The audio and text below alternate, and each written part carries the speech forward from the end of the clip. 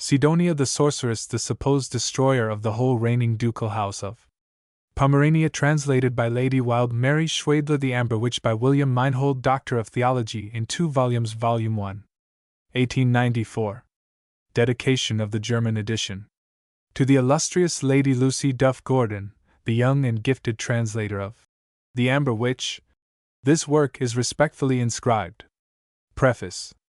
Amongst all the trials for witchcraft with which we are acquainted, few have attained so great a celebrity as that of the Lady Canoness of Pomerania, Sidonia von Bork. She was accused of having by her sorceries caused sterility in many families, particularly in that of the ancient reigning house of Pomerania, and also of having destroyed the noblest scions of that house by an early and premature death.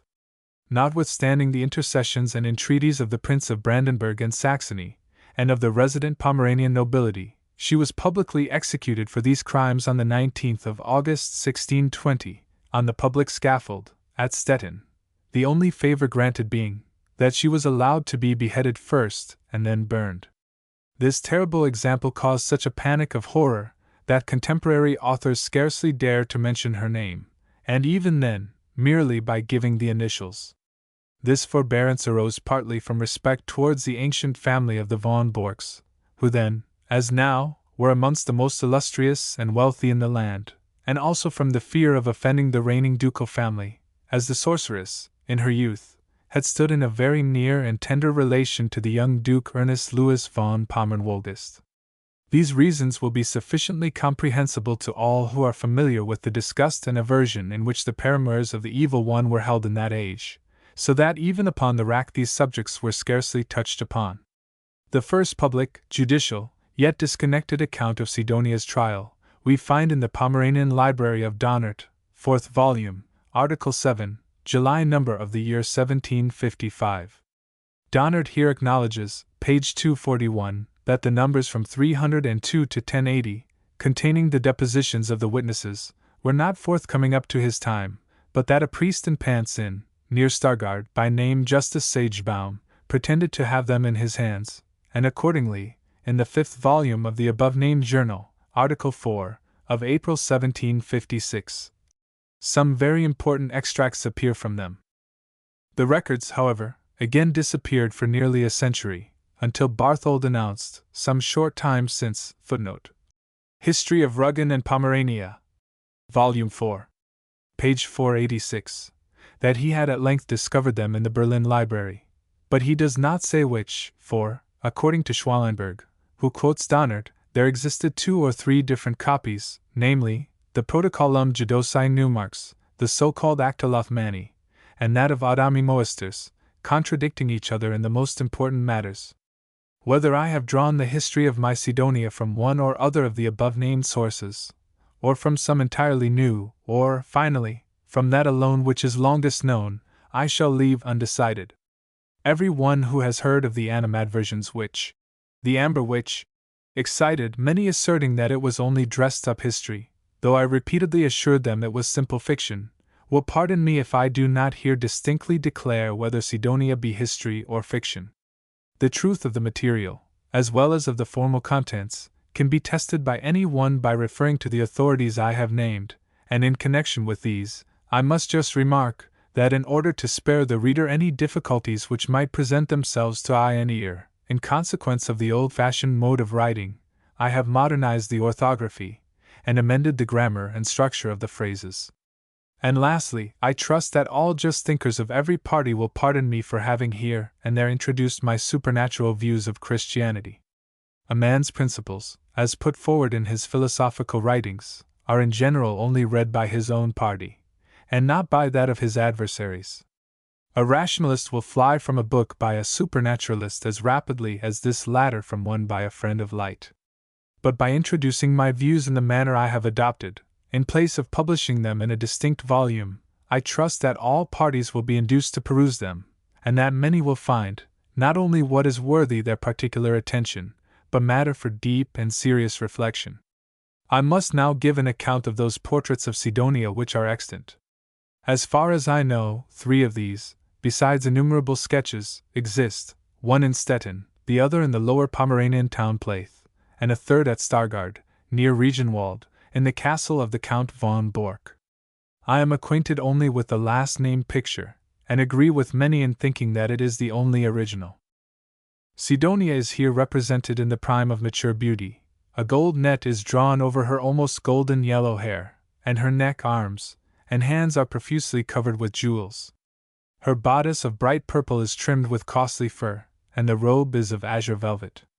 In her hand she carries a sort of pompadour of brown leather, of the most elegant form and finish. Her eyes and mouth are not pleasing, notwithstanding their great beauty. In the mouth, particularly, one can discover an expression of cold malignity. The painting is beautifully executed, and is evidently of the school of Louis Cranach. Immediately behind this form there is another looking over the shoulder of Sidonia, like a terrible spectre, a highly poetical idea, for this spectre is Sidonia herself painted as a sorceress. It must have been added, after a lapse of many years, to the youthful portrait, which belongs, as I have said, to the school of Cranach, whereas the second figure portrays unmistakably the school of Rubens. It is a fearfully characteristic painting, and no imagination could conceive a contrast more shudderingly awful. The sorceress is arrayed in her death garments, white with black stripes, and round her thin white locks is bound a narrow band of black velvet spotted with gold. In her hand is a kind of a work basket, but of the simplest workmanship and form. Of the other portraits I cannot speak from my own personal inspection, but to judge by the drawings taken from them to which I have had access, they appear to differ completely, not only in costume, but in the character of the countenance, from the one I have described, which there is no doubt must be the original. Not only because it bears all the characteristics of that school of painting which approach nearest to the age in which Sidonia lived, namely, from 1540 to 1620, but also by the fact that a sheet of paper bearing an inscription was found behind the painting, betraying evident marks of age in its blackened color, the form of the letters, and the expressions employed. The inscription is as follows: This Sidonia von Bork was in her youth the most beautiful and the richest of the maidens of Pomerania. She inherited many estates from her parents, and thus was in her own right a possessor almost of a county. So her pride increased, and many noble gentlemen who sought her in marriage were rejected with disdain, as she considered that a count or prince alone could be worthy of her hand. For these reasons she attended the Duke's court frequently, in the hopes of winning over one of the 7 young princes to her love. At length she was successful. Duke Ernest Louis von Woldest, aged about 20, and the handsomest youth in Pomerania, became her lover, and even promised her his hand in marriage. This promise he would faithfully have kept if the Stettin princes, who were displeased at the prospect of this unequal alliance, had not induced him to abandon Sidonia, by means of the portrait of the Princess Hedwig of Brunswick, the most beautiful princess in all Germany. Sidonia thereupon fell into such despair that she resolved to renounce marriage forever, and bury the remainder of her life in the convent of Marienflyes, and thus she did. But the wrong done to her by the Stettin princes lay heavy upon her heart, and the desire for revenge increased with years. Besides, in place of reading the Bible, her private hours were passed studying the Amatus, wherein she found many examples of how forsaken maidens have avenged themselves upon their false lovers by means of magic. So she at last yielded to the temptations of Satan, and after some years learned the secrets of witchcraft from an old woman. By means of this unholy knowledge, along with several other evil deeds, she so bewitched the whole princely race that the 6 young princes, who were each wedded to a young wife, remained childless. But no public notice was taken until Duke Francis succeeded to the duchy in 1618. He was a ruthless enemy to witches.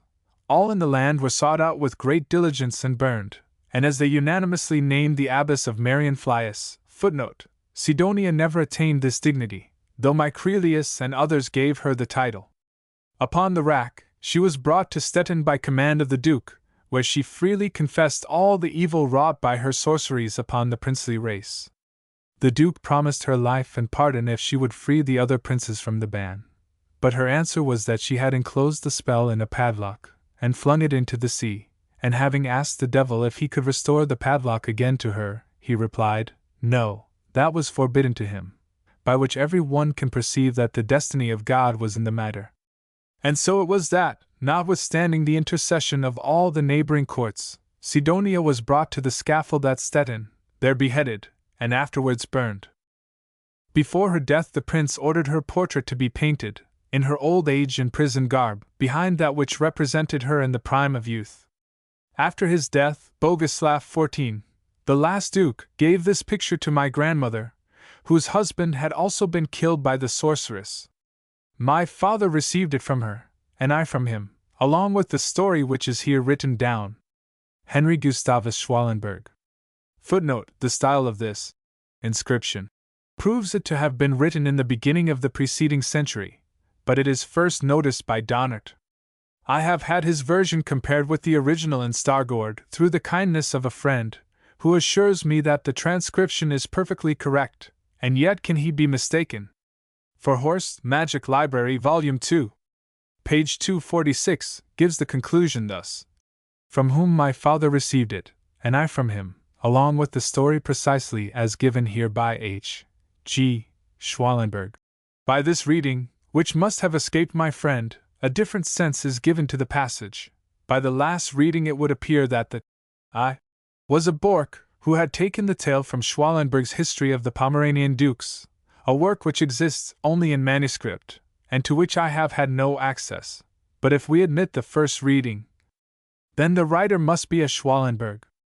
Even the grandmother will not clear up the matter, for Sidonia, when put to the torture, confessed, at the 7th question, that she had caused the death of Dr. Schwalenberg, he was counselor in Stettin then, and at the 11th question, that her brother's son, Otto Bork, had died also by her means.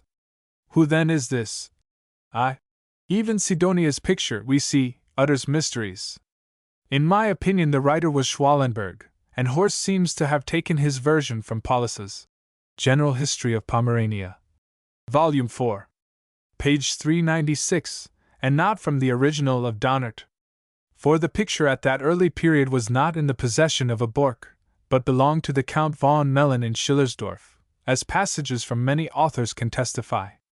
This is confirmed by another paper found along with that containing the tradition, but of much more modern appearance, which states that the picture was removed by successive inheritors, first from Schillersdorf to Stargord, from thence to Heinrichsburg. There are 3 towns in Pomerania of this name, and finally from Heinrichsburg, in the year 1834, was a second time removed to Stargord by the last inheritor.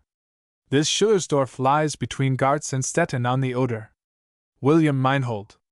Letter of Dr. Theodore Planes to Bogislav XIV, the last Duke of Pomerania. Most eminent Prince and gracious Lord, Serene Prince, Your Highness gave me a commission in past years to travel through all Pomerania, and if I met with any persons who could give me certain information respecting the notorious and accursed witch Sidonia von Bork, to set down carefully all they stated, and bring it afterwards into connexum for Your Highness. It is well known that Duke Francis, of blessed memory, never would permit the accursed deeds of this woman to be made public, or her confession upon the rack, fearing to bring scandal upon the princely house. But Your Serene Highness viewed the subject differently, and said that it was good for every one, but especially princes, to look into the clear mirror of history, and behold there the faults and follies of their race. For this reason may no truth be omitted here. To such princely commands I have proved myself obedient, collecting all information, whether good or evil, and concealing nothing. But the greater number who related these things to me could scarcely speak for tears, for wherever I traveled throughout Pomerania, as the faithful servant of Your Highness, nothing was heard but lamentations from old and young, rich and poor, that this execrable sorceress, out of satanic wickedness, had destroyed this illustrious race, who had held their lands from no emperor, in feudal tenure, like other German princes, but in their own right, as absolute lords, since 500 years, and, though for 20 years it seemed to rest upon 5 goodly princes, yet by permission of the incomprehensible God, it has now melted away until Your Highness stands the last of his race, and no prospect is before us that it will ever be restored, but with Your Highness, God have mercy upon us, will be utterly extinguished, and forever. Woe to us, how have we sinned! Lament v. 16. Footnote, marginal note of Duke Bogislav XIV. In tuas manus commendo spiritum meum, quia tu me redemisti fide deus. I pray therefore the all-merciful God, that he will remove me before your Highness from this vale of tears, that I may not behold the last hour of your Highness or of my poor fatherland. Rather than witness these things, I would 1,000 times sooner lie quiet in my grave. Sidonia the Sorceress. Book I. From the reception of Sidonia at the Ducal Court of Wolgast until her banishment therefrom. Chapter 1. Of the education of Sidonia. Chapter 2. Of the bear hunt at Strammel, and the strange things that befell there. Chapter 3. How Otto von Bork received the homage of his son-in-law, Vidante von Meseritz, and how the bride and bridegroom proceeded afterwards to the chapel. Item. What strange things happened at the wedding feast. Chapter 4. How Sidonia came to the court at Wolgast, and of what further happened to her there. Chapter 5. Sidonia knows nothing of God's word, but seeks to learn it from the young prince of Wolgast. Chapter 6. How the young prince prepared a petition to his mother, the Duchess, in favor of Sidonia. Item. Of the strange doings of the Laplander with his magic drum. Chapter 7. How Ulrich von Schwerin buries his spouse, and Dr. Drushovius comforts him out of God's word. Chapter 8. How Sidonia rides upon the pet stag, and what evil consequences result therefrom. Chapter 9. How Sidonia makes the young prince break his word. Item. How Clara von Dewitz in vain tries to turn her from her evil ways. Chapter 10. How Sidonia wished to learn the mystery of love potions, but is hindered by Clara and the young prince. Chapter 11. How Sidonia repeated the catechism of Dr. Drushovius, and how she whipped the young Casimir, out of pure evil-mindedness. Chapter 12. Of Apelman's knavery. Item. How the birthday of Her Highness was celebrated, and Sidonia managed to get to the dance, with the uproar caused thereby. Chapter 13. How Sidonia is sent away to Stettin. Item. Of the young lord's dangerous illness, and what happened in consequence. Chapter 14. How Duke Barnum of Stettin and Otto Bork accompany Sidonia back to Wolgast. Chapter 15. Of the Grand Battue, and what the young Duke and Sidonia resolved on there. Chapter 16. How the ghost continued to haunt the castle, and of its daring behavior. Item. How the young lord regained his strength, and was able to visit Crummin, with what happened to him there. Chapter 17. Of Ulrich's counsels. Item. How Clara von Dewitz came upon the track of the ghost. Chapter 18. How the horrible wickedness of Sidonia was made apparent, and how in consequence thereof she was banished with ignominy from the ducal court of Wolgast. Book 2. From the banishment of Sidonia from the ducal court of Wolgast up to her reception in the convent of Marienflies. Chapter 1. Of the quarrel between Otto Bork and the Stargardians, which caused him to demand the dues upon the Jena. Chapter 2. How Otto von Bork demands the Jena dues from the Stargardians, and how the burgomaster Jacob Apelman takes him prisoner, and locks him up in the Red Sea. Chapter 3. Of Otto Bork's dreadful suicide. Item. How Sidonia and Johann Apelman were brought before the burgomaster. Chapter 4. How Sidonia meets Claude Uckerman again, and solicits him to wed her. Item. What he answered, and how my gracious Lord of Stettin received her. Chapter 5. How they went on meantime at Wolgast. Item. Of the diet at Volline, and what happened there. Chapter 6. How Sidonia is again discovered with the groom, Johann Apelman. Chapter 7. Of the distress in Pomeranian land. Item. How Sidonia and Johann Apelman determined to join the robbers in the vicinity of Stargard. Chapter 8. How Johann and Sidonia meet an adventure at Alten Dam. Item. Of their reception by the robber band. Chapter 9. How His Highness, Duke Barnum the Elder, went a-hawking at Marienflies. Item. Of the shameful robbery at Zakon, and how Burgomaster Apelman remonstrates with his abandoned son. Chapter 10. How the robbers attack Prince Ernest and his bride in the Uckerman forest, and Marcus Bork and Dinnie's Kleist come to their rescue. Chapter 11. Of the ambassadors in the tavern of Mutzelberg. Item. How the miller, Conman, is discovered, and made by Dinnie's Kleist to act as guide to the robber cave, where they find all the women folk lying apparently dead, through some devil's magic of the gypsy mother. Chapter 12. How the peasants in Marienflies want to burn a witch, but are hindered by Johanna Pellman and Sidonia, who discover an old acquaintance in the witch, the girl Wolde Albrechts. Chapter 13. Of the adventure with the Boundary lads, and how one of them promises to admit Johanna Pellman into the castle of Daber that same night. Item, of what befell amongst the guests at the castle. Chapter 14. How the knave of Pellman seizes his serene eminence Duke Johann by the throat, and how his grace and the whole castle are saved by Marcus Bork and his young bride Clara. Also, how Sidonia at last is taken prisoner. Chapter 15.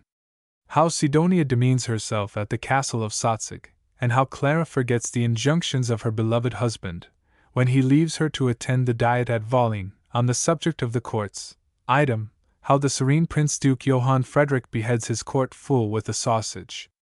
Chapter 16. How Sidonia makes poor Clara appear quite dead, and of the great mourning at Sotzig over her burial, while Sidonia dances on her coffin and sings the 109th Psalm. Item, of the sermon, and the anathema pronounced upon a wicked sinner from the altar of the church. Chapter 17.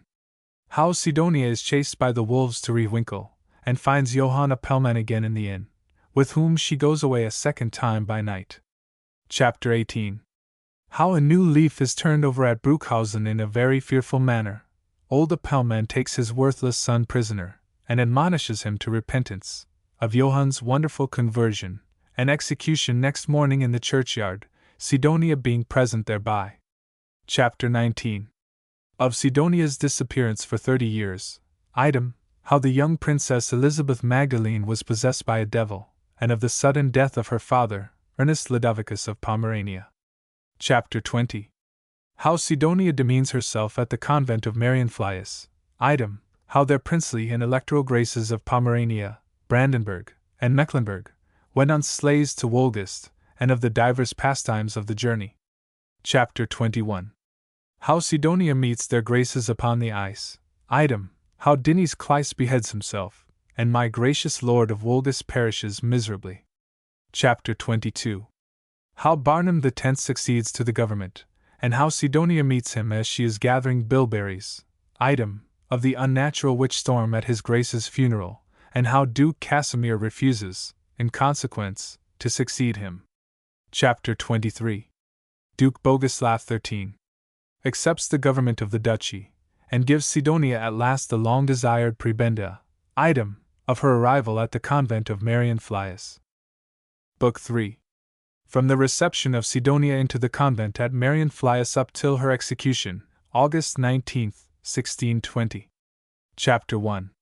How the sub-prioress, Dorothea Stedin, visits Sidonia and extols her virtue. Item, of Sidonia's quarrel with the dairywoman, and how she beats the sheriff himself, Eggert Sparling, with a broomstick. Chapter 2. How Sidonia visits the abbess, Magdalena von Petersdorf, and explains her wishes, but is diverted to other objects by a sight of David Ludeck, the chaplain to the convent. Chapter 3. Sidonia tries another way to catch the priest, but fails through a mistake. Item, of her horrible spell, whereby she bewitched the whole princely race of Pomerania, so that, to the grievous sorrow of their fatherland, they remain barren even unto this day. Book I. From the reception of Sidonia at the ducal court of Wolgast until her banishment therefrom. Sidonia the Sorceress. Chapter 1. Of the education of Sidonia.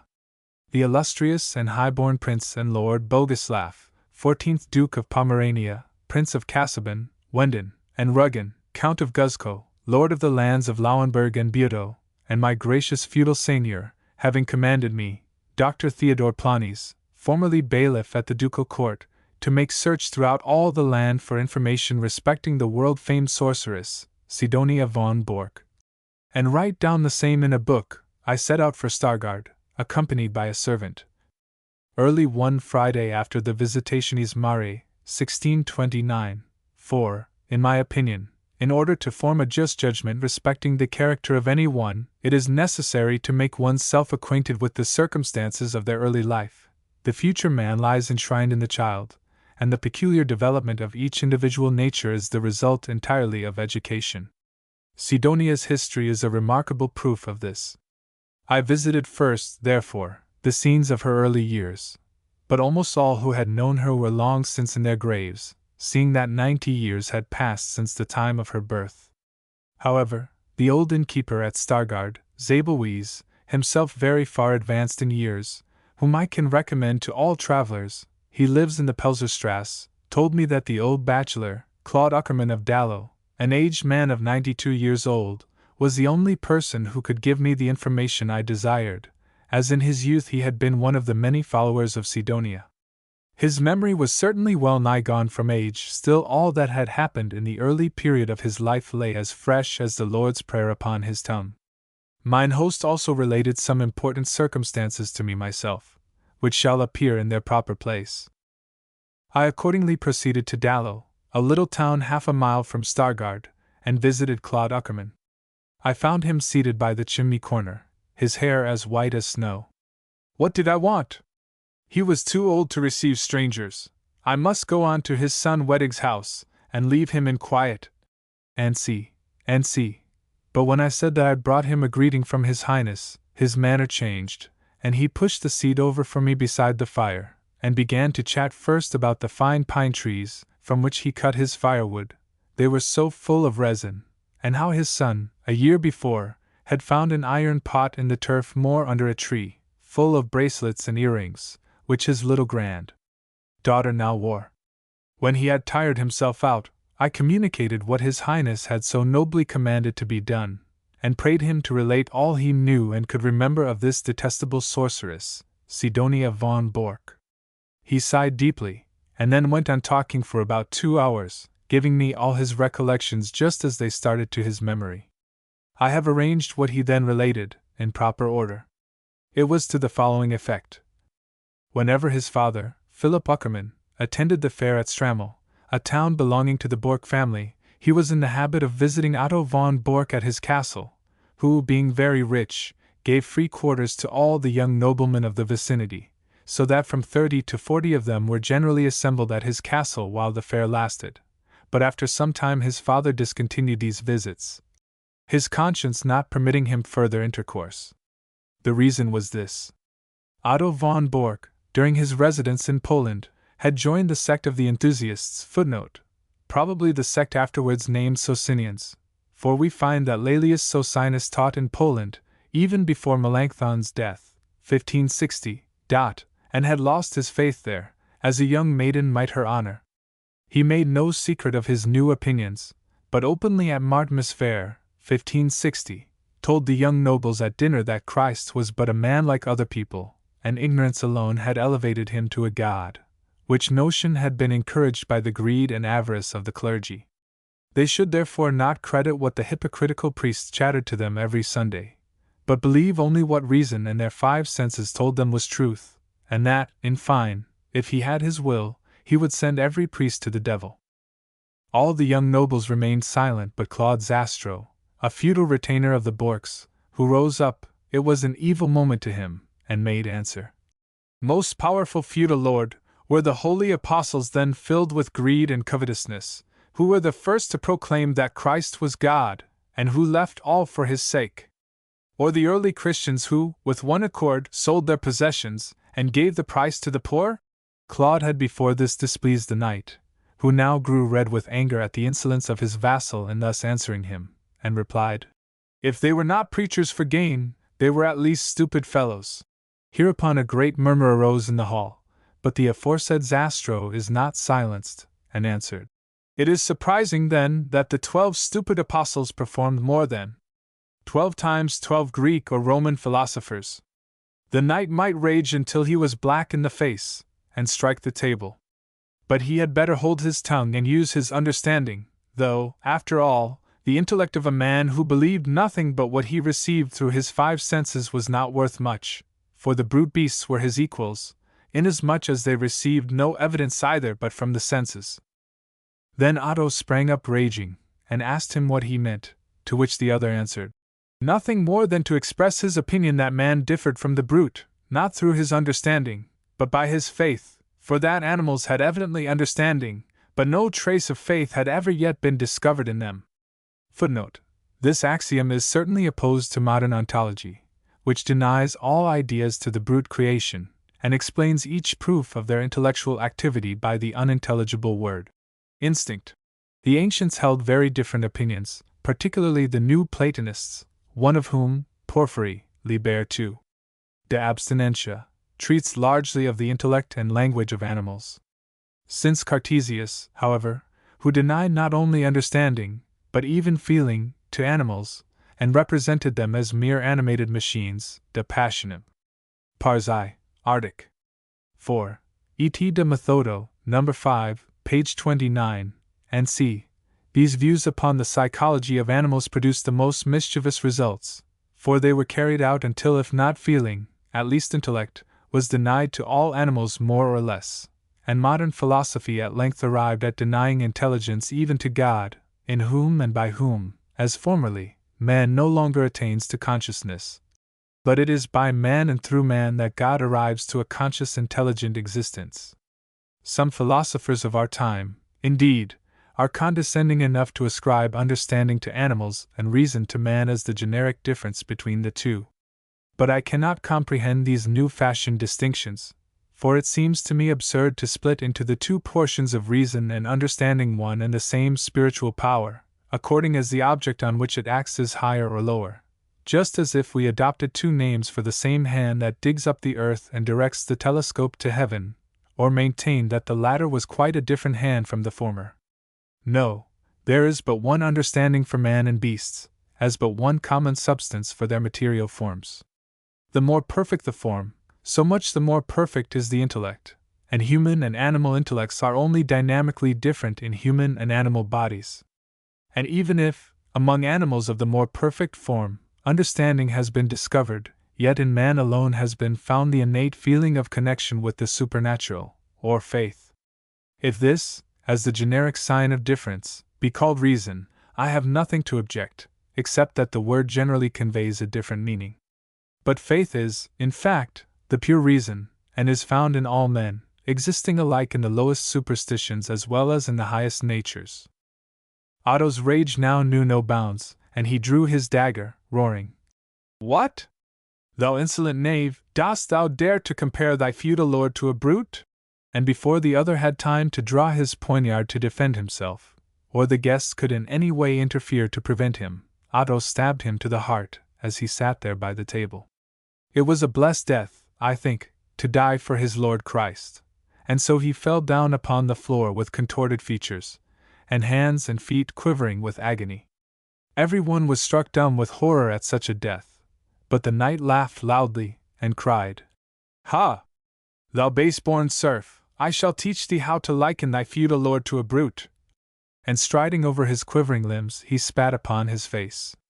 Then the murmuring and whispering increased in the hall, and those nearest the door rushed out and sprang upon their horses, and finally all the guests, even old Uckerman, fled away, no one venturing to take up the quarrel with Otto Bork. After that, he fell into disrepute with the old nobility, for which he cared little, seeing that his riches and magnificence always secured him companions enough, who were willing to listen to his wisdom, and were consoled by his wine. And when I, Dr. Theodore Planes, inquired from the old bachelor if His Serene Highness had not punished the noble for his shameful crime, he replied that his wealth and powerful influence protected him. At least it was whispered that justice had been blinded with gold, and the matter was probably related to the prince in quite a different manner from the truth, for I have heard that a few years after, His Highness even visited this godless knight at his castle in Strammel. As to Otto, no one observed any sign of repentance in him. On the contrary, he seemed to glory in his crime, and the neighboring nobles related that he frequently brought in his little daughter Sidonia, whom he adored for her beauty, to the assembled guests, magnificently attired, and when she was bowing to the company, he would say, "Who art thou, my little daughter?" Then she would cease the salutations which she had learned from her mother, and drawing herself up, proudly exclaim, "I am a noble maiden, dowered with towns and castles." Then he would ask if the conversation turned upon his enemies, and half the nobles were so. "Sidonia, how does thy father treat his enemies?" Upon which the child would straighten her finger, and running at her father, strike it into his heart, saying, "Thus he treats them." At which Otto would laugh loudly, and tell her to show him how the knave looked when he was dying. Then Sidonia would fall down, twist her face, and writhe her little hands and feet in horrible contortions. Upon which Otto would lift her up, and kiss her upon the mouth. But it will be seen how the just God punished him for all this, and how the words of the Scriptures were fulfilled. "Err not, God is not mocked, for what a man soweth, that shall he also reap." The parson of Strammel, David de Lavius, related also to old Uckerman another fact, which, though it hardly seems credible, the bachelor reported thus to me. This de Lavius was a learned man whom Otto had selected as instructor to his young daughter. "But only teach her," he said, "to read and write, and the first article of the 10 Commandments. The other Christian doctrines I can teach her myself. Besides, I do not wish the child to learn so many dogmas." De Lavius, who was a worthy, matter-of-fact, good, simple character, did as he was ordered, and gave himself no further trouble until he came to ask the child to recite the first article of the Creed out of the Catechism for him. There was nothing wrong in that, but when he came to the second article, he crossed himself, not because it concerned the Lord Christ, but her own father, Otto von Bork, and ran somewhat thus: "And I believe in my earthly father, Otto von Bork, a distinguished son of God, born of Anna von Kleist, who sitteth in his castle at Strammel, from whence he will come to help his children and friends, but to slay his enemies and tread them in the dust." The third article was much in the same style, but he had partly forgotten it, either could he remember if de Lavius had called the father to any account for his profanity, or taught the daughter some better Christian doctrine. In fine, this was all the old bachelor could tell me of Sidonia's education. Yes, he remembered one anecdote more. Her father had asked her one day, when she was about 10 or 12 years old, what kind of a husband she would like, and she replied, "One of equal birth." Footnote. In dialogue the author makes use of the Latin pronouns il, he, illa, she, to denote the different characters taking part in it, and sometimes hic and haec for the same purposes. Summa he employs in the sense of to sum up, or in short. Who is her equal in the whole of Pomerania? Illa. Only the Duke of Pomerania, or the Count von Ebersberg. Right. Therefore she must never marry any other but one of these. It happened soon after, old Philip Uckerman, his father, riding one day through the fields near Strammel, saw a country girl seated by the roadside, weeping bitterly. "Why do you weep?" he asked. "Has any one injured you?" "Sidonia has injured me," she replied. "What could she have done? Come, dry your tears, and tell me." Whereupon the little girl related that Sidonia, who was then about 14, had besought her to tell her what marriage was, because her father was always talking to her about it.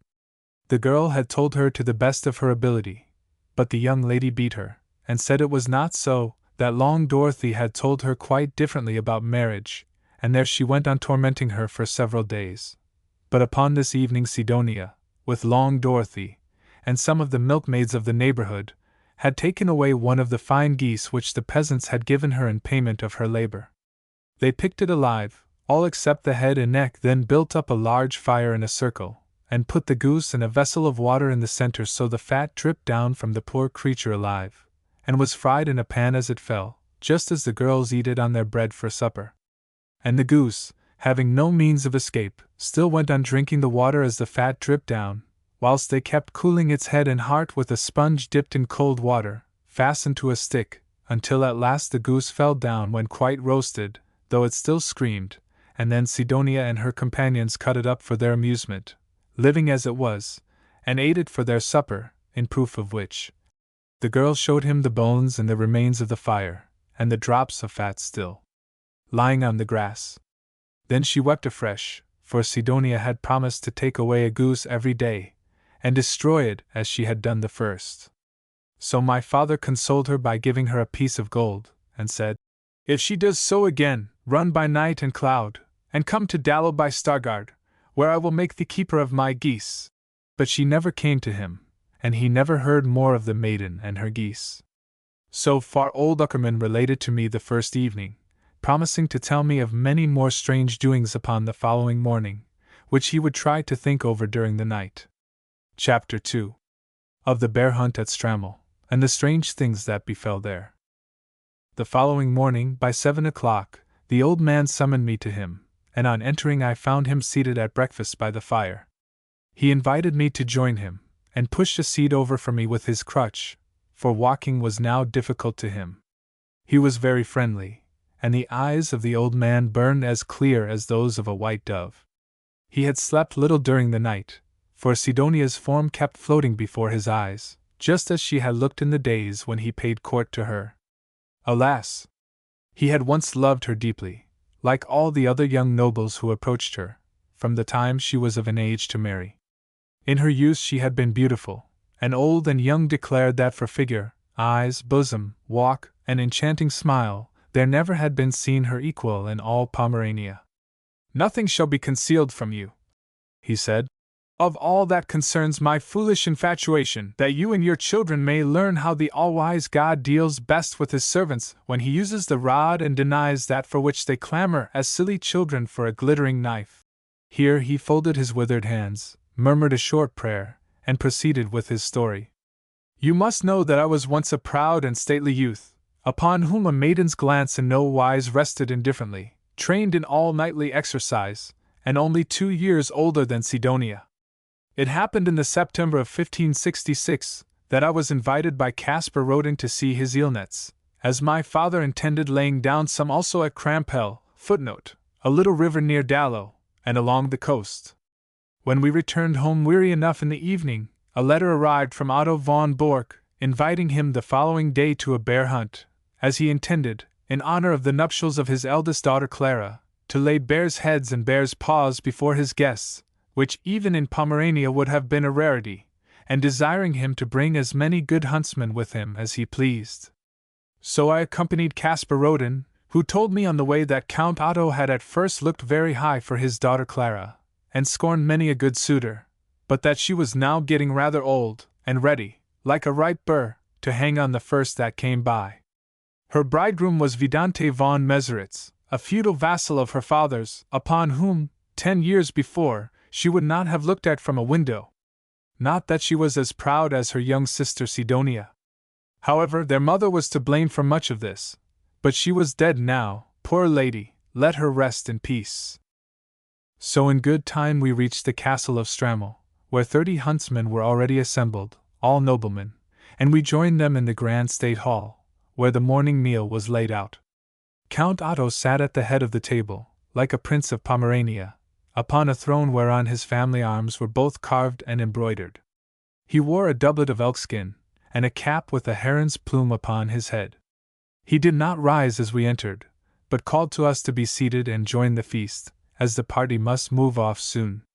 Costly wines were sent round, and I observed that on each of the glasses the family arms were cut. They were also painted upon the window of the great hall, and along the walls, under the horns of all the different wild animals killed by Otto in the chase: bucks, deers, harts, roes, stags, and elks, which were arranged in fantastical groups. After a little while his 2 daughters, Clara and Sidonia, entered. They wore green hunting dresses, trimmed with beaver skin, and each had a gold net thrown over her hair. They bowed, and bid the knights welcome. But we all remained breathless gazing upon Sidonia, as she lifted her beautiful eyes first on one, and then on another, inviting us to eat and drink, and she even filled a small wine-glass herself, and prayed us to pledge her. As for me, unfortunate youth, from the moment I beheld her I breathed no more through my lungs, but through my eyes alone, and springing up, gave her health publicly. A storm of loud, animated, passionate voices soon responded to my words with loud vivas.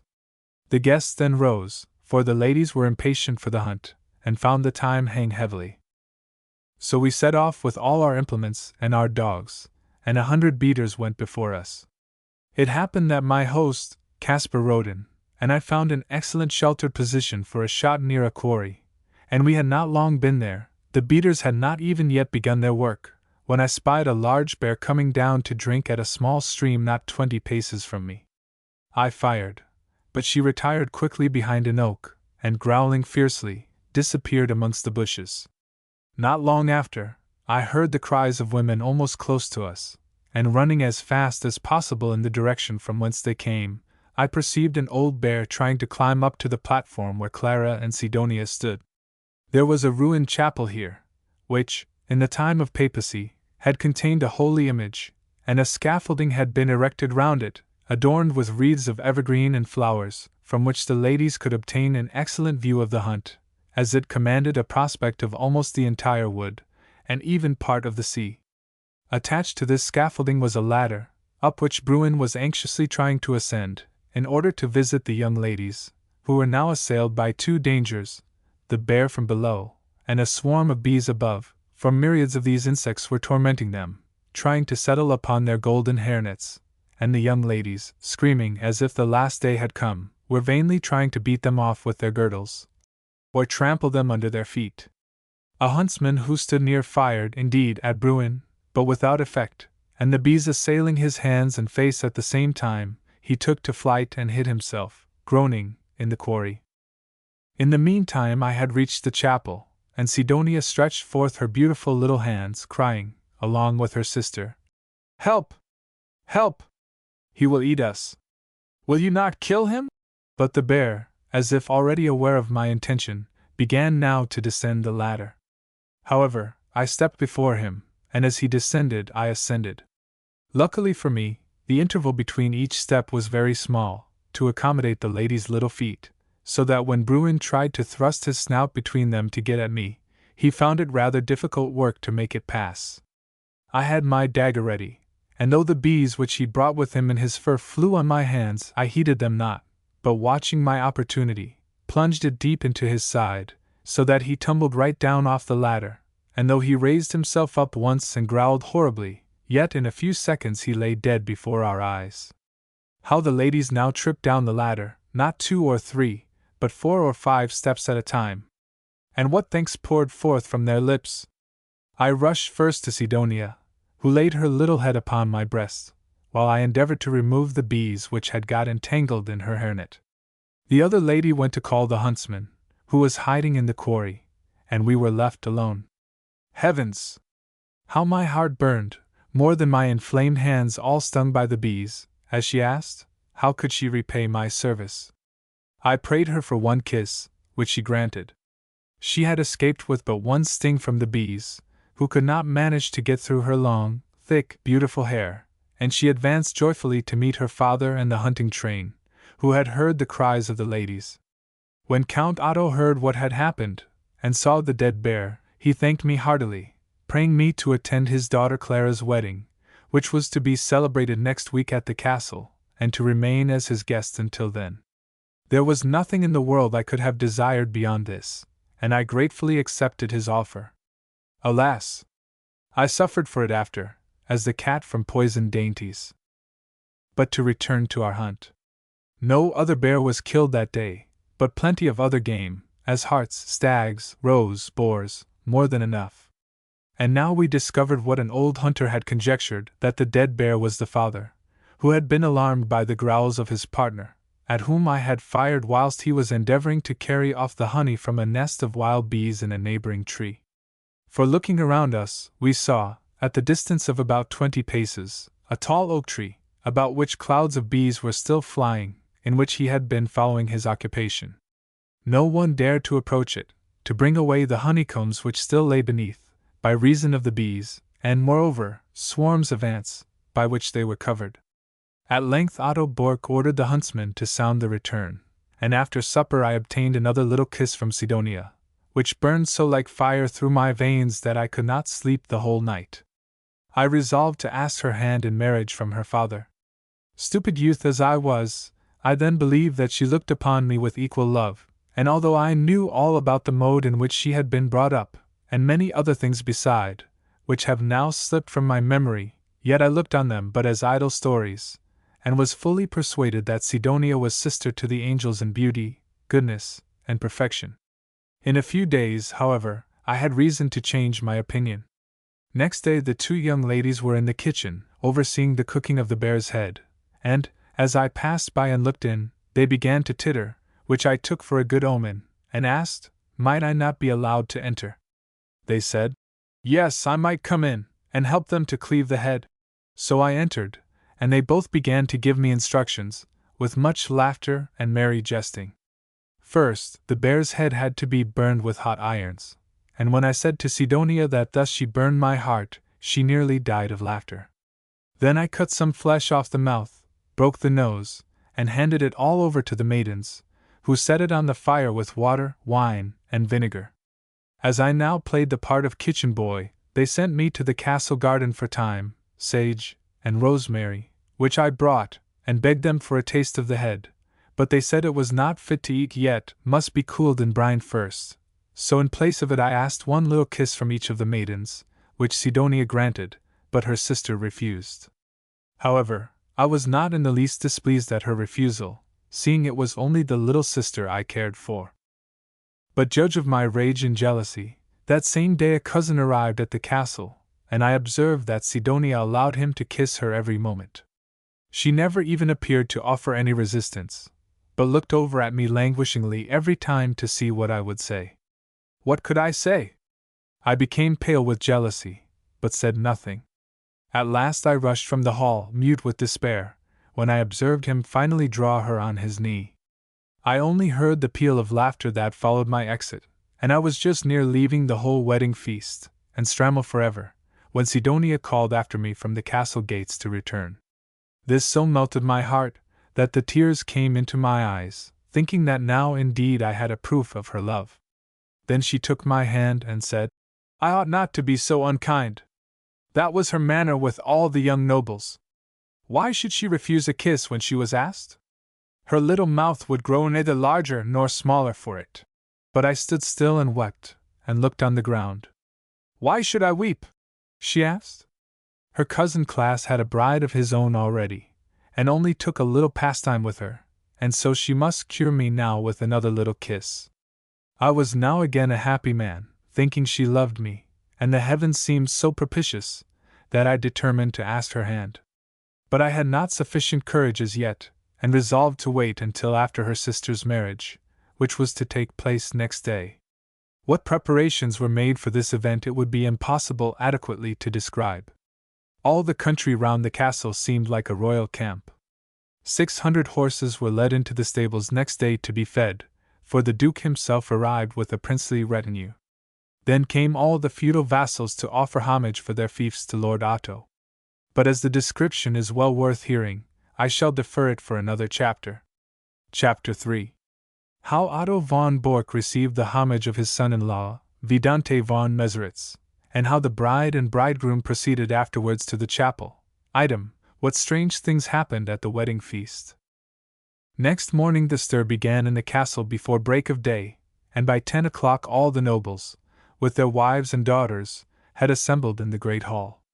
Then the bride entered, wearing her myrtle wreath, and Sidonia followed, glittering with diamonds and other costly jewels. She wore a robe of crimson silk with a cape of ermine, falling from her shoulders, and looked so beautiful that I could have died for love, as she passed and greeted me with her graceful laugh. But Otto Bork, the lord of the castle, was sore displeased because His Serene Highness the Prince was late coming, and the company had been waiting an hour for his presence. A platform had been erected at the upper end of the hall covered with bearskin. On this was placed a throne, beneath a canopy of yellow velvet, and here Otto was seated dressed in a crimson doublet, and wearing a hat half red and half black, from which depended plumes of red and black feathers that hung down nearly to his beard, which was as venerable as a Jew's. Every instant he dispatched messengers to the tower to see if the prince were at hand, and as the time hung heavy, he began to discourse his guests. See how this turner's apprentice, footnote, so this prince was called from his love of turning and carving dolls, must have stopped on the road to carve a puppet. God keep us from such dukes! For the prince passed all his leisure hours in turning and carving, particularly while traveling, and when the carriage came to bad ground, where the horses had to move slowly, he was delighted, and went on merrily with his work, but when the horses galloped, he grew ill-tempered and threw down his tools. At length the warder announced from the tower that the Duke's 6 carriages were in sight, and the knight spoke from his throne. I shall remain here, as befits me, but Clara and Sidonia, go ye forth and receive his highness, and when he has entered, the kinsman. This was the feudal term for the next relation of a deceased vassal, upon whom it devolved to do homage for the lands to the feudal lord. In full armor shall ride into the hall upon his warhorse, bearing the banner of his house in his hand, and all my retainers shall follow on horses, each bearing his banner also, and shall range themselves by the great window of the hall, and let the windows be open, that the wind may play through the banners and make the spectacle yet grander. Then all rushed out to meet the Duke, and I, too, went, for truly the courtyard presented a gorgeous sight, all decorated as it was, and the pride and magnificence of Lord Otto were here fully displayed, for from the upper story of the castle floated the banner of the Emperor, and just beneath it that of Lord Otto, 2 crowned wolves with golden collars on a field or for the shield, and the crest, a crowned red deer springing. Beneath this banner, but much inferior to it in size and execution, waved that of the Dukes of Pomerania, and lowest of all, hung the banner of Otto's feudal vassals, but they themselves were not visible. Neither did the kinsman appear to receive and greet his highness.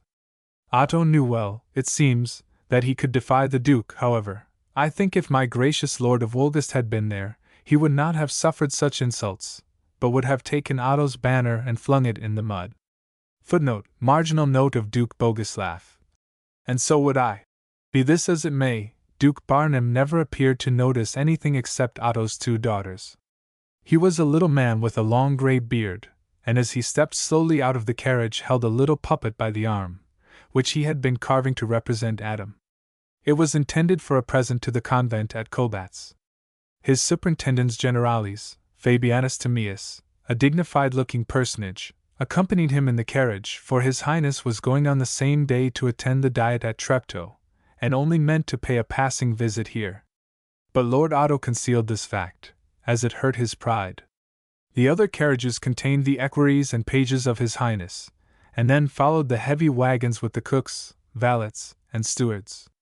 When the prince entered the state hall, Lord Otto rose from his throne and said, "Your highness is welcome, and I trust will pardon me for not having gone forth with my greetings, but those of a couple of young damsels were probably more agreeable than the compliments of an old knight like myself, who besides, as your grace perceives, is engaged here in the exercise of his duty. And now, I pray your highness to take this seat at my right hand." Whereupon he pointed to a plain chair, not in the least raised from the ground, and altogether as common a seat as there was to be found in the hall. But his highness sat down quietly, at which every one wondered in silence, and took the little puppet in his lap, only exclaiming in low German, "What the devil, Otto! You make more of yourself, man, than I do." To which the knight replied, "Not more than is necessary." "And now," continued the old man, "the ceremony of offering homage commenced, which is as fresh in my memory as if all had happened but yesterday, and so I shall describe it that you may know what were the usages of our fathers, for the customs of chivalry are, alas, fast passing away from amongst us." When Otto Bork gave the sign with his hand, 6 trumpets sounded without, whereupon the doors of the hall were thrown wide open as far as they could go, and the kinsman Vidante von Meseritz entered on a black charger, and dressed in complete armor, but without his sword. He carried the banner of his house, a pale gules with 2 foxes running, and riding straight up to Lord Otto, lowered it before him. Otto then demanded, "Who art thou, and what is thy request?" To which he answered, "Mighty feudal lord, I am kinsman of Dinis von Meseritz, and pray you for the fief." "And who are these on horseback who follow thee?" "They are the feudal vassals of my lord, even as my father was." And Otto said, "Ride up, my men, and do as your fathers have done." Then Frederick Abesk rode up, lowered his banner, charged with a sun and peacock's tail, before the knight, then passed on up to the great windows of the hall, where he took his place and drew his sword, while the wind played through the folds of his standard. Next came Walter von Lockstead, lowered his banner, bearing a springing unicorn, rode up to the window, and drew his sword.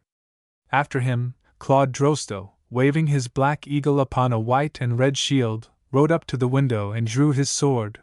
Then Jacob Pretz, on his white charger, bearing 2 spears transverse through a fallen tree on his flag, and Dietrich Malin, whose banner fell in folds over his hand, so that the device was not visible, and Lorenz Pretchel, carrying a leopard gules upon a silver shield, and Jacob Canute, with a golden becker upon an azure field, and 3 plumes on the crest, and Tesmar von Kettler, whose spurs caught in the robe of a young maiden as he passed, and merry laughter resounded through the hall, many saying it was a good omen, which, indeed, was the truth, for that evening they were betrothed. And finally came Johann Zastrow, bearing 2 buffaloes' horns on his banner, and a green 5-leaved bush, rode up to the window after the others, and drew his sword. There stood the 9, like the muses at the nuptials of Peleus. Footnote: the 9 muses were present at the marriage of Peleus and Thetis. See Pindar, Pyth. 3, 160, and the wind played through their banners. Then Lord Otto spoke. True, these are my leal vassals. And now, kinsman of Meseritz, dismount and pay homage, as did thy father, ere thou canst ride up and join them. So the young man dismounted, threw the reins of his horse to a squire, and ascended the platform. Then Otto, holding up a sword, spoke again. Behold, kinsman, this is the sword of thy father, touch it with me, and pronounce the feudal oath. Here all the vassals rode up from the window, and held their swords crosswise over the kinsman's head, while he spake thus. I, Vidante von Meseritz, declare, vow, and swear to the most powerful, noble, and brave Otto von Bork, lord of the lands and castles of Labes, Pansin, Strammel, Regenwald, and others, and my most powerful feudal lord, and to his lawful heirs, a right loyal fealty, to serve him with all duty and obedience, to warn him of all evil, and defend him from all injury, to the best of my ability and power. Then he kissed the knight's hand, who girded his father's sword on him, and said, Thus I acknowledge thee for my vassal, as my father did thy father. Then turning to his attendants he cried, Bring hither the camp furniture. Hereupon the circle of spectators parted in 2, and the pages led up, first, Vidante's horse, upon which he sprung, then others followed, bearing rich garments and his father's signet, and laid them down before him, saying, Kinsman, the garments and the seal of thy father. A third and a fourth bore a large couch with a white coverlet, set it down before him, and said, Kinsman, a couch for thee and thy wife. Then came a great crowd, bearing plates and dishes, and napkins, and table covers, besides 11 tin cans, a fish kettle, and a pair of iron pothooks, in short, a complete camp furniture, all of which they set down before the young man, and then disappeared. During this entire time no one noticed His Highness the Duke, though he was indeed the feudal head of all. Even when the trumpets sounded again, and the vassals passed out in procession, they lowered their standards only before Otto, as if no princely personage were present. But I think this proud Lord Otto must have commanded them so to do, for such an omission or breach of respect was never before seen in Pomerania. Even His Highness seemed, at last, to feel displeasure, for he drew forth his knife, and began to cut away at the little wooden atom, without taking further notice of the ceremony. At length, when the vassals had departed, and many of the guests also, who wished to follow them, had left the hall, the Duke looked up with his little glittering eyes, scratched the back of his head with the knife, and asked his chancellor, Jacob Kleist, who had evidently been long raging with anger, Jacob, what dost thou think of this spectaculo? Who replied, Gracious lord, I esteem it a silly thing for an inferior to play the part of a prince, or for a prince to be compelled to play the part of an inferior. Such a speech offended Otto mightily, who drew himself up and retorted scornfully, Particularly a poor inferior who, as you see, is obliged to draw the plough by turns with his serfs. Hereupon the chancellor would have flung back the scorn, but His Highness motioned with the hand that he should keep silence, saying, Remember, good Jacob, that we are here as guests. However, order the carriages, for I think it is time that we proceed on our journey. When Otto heard this, he was confounded, and descending from his throne, uttered so many flattering things, that His Highness at length was prevailed upon to remain. I would not have consented, to save my soul, had I been the prince. No, not even if I had to pass the night with the bears and wolves in the forest before I could reach Treptow. So the good old prince followed him into another hall, where breakfast was prepared. and all the lords and ladies stood there in glittering groups round the table, particularly admiring the bear's head, which seemed to please His Highness mightily also. Then each one drained a large goblet of wine, and even the ladies sipped from their little wine glasses, to drink themselves into good spirits for the dance. Otto now related all about the hunt, and presented me to his Grace, who gave me his hand to kiss, saying, "Well done, young man, I like this bravery. Were it not for you, in place of a wedding, and a bear's head in the dish, Lord Otto might have had a funeral and 2 human heads in a coffin."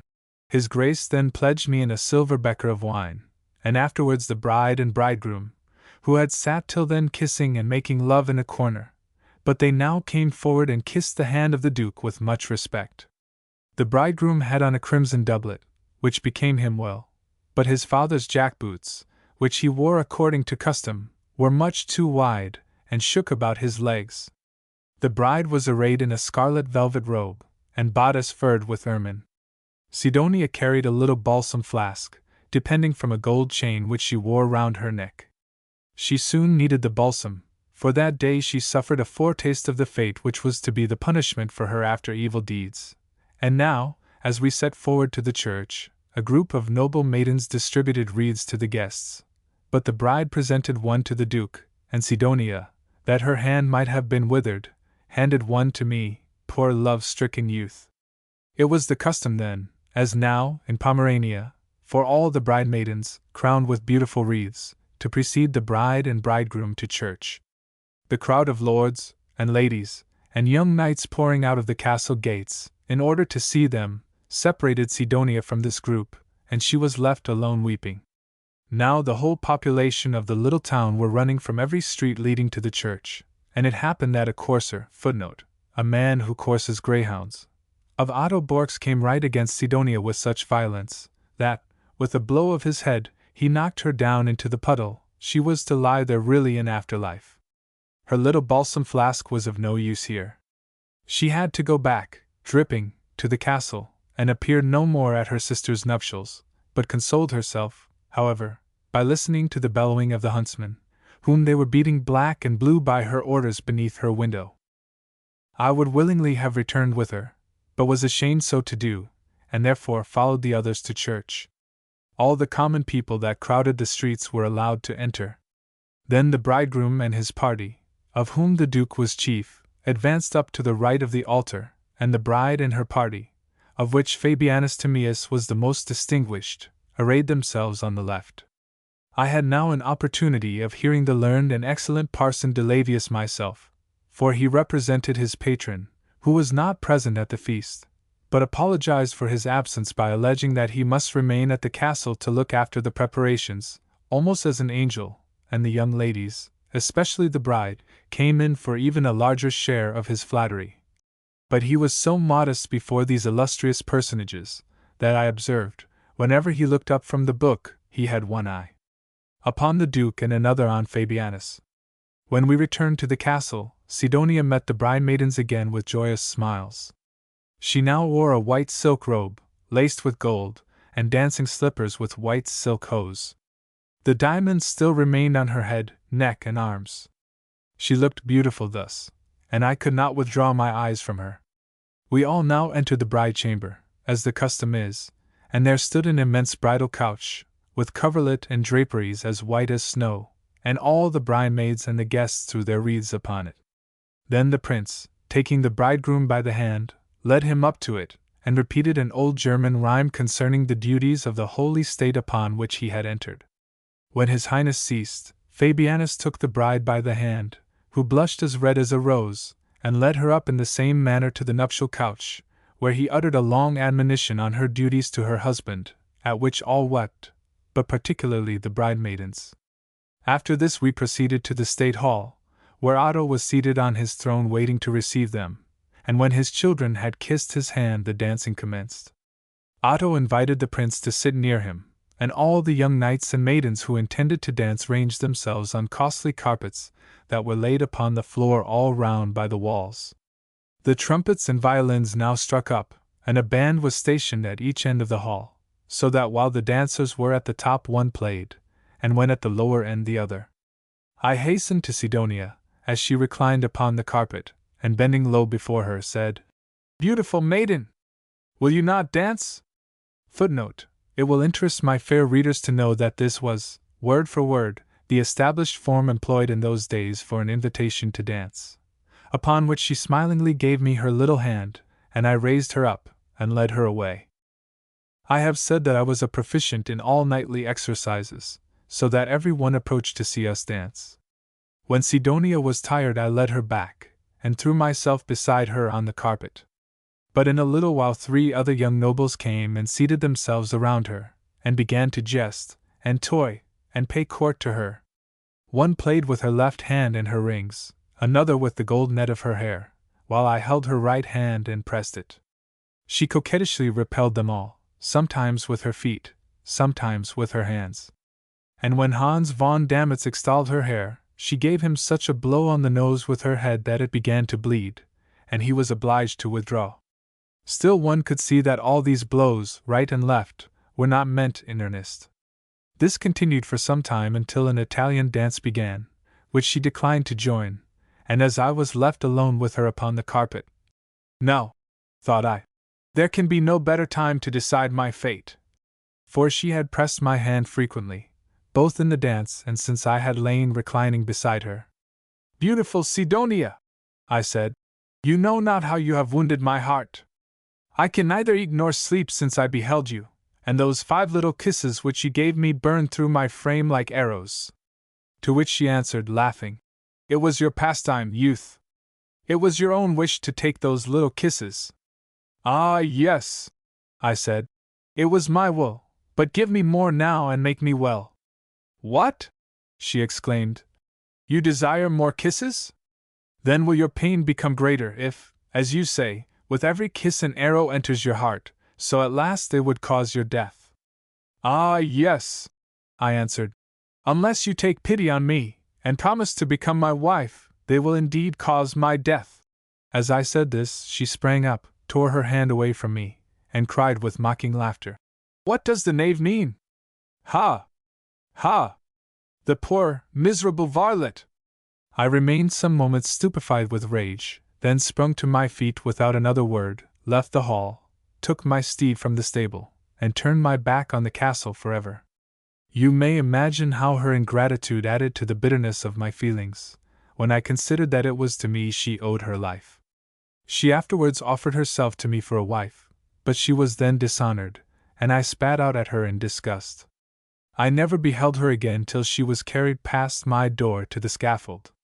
All this the old man related with many sighs, but his after meeting with her shall be related more in extenso in its proper place. I shall now set down what further he communicated about the wedding feast.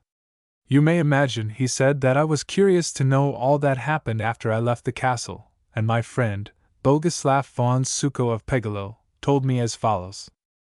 After my departure, the young lords grew still more free and daring in their manner to Sidonia, so that when not dancing she had sufficient exercise in keeping them off with her hands and feet, until my friend Bogislav attracted her whole attention by telling her that he had just returned from Wolgast, where the ducal widow was much comforted by the presence of her son, Prince Ernest Ludovic, whom she had not seen since he went to the university.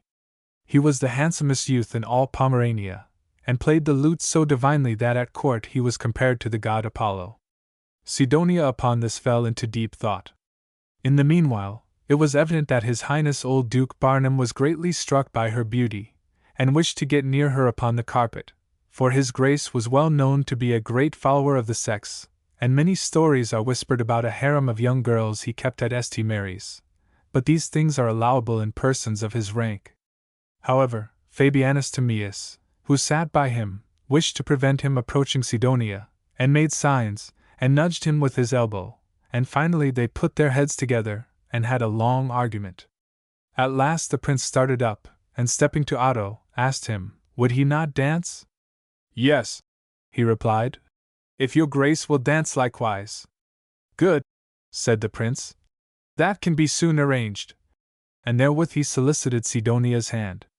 At this Fabianus was so scandalized that he left the hall, and appeared no more until supper. After the dance, His Highness advanced to Otto, who was reseated on his throne, and said, Why, Otto, you have a beautiful daughter in Sidonia. She must come to my court, and when she appears amongst the other ladies, I swear she will make a better fortune than by staying shut up here in your old castle. On which Otto replied, sarcastically smiling, Ay, my gracious prince, she would be a dainty morsel for your highness, no doubt, but there is no lack of noble visitors at my castle, I am proud to say. Jacob Kleist, the chancellor, was now so humbled at the duke's behavior that he, too, left the hall and followed Fabianus.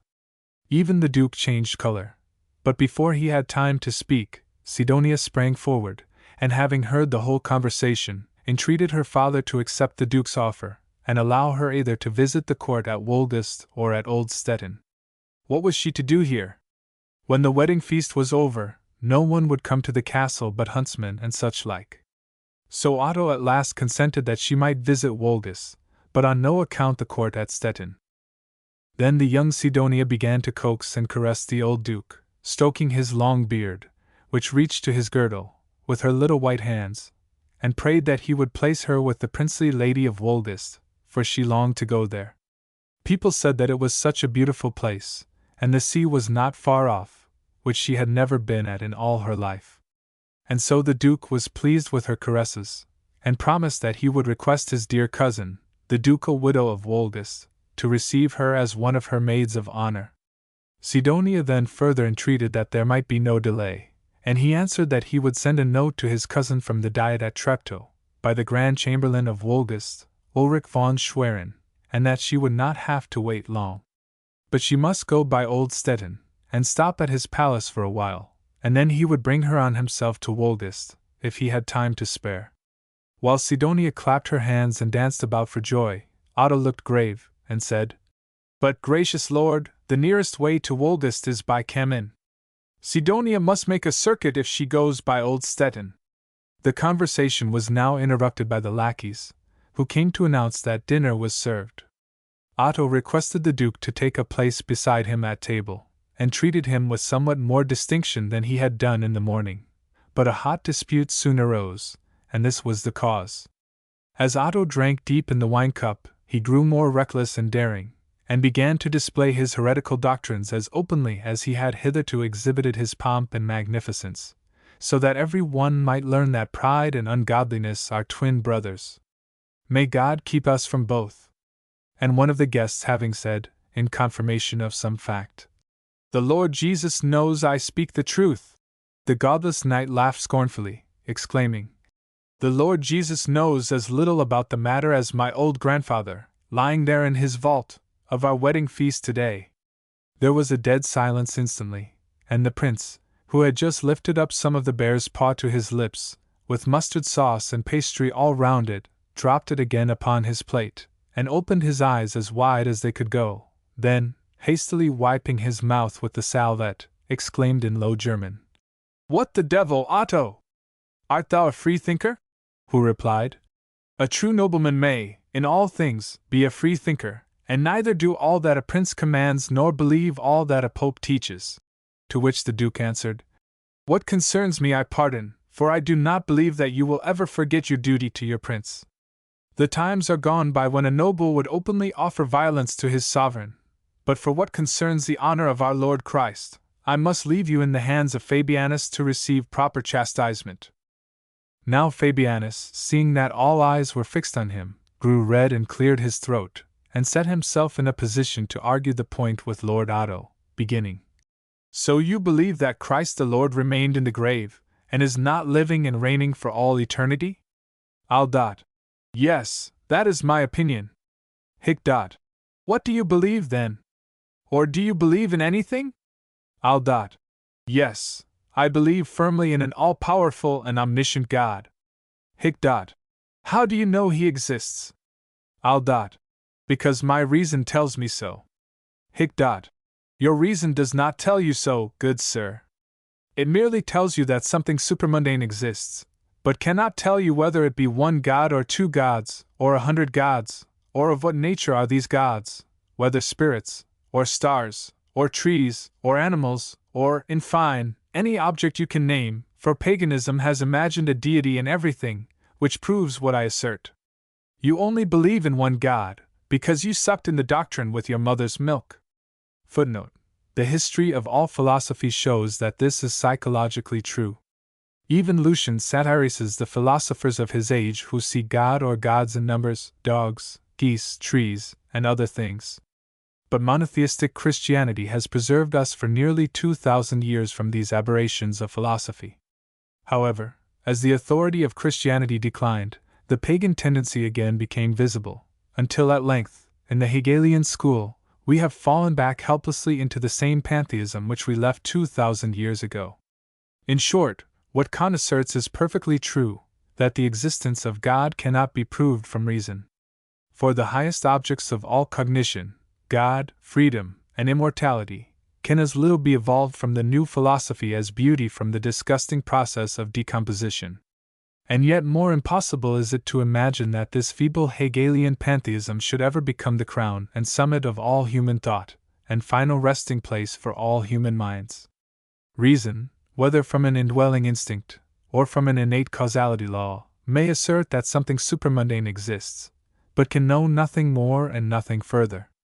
So we see the absurdity of chattering in our journals and periodicals of the progress of reason. The advance has been only formal, not essential. The formal advance has been in printing, railroads, and such like, in which direction we may easily suppose progression will yet further continue. But there has been no essential advance whatever. We know as little now of our own being, of the being of God, or even of that of the smallest infusoria, as in the days of Thales and Anaximander. In short, when life begins also our feebleness. Therefore, says Paul, we walk by faith, not by sight. Yet these would-be philosophers of our day will only walk by sight, not by faith, although they cannot see into anything, not even into themselves. How did it happen, then, that Abraham arrived at the knowledge of the one God, and called on the name of the Lord? Do you compare yourself with Abraham? Have you ever studied Hebrew? A little. In my youth I read through the book of Genesis. Good.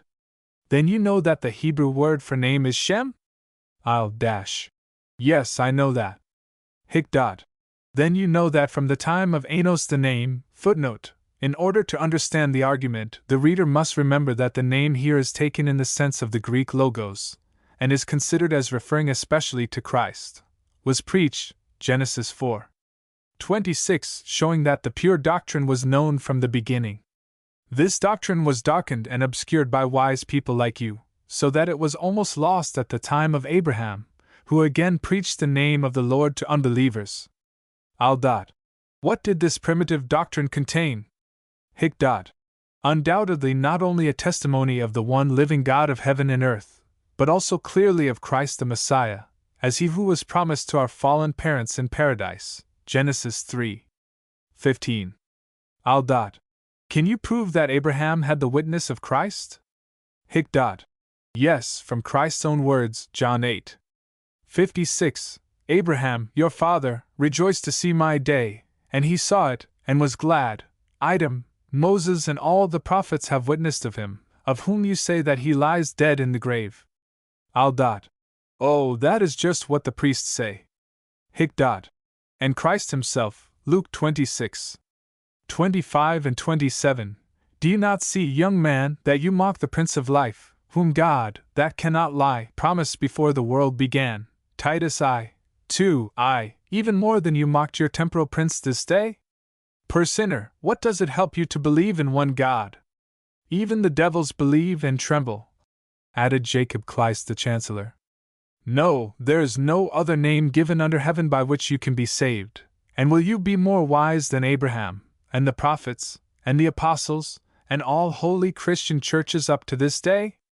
Shame on you, and remember what St. Paul says, thinking themselves wise they became fools, and in 1 Corner 15:17, if Christ be not risen, then is your faith vain, and our preaching also vain. Ye are yet in your sins, and they who sleep in Christ are lost. Footnote: this proof of Christ's divinity from the Old Testament was considered of the highest importance in the time of the apostles.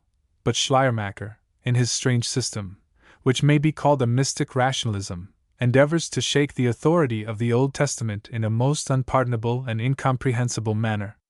This appears to me as if a man were to tear down a building from the sure foundation on which it had rested for 1,000 years, and imagine it could rest in true stability only on the mere breath of his words. So Otto was silenced and coughed, for he had nothing to answer, and all the guests laughed. But fortunately, just then the offering plate was handed round, and the Duke laid down 2 ducats, at which Otto smiled scornfully, and flung in 7 rix-dollars, but laughed outright when Fabianus put down only 4 groschen. This seemed to affront his Highness, for he whispered to his Chancellor to order the carriages, and rose up from table with his attendants. Then, offering his hand to Otto, said, "Take care, Otto, or the devil will have you one day in hell, like the rich man in Scripture." To which Otto replied, bowing low, "Gracious Lord, I hope at least to meet good company there. Farewell, and pardon me for not attending you to the castle gates, but I may not leave my guests." Then all the nobles rose up, and the young knights accompanied his Highness, as did also Sidonia, who now further entreated his Grace to remove her from her father's castle, since he saw himself how lightly God's word was held there. Fabianus was infinitely pleased to hear her speak in this manner, and promised to use all his influence towards having her removed from this Egypt. Here ended all that old Uckerman could relate of Sidonia's youth, so I determined to ride on to Strammel, and learn their further particulars if possible. Accordingly, next day I took leave of the good old man, praying God to give him a peaceful death, and arrived at Strammel with my servant. Here, however, I could obtain no information, for even the Bork family pretended to know nothing, just as if they never had heard of Sidonia. They were ashamed, I think, to acknowledge her, and the townspeople who had known her were all dead. The girl, indeed, was still living whose goose Sidonia had killed, but she was now an old woman in second childhood, and fancied that I was myself Sidonia, who had come to take away another goose from her. So I rode on to Freinwald, where I heard much that shall appear in its proper place, then to Old Stettin, and, after waiting 3 days for a fair wind, set sail for Woldest, expecting to obtain much information there. Chapter 4. How Sidonia came to the court at Woldest, and of what further happened to her there. In Woldest I met with many persons whose fathers had known Sidonia, and what they related to me concerning her I have summed up into connection for your Highness as follows. When Duke Barnum reached the Diet at Treptow, he immediately made known Sidonia's request to the Grand Chamberlain of Woldest, Ulrich von Schwerin, who was also guardian to the 5 young princes. But he grumbled and said, "The ducal widow had maids of honor enough to dam up the river with if she chose, and he wished for no more pet doves to be brought to court, particularly not Sidonia, for he knew her father was ambitious, and longed to be called your Grace." Even Fabianus could not prevail in Sidonia's favor. So the Duke and he returned home to Stettin, but scarcely had they arrived there, when a letter came from the ducal widow of Woldest saying that on no account would she receive Sidonia at her court. The Duke might therefore keep her at his own if he chose. So the Duke took no further trouble. But Sidonia was not so easily satisfied, and taking the matter in her own hands she left her father's castle without waiting his permission, and set off for Stettin. On arriving, she prayed the Duke to bring her to Woldest without delay, as she knew there was an honorable, noble lady there who would watch over her, as indeed she felt would be necessary at a court. And Fabianus supported her petition, for he was much edified with her expressed desire to crucify the flesh, with the affections and lusts. Ah! Could he have known her? So the kind-hearted Duke embarked with her immediately, without telling anyone, and having a fair wind, sailed up directly to the little water gate, and anchored close beneath the castle of Woldest. Here they landed, the Duke having Sidonia under one arm, and a little wooden puppet under the other. It was an Eve, for whom Sidonia had served as the model, and truly she was an Eve in sin, and brought as much evil upon the land of Pomerania as our first mother upon the whole world. Sidonia was enveloped in a black mantle, and wore a hood lined with fur covering her face. The Duke also had on a large wrapping cloak, and a cap of yellow leather upon his head. So they entered the private gate, and on through the first and second courts of the castle, without her Grace hearing a word of their arrival. And they proceeded on through the gallery, until they reached the private apartments of the princess, from whence resounded a psalm which her grace was singing with her ladies while they spun, and which psalm was played by a little musical box placed within the Duchess's own spinning wheel. Duke Barnum had made it himself for her grace, and it was right pleasant to hear. After listening some time, the Duke knocked, and a maid of honor opened the door. When they entered, her grace was so confounded that she dropped her thread and exclaimed, "Dear uncle! Is this maiden, then, Sidonia?" examining her from head to foot while she spoke. The Duke excused himself by saying that he had promised her father to bring her here, but her grace cut short his apologies with, "Dear uncle, Dr. Martin Luther told me on my wedding day that he never allowed himself to be interrupted at his prayers, because it betokened the presence of something evil. And you have now broken in on our devotions. Therefore sit down with the maiden and join our psalm, if you know it." Then her grace took up the reel again, and having set the clockwork going with her foot, struck up the psalm once more, in a clear, loud voice, joined by all her ladies. But Sidonia sat still, and kept her eyes upon the ground. When they had ended, her grace, having first crossed herself, advanced to Sidonia, and said, "Since you arrived at my court, you may remain, but take care that you never lift your eyes upon the young men. Such wantons are hateful to my sight, for, as the scripture says, a fair woman without discretion is like a circlet of gold upon a swine's head." Sidonia changed color at this, but the Duke, who held quite a different opinion about such women, entreated her grace not to be always so gloomy and melancholy, that it was time now for her to forget her late spouse, and think of gayer subjects. To which she answered, "Dear uncle, I cannot forget my Philip, particularly as my fate was foreshadowed at my bridal by a most ominous occurrence." Now, the Duke had heard this story of the bridal 100 times, yet to please her he asked, "And what was it, dear cousin?" "Listen," she replied. "When Dr. Martin Luther exchanged our rings, mine fell from his hand to the ground, at which he was evidently troubled, and taking it up he blew on it, then turning round, exclaimed, 'Away with thee, Satan! Away with thee, Satan! Meddle not in this matter,' and so my dear lord was taken from me in his 45th year, and I was left a desolate widow." Here she sobbed and put her kerchief to her eyes. "But, cousin," said the Duke, "remember you have a great blessing from God in your 5 fine sons. And that reminds me, where are they all now?" This restored her grace, and she began to discourse of her children, telling how handsome was the young Prince Ernest, and that he and the little Casimir were only with her now.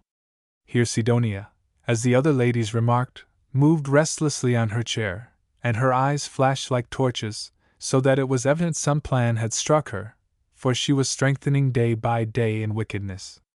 "Aye, cousin," cried the Duke, "it is no wonder a handsome mother should have handsome sons. And now what think you of giving us a jolly wedding?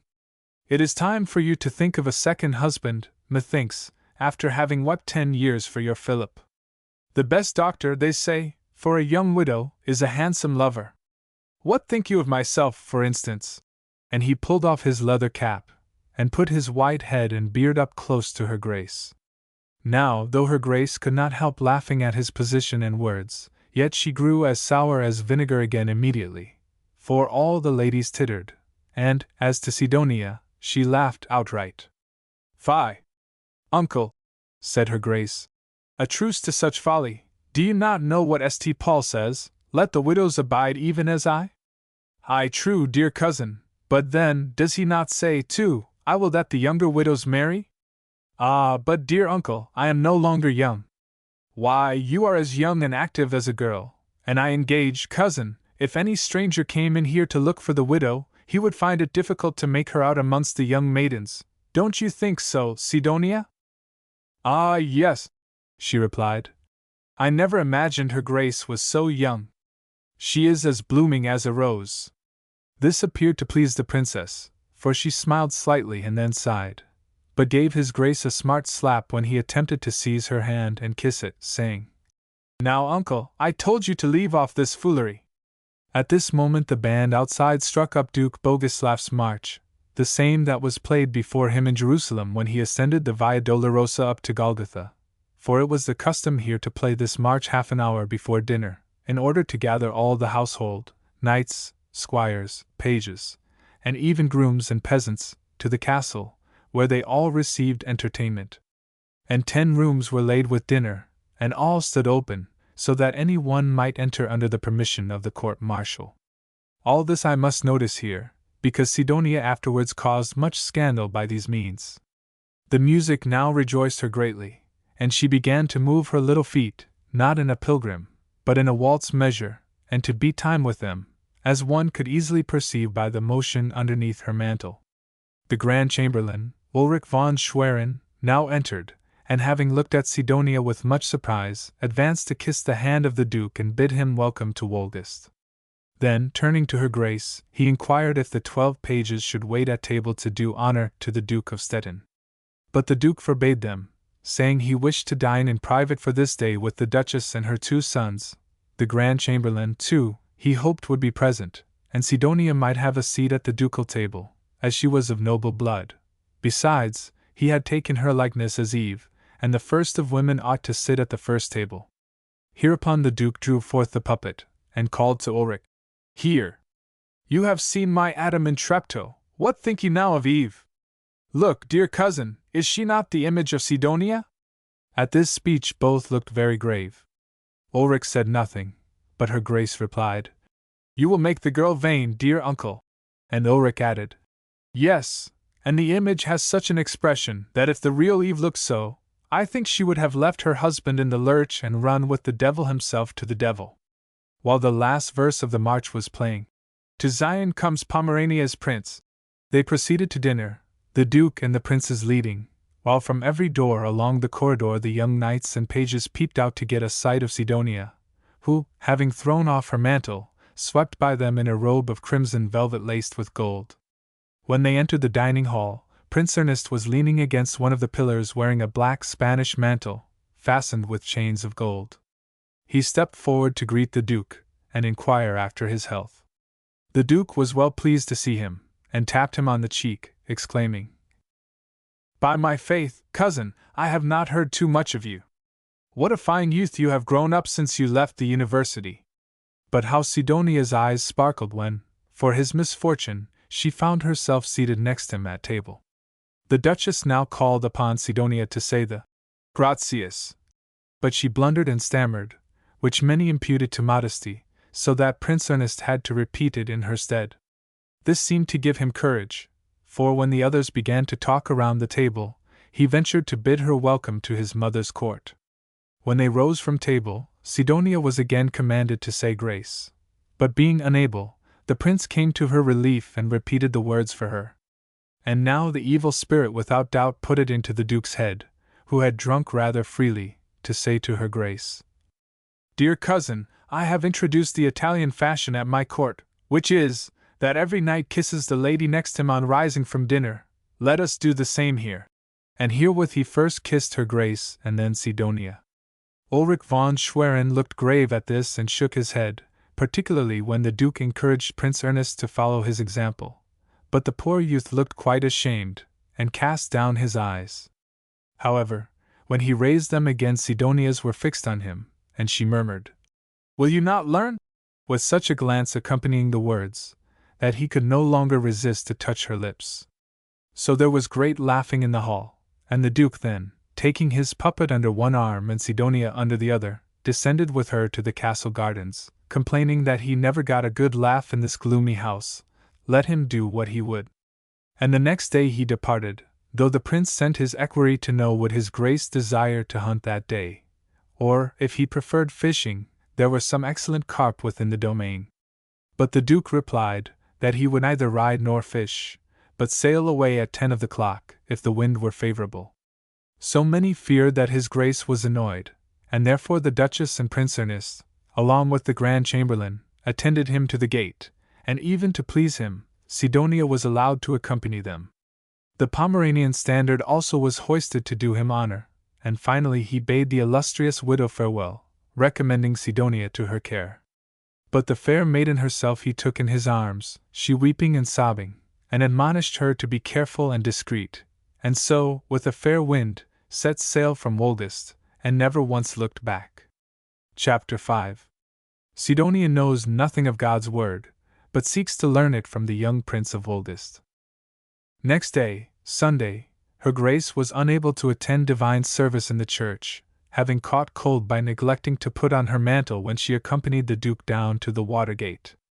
However, though Her Grace could not leave her chamber, yet she heard the sermon of the preacher all the same, for an ear tube descended from her apartment down on the top of the pulpit, by which means every word reached her, and a maid of honor always remained in attendance to find out the lessons of the day, and the other portions of the divine service, for Her Grace, who thus could follow the clergyman word for word. Sidonia was the one selected for the office on this day. But, gracious heavens! When the Duchess said, "Find me out the prophet Isaiah," Sidonia looked in the New Testament, and when she said, "Open the Gospel of St. John," Sidonia looked in the Old Testament.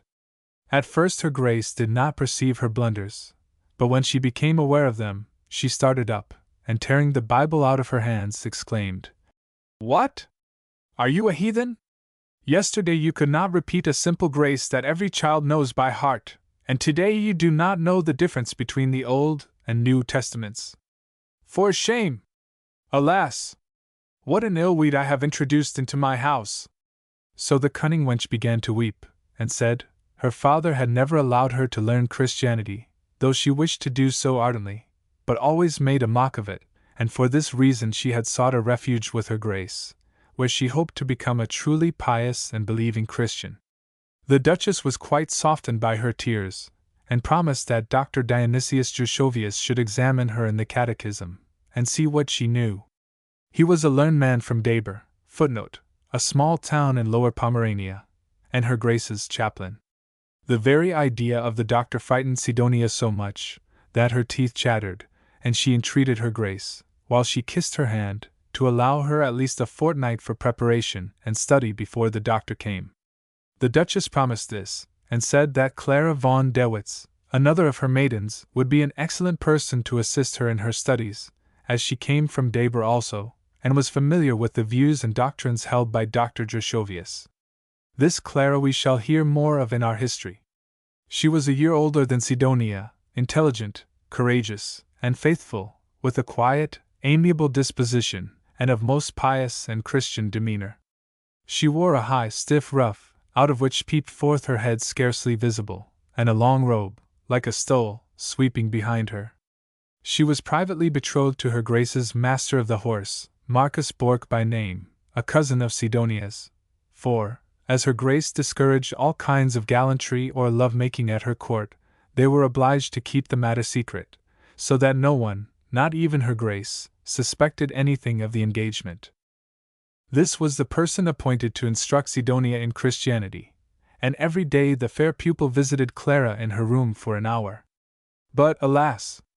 Theology was sadly interrupted by Sidonia's folly and levity, for she chattered away on all subjects. First about Prince Ernest. Was he affianced to any one? Was he in love? Had Clara herself a lover? And if that old proser, meaning the Duchess, looked always as sour? Did she never allow a feast or a dance? And then she would toss the catechism under the bed, or tear it and trample on it, muttering, with much ill temper, that she was too old to be learning catechisms like a child. Poor Clara tried to reason with her mildly, and said, Her Grace was very particular on these points. The maids of honor were obliged to assemble weekly once in the church and once in Her Grace's own room, to be examined by Dr. Jushovius, not only in the Lutheran Catechism, which they all knew well, but also in that written by his brother, Dr. Timothy Jushovius of Old Stettin. So Sidonia had better first learn the Catechismum Lutheri, and afterwards the Catechismum Jushovii. At last Sidonia grew so weary of catechisms that she determined to run away from court. But Satan had more for her to do, so he put a little syrup into the wormwood draught, and thus it was. One day, passing along the corridor from Clara's room, it so happened that Prince Ernest opened his door, just as she came up to it, to let out the smoke, and then began to walk up and down, playing softly on his lute. Sidonia stood still for a few minutes with her eyes thrown up in ecstasy, and then passed on.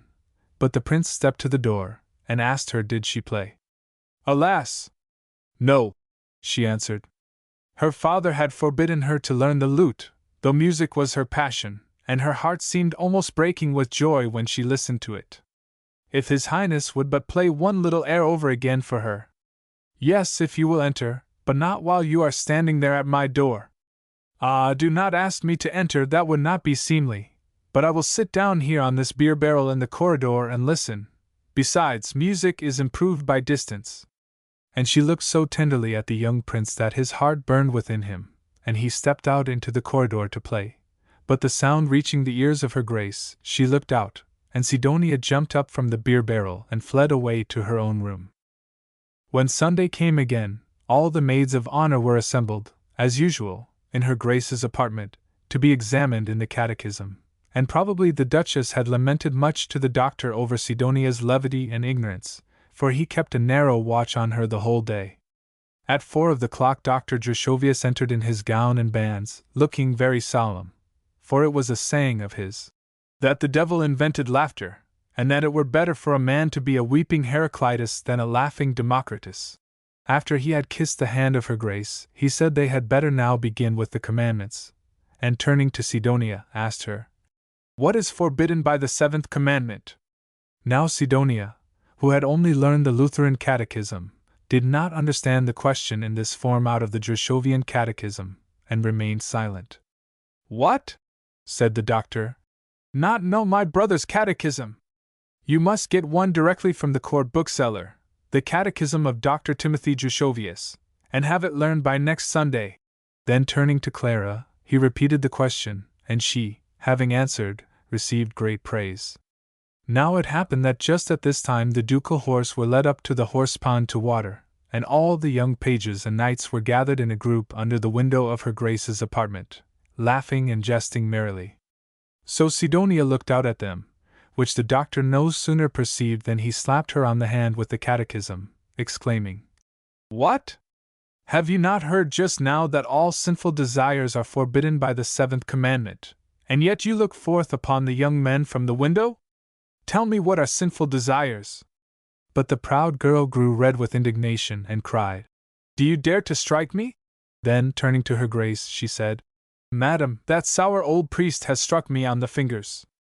I will not suffer this. My father shall hear of it." Hereupon her grace, and even the doctor, tried to appease her, but in vain, and she ran crying from the apartment. In the corridor she met the old treasurer, Jacob Zitzowitz, who hated the doctor and all his rigid doctrines. So she complained of the treatment which she had received, and pressed his hand and stroked his beard, saying, would he permit a castle and land dowered maiden to be scolded and insulted by an old parson because she looked out at a window? That was worse than in the days of popery. Now Zitzowitz, who had a little wine in his head, on hearing this, ran in great wrath to the apartment of her grace, where soon a great uproar was heard. For the treasurer, in the heat of his remonstrance with the priest, struck a little table violently which stood near him, and overthrew it. On this had Ian the superb escritoire of Her Highness, made of Venetian glass, in which the ducal arms were painted, and also the magnificent album of her deceased Lord Duke Philip. The escritoire was broken, the ink poured forth upon the album, from thence ran down to the costly Persian carpet, a present from her brother, the Prince of Saxony, and finally stained the velvet robe of Her Highness herself, who started up screaming, so that the old chamberlain rushed in to know what had happened, and then he fell into a rage both with the priest and the treasurer. At length her grace was comforted by hearing that a chemist in Gripswald could restore the book, and mend the glass again as good as new. Still she wept, and exclaimed, "Alas! Who could have thought it? All this was foreshadowed to her by Dr. Martinus dropping her ring." Here the treasurer, to conciliate her grace, pretended that he never had heard the story of the betrothal, and asked, "What does your grace mean?" Whereupon, drying her eyes, she answered, "Oh, Master Jacob, you will hear a strange story." And here she went over each particular, though every child in the street had it by heart. So this took away her grief, and every one got to rights again, for that day. But worse was soon to befall. I have said that half an hour before dinner the band played to summon all within the castle and the retainers to their respective messes, as the custom then was, so that the long corridor was soon filled with a crowd of all conditions, pages, knights, squires, grooms, maids, and huntsmen, all hurrying to the apartments where their several tables were laid. Sidonia, being aware of this, upon the first roll of the drum skipped out into the corridor, dancing up and down the whole length of it to the music, so that the players declared they had never seen so beautiful a dancer, at which her heart beat with joy, and as the crowd came up, they stopped to admire her grace and beauty. Then she would pause and say a few pleasing words to each, to a huntsman, if he were passing. "Ah, I think no deer in the world could escape you, my fine young peasant." Or if a knight, she would praise the color of his doublet and the tie of his garter. Or if a laundress, she would commend the whiteness of her linen, which she had never seen equaled. And as to the old cook and butler, she enchanted them by asking, had his Grace of Stettin ever seen them? For assuredly, if he had, he would have taken their fine heads as models for Abraham and Noah. Then she flung largesse amongst them to drink the health of the Duchess. Only when a young noble passed, she grew timid and durst not venture to address him, but said, loud enough for him to hear, "Oh, how handsome! Do you know his name? Or, it is easy to see that he is a born nobleman," and such like hypocritical flatteries.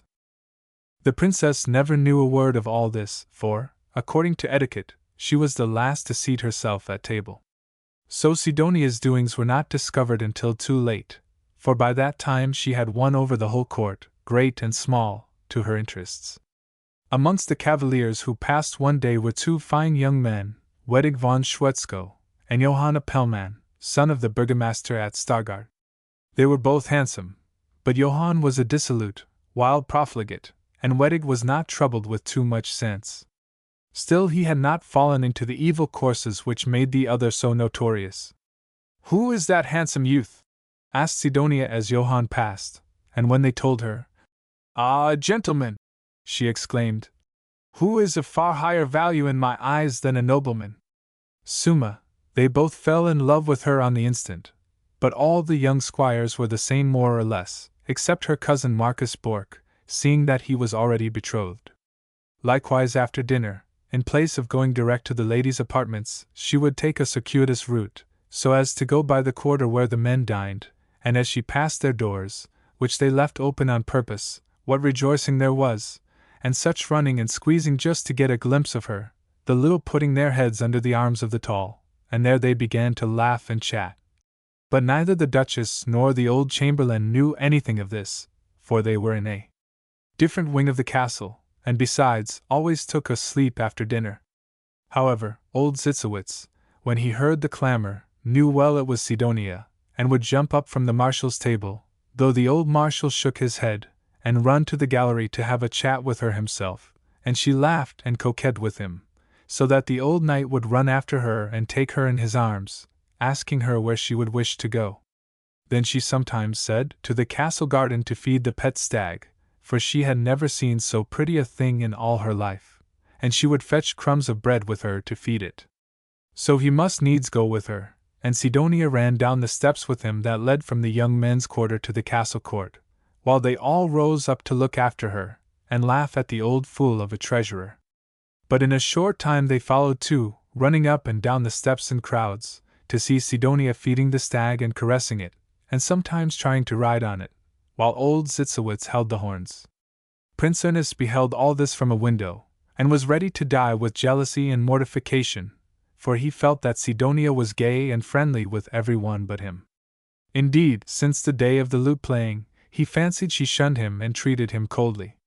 But as Sidonia had observed particularly, that whenever the young prince passed her in the gallery he cast down his eyes and sighed, she took another way of managing him. Chapter 6. How the young prince prepared a petition to his mother, the Duchess, in favor of Sidonia. Item, of the strange doings of the Laplander with his magic drum. The day preceding that on which Sidonia was to repeat the catechism of Dr. Drushovius, of which, by the way, she had not learned one word, the young duke suddenly entered his mother's apartment, where she and her maidens were spinning, and asked her if she remembered anything about a Laplander with a drum, who had foretold some event to her and his father whilst they were at Peenemünde some years before. For he had been arrested at Eldena, and was now in Wolgast. "Alas!" said her grace, "I perfectly remember the horrible sorcerer. One spring I was at the hunt with your father near Peenemünde, when this wretch suddenly appeared driving 2 cows before him on a large ice field. He pretended that while he was telling fortunes to the girls who milked the cows, a great storm arose, and drove him out into the wide sea, which was a terrible misfortune to him. But your father told him in Swedish, which language the knave knew, that it had been better to prophesy his own destiny. To which he replied, a man could as little foretell his own fate as see the back of his own head, which every one can see but himself. However, if the Duke wished, he would tell him his fortune, and if it did not come out true, let all the world hold him as a liar for his life long. Alas! Your father consented. Whereupon the knave began to dance and play upon his drum like one frenzied, so that it was evident to see the spirit was working within him. Then he fell down like one dead, and cried, Woe to thee when thy house is burning! Woe to thee when thy house is burning! Therefore be warned, my son, have nothing to do with this fellow, for it so happened even as he said. On the December 11th, 57, our castle was burned, and your poor father had a rib broken in consequence. Would that I had been the rib broken for him, so that he might still reign over the land, and this was the true cause of his untimely death. Therefore dismiss this sorcerer, for it is Satan himself speaks in him. Here Sidonia grew quite pale, and dropped the thread, as if taken suddenly ill. Then she prayed the Duchess to excuse her, and permit her to retire to her own room. The moment the Duchess gave permission, Sidonia glided out, but, in place of going to her chamber, she threw herself in a languid attitude upon a seat in the corridor, just where she knew Prince Ernest must pass, and leaned her head upon her hand. He soon came out of his mother's room, and seeing Sidonia, took her hand tenderly, asking, with visible emotion, Dear lady, what has happened? Ah, she answered, I am so weak that I cannot go on to my little apartment. I know not what ails me, but I am so afraid. Afraid of what, dearest lady? Of that sour old priest. He is to examine me tomorrow in the Catechism of Drushovius, and I cannot learn a word of it, do what I will.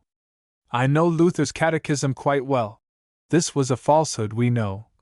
But that does not satisfy him, and if I cannot repeat it he will slap my hands or box my ears, and my lady the Duchess will be more angry than ever.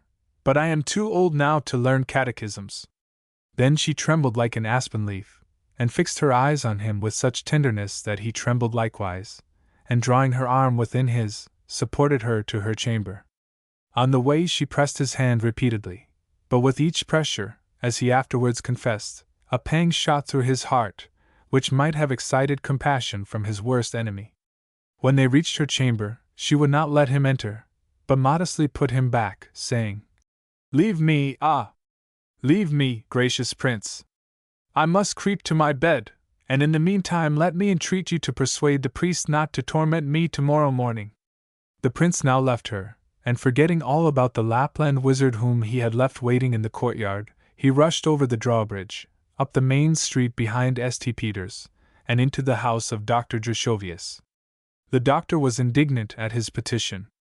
My young prince, he said, if ever a human being stood in need of God's word, it is that young maiden. At last, however, upon the entreaties of Prince Ernest, he consented to defer her examination for 4 weeks, during which time she could fully perfect herself in the catechism of his learned brother. He then prayed the prince not to allow his eyes to be dazzled by this fair, sinful beauty, who would delude him as she had done all the other men in the castle, not excepting even that old sinner Zitzowitz. When the prince returned to the castle, he found a great crowd assembled round the Lapland wizard, all eagerly asking to have their fortunes told, and Sidonia was amongst them, as merry and lively as if nothing had ailed her. When the prince expressed his surprise, she said that finding herself much relieved by lying down, she had ventured into the fresh air, to recreate herself, and have her fortune told. Would not the prince likewise wish to hear his? So, forgetting all his mother's wise injunctions, he advanced with Sidonia to the wizard. The Lapland drum, which lay upon his knees, was a strange instrument, and by it we can see what arts Satan employs to strengthen his kingdom in all places and by all means. For the Laplanders are Christians, though they in some sort worship the devil, and therefore he imparts to them much of his own power. This drum which they use is made out of a piece of hollow wood, which must be either fir, pine, or birch, and which grows in such a particular place that it follows the course of the sun, that is, the pectins, fibrae, and lineae in the annual rings of the wood must wind from right to left. Having hollowed out such a tree, they spread a skin over it, fastened down with little pegs, and on the center of the skin is painted the sun, surrounded by figures of men, beasts, birds, and fishes, along with Christ and the holy apostles. All this is done with the rind of the elder tree, chewed first beneath their teeth. Upon the top of the drum there is an index in the shape of a triangle, from which hang a number of little rings and chains. When the wizard wishes to propitiate Satan and receive his power, he strikes the drum with a hammer made of the reindeer's horn, not so much to procure a sound as to set the index in motion with all its little chains, that it may move over the figures, and point to whatever gives the required answer. At the same time the magician murmurs conjurations, springs sometimes up from the ground, screams, laughs, dances, reels, becomes black in the face, foams, twists his eyes, and falls to the ground at last in an ecstasy, dragging the drum down upon his face. Any one may then put questions to him, and all will come to pass that he answers. All this was done by the wizard, but he desired strictly that when he fell upon the ground, no one should touch him with the foot, and secondly, that all flies and insects should be kept carefully from him.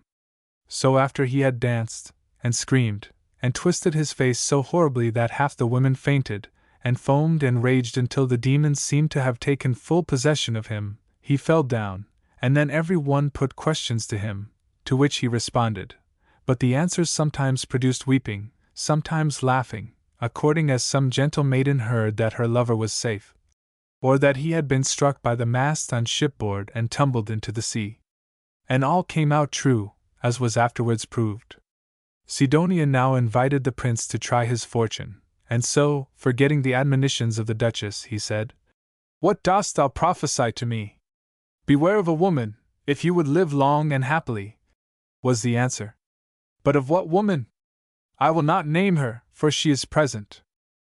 Then the prince turned pale and looked at Sidonia, who grew pale also, but made no answer, only laughed, and advancing asked, "What dost thou prophesy to me?" But immediately the wizard shrieked, "Away! Away! I burn, I burn! Thou makest me yet hotter than I am!" Many thought these exclamations referred to Sidonia's beauty, particularly the young lords, who murmured, "Now every one must acknowledge her beauty, when even this son of Satan feels his heart burning when she approaches." And Sidonia laughed merrily at their gallantries. Just then the Grand Chamberlain came by, and having heard what had happened, he angrily dismissed the crowd, and sending for the executioner, ordered the cheating impostor to be whipped and branded, and then sent over the frontier. The wizard, who had been lying quite stiff, now cried out, though he had never seen the chamberlain before, "Listen, Ulrich! I will prophesy something to thee. If it comes not to pass, then punish me, but if it does, then give me a boat and 7 loaves, that I may sail away tomorrow to my own country."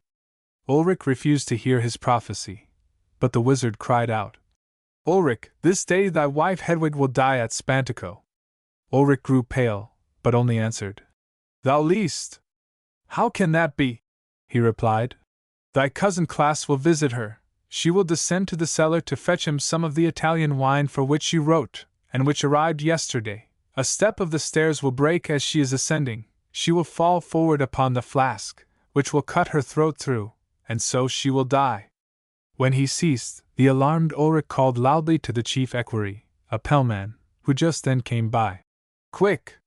Saddle the best racer in the stables, and ride for life to Spantico, for it may be as he has prophesied, and let us outreat the devil. Haste, haste, for the love of God, and I will never forget it to thee." So the equerry rode without stop or stay to Spantico, and he found the cousin Klaas in the house. But when he asked for the lady Hedwig, they said, "She is in the cellar." So no misfortune had happened then. But as they waited and she appeared not, they descended to look for her, and lo! Just as the wizard had prophesied, she had fallen upon the stairs while ascending, and there lay dead. The mournful news was brought by sunset to Wolgast, and Ulrich, in his despair and grief, wished to burn the Laplander, but Prince Ernest hindered him, saying, "It is more knightly, Ulrich, to keep your word than to cool your vengeance." So the old man stood silent a long space, and then said, "Well, young man, if you abandon Sidonia, I will release the Laplander." The prince colored, and the Lord Chamberlain thought that he had discovered a secret. But as the prophecy of the wizard came again into Prince Ernest's mind, he said, "Well, Ulrich, I will give up the maiden Sidonia. Here is my hand." Accordingly, next morning the wizard was released from prison and given a boat, with 7 loaves and a pitcher of water, that he might sail back to his own country. The wind, however, was due north, but the people who crossed the bridge to witness his departure were filled with fear when they saw him change the wind at his pleasure to suit himself, for he pulled out a string full of knots, and having swung it about, murmuring incantations, all the vanes on the towers creaked and whirled right about, all the windmills in the town stopped, all the vessels and boats that were going up the stream became quite still, and their sails flapped on the masts, for the wind had changed in a moment from north to south, and the north waves and the south waves clashed together. As every one stood wondering at this, the sailors and fishermen in particular, the wizard sprang into his boat and set forth with a fair wind, singing loudly, "Juik Dara! Juik Dara!" Footnote: This is the beginning of a magic rhyme, chanted even by the distant Kalmucks, namely, Sky Jo Yai Jog, and soon disappeared from sight, nor was he ever again seen in that country. Chapter 7. How Ulrich von Schwerin buries his spouse, and Dr. Drushovius comforts him out of God's word. This affair with the Lapland wizard much troubled the Grand Chamberlain, and his faith suffered sore temptations. So he referred to Dr. Drushovius, and asked him how the prophets of God differed from those of the devil. Whereupon the doctor recommended him to meditate on God's word, wherein he would find a source of consolation and a solution of all doubts.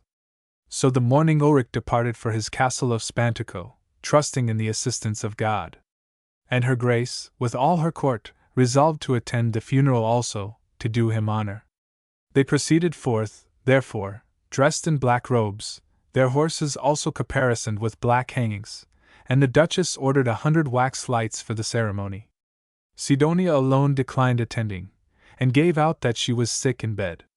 The truth, however, was that as Duke Ernest was obliged to remain at home to take the command of the castle, and affix his signature to all papers, she wished to remain also. The morning cortege, therefore, had scarcely left the court, when Sidonia rose and seated herself at the window, which she knew the young prince must pass along with his attendants on their way to the office of the castle. Then taking up a lute, which she had purchased privately, and practiced night and morning in place of learning the catechism, she played a low, soft air, to attract their attention. So all the young knights looked up, and when Prince Ernest arrived he looked up also, and seeing Sidonia, exclaimed, with surprise, "Beautiful Sidonia, how have you learned the lute?"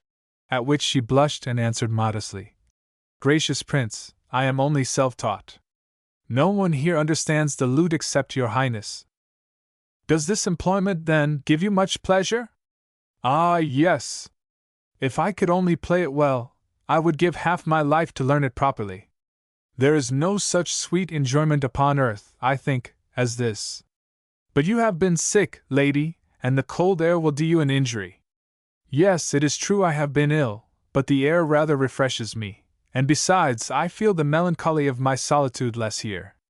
Now farewell, dear lady, I must attend to the business of the castle." This little word, dear lady, gave Sidonia such confidence, that by the time she expected Prince Ernest to pass again on his return, she was seated at the window awaiting him with her lute, to which she now sang in a clear, sweet voice. But the prince passed on as if he heard nothing, never even once looked up, to Sidonia's great mortification. However, the moment he reached his own apartment, he commenced playing a melancholy air upon his lute, as if in response to hers. The artful young maiden no sooner heard this than she opened her door. The prince at the same instant opened his to let out the smoke, and their eyes met, when Sidonia uttered a feeble cry and fell fainting upon the floor. The prince, seeing this, flew to her, raised her up, and trembling with emotion, carried her back to her room and laid her down upon the bed. Now indeed it was well for him that he had given that promise to Ulrich. When Sidonia after some time slowly opened her eyes, the prince asked tenderly what ailed her, and she said, "I must have taken cold at the window, for I felt very ill, and went to the door to call an attendant, but I must have fainted then, for I remember nothing more." Alas! The poor prince, he believed all this, and conjured her to lie down until he called a maid, and sent for the physician if she desired it. But, no, she refused, and said it would pass off soon. Ah, thou cunning maiden! It may well pass off when it never was on. However, she remained in bed until the next day, when the princess and her train returned home from the funeral.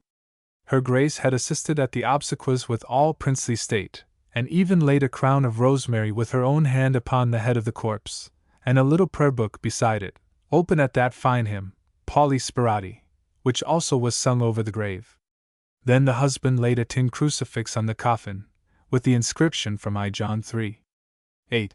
The Son of God was manifested that he might destroy the works of the devil, after which the coffin was lowered into the grave with many tears. Some days after this, being Sunday, Dr. Drushovius and the Grand Chamberlain were present at the ducal table. Ulrich indeed ate little, for he was filled with grief, only sipped a little broth, into which he had crumbled some reindeer cheese, not to appear ungracious. But when dinner was over, he raised his head, and asked Dr. Drushovius to inform him now in what lay the difference between the prophets of God and those of the devil. The Duchess was charmed at the prospect of such a profitable discourse, and ordered a cushion and footstool to be placed for herself, that she might remain to hear it. Then she sent for the whole household, maidens, squires, and pages, that they too might be edified, and learn the true nature of the devil's gifts. The hall was soon as full, therefore, as if a sermon were about to be preached, and the doctor, seeing this, stroked his beard, and he began as follows, footnote.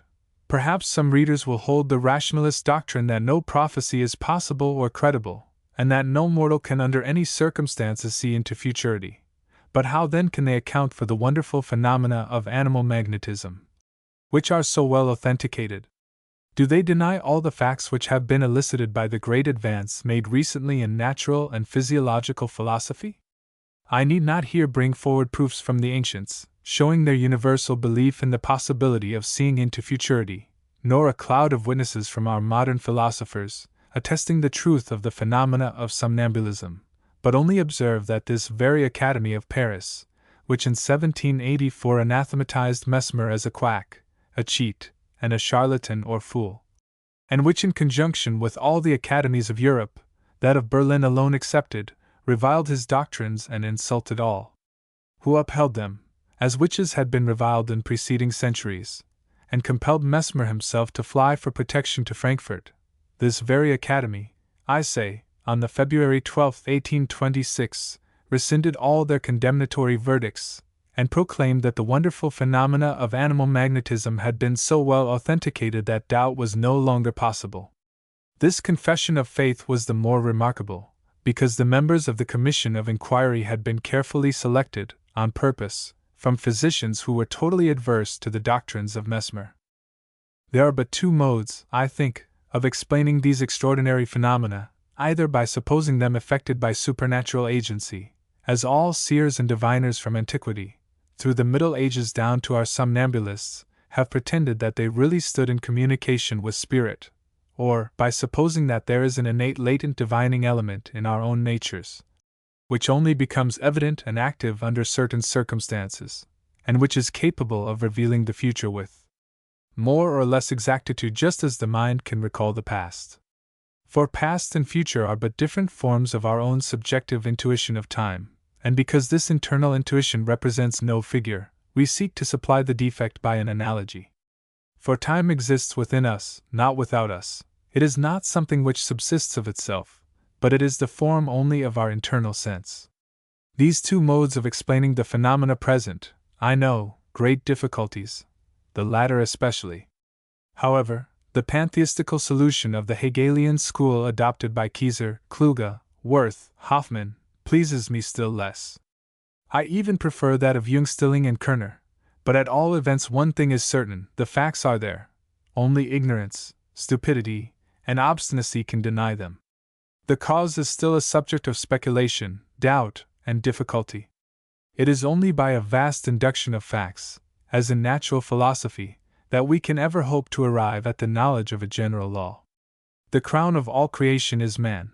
Therefore, while we investigate so acutely all other creatures, let us not shrink back from the strange and unknown depths of our own nature which magnetism has opened to us. I am rejoiced to treat of this subject now, considering how lately that demon lap befooled ye all. And I shall give you many signs, whereby in future a prophet of God may be distinguished from a prophet of the devil. First, Satan's prophets are not conscious of what they utter, but God's prophets are always perfectly conscious, both of the inspiration they receive and the revelations they make known. For as the Laplander grew frenzied, and foamed at the mouth, so it has been with all false prophets from the beginning. Even the blind heathen called prophesying mania, or the wisdom of madness. The secret of producing this madness was known to them. Sometimes it was by the use of roots or aromatic herbs, or by exhalations, as in the case of the Pythoness, whose incoherent utterances were written by the priests of Apollo, for when the fit was over, all remembrance of what she had prophesied vanished too. In the Bible we find all false prophets described as frenzied. In Isaiah 44:25, God mocketh the diviners mad. In Ezekiel 13:3, woe to the foolish prophets. Hosea 9:7, the prophet is a fool, the spiritual man is mad. And Isaiah 28:7 explains fully how this madness was produced. Namely, by wine and the strong drink Sakar. Footnote: it is doubtful of what this drink was composed. Hieronymus and Aben Ezra imagine that it was of the nature of strong beer. Probably it resembled the potion with which the mystery men amongst the savages of the present day produced this divining frenzy.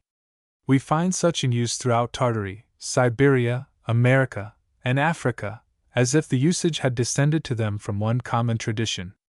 Witches, it is well known, made frequent use of potions, and as all somnambulists assert that the seat of the soul's greatest activity is in the stomach, it is not incredible what Van Helmont relates, that having once tasted the root napellus, his intellect all at once, accompanied by an unusual feeling of ecstasy, seemed to remove from his brain to his stomach. Further examples of this madness are given in the Bible, as Saul, when under the influence of the evil spirit, flung his spear at the innocent David, and the 450 prophets of Baal, who leaped upon the altar, and screamed, and cut themselves with knives and lancets until the blood flowed, and the maiden with the spirit of divination that met Paul in the streets of Philippi, with many others. But all this is an abomination in the sight of God. For as the Lord came not to his prophet Elijah in the strong wind, nor in the earthquake, nor in the fire, but in the still small voice, so does he evidence himself in all his prophets, and we find no record in Scripture, either of their madness, or of their having forgotten the oracles they uttered, like the Pythoness and others inspired by Satan. Footnote: it is well known that somnambulists never remember upon their recovery what they have uttered during the crisis. Therefore phenomena of this class appear to belong, in some things, to that of the divining frenzy, though in others to quite a different category of the divining life.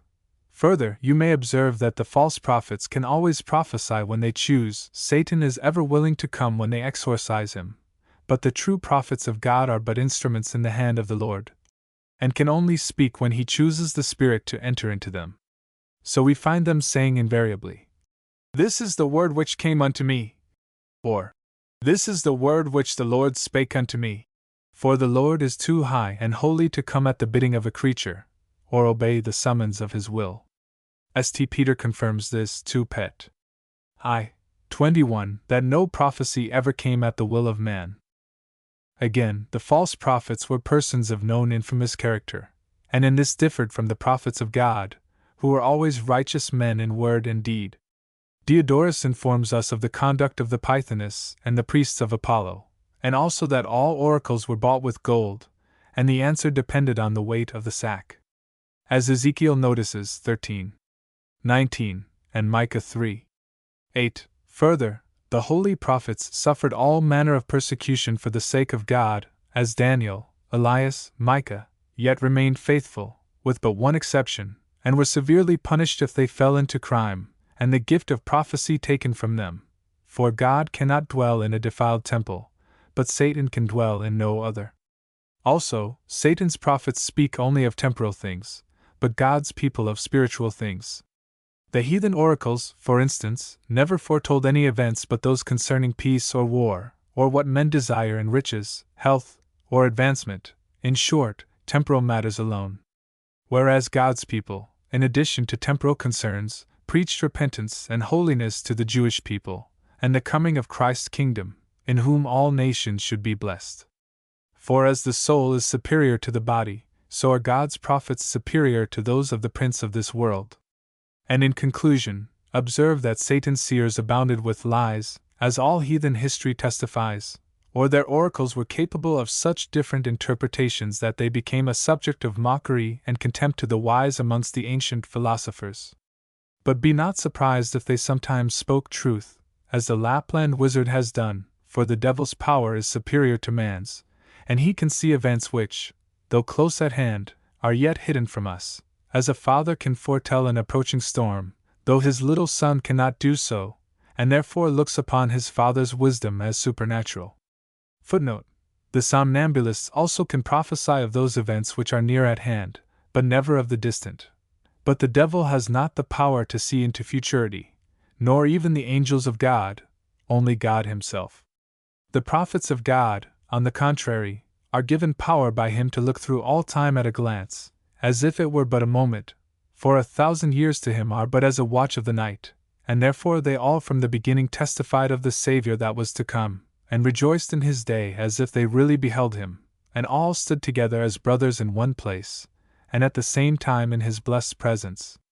But what unanimity and feeling has ever been observed by the seers of Satan, when the contradictions amongst their oracles were notorious to every one? And as the eyes of all the holy prophets centered upon Christ, so the eyes of the greatest of all prophets penetrated the furthest depths of futurity.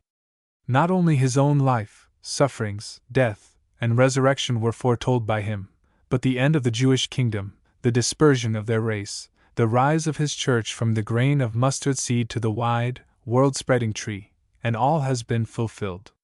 Be assured, therefore, that this eternal glory, which he promised to those who trust in him, will be fulfilled likewise when he comes to judge all nations. So, my worthy Lord Ulrich, cease to weep for your spouse who sleeps in Jesus, for a greater prophet than the Lapland wizard has said, "I am the resurrection and the life, whosoever believeth in me shall never die." Footnote: in addition to the foregoing distinctions between the satanic and the holy prophets, I may add the following: that almost all the diviners amongst the heathen were women. For instance, Cassandra, the Pythia in Delphi, Triton and Peristia in Dodona, the Sibyls, the Velida of Tacitus, the Mandragoras, and Druidessas, the witches of the Reformation age, and in fine, the modern somnambules are all women too. But throughout the whole Bible we find that the prophetic power was exclusively conferred upon men, with two exceptions, namely Deborah, Judges 4:4 and Hilda 2 Chron. 34:22, for there is no evidence that Miriam had a seer spirit. She was probably only God-inspired, though classed under the general term prophet. We find, indeed, that woe was proclaimed against the divining women who prophesy out of their own head, Ezekiel 13:17-23. So amongst the people of God the revelation of the future was confined to men, amongst the heathen to women, or if men are mentioned in these pagan rites, it is only as assistants and inferior agents, like animals, metals, roots, stones, and such like. See Cicero, De Divination I, 18. Chapter 8. How Sidonia rides upon the pet stag, and what evil consequences result therefrom. When the discourse had ended, her Grace retired to her apartment, and Ulrich to his, for it was their custom, as I have said, to sleep after dinner. Dr. Drushovius returned home, and the young prince descended to the gardens with his lute.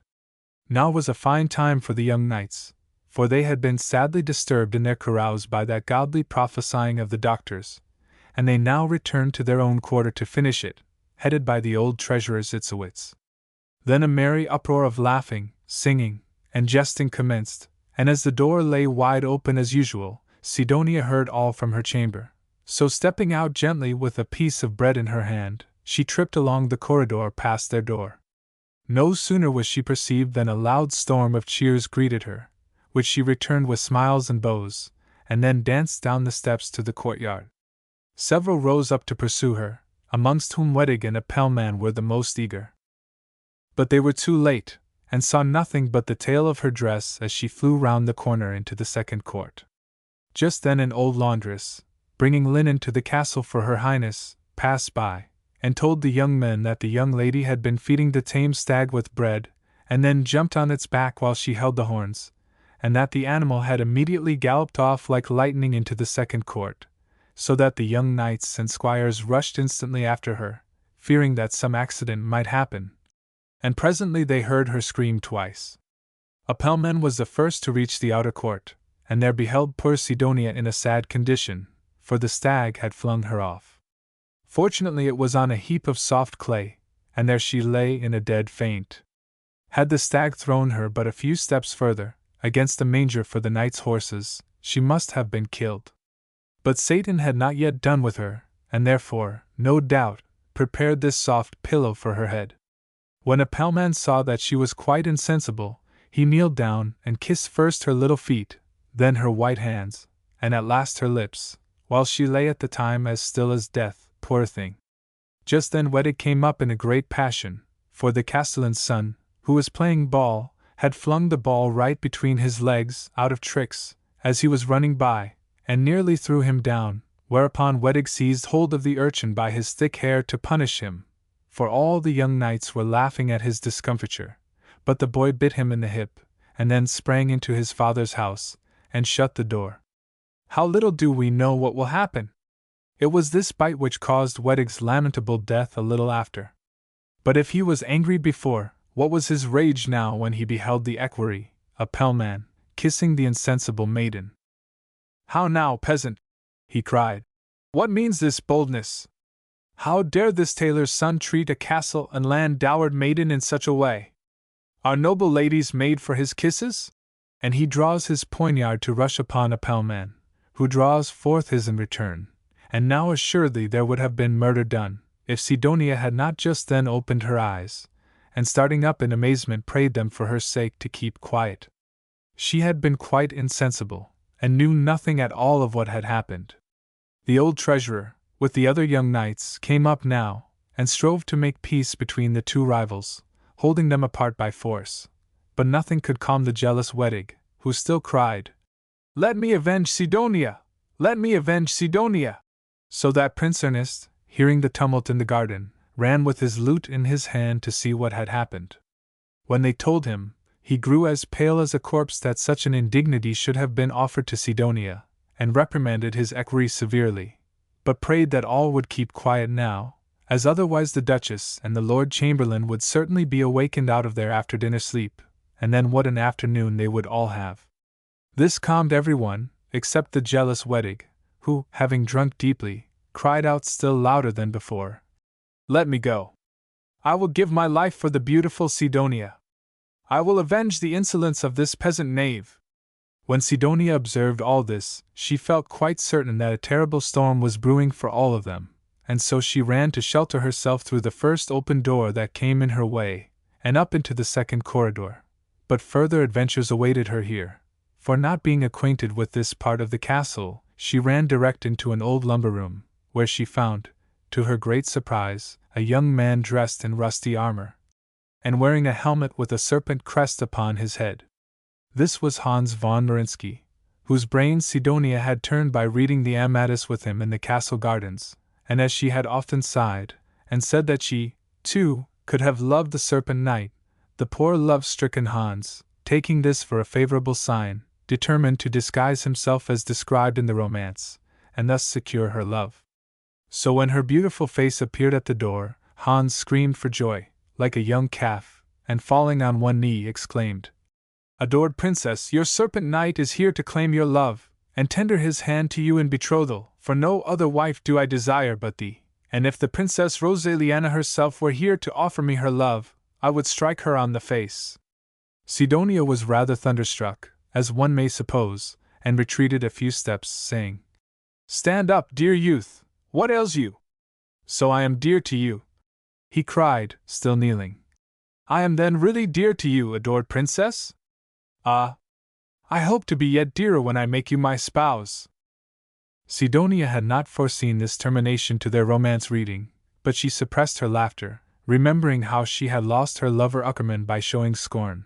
So she drew herself up with dignity, and said, with as grave a face as a chief mourner, If you will not rise, Sir Knight, I must complain to her Highness, for I cannot be your spouse, seeing that I have resolved never to marry.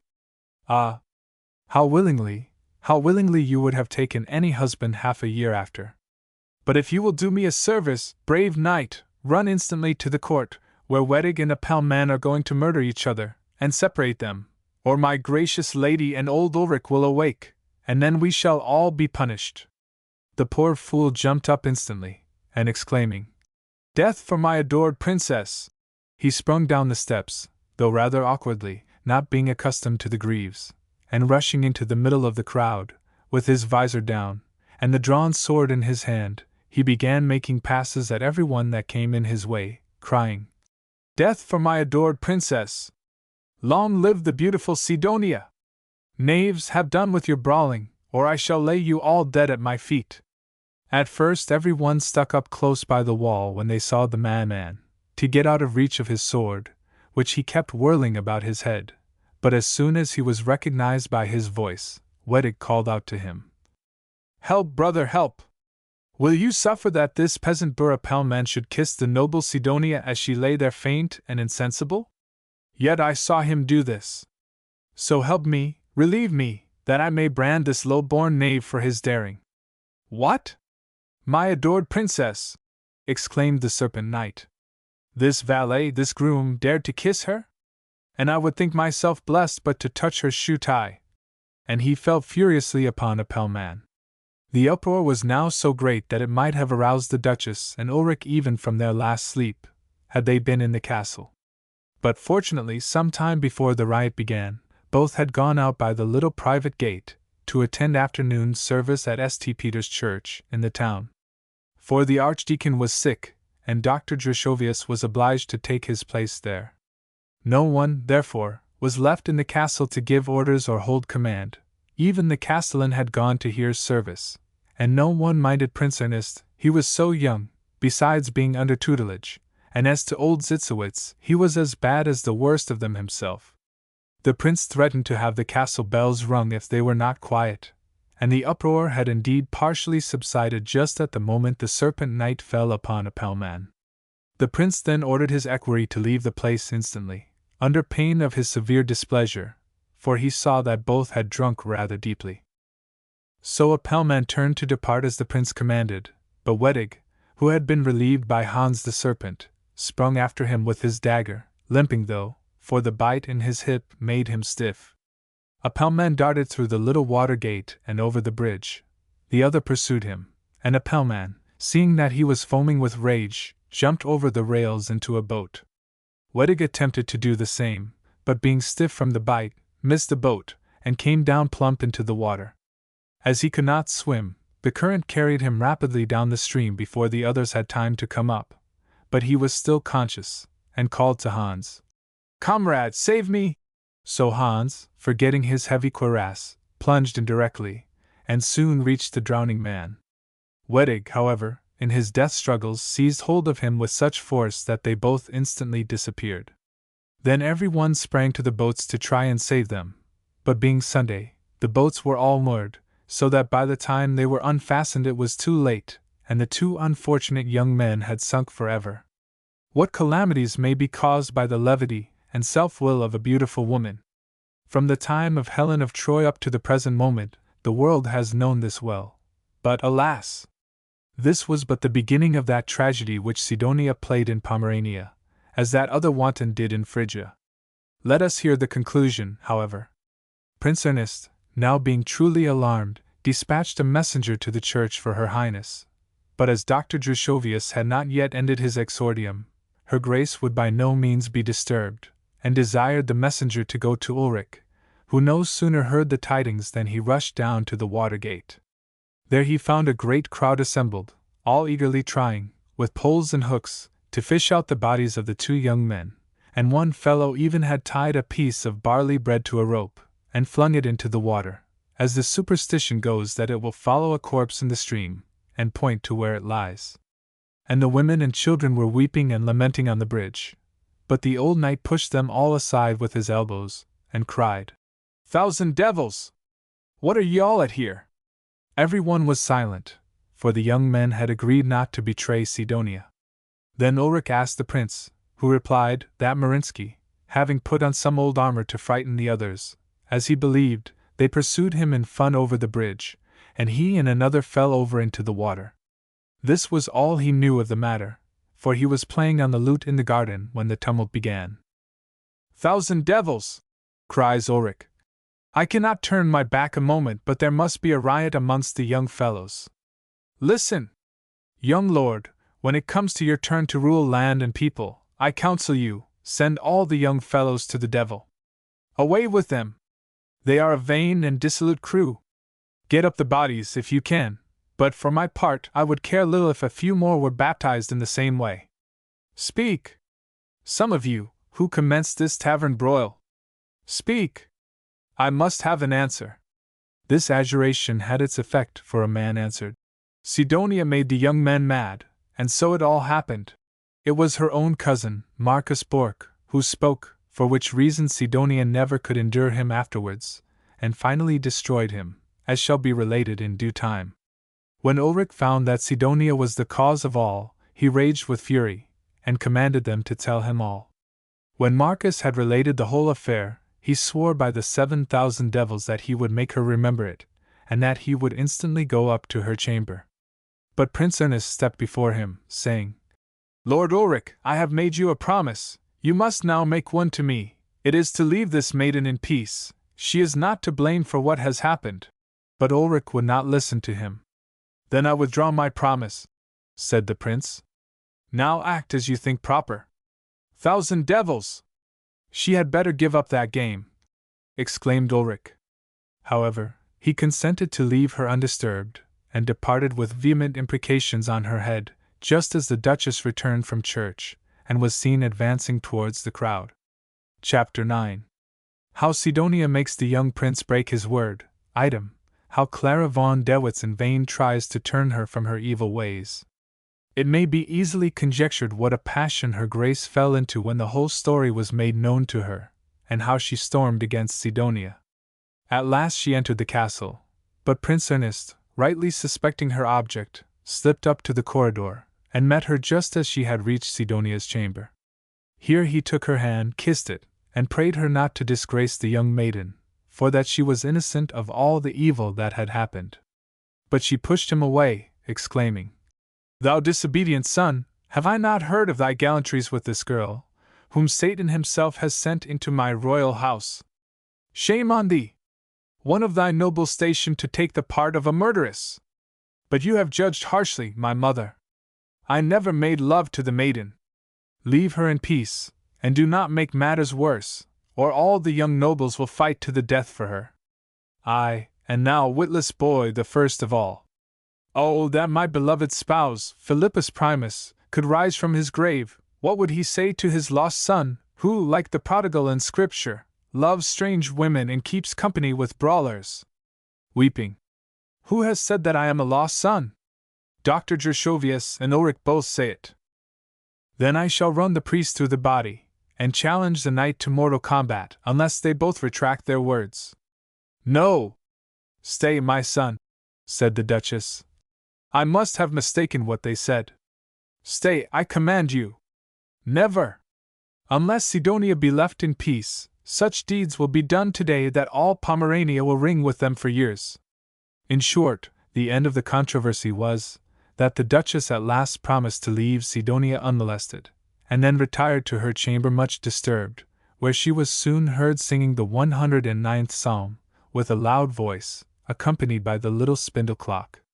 Sidonia, who was hiding in her room, soon heard of all that had happened, through the Duchess's maid, whom she kept in pay. Indeed, all the servants were her sworn friends, in consequence of the liberal largesse she gave them, and even the young lords and knights were more distractedly in love with her than ever after the occurrences of the day, for her cunning turned everything to profit. So next morning, having heard that Prince Ernest was going to Eldina to receive the dues, she watched for him, probably through the keyhole, knowing he must pass her door. Accordingly, just as he went by, she opened it, and presented herself to his eyes dressed in unusual elegance and coquetry, and wearing a short robe which showed her pretty little sandals. The prince, when he saw the short robe, and that she looked so beautiful, blushed, and passed on quickly, turning away his head, for he remembered the promise he had given to Ulrich, and was afraid to trust himself near her. But Sidonia stepped before him, and flinging herself at his feet, began to weep, murmuring, "Gracious Prince and Lord, accept my gratitude, for you alone have saved me, a poor young maiden, from destruction. Stand up, dear lady, stand up. Never until my tears fall upon your feet." And then she kissed his yellow silk hose ardently, continuing, "What would have become of me, a helpless, forlorn orphan, without your protection?" Here the young prince could no longer restrain his emotions. If he had pledged his word to the whole world, even to the great God himself, he must have broken it. So he raised her up and kissed her, which she did not resist, only sighed, "Ah! If anyone saw us now, we would both be lost." But this did not restrain him, and he kissed her again and again, and pressed her to his heart, when she trembled, and murmured scarcely audibly, "Oh! Why do I love you so? Leave me, my lord, leave me, I am miserable enough." "Do you then love me, Sidonia? Oh! Let me hear you say it once more. You love me, enchanting Sidonia!" "Alas!" she whispered, while her whole frame trembled. "What have I foolishly said? Oh! I am so unhappy! Sidonia! Tell me once again you love me. I cannot credit my happiness, for you are even more gracious with the young nobles than with me, and often have you martyred my heart with jealousy." "Yes, I am courteous to them all, for so my father taught me, and said it was safer for a maiden so to be, but what? Speak on. Alas!" And here she covered her face with her hands. But Prince Ernest pressed her to his heart, and kissed her, asking her again if she really loved him, and she murmured a faint "Yes." Then, as if the shame of such a confession had killed her, she tore herself from his arms, and sprang into her chamber. So the young prince pursued his way to Eldina, but took so little heed about the dues that Ulrich shook his head over the receipts for half a year after. When midday came, and the band struck up for dinner, Sidonia was prepared for a similar scene with the young knights, and, as she passed along the corridor, she gave them her white hand to kiss, glittering with diamonds, thanking them all for not having betrayed her, and praying them to keep her still in their favor, whereat they were all wild with ecstasy. But old Zitzowitz, not content with her hand, entreated for a kiss on her sweet ruby lips, which she granted, to the rage and jealousy of all the others, while he exclaimed, "O Sidonia, thou canst turn even an old man into a fool!" And his words came true, for in the evening a dispute arose as to which of them Sidonia liked best, seeing that she uttered the same sweet things to all, and to settle it, 5 of them, along with the old fool Zitzowitz, went to Sidonia's room, and each in turn asked her hand in marriage. But she gave them all the same answer, that she had no idea then of marriage, she was but a young, silly creature, and would not know her own mind for 10 years to come. One good resulted from Sidonia's ride upon the stag. Her promenades were forbidden, and she was restricted henceforth entirely to the women's quarter of the castle. Her Grace and she had frequent altercations, but with Clara she kept upon good terms, as the maiden was of so excellent and mild a disposition. This peace, however, was destined soon to be broken, for though her Grace was silent in the presence of Sidonia, yet she never ceased complaining in private to the maids of honor of this artful wench, who had dared to throw her eyes upon Prince Ernest. So at length they asked why her Highness did not dismiss the girl from her service. "That must be done," she replied, "and without delay. For that purpose, indeed, I have written to Duke Barnum, and also to the father of the girl, at Strammel, acquainting them with my intention." Clara now gently remonstrated, saying that a little Christian instruction might yet do much for the poor young sinner, and that if she did not become good and virtuous under the care of her Grace, where else could she hope to have her changed? I have tried all Christian means, said her Grace, but in vain. The ears of the wicked are closed to the word of God. But let her Grace recollect that this poor sinner was endowed with extraordinary beauty, and therefore it was no fault of hers if the young men all grew deranged for love of her.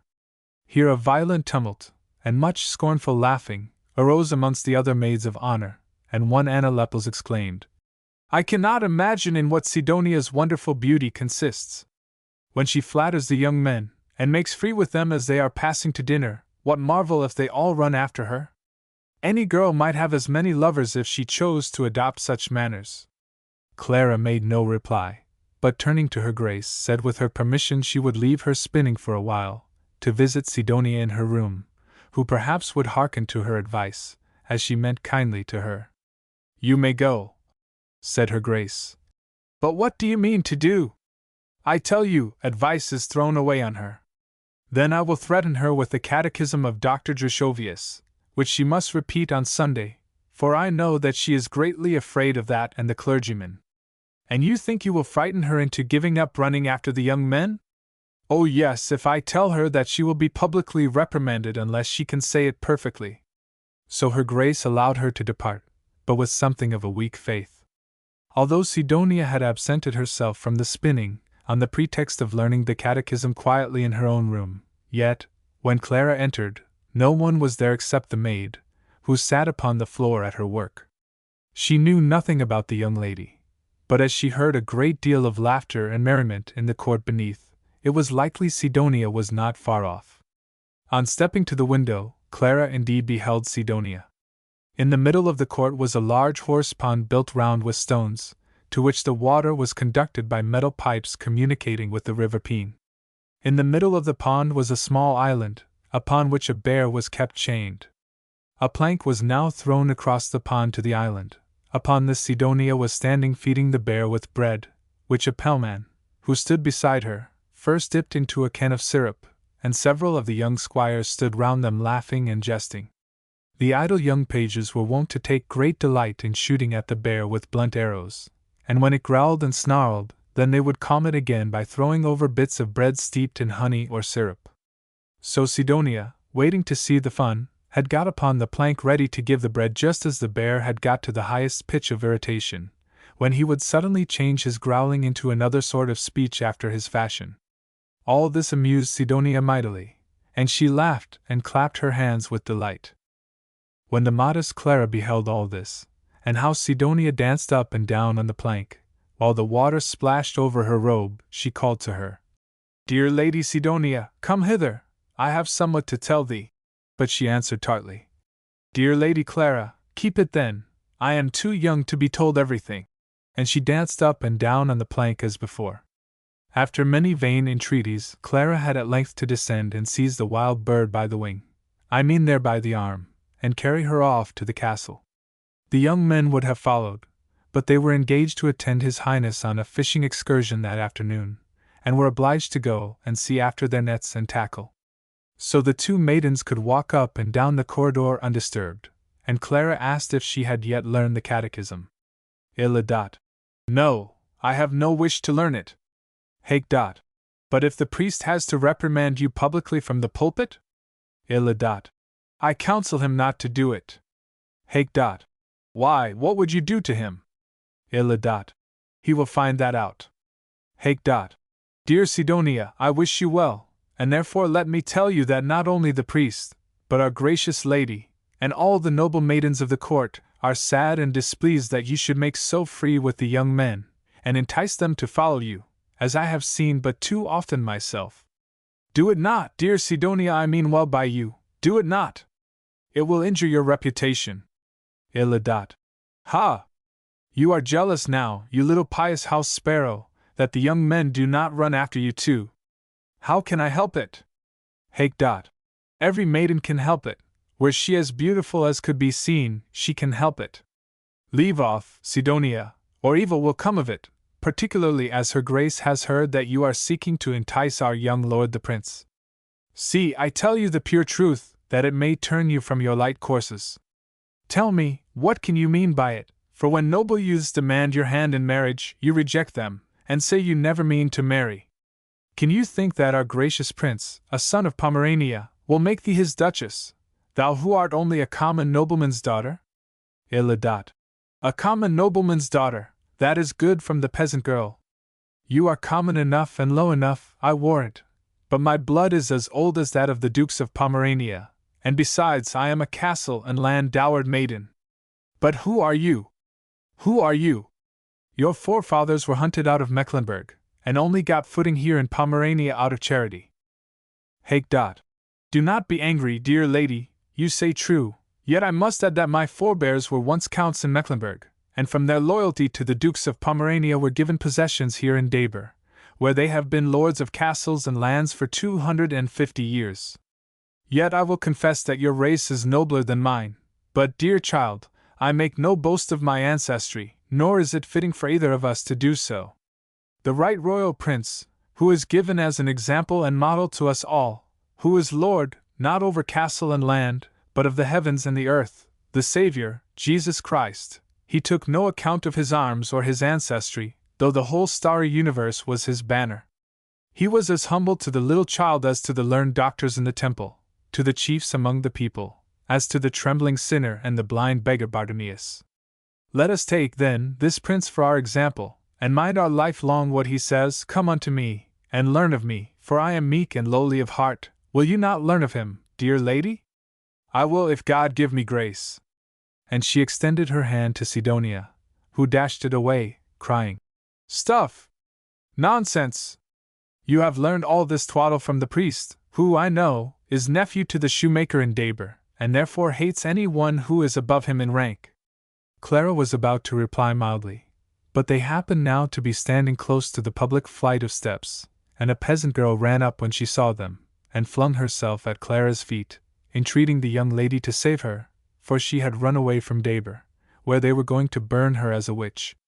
The pious Clara recoiled in horror, and desiring her to rise, said, Art thou in Wolde, sometime keeper of the swine to my father? How fares it with my dearest father and my mother? They were well when she ran away, but she had been wandering now for 14 days on the road, living upon roots and wild berries, or what the herds gave her out of their knapsacks for charity. What crime wast thou suspected of, girl, to be condemned to so terrible a death? She had a lover named Albert, who followed her everywhere, but as she would not listen to him he hated her, and pretended that she had given him a love-drink. Here Sidonia laughed aloud, and asked if she knew how to brew the love-drink?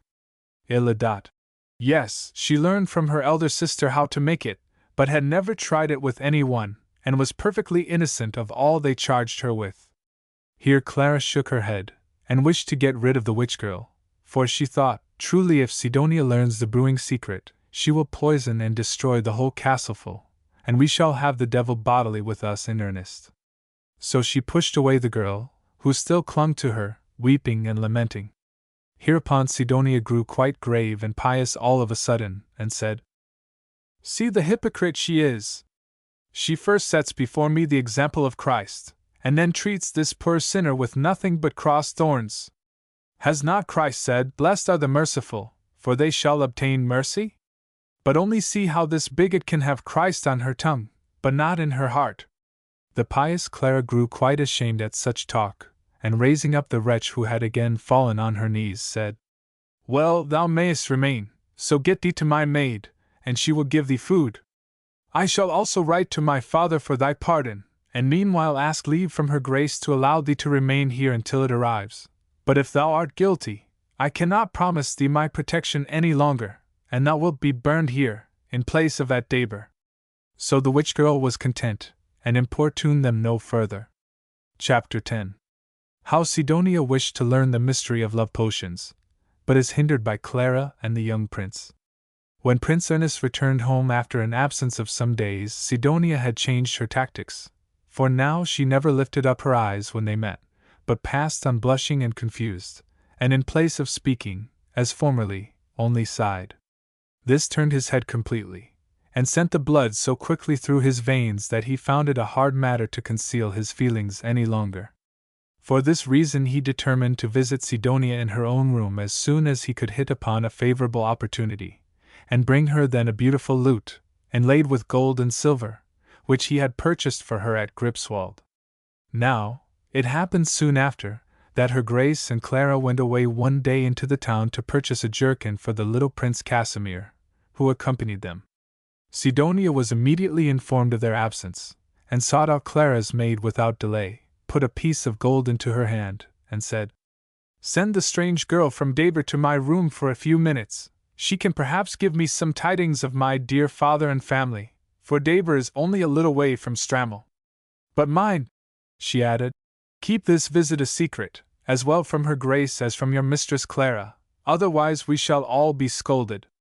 So the maid very willingly complied, and brought the witch-girl directly to Sidonia's little apartment, and then ran to Clara's room to watch for the return of her Grace in time to give notice. The witch-girl was quite confounded, as she afterwards confessed upon the rack, when Sidonia began. "Thou knowest, and that my entreaties alone obtained thee a shelter here, for I pitied thee from the first, and from what I hear, it is certain that her Grace means to deal no better with thee than thy judges at Daber, therefore my advice is, escape if thou canst." Illa, weeping, "Where can I go? I shall die of hunger, or they will arrest me again as an evil-minded witch, and carry me back to Daber. But do not tell them, stupid goose, that thou hast come from Daber." Illa. But what could she say? Besides, she had no money, and so must be lost and ruined forever. "Well, I shall give thee gold enough to get thee through all dangers. I give it, mind, out of pure Christian charity. But now tell me honestly, canst thou really make a love drink?" Illa. Yes, her sister had taught her. "Is the drink of equal power for men and women?" Illa. Yes, without doubt, it would make either mad with love. "Has it ever an injurious effect upon them? Does it take away their strength?" Illa. Yes, they fall down like flies. Some lose their memory, others become blind or lame. Has she ever tried its effects upon any one herself? Illa. But will the lady betray me? Out, fool! When I have promised thee gold enough to ensure thy escape, I betray thee. Illa. Then she will tell the lady the whole truth. She did give a love drink to Albert, because he grew cross, and spent the nights away from her, and complained if she idled a little, so that her master beat her.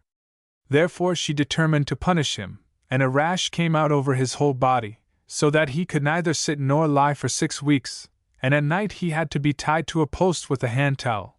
But all this time his love for her grew so burning, that although he had previously hated and beaten her, yet now if she only brought him a drink of cold water, for which he was always screaming, he would kiss her hands and feet even though she spat in his face, and he would certainly have died if his relations had not found out an old woman who unbewitched him, whereupon his love came to an end, and he informed against her. That must be a wonderful drink. Would the girl teach her how to brew it? But just then our Lord God sent yet another warning to Sidonia, through his angel, to turn her from her villainy, for as the girl was going to answer, a knock was heard at the chamber door. They both grew as white as chalk, but Sidonia bethought herself of a hiding place, and bid the other creep under the bed while she went to the door to see who knocked, and as she opened it, so there stood Prince Ernest bodily before her eyes, with the lute in his hand. "Ah, gracious Prince, what brings you here? I pray your Highness, for the sake of God, to leave me. What would be said if any one saw you here? But who is to see us, my beautiful maiden? My gracious mother has gone out to drive, and now, just look at this lute that I have purchased for you in Gripswald. Will it please thee, sweet one?" Illa. Alas, gracious Prince, of what use will it be to me, when I have no one to teach me how to play? "I will teach thee, oh, how willingly, but thou knowest what I would say." Illa. No, no, I dare not learn from your Highness. Now go, and do not make me more miserable. "What makes thee miserable, enchanting Sidonia?" Illa. Ah, if your Highness could know how this heart burns within me like a fire! What will become of me? Would that I were dead! Oh, I am a miserable maiden! If your Highness were but a simple noble, then I might hope, but now, woe is me! I must go! Yes, I must go! Why must thou go, my own sweet darling?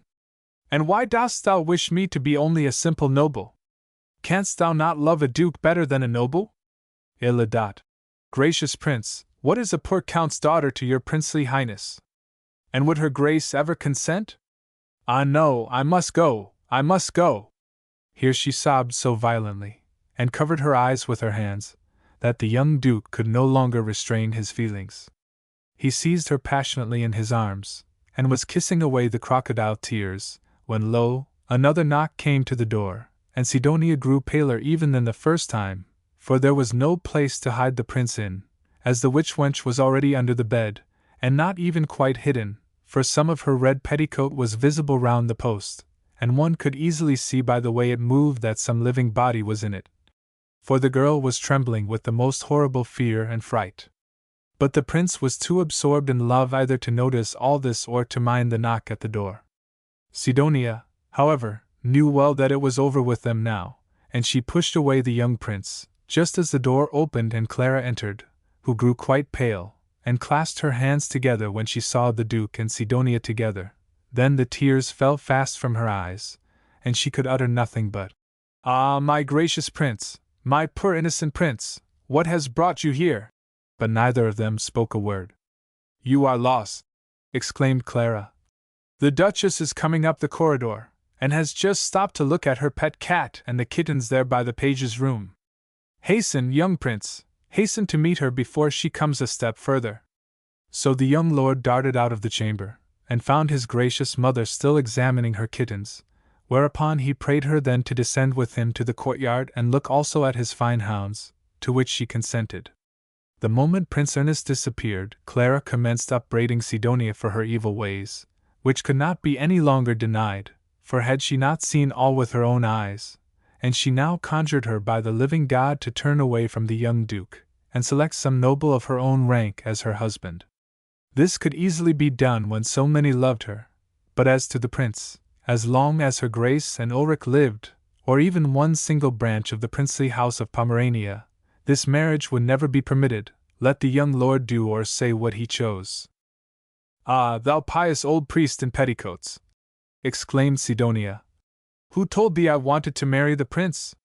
How can I help if he chooses to come in here and, though I weep and resist, takes me in his arms and kisses me? So leave off thy preaching, and tell me rather what brings thee spying to my room."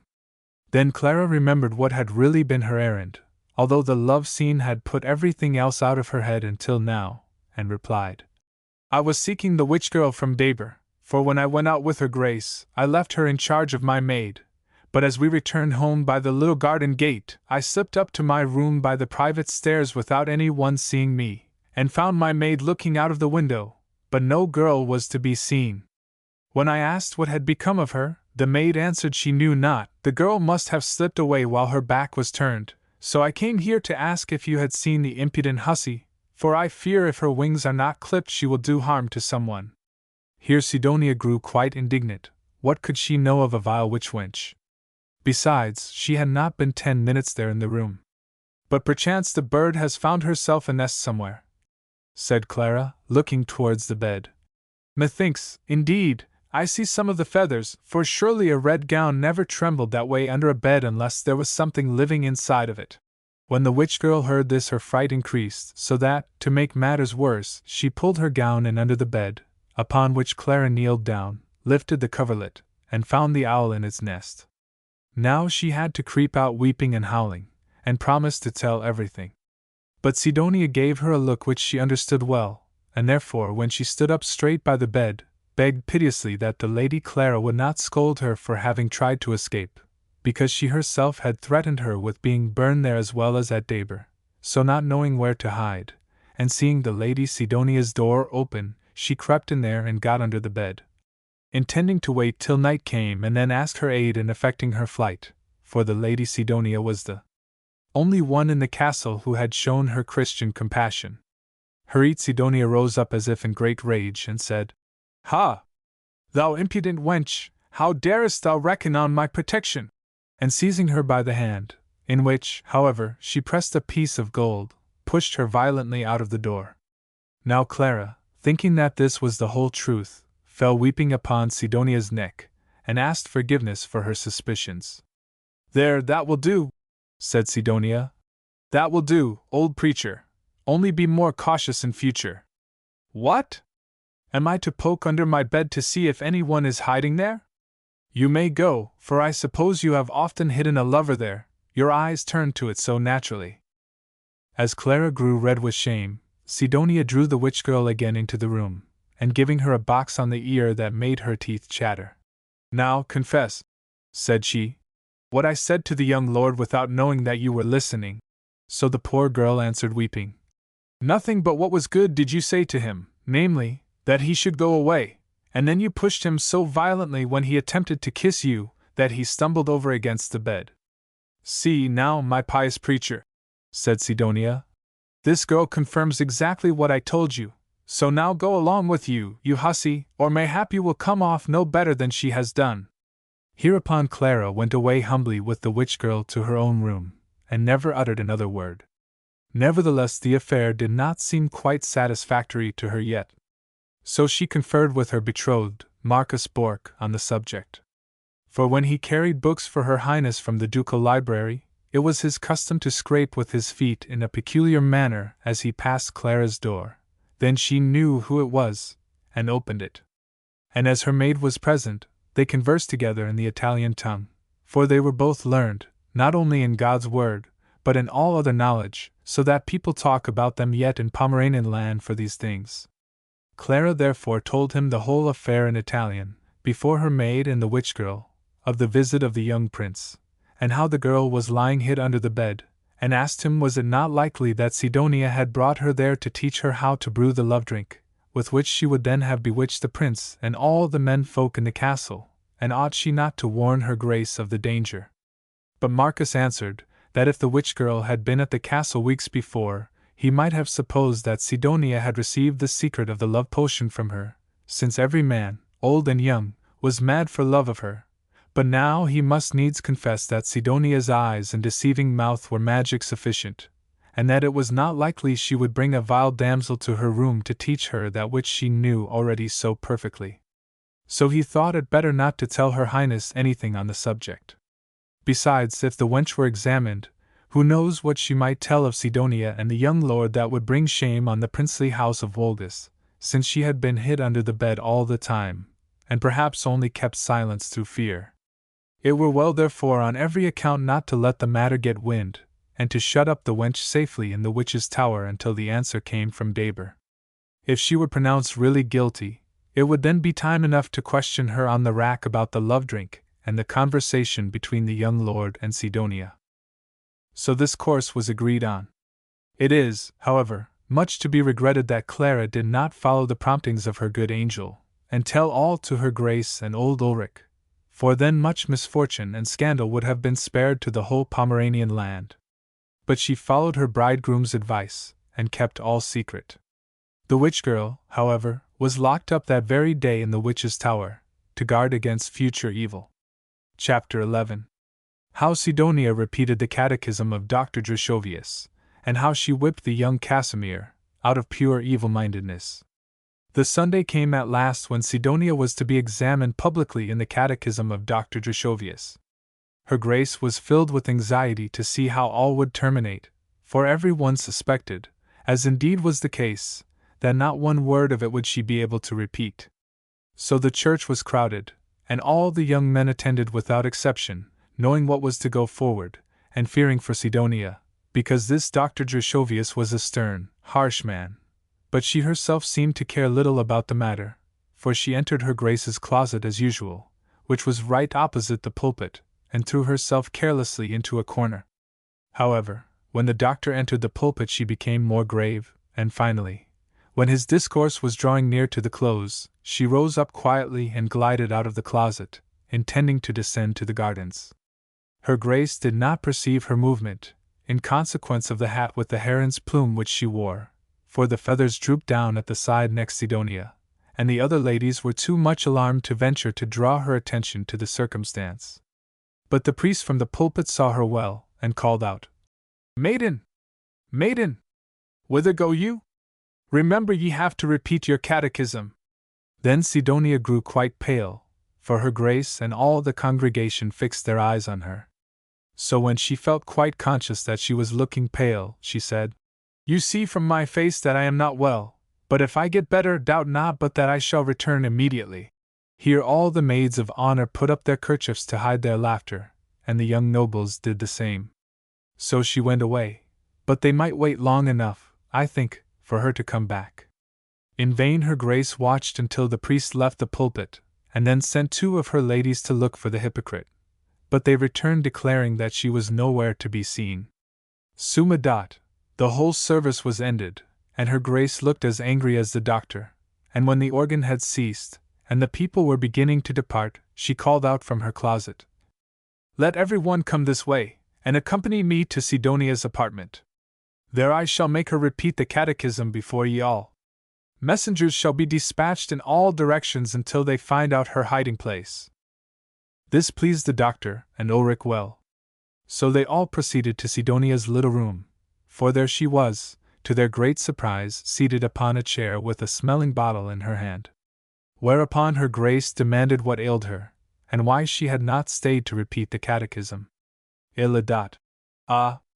She was so weak, she would certainly have fainted, if she had not descended to the garden for a little fresh air. She was so distressed that her Grace had been troubled sending for her, of which she was not aware until now. Are you better now? Asked her Grace. Illa dot. Rather better. The fresh air had done her good. Then, quoth her Grace, you shall recite the catechism here for the doctor, for, in truth, Christianity is as necessary to you as water to a fish. The doctor now cleared his throat to begin, but she stopped him pertly, saying, I do not choose to say my catechism here in my room, like a little child. Grown-up maidens are always heard in the church. Howbeit, her Grace motioned to him not to heed her. So to his first question she replied rather snappishly, You have your answer already. No wonder the priest grew black with rage. But seeing a book lying open on a little table beside her bed, and thinking it was the catechism of Dr. Drushovius which she had been studying, he stepped over to look. But judge his horror when he found that it was a volume of the Amadis de Gaul, and was lying open at the 8th chapter, where he read, How the Prince Amadis de Gaul loved the Princess Rosaliana, and was beloved in return, and how they both attained to the accomplishment of their desires. He dashed the book to the ground furiously, stamped upon it, and cried, So, thou wanton, this is thy Bible and thy catechism. Here thou learnest how to make young men mad. Who gave thee this infamous book? Speak! Who gave it to thee? So Sidonia looked up timidly, and said, weeping, It was His Highness Duke Barnum who gave it to her, and told her it was a merry book, and good against low spirits. Here the Duchess, who had lifted up her hand to give her a box on the ear, let it fall again with a deep sigh when she heard of the old prince having given her such an infamous book, and lamented loudly, crying, Who will free me from this shameless wanton, who makes all the court mad? Truly says Scripture, a beautiful woman without discretion is like a circlet of gold upon a swine's head. Ah! I know that now. But I trust my messengers will soon return whom I have dispatched to Stettin and Strammel, and then I shall get rid of thee, thou wanton, for which God be thanked for evermore. Then she turned to leave the room with old Ulrich, who only shook his head, but remained as mute as a fish. Dr. Drushovius, however, stayed behind with Sidonia, in order to exhort her to virtue, but as she only wept and did not seem to hear him, he grew tired, and finally went his way, also with many sighs and uplifting of his hands. A little after, as Sidonia was howling just out of pure ill temper, for, in my opinion, nothing ailed her, the little Prince Casimir ran in to look for his mamma. She had gone to hear Sidonia her catechism, they told him. What did he want with his lady mamma? His new jerkin hurt him, he wanted her to tie it another way for him. But is it really true, Sidonia, that you do not know your catechism? I can say it quite well. Just come now and hear me say it. It is probable that her Grace and the doctor had devised this plan in order to shame Sidonia, by showing her how even a little child could repeat it, but she took it angrily, and calling him over said, Yes, come, I will hear you your catechism. And as the little boy came up close beside her, she slung him across her knee, pulled down his hose, and, oh shame, whipped his Serene Highness upon his princely podex, that it would have melted the heart of a stone. How this shows her cruel and evil disposition, to revenge on the child what she had to bear from the mother. Fie on the maiden! And here my gracious prince will say, O Theodore, this matter surely might have been passed over, since it brings a disrespect upon my princely house. I answer, Gracious lord and prince, my most humble services are due to your grace, but truth must be still truth, however it may displease your highness. Besides, by no other act could I have so well proved the infernal evil in this woman's nature, for if she could dare to lay her godless hand upon one of your illustrious race, then all her future acts are perfectly comprehensible. Footnote: Note by Duke Boguslav 14. This is true, and therefore I consent to let it remain, and I remember that Prince Casimir told me long afterwards that the scene remained indelibly impressed on his memory. For, he said, the wild eyes and the terrible voice of the witch frightened me more even than her cruel hand, as if even there I detected the devil in her, though I was but a little boy at the time. When the malicious wretch let the boy go, he darted out of the room and ran down the whole corridor, screaming out that he would tell his mamma about Sidonia. But Zitzowitz met him, and having heard the story, the amorous old fool took him up in his arms, and promised him heaps of beautiful things if he would hold his tongue and not say a word more to anyone, and that he would give Sidonia a good whipping himself, in return for what she had done to him. So, in short, her grace never heard of the insult until after Sidonia's departure from court. Had her highness been in her apartment, she must have heard the child scream, but it so happened that just then she was walking up and down the ducal gardens, whither she had gone to cool her anger. Soon after, a stately ship was seen sailing down the river from Peenemünde, a town in Pomerania, which attracted all eyes in the castle, for on the deck stood a noble youth, with a heron's plume waving from his cap, and he held a tame seagull upon his hand, which from time to time flew off and dived into the water, bringing up all sorts of fish, great and small, in its beak, with which it immediately flew back to the handsome youth. Ah! Exclaimed Clara, there must be the sons of our gracious princess. For tomorrow is her birthday, and here comes the noble bishop, Johann Frederick of Cammin, and his brother, Duke Boguslav 13, to pay their respects to their gracious mother. Her grace, however, would scarcely credit that the handsome youth who was fishing after so elegant a manner was indeed her own beloved son. But Clara clapped her hands now, crying, Look! Your grace, look! There is the flag hoisted! And indeed there fluttered from the mast now the bishop's own arms. So the warder blew his horn, which was answered by the warder of St. Peter's in the town, and the bells in all the towers rang out, and the castellan ordered the cannon in the courtyard to be fired off. Her grace was now thoroughly convinced, and weeping for joy, ran down to the little water gate, where old Ulrich already stood waiting to receive the princes. As the vessel approached, however, they discovered that the handsome youth was not the bishop, but Duke Boguslav, who had been staying on a visit at his brother's court at Cammin, along with several high prelates. The bishop, Johann Frederick, did not accompany him, for he was obliged to remain at home, in order to receive a visit from the Prince of Brandenburg. When the Duke stepped on shore, he embraced his weeping mother joyfully, and said he came to offer her his congratulations on her birthday, and that she must not weep but laugh, for there should be a dance in honor of it, and a right merry feast at the castle on the morrow. Then he tumbled out on the bridge all the fish which the bird had caught, and her grace wondered greatly, and stroked it as it sat upon the shoulder of the prince. So he asked if the bird pleased her grace, and when she answered, Yes, he said, Then, dearest mother, let it be my birthday gift to you. I have trained it myself, and tried it here, as you see, upon the river. So any afternoon that you and your ladies choose to amuse yourselves with a sail, this bird will fish for you as long as you please, while you row down the river. Ah, what a good son was this handsome young duke, and when I think that Sidonia murdered them all, even this noble prince, my heart seems to break, and the pen falls from my fingers. Footnote: Note by Duke Boguslav 14. Et quid mihi, misero filio? Domini in manus tuas commando spiritum meum, Quia tu me redemisti fide Deus. And what remains to me, wretched son? Lord, into thy hands I commend my spirit, for thou hast redeemed me, thou God of truth. When one thinks that it was the general belief in that age that the whole ducal race had been destroyed and blasted by Sidonia's sorceries, it is impossible not to be affected by these melancholy yet resigned and Christian words of the last orphaned and childless representative of the ancient and illustrious house of August. But to continue. The Duchess embraced the fine young prince, who still continued talking of the dance they must have next day. It was time now for his gracious mother to give up mourning for her deceased lord, he said. But her grace would not hear of a dance, and replied that she would continue to mourn for her dear lord all the rest of her life, to whom she had been wedded by Dr. Martinus.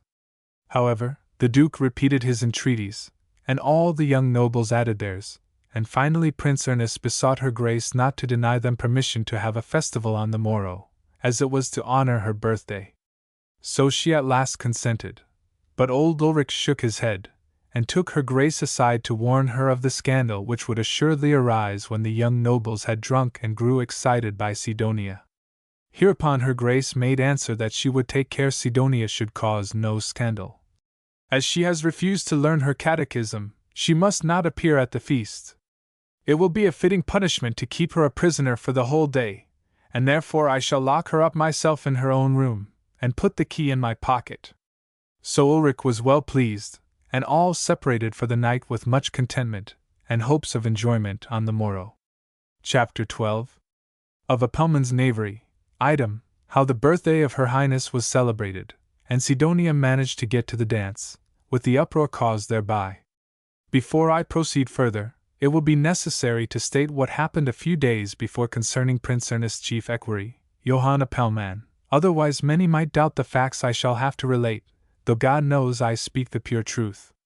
One came to his lordship the Grand Chamberlain, he was a shoemaker of the town, and complained to him of Apelman, who had been courting his daughter for a long while, and running after her until finally he had disgraced her in the eyes of the whole town, and brought shame and scandal into his house. So he prayed Lord Ulrich to make the shameless profligate take his daughter to wife, as he had fairly promised her marriage long ago. Now Ulrich had long suspected the knave of bad doings, for many pearls and jewels had lately been missing from her Grace's shabrack and horse trappings, and the groom, who always laid them on her Grace's white palfrey, knew nothing about them, though he was even put to the torture. But as Apelman had all these things in his sole keeping, it was natural to think that he was not quite innocent. Besides, 300 sacks of oats were missing on the New Year, and no one knew what had become of them. Therefore Ulrich sent for the cheating rogue, and upbraided him with his profligate courses, also telling him that he must wed the shoemaker's daughter immediately. But the cunning knave knew better, and swore by all the saints that he was innocent, and finally prevailed upon Prince Ernest to intercede for him, so that Ulrich promised to give him a little longer grace, but then assuredly he would bring him to a strict account. And Apelman drove the prince that same day to Gripswald, to find out more musicians for the castle band, as the march of Duke Bogislav the Great was to be played by 80 drums and 40 trumpets in the Grand Ducal Hall, to honor the birthday of Her Highness. One can imagine what Sidonia felt when the Duchess announced that as she had refused to learn the catechism, and was neither obedient to God nor her Grace, she should remain a strict prisoner in her own room during the festival, as a signal punishment for her ungodly behavior. But her maid might bring her food of all that she chose from the feast. Sidonia first prayed her Grace to forgive her for the love of God, and she would learn the whole catechism by heart. But as this had no effect, then she wept and lamented loudly, and at length fell down upon her knees before her Grace, who would, however, be neither moved nor persuaded, and when Sidonia threatened at last to leave her room, the Duchess went out, locked the door, and put the key in her pocket. The prisoner howled enough then, I warrant. But what did she do now, the cunning minx? She gave her maid a piece of gold, and told her to go up and down the corridor, crying and wringing her hands, and when any one asked what was the matter, to say that her beautiful young lady was dying of grief, because the Duchess had locked her up, like a little schoolgirl, in her own room, and all for not knowing the catechism of Dr. Drushovius, which indeed was not taught in her part of the country, but another, which she had learned quite well in her childhood. And so for this, her poor young lady was not to be allowed to dance at the festival. The maid was to say all this in particular to Prince Ernest, or if he did not pass through the corridor, she was to stop weeping and groaning at his chamber door, until he came out to ask what was the matter.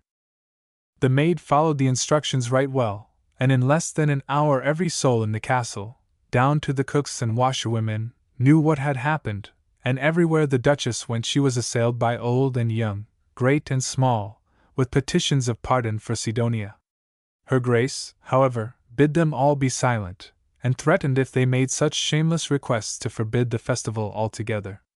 But when Prince Ernest likewise petitioned in her favor, she was angry, and said, he ought to be ashamed of himself. It was now plain what a fool the girl had made of him. Her maternal heart would break, she knew it would, and this day would be one of sorrow in place of joy to her, all on account of this girl. So the young prince had to hold his peace for this time.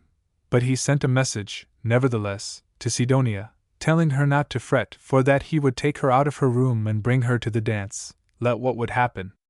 Next morning, by break of day, the whole castle and town were alive with preparations for the festival. It was now 7 years, that is, since the death of Duke Philip, since any one had danced in the castle except the rats and mice, and even yet the splendor of this festival is talked of in Woldest, and many of the old people yet living there remember it well, and gave me many curious particulars thereof, which I shall set down here, that it may be known how such affairs were conducted in old time at our ducal courts. In the morning, by 10 of the clock, the young princes, nobles, clergy, and the honorable councillors of the town, assembled in the grand ducal hall, built by Duke Philip after the great fire, and which extended up all through the 3 stories of the castle.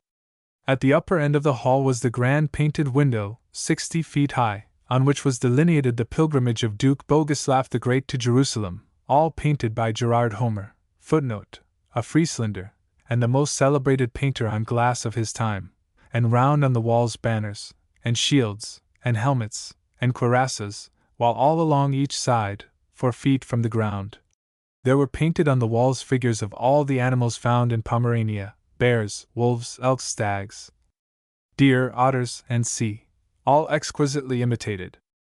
When all the lords had assembled, the drums beat and trumpets sounded, whereupon the Pomeranian marshal flung open the great doors of the hall, which were wreathed with flowers from the outside, and the princely widow entered with great pomp, leading the little Casimir by the hand. She was arrayed in the Pomeranian costume, namely, a white silk underrobe, and over it a surcoat of azure velvet, brocaded with silver, and open in front. A long train of white velvet, embroidered in golden laurel wreaths, was supported by 12 pages dressed in black velvet cassocks with Spanish ruffs. Upon her head the Duchess wore a coif of scarlet velvet with small plumes, from which a white veil, spangled with silver stars, hung down to her feet. Round her neck she had a scarlet velvet band, twisted with a gold chain, and from it depended a balsam flask, in the form of a greyhound, which rested on her bosom. As her Serene Highness entered with fresh and blushing cheeks, all bowed low and kissed her hand, glittering with diamonds.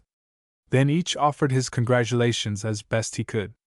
Amongst them came Johann Neander, Archdeacon of St. Peter's, who was seeking preferment, considering that his present living was but a poor one, and so he presented her Grace with a printed tractatum dedicated to her Highness, in which the question was discussed whether the 10 virgins mentioned in Mat. 25 were of noble or citizen rank. But Dr. Gershovius made a mock of him for this afterwards, before the whole table. Over these exegetical disquisitions of a former age we smile, and with reason, but we, pedantic Germans, have carried our modern exegetical mania to such absurd lengths, that we are likely to become as much a laughing-stock to our contemporaries, as well as to posterity, as this Johannes Neander. In fact, our exegetists are mostly pitiful schoolmasters, word anatomists, and one could as little learn the true spirit of an old classic poet from our pedantic philologists, as the true sense of Holy Scripture from our scholastic theologians. What with their grammar twistings, their various readings, their dubious punctuations, their mythical, and who knows what other meanings, their hair-splittings, and prosy vocable tiltings, we find at last that they are willing to teach us everything but that which really concerns us, and like the Danaides, they let the water of life run through the sieve of their learning. We may apply to them truly that condemnation of our Lord's, Matt. 23:24. Ye blind guides, ye strain at a gnat, and swallow a camel. Now, when all the congratulations were over, the Duchess asked Prince Ernest if the waterworks in the courtyard had been completed. Footnote: the prince took much interest in hydraulics, and built a beautiful and costly aqueduct for the town of Wolgast. And when he answered, "Yes, then," quoth her grace, "they shall run with Rostock beer today, if it took 50 tons, for all my people, great and small, shall keep festival today, and I have ordered my court baker to give a loaf of bread, and a good drink to every one that cometh and asketh. And now, as it is fitting, let us present ourselves in the church." So the bells rung, and the whole procession swept through the corridor and down the great stairs, with drums and trumpets going before. Then followed the marshal with his staff, and the Grand Chamberlain, Ulrich von Schwerin, wearing his beautiful hat, a present from Her Highness, looped up with a diamond aigrette, and spangled with little golden stars. Then came the Duchess, supported on each side by the young princes, her sons, and the nobles, knights, pages, and others brought up the rear, according to their rank and dignity. As they passed Sidonia's room, she began to beat the door and cry like a little spoiled child, but no one minded her, and the procession moved on to the courtyard, where the soldatesca fired a salute, not only from their muskets, but also from the great cannon called the Old Ant, which gave forth a deep joy sigh. From all the castle windows hung banners and flags bearing the arms of Pomerania and Saxony, and the pavement was strewed with flowers. As they passed Sidonia's window, she opened it, and appeared magnificently attired, and glittering with pearls and diamonds, but also weeping bitterly. At this sight old Ulrich gnashed his teeth for rage, but all the young men, and Prince Ernest in particular, felt their hearts die in them for sorrow. So they passed on through the great north gate out on the castle wall, from whence the whole town and harbour were visible.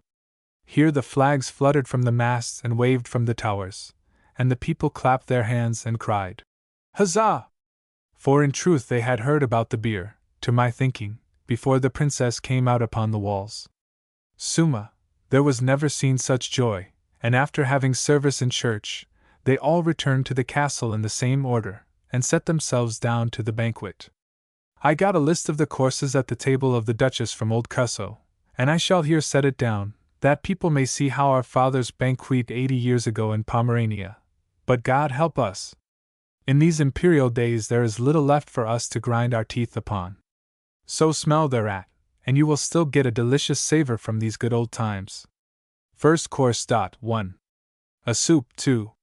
An egg soup, with saffron, peppercorns, and honey thereon. 3. Stewed mutton, with onions strewed thereon. 4. A roasted capon, with stewed plums. Second course. 1. Ling, with oil and raisins. 2.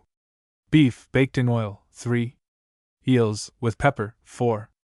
Dried fish, with Leipzig mustard. Third course. 1. A salad with eggs. 2. Jellies strewed with almond and onion seed. 3. Omelets, with honey and grapes. 4. Pastry, and many other things besides. Fourth course. 1.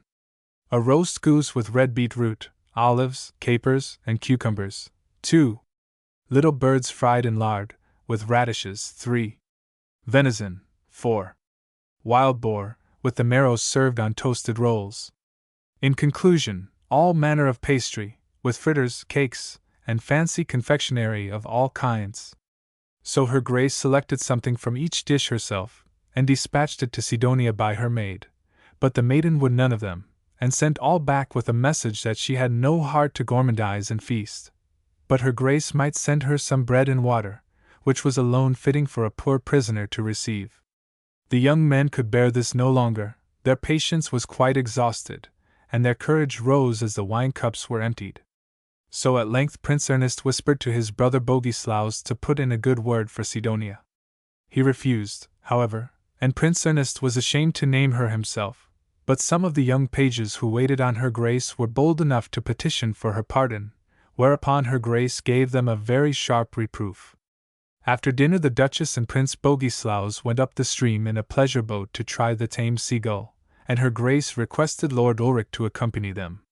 But he answered that he was more necessary to the castle that evening than a night watch in a time of war, particularly if the young prince was to have Rostock beer play from the fountains in place of water.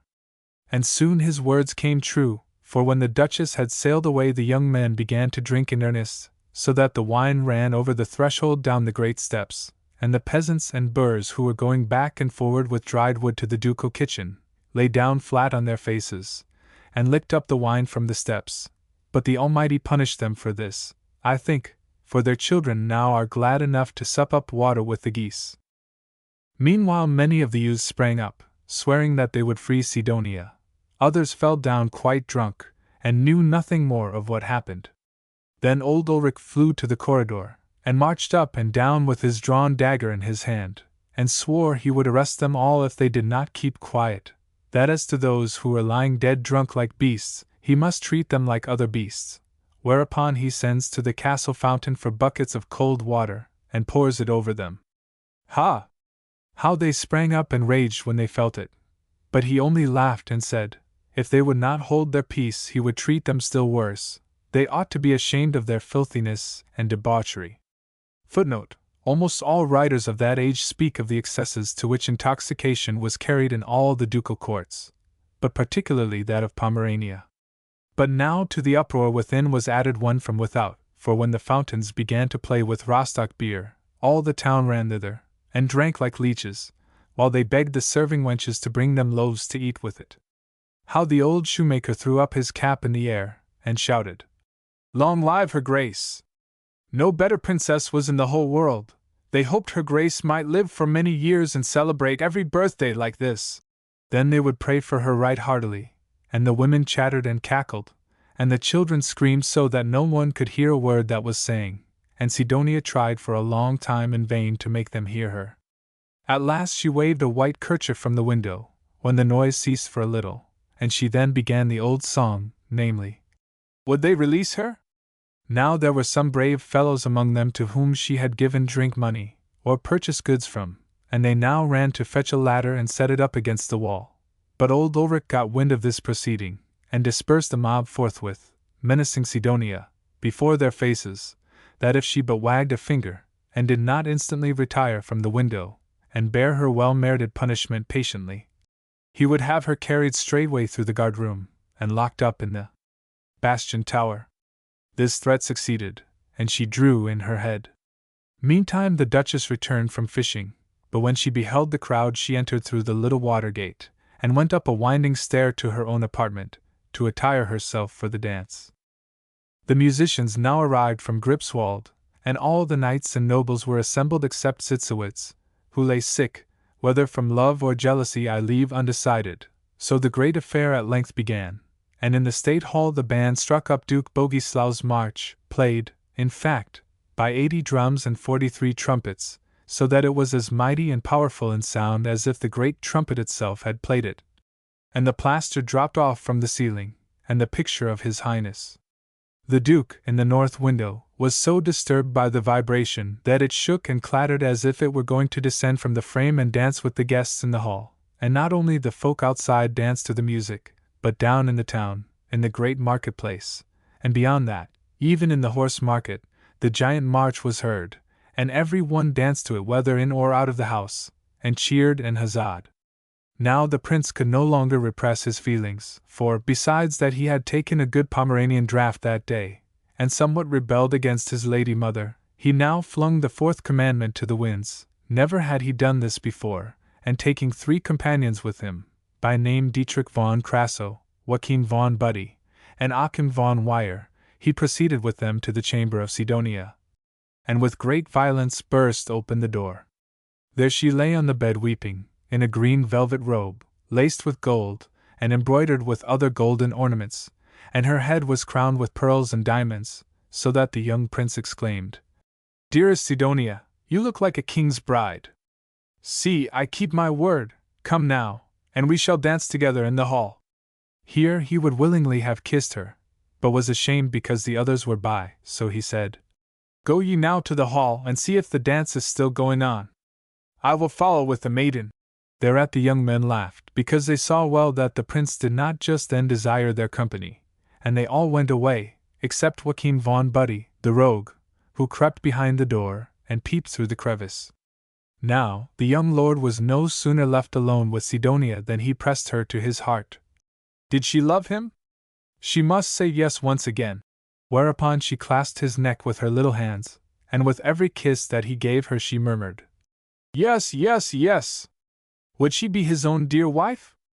Ah, if she dared! She would have no other spouse, no, not even if the emperor came himself with all the 7 electors. But he must not make her more miserable than she was already. What could they do? He never would be allowed to marry her. He would manage that. Then he pressed her again to his heart, with such ardor that the knave behind the door grew jealous, and springing up, called out, "If his highness wishes for a dance, he must come now." When they both entered the hall, her grace was treading a measure with old Ulrich, but he caught sight of them directly, and without making a single remark, resigned the hand of her grace to Prince Bogislaus, and excused himself, saying that the noise of the music had made his head giddy, and that he must leave the hall for a little. He ran then along the corridor down to the courtyard, from thence to the guard, and commanded the officer with his troop, along with the executioner and 6 assistants, to be ready to rush into the hall with lighted matches, the moment he waved his hat with the white plumes from the window. When he returns, the dance is over, and my gracious lady, suspecting nothing as yet, sits in a corner and fans herself. Then Ulrich takes Sidonia in one hand and Prince Ernest in the other, brings them up straight before her highness, and asks if she had herself given permission for the prince and Sidonia to dance together in the hall. Her highness started from her chair when she beheld them, her cheeks glowing with anger, and exclaimed, "What does this mean? Have you dared to release Sidonia?" I'll dot. "Yes, for this noble maiden has been treated worse than a peasant girl by my lady mother." Illa dot. "Oh, woe is me! This is my just punishment for having forgotten my Philip so soon, and even consenting to tread a measure in the hall." So she wept, and threw herself again upon the seat, covering her face with both hands. Now old Ulrich began. "So, my young prince, this is the way you keep the admonitions that your father, of blessed memory, gave you on his deathbed? Fie, shame on you! Did you not give your promise also to me, the old man before you? Sidonia shall return to her chamber, if my word has yet some power in Pomerania. Speak, gracious lady, give the order, and Sidonia shall be carried back to her room." When Sidonia heard this, she laid her white hand, all covered with jewels, upon the old man's arm, and looked up at him with beseeching glances, and stroked his beard after her manner, crying, with tears of anguish, "Spare a poor young maiden! I will learn anything you tell me, I will repeat it all on Sunday. Only do not deal so hardly with me." But the little hands for once had no effect, nor the tears, nor the caresses, for Ulrich, throwing her off, gave her such a slap in the face that she uttered a loud cry and fell to the ground. If a firebrand had fallen into a barrel of gunpowder, it could not have caused a greater explosion in the hall than that cry, for after a short pause, in which every one stood silent as if thunderstruck, there arose from all the nobles, young and old, the terrible war cry, "Judge it!" Footnote: the learned have puzzled their heads a great deal over the etymology of this enigmatical word, which is identical in meaning with the terrible cry of the Reformation era. It is found in the Swedish, Gothic, and Low German dialects, and in the Italian Gaudiuta. One of the best essays on the subject, which, however, leads to no result, the lover of antiquarian researches will find in Hakeus's Pomeranian Provincial Papers, Volume 5, page 207. To arms, to arms! And the cry was re-echoed till the whole hall rung with it. Whoever had a dagger or a sword drew it, and they who had none ran to fetch one. But the prince would at once have struck old Ulrich to the heart, if his brother Bogislaus had not sprung on him from behind and pinioned his arms. Then Joachim von Buddy made a pass at the old knight, and wounded him in the hand. So Ulrich changed his hat from the right hand to the left, and still kept retreating till he could gain the window and give the promised sign to the guard, crying as he fought his way backward, step by step. "Come on now, come on, Ernest! Murder the old grey-headed man whom thy father called friend, murder him, as thou wilt murder thy mother this night." Then reaching the window, he waved his hat until the sign was answered, then sprang forward again, seized Sidonia by the hand, crying, "Out, harlot!" Hereupon young Lord Ernest screamed still louder, "Judge it! Judge it! Down with the grey-headed villain! What? Will not the nobles of Pomerania stand by their prince? Down with the insolent grey-beard who has dared to call my princely bride a harlot!" And so he tore himself from his brother's grasp, and sprang upon the old man. But her grace no sooner perceived his intention than she rushed between them, crying, "Hold! Hold! Hold! For the sake of God, hold! He is thy second father!" And as the young prince recoiled in horror, she seized Sidonia rapidly, and pushing her before Ulrich towards the door, cried, "Out with the accursed harlot!" But Joachim Buddy, who had already wounded the Grand Chamberlain, now seizing a stick from one of the drummers, hit her grace such a blow on the arm therewith that she had to let go her hold of Sidonia. When old Ulrich beheld this, he screamed, "Treason! Treason!" and rushed upon Buddy. But all the young nobles, who were now fully armed, surrounded the old man, crying, "Down with him! Down with him!" In vain he tried to reach a bench from whence he could defend himself against his assailants. In a few moments he was overpowered by numbers and fell upon the floor. Now, indeed, it was all over with him, if the soldotesca had not at that instant rushed into the hall with fierce shouts, and Master Hansen the executioner, in his long red cloak, with 6 assistants accompanying them. "Help! Help!" cried her grace. "Help for the Lord Chamberlain!" So they sprang to the center of the hall where he was lying, dashed aside his assailants, and lifted up the old man from the floor with his hand all bleeding. But Joachim Buddy, who was seated on the very same bench which Ulrich had in vain tried to reach, began to mock the old knight. Whereupon Ulrich asked if it were he who had struck her grace with the drumstick.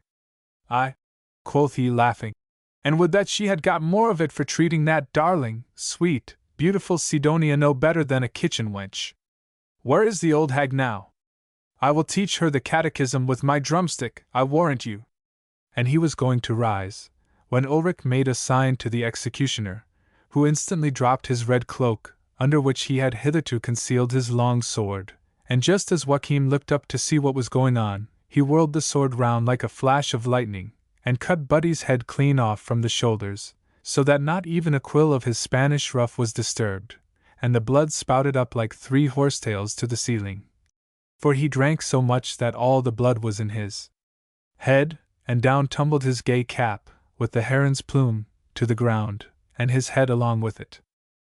In an instant all was quietness, for though some of the ladies fainted, amongst whom was her grace, and others rushed out of the hall, still there was such a silence that when the corpse fell down at length heavily upon the ground the clap of the hands and feet upon the floor was quite audible.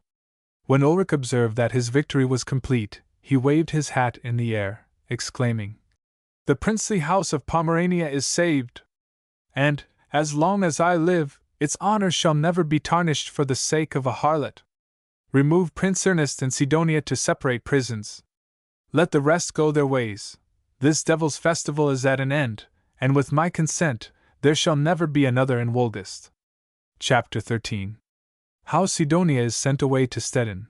Item, of the young lord's dangerous illness, and what happened in consequence. Now the Grand Chamberlain was well aware that no good would result from having Sidonia brought to a public trial, because the whole court was on her side. Therefore he called Marcus Bork, her cousin, to him in the night, and bid him take her and her luggage away next morning before break of day, and never stop or stay until they reached Duke Barnum's court at Stettin. The wind was halfway round now, and before nightfall they might reach Oderkruge. He would first just write a few lines to His Highness, and when Marcus had made all needful preparation, let him come here to his private apartment, and receive the letter. He had selected him for the business because he was Sidonia's cousin, and also because he was the only young man at the castle whom the wanton had not ensnared in her toils. But that night Ulrich had reason to know that Sidonia and her lovers were dangerous enemies. For just as he had returned to his little room, and seated himself down at the table, to write to his Grace of Stettin the whole business concerning Sidonia, the window was smashed, and a large stone came plump down upon the ink bottle close beside him, and stained all the paper. As Ulrich went out to call the guard, a pellman, the equerry, came running up to him, complaining that his lordship's beautiful horse was lying there in the stable groaning like a human creature, for that some wretches had cut its tail clean off. Were any of the grooms in the stable lately? Or had he seen any one go by the window? No, it was impossible to see any one on account of the darkness, but he thought he had heard some one creeping along by the wall. Let him come then, fetch a lantern, and summon all the grooms, he would give it to the knaves. Had he heard anything of her highness recently? A maid told him that her grace was better, and had retired to rest. Thank God. Now they might go. But as they proceeded along the corridor, which was now almost quite dark, the old knight suddenly received such a blow upon his hat that the beautiful aigrette was broken, and he himself thrown against the wall with such violence that he lay a quarter of an hour insensible. Then he shook his grey head. What could that mean? Had a pellman seen any one? No, but he thought he heard steps, as if of someone running away. So they went on to the ducal stables, but nothing was to be seen or heard. The grooms knew nothing about the matter, the guard knew nothing. Then the old knight lamented over his beautiful horse, and told the pellman to ride next morning, with Marcus Bork and Sidonia, to the Duke's castle at Stettin, and purchase the piebald mare for him from his grace, about which they had been bargaining some time back. But he must keep all this secret, for the young nobles were to know nothing of the journey. Ah, what fine fun this is for the cunning rogue! If his lordship would only give him the purse, he would bring him back a far finer horse than that which some knaves had injured. Whereupon the old knight went down to reckon out the rose nobles. But, lo! A stone comes whizzing past him close to his head, so that if it had touched him, methinks the old man would never have spoken a word more. In short, wherever he goes, or stops, or stands, stones and buffets are rained down upon him, so that he has to call the guard to accompany him back to his chamber. But he lays the saddle on the right horse at last, as you shall hear in another place. After some hours everything became quiet in the castle, for the knaves were glad enough to sleep off their drunkenness. And so, early in the morning before dawn, while they were all snoring in their beds, Sidonia was carried off, scream as she would along the corridor, and even before the young knight's chamber, not a soul heard her. For she had not been brought to the prison tower, as at first commanded, but to her own little chamber, likewise the young lord to his, for the Grand Chamberlain thought afterwards this proceeding would not cause such scandal. But there truly was great grief in the castle when they all rose, and the cry was heard that Sidonia was gone, and some of the murderous lords threatened to make the old man pay with his blood for it.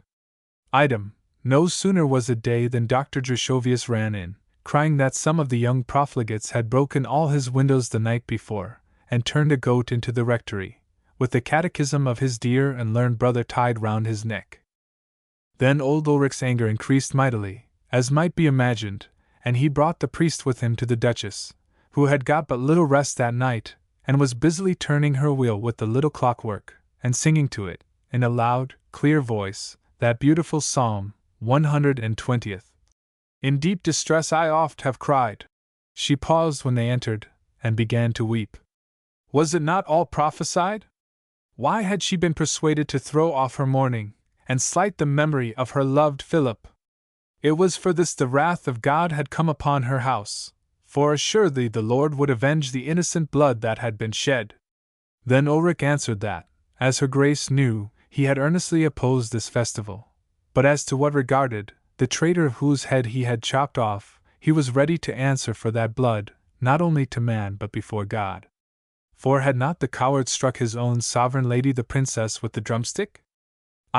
Was he not in the act of rising to repeat the blow, as the whole nobility are aware, only he lost his head by the way, and if this had not been done, all order and government must have ceased throughout the land, and the mice and the rats rule the cats, which was against the order of nature and contrary to God's will.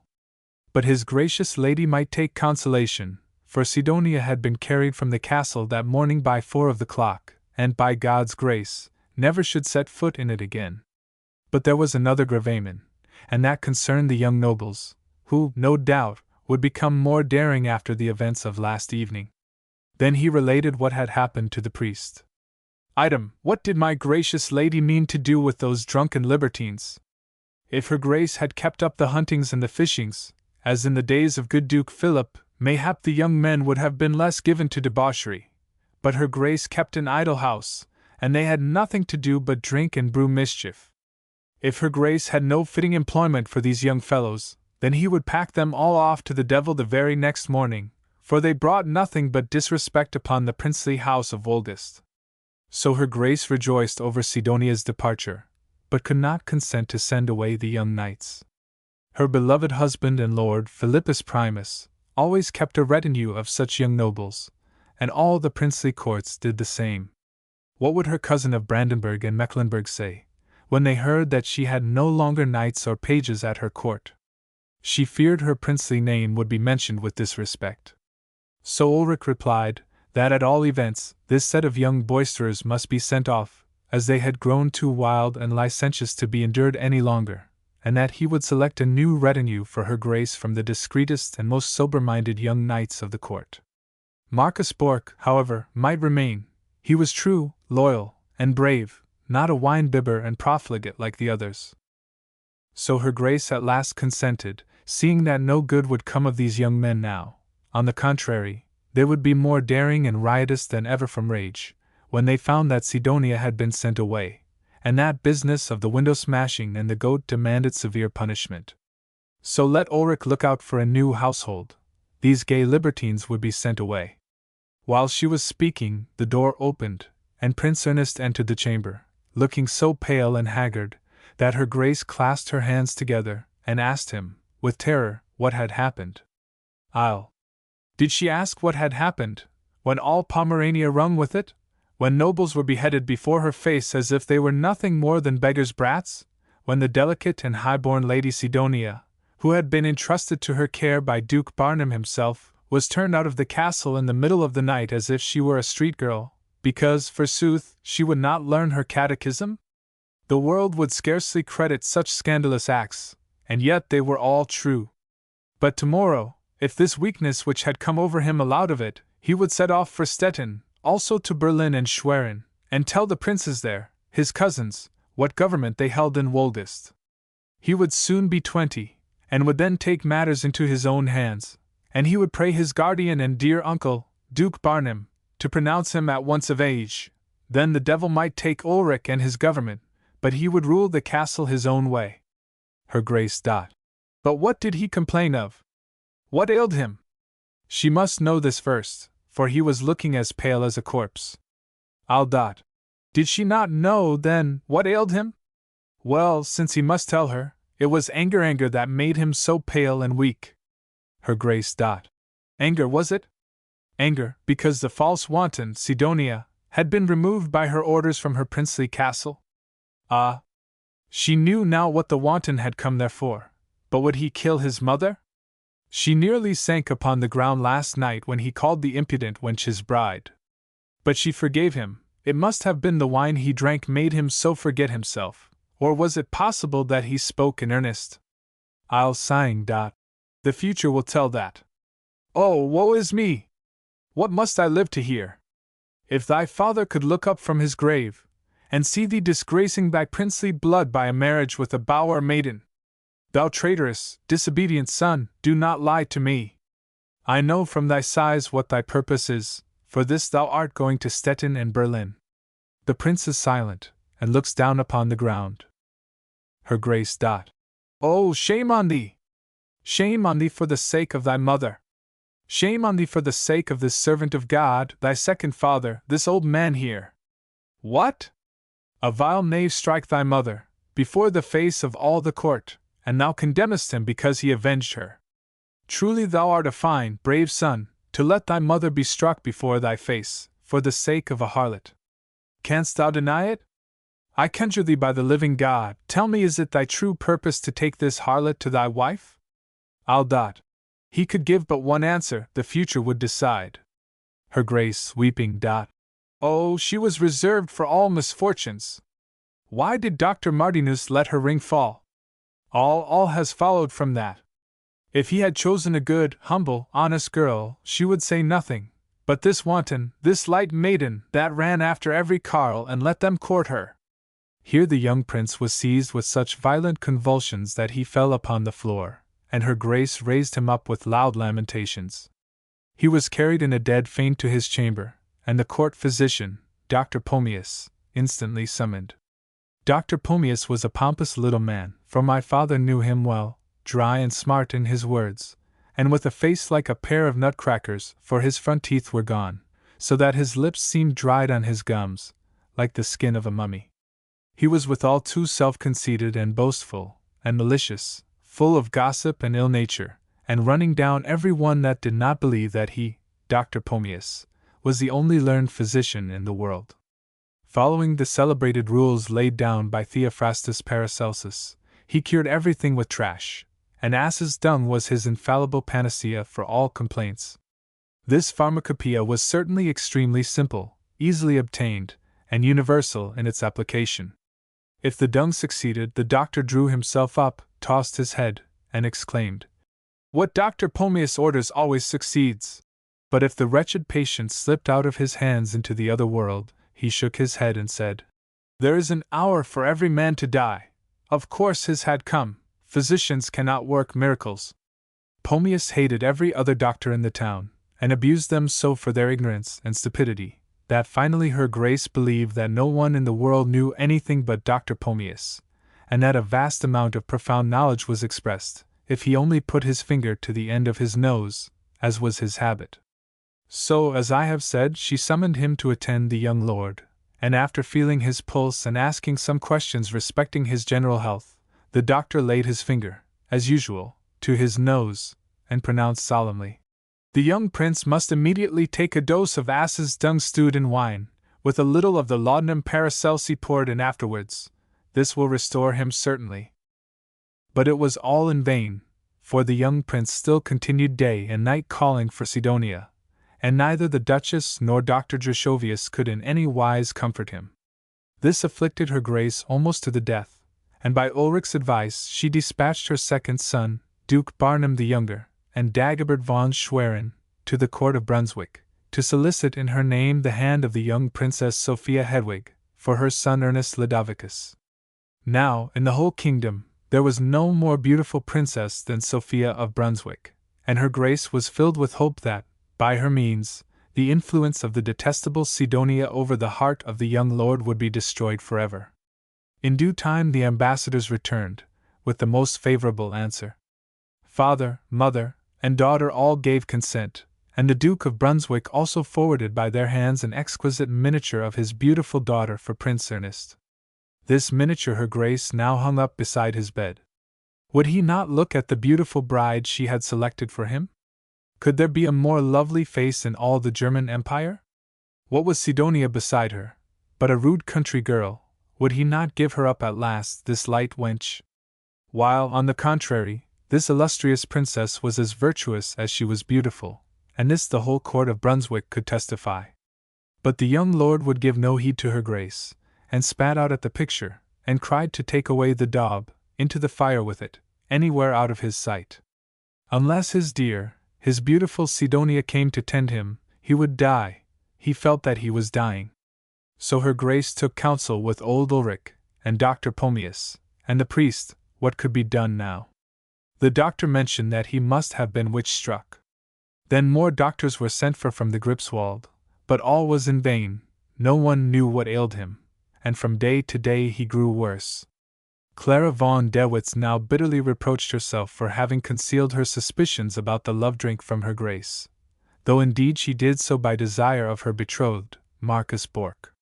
But now, seeing that the young prince lay absolutely at the point of death, she could no longer hold her peace, but throwing herself on her knees before her Grace, told her the whole story of the witch girl whom she had sheltered in the castle, and of her fears that Sidonia had learned from her how to brew a love philtre, which she had afterwards given to the prince. Her Grace was sore displeased with Clara for having kept all this a secret, and said that she would have expected more wisdom and discretion from her, seeing that she had always counted her the most worthy amongst her maidens. Then she summoned Ulrich, and laid the evil matter before him.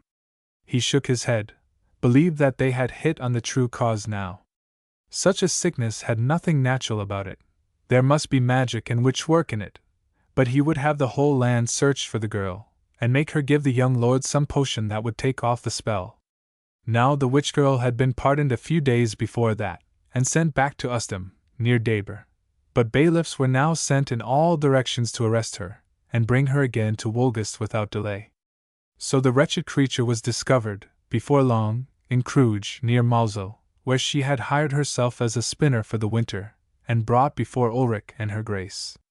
She was there admonished to tell the whole truth, but persisted in asseverating that Sidonia had never learned from her how to make a love drink. Her statement, however, was not believed, and Master Hansen was summoned, to try and make her speak more. The affair, indeed, appeared so serious to Ulrich that he himself stood by while she was undergoing the torture, and carried on the protocolum, calling out to Master Hansen occasionally not to spare his squeezes.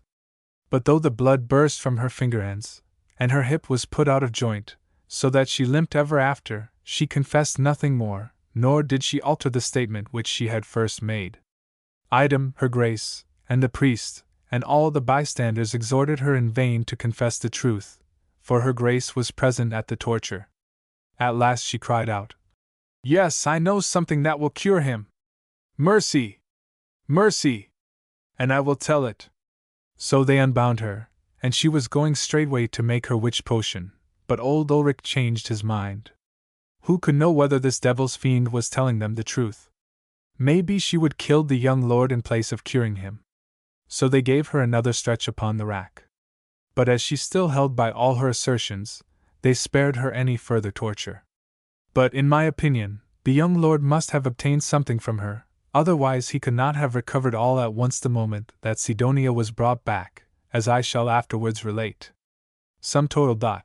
The young prince screamed day and night for Sidonia, and told her Grace that he now felt he was dying, and requested, as his last prayer upon this earth, to be allowed to see her once more. The maiden was an angel of goodness, and if she could but close his dying eyes, he would die happy. It can be easily imagined with what humor her Grace listened to such a request, for she hated Sidonia like Satan himself, but as nothing else could satisfy him, she promised to send for her, if Prince Ernest would solemnly swear, by the corpse of his father, that he would never wed her, but select some princess for his bride, as befitted his exalted rank, the Princess Hedwig, or some other, as soon as he had recovered sufficiently to be able to quit his bed. So he quickly stretched forth his thin, white hand from the bed, and promised his dearly beloved mother to do all she had asked, if she would only send horsemen instantly to Stettin, for the journey by water was insecure, and might be tedious if the wind were not favorable. Hereupon a great murmur arose in the castle, and young Duke Bogislaus fell into such a rage that he took his way back again to Kamen, and his younger brother, Barnim, accompanied him. But the anger of the Grand Chamberlain no words can express. He told her Grace, in good round terms, that she would be the mock of the whole land. The messengers had only just returned who had carried away Sidonia from the castle under the greatest disgrace, and now, forsooth, they must ride back again to bring her back with all honor. Oh, it was all true, quite true, but then, if her dearest son Ernest were to die, let him die. Better lose his life than his honor. He would not peril his honor, for he had sworn by the corpse of his father never to wed Sidonia. Aye, he was quick enough in promising, but performing was a different thing. Did her Grace think that the passion of a man could be controlled by promises, as a tame horse by a bridle? Never, never. Passion was a wild horse that no bit, or bridle, or curb could guide, and would assuredly carry his rider to the devil. Her Grace. Still she could not give up her son to death, besides he would repent and see his folly. Did not God's word tell us how the prodigal son returned to his father, and would not her son return likewise? Aye, when he has kept swine. After that he may return, but not till then. The youngster was as great a fool about women as he had ever come across in his life. Her Grace, weeping. He was too harsh on the young man. Had she not sent away the girl at his command, and now he would let her own child die before her eyes, without hope or consolation. But if her child is indeed dying, would she send for the devil to attend him in his last moments? Her Grace should be more consistent. If the young lord is dying, let him die. Her Grace has other children, and God will know how to comfort her. Had he not been afflicted himself? And let her ask Dr. Gershovius if the Lord had not spoken peace unto him. Her Grace. True, but then neither of them are mothers. Her son is asking every moment if the messengers have departed, and what shall she answer him? She cannot lie, but must tell the whole bitter truth. He saw the time had come at last for him to follow the young princes. He was of no use here any longer. Her Grace must give him permission to take his leave, for he would sail off that very day for his castle at Spantico, and then she might do as she pleased respecting the young lord. So her Grace besought him not to leave her in her sore trouble and perplexity. Her 2 sons had sailed away, and there was no one left to advise and comfort her. But Ulrich was inflexible. She must either allow her son quietly to leave this miserable life, or allow him to leave this miserable court service. Then let him go to Spantico. Her son should be saved. She would answer before the throne of the Almighty for what she did. But would he not promise to return, if she stood in any great need or danger? For she felt that both were before her, still she must peril everything to save her child. Yes, he would be ready on her slightest summons, and he doubted not but that Sidonia would soon give her trouble and sorrow enough. But he could not remain now, without breaking his knightly oath to Duke Philip, his deceased feudal seigneur of blessed memory, and standing before the court and the world as a fool. So after many tears her Grace gave him his dismissal, and he rode that same day to Spantico, promising to return if she were in need, and also to send her a new retinue and household immediately.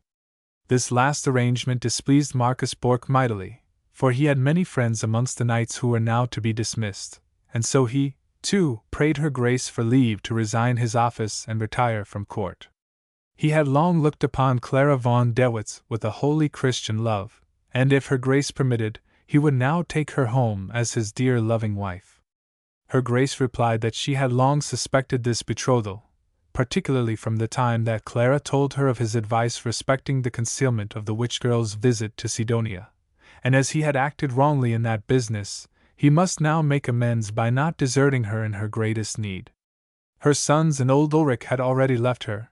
Someone must remain in whom she could place confidence. It would be time enough afterwards to bring home his beloved wife Clara, and she would wish them God's blessing on their union. True, he had been wrong in concealing that business with the witch-girl, but her Grace must pardon him. He never thought it would bring the young lord to his dying bed.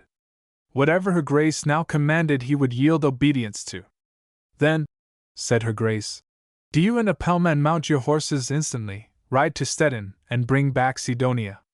For her dearly beloved son had sworn that he could not die easy unless he beheld Sidonia once more, and that she attended him in his last moments. It may be easily imagined how the good knight endeavored to dissuade her Highness from this course, and even spoke to the young prince himself, but in vain. That same day he and Appelman were obliged to set off for Stettin, and on their arrival presented the following letter to old Duke Barnum. Maria, by the grace of God, born Duchess of Saxony, N.C. Illustrious Prince and my dear uncle, it has not been concealed from your Highness how our clear son Ernest Ludovicus, since the departure of Sidonia, has fallen, by the permission of God, into such a state of bodily weakness that his life even stands in jeopardy. He has declared that nothing will restore him but to see Sidonia once more. We therefore entreat your Highness, after admonishing the aforesaid maiden severely upon her former light and unseemly behavior, to dismiss her with our messengers, that they may return and give peace and health to our dearly beloved son. If your Highness would enjoy a hunt or a fishing with a tame seagull, it would give us inexpressible pleasure. We commend you lovingly to God's holy keeping. Given from our castle of Wolgast, this Friday, April 15th, 1569. Maria. Chapter 14. How Duke Barnum of Stettin and Otto Bork accompany Sidonia back to Wolgast. When His Highness of Stettin had finished the perusal of Her Grace's letter, he laughed loudly, and exclaimed, "This comes of all their piety and preachings. I knew well what this extravagant holiness would make of my dear cousin and old Ulrich. If people would persist in being so wonderfully religious, they would soon become as sour as an old cabbage head," and Sidonia declared that, for her part, 100 horses should not drag her back to Wolgast, where she had been lectured and insulted, and all because she would not learn her catechism like a little schoolgirl. Nor would Otto Bork hear of her returning. He was waiting at Stettin to conduct her back to Strammel. At last, however, he promised to consent, on condition that His Highness would grant him the dues on the Jena. Now the Duke knew right well that Otto wanted to revenge himself upon the people of Stargard, with whom he was at enmity. But he pretended not to observe the cunning knight's motives, and merely replied, "They must talk of the matter at Wolgast, for nothing could be decided upon without having the opinion of his cousin the Duchess." So the knight taking this as a half-promise, and Sidonia having at last consented, they all set off on Friday with a good south wind in their favor, and by that same evening were landed by the little water gate at Wolgast. His Highness was received with distinguished honors, the 10 knights of Her Grace's new household being in waiting to receive him as he stepped on shore. So they proceeded to the castle, the Duke having Sidonia upon one arm, and a cane under the other, which he had been carving during the passage, for the eave had long since been finished. Otto followed, and all the people, when they beheld Sidonia, uttered loud cries of joy that the dear young lady had come back to them. This increased her arrogance, so that when Her Grace received her, and began a godly admonishment upon her past levities, and conjured her to lead a modest, devout life for the future, Sidonia replied indiscreetly. She knew not what Her Grace and her parson meant by a modest, devout life, except it were learning the catechism of Dr. Drushovius. From such modesty and devoutness she begged to be excused. She was no little schoolgirl now. She thought Her Grace had got rid of all her whims and caprices by sending for her after having turned her out of the castle without any cause whatever. But it was all the old thing over again. Her Grace colored up with anger at this bitter speech, but held her peace. Then Otto addressed her, and begged leave to ask Her Grace what kind of order was held at her court, where a priest was allowed to slap the fingers of a noble young maiden, and a chamberlain to smite her on the face. Had he known that such were the usages at her court of Wolgast, the Lady Sidonia, such he delighted to call her, as though she were of princely race, never should have entered it, and he would now instantly take her back to Strammel, if Her Grace would not consent to give him up the dues on the Jena. Now Her Grace knew nothing about the dues, and therefore said, turning to the Duke, "Dear uncle, what does this arrogant knave mean? I do not comprehend his insolent speech." Hereupon Otto chafed with rage, that Her Grace had named him with such contempt, and cried, "Then was your husband a knave too? For my blood is as noble and nobler than your own, and I am lord of castles and lands. Come, my daughter, let us leave the robber's den, or mayhap thy father will be struck even as thou wert." Now Her Grace knew not what to do, and she lamented loudly, more particularly because at this moment a message arrived from Prince Ernest, praying her for God's sake to bring Sidonia to him, as he understood that she had been in the castle now a full quarter of an hour. Then old Otto laughed loudly, took his daughter by the hand, and cried again, "Come, let us leave this robber hole. Come, Sidonia!" This plunged Her Grace into despair, and she exclaimed in anguish, "Will you not have pity on my dying child?" But Otto continued, "Come, Sidonia! Come, Sidonia!" and he drew her by the hand. Here Duke Barnum rose up and said, "Sir Knight, be not so obstinate. Remember it is a sorrowing mother who entreats you. Is it not true, Sidonia, you will remain here?" Then the cunning hypocrite lifted her kerchief to her eyes, and replied, "If I did not know the catechism of Dr. Drushovius, yet I know God's word, and how the Saviour said, 'I was sick and ye visited me,' and James also says, 'The prayer of faith shall save the sick.' No, I will not let this poor young lord die, if my visit and my prayer can help him." "No, no," exclaimed Otto. "Thou shalt not remain, unless the dues of the Jenna be given up to me." And as at this moment another page arrived from Prince Ernest, with a similar urgent request for Sidonia to come to him, her Grace replied quickly, "I promise all that you desire," without knowing what she was granting, so the knight said he was content, and let go his daughter's hand. Now the good town of Stargard would have been ruined forever by this revengeful man, if his treacherous designs had not been defeated, as we shall see presently, by his own terrible death. He had long felt a bitter hatred to the people of Stargard, because at one time they had leagued with the Grafenbergers and the Duke of Pomerania to ravage his town of Strammel, in order to avenge an insult he had offered to the old burgomaster, Jacob Appelman, father of the chief equerry, Johann Appelman. In return for this outrage, Otto determined, if possible, to get the control of the dues of the Jenna into his own hands, and when the Stargardians brought their goods and provisions up the Jenna, and from thence prepared to enter the river half, he would force them to pay such exorbitant duty upon everything, that the merchants and the people, in short, the whole town, would be ruined. For their whole subsistence and merchandise came by these two rivers, and all this was merely to gratify his revenge. But the just God graciously turned away the evil from the good town, and let it fall upon Otto's own head, as we shall relate in its proper place. So, when the old knight had let go his daughter's hand, her Grace seized it, and went instantly with Sidonia to the chamber of the young lord, all the others following. And here a moving scene was witnessed, for as they entered, Prince Ernest extended his thin, pale hands towards Sidonia, exclaiming, "Sidonia, ah, dearest Sidonia, have you come at last to nurse me?" Then he took her little hand, kissed it, and bedewed it with his tears, still repeating, "Sidonia, dearest Sidonia, have you come to nurse me?" So the artful hypocrite began to weep, and said, "Yes, my gracious prince, I have come to you, although your priest struck me on the fingers, and your mother and old Ulrich called me a harlot, before all the court, and lastly, turned me out of the castle by night, as if I had been a swineherd. But I have not the heart to let your highness suffer, if my poor prayers and help can abate your sickness. Therefore let them strike me, and call me a harlot again, if they wish." This so melted the heart of my gracious Prince Ernest, that he cried out, "O Sidonia, angel of goodness, give me one kiss, but one little kiss upon my mouth, Sidonia! Bend down to me, but one kiss!" Her Grace was dreadfully scandalized at such a speech, and said he ought to be ashamed of such words. Did he not remember what he had sworn by the corpse of his father at St. Peter's? But old Duke Barnum cried out, laughing, "Give him a kiss, Sidonia, that is the best plaster for his wounds. A kiss in honor brings no dishonor, says the proverb." However, Sidonia still hesitated, and bending down to the young man said, "Wait, gracious prince, until we are alone." If the Duchess had been angry before, what was it to her rage now? Alone! She would take good care they were never to be alone.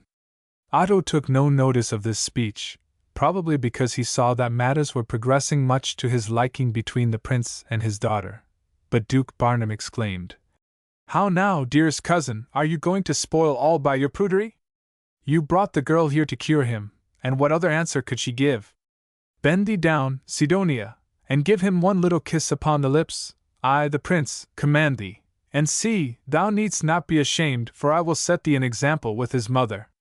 Come, dear cousin, put off that sour face, and give me a good, hearty kiss. Your son will get well the sooner for it." But as he attempted to seize hold of her Grace, she cried out, and lifted up her hands to heaven, lamenting in a loud voice, "O evil and wicked world! May God release me from this wicked world, and lay me down this day beside my Philip in the grave!" Then weeping and wringing her hands, she left the chamber, while the old knight, and, God forgive him, even Duke Barnum, looked after her, laughing. "Come, Otto," said his Grace. "Let us go too, and leave this pair alone. I must try and pacify my dear cousin." So they left the room, and on the way Otto opened his mind to the Duke about this love matter, and asked his Grace, would he consent to the union, if Prince Ernest, on his recovery, made honorable proposals for his daughter Sidonia. But his Grace was right crafty, and merely answered, Time enough to settle that, Otto, when he is recovered, but methinks you will have some trouble with his mother unless you are more civil to her, so if you desire her favor, bear yourself more humbly, I advise you, as befits a subject. This the knight promised, and the conversation ceased, as they came up with the Duchess just then, who was waiting for them in the grand corridor. No sooner did she perceive that Sidonia was not with them than she cried out, "So my son is alone with the maiden!" and instantly dispatched 3 pages to watch them both. Otto had now changed his tone, and instead of retorting, thanked her Grace for the praiseworthy and Christian care she took of his daughter. He did not believe this at first, but now he saw it with his own eyes. Alas, it was too true, the world was daily growing worse and worse, and the devil haunted us with his temptations, like our own flesh and blood. Then he sighed and kissed her hand, and prayed her Grace to pardon him his former bold language. But in truth, he had felt displeased at first to see her Grace so harsh to Sidonia, when every one else at the castle received her with rapture, but he saw now that she only meant kindly and motherly by the girl. Then the Duke asked her pardon for his little jest about the kissing. She knew well that he meant no harm, and also that it was not in his nature to endure any melancholy or lamentable faces around him. So her Grace was reconciled to both, and when the Duke announced that he and the knight proposed visiting Barth, Barth, a little town, and Eldina was at that time a richly endowed convent near Greifswald, and Eldina, from whence they would return in a few days, to take their leave of her, she said that if her dearest son Ernest grew any better, she would have a grand battue in honor of His Highness Duke Barnum, upon their return. Accordingly, after having amused themselves for a little fishing with the tame seagull, the Duke and Otto rode away, and her Grace went to the chamber of the young prince, to keep watch there during the night. She would willingly have dismissed Sidonia, but he forbade her, and Sidonia herself declared that she would watch day and night by the bedside of the young lord. So she sat the whole night by his bed, holding his hand in hers, and told him about her journey, and how shamefully she had been smuggled away out of the castle by old Ulrich, because she would not learn the catechism, and of her anguish when the messengers arrived, and told of their young lord's illness. She was quite certain Ulrich must have given him something to cause it, as a punishment for having released her from prison, for if he could strike a maiden, it was not surprising that he would injure even his future reigning prince to gratify his malice. It was well the old malignant creature was away now, as she was told, and if his Grace did right he would play him a trick in return, and set fire to his castle at Spantico as soon as he was able to move. Her Grace endured all this in silence, for her dear son's sake, though in truth her anger was terrible. The young lord, however, grew better rapidly, and the following day was even able to creep out of bed for a couple of hours, to touch the lute. And he taught Sidonia all, and placed her little fingers himself on the strings, that she might learn the better. Then, for the first time, he called for something to eat, and after that fell into a profound sleep which lasted 48 hours. During this time he lay like one dead, and her Grace would have tried to awaken him, but the physician prevented her. At length, when he awoke, he cried out loudly, first for Sidonia, and then for some food. At last, to the great joy of her Grace, he was able, on the 4th day, to walk in the castle garden, and arranged to attend the hunt with his dear uncle upon his return to Woldest. The Duke, on his arrival, rejoiced greatly to find the young lord so well, and said with his usual gay manner, "Come here, Sidonia, I have been rather unwell on the journey, come here and give me a kiss too, to make me better." And Sidonia complied. Whereupon her Grace looked unusually sour, but said nothing, for fear of disturbing the general joy. Indeed, the whole castle was in a state of jubilee, and her Grace promised that she and her ladies would attend the hunt on the following day. About this time the castle was troubled by a strange apparition, no other than the spectre of the Serpent Knight, who had been drowned some time previously. It was reported that every night the ghost entered the castle by the little water gate, though it was kept barred and bolted, traversed the whole length of the corridor, and sunk down into the earth, just over the place where the ducal coaches and sleighs were kept. Every one fled in terror before the ghost, and scarcely a lansquenet could be found to keep the night watch. What this spectre betokened shall be related further on in this little history, But at present I must give an account of the grand battue which took place according to her Grace's orders, and of what befell there. Chapter 15. Of the grand battue, and what the young Duke and Sidonia resolved on there. The preparations for the hunt commenced early in the morning, and the knights and nobles assembled in the Hall of Fishes, so called because the walls were painted with representations of all the fishes that are indigenous to Pomerania. Here a superb breakfast was served, and pages presented water in finger basins of silver to each of the princely personages. Then costly wines were handed round, and Duke Barnum, having filled to the brim a cup bearing the Pomeranian arms, rose up and said, "Give notice to the warder at St. Peter's." And immediately, as the great bell of the town rang out, and resounded through the castle and all over the town, his Grace gave the health of Prince Ernest, who pledged him in return. Afterwards they all descended to the courtyard, and his Grace entered the ducal mews himself, to select a horse for the day. Now these mews were of such wonderful beauty, that I must needs append a description of them here. First there was a grand portico, and within a corridor with ranges of pillars on each side, round which were hung antlers and horns of all the animals of the chase. This led to the pond with the island in the center, where the bear was kept, as I have already described. When Duke Barnum and the old knight emerged from the portico to enter the stable, they were met by Johanna Pellman, the chief equerry, who spread before the feet of His Highness a scarlet horsecloth embroidered with the ducal arms, whereon he laid a brush and a riding whip, and then demanded his trinkgeld. On entering, they observed numerous stalls filled with Pomeranian, Hungarian, Frisian, Danish, and Turkish horses, each race by itself, and each horse standing ready saddled and bridled since the morning. Item, all along the walls were ranged enormous brazen lions' heads, which conveyed water throughout the building, and cleansed the stables completely every day. Otto wondered much at all this magnificence, and asked his Grace what could her Highness want with all these horses. "They eat their oats in idleness, for the most part," replied the Duke. "No one uses them but the pages and knights of the household, who may select any for riding that pleases them, but her Highness would never diminish any of the state maintained by her deceased Lord Duke Philip. So there has been always, since that time, particular attention paid to the ducal stables at Woldest." Now the train began to move towards the hunt, in all about 100 persons, and in front rode her Grace upon an ambling palfrey, dressed in a riding habit of green velvet, and wearing a yellow hat with plumes. Her little Casimir rode by her side on a Swedish pony.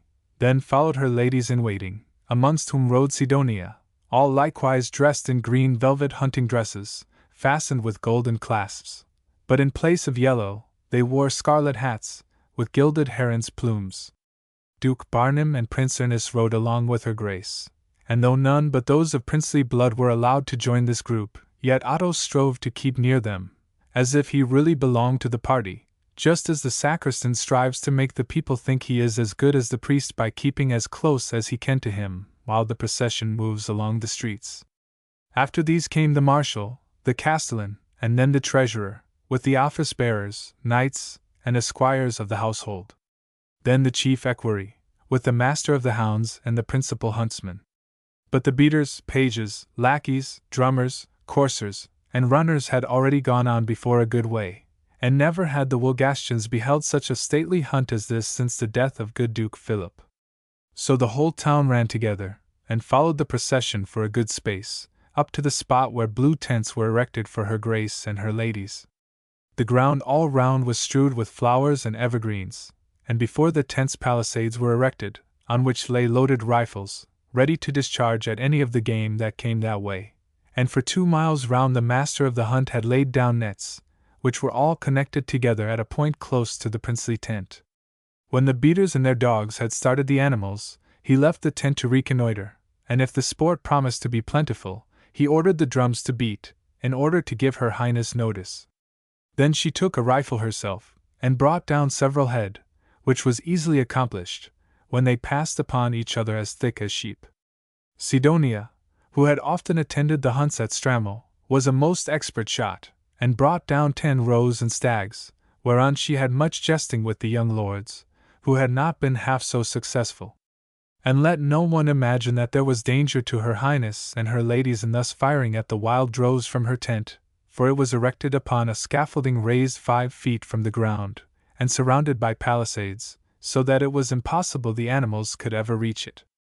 On that day, there were killed altogether 150 stags, 100 roes, 500 hares, 300 foxes, 100 wild boars, 7 wolves, 5 wild cats, and 1 bear, which was entangled in the net and then shot. And at last the right hearty pleasure of the day began. For it was the custom at the ducal court for each huntsman, from the master of the hunt down, to receive a portion of the game, and her grace took much pleasure now in seeing the mode in which the distribution was made. It was done in this wise: each man received the head of the animal, and as much of the neck as he could cover with the ears, by dragging them down with all his might. So the huntsmen stood now toiling and sweating, each with one foot firmly planted against a stone and the other on the belly of the beast, dragging down the ears with all his force to the very furthest point they could go, when another huntsman, standing by, cut off the head at that point with his hunting knife. Then each man let his dog bite at the entrails of a stag, while they repeated old charms and verses over them, such as, "Diana, no better e'er tracked a wood, there's many a huntsman not half so good," or, in Low German, "Wasser, if ever the devil you see, bite his leg for him, or he will bite me." These old rhymes pleased the young Casimir mightily. If his lady mother would only lend him a ribbon, he would lead up little Blafford his dog to them, and have a rhyme said over him. So her grace consented, and broke off her sandal tie to fasten in the little dog's collar, because in her hurry she could find no other string, and left the tent herself with the child to conduct him to the huntsman. Now the moment her grace had taken her eyes off Sidonia, and that all the other ladies had left the tent to follow her and the little boy, who was laughing and playing with his dog, the young maiden, looking round to see that no one was observing her, slipped out and ran in amongst the bushes, and my lord, Prince Ernest, slipped after her. No one observed them, for all eyes were turned upon the princely child, who sprang to a huntsman and begged of him to say a rhyme or two over his little dog Blaffert. The carle rubbed his forehead, and at last gave out his psalm, as follows, in Low German: "Blaffert, Blaffert, thou art fat! If my lord would only feed all his people like to that, 'twould be well for Pommern's need." Footnote: Pomerania. All the bystanders laughed heartily, and then the hounds were given their dinner according to the usage, which was this: a number of oak and birch trees were felled, and over every 2 and 2 there was spread a tablecloth, that is, the warm skin of a deer or wild boar. Into this, as into a wooden trencher, was poured the warm blood of the wild animals, which the hounds lapped up, while 40 huntsmen played a march with drums and trumpets, which was re-echoed from the neighboring wood, to the great delight of all the listeners. When the hounds had lapped up all the blood, they began to eat up the tablecloths likewise. But as these belonged to the huntsmen, a great fight took place between them and the dogs for the skins, which was right merry to behold, and greatly rejoiced the ducal party and all the people. In the meantime, as I said, Sidonia had slipped into the wood, and the young lord after her.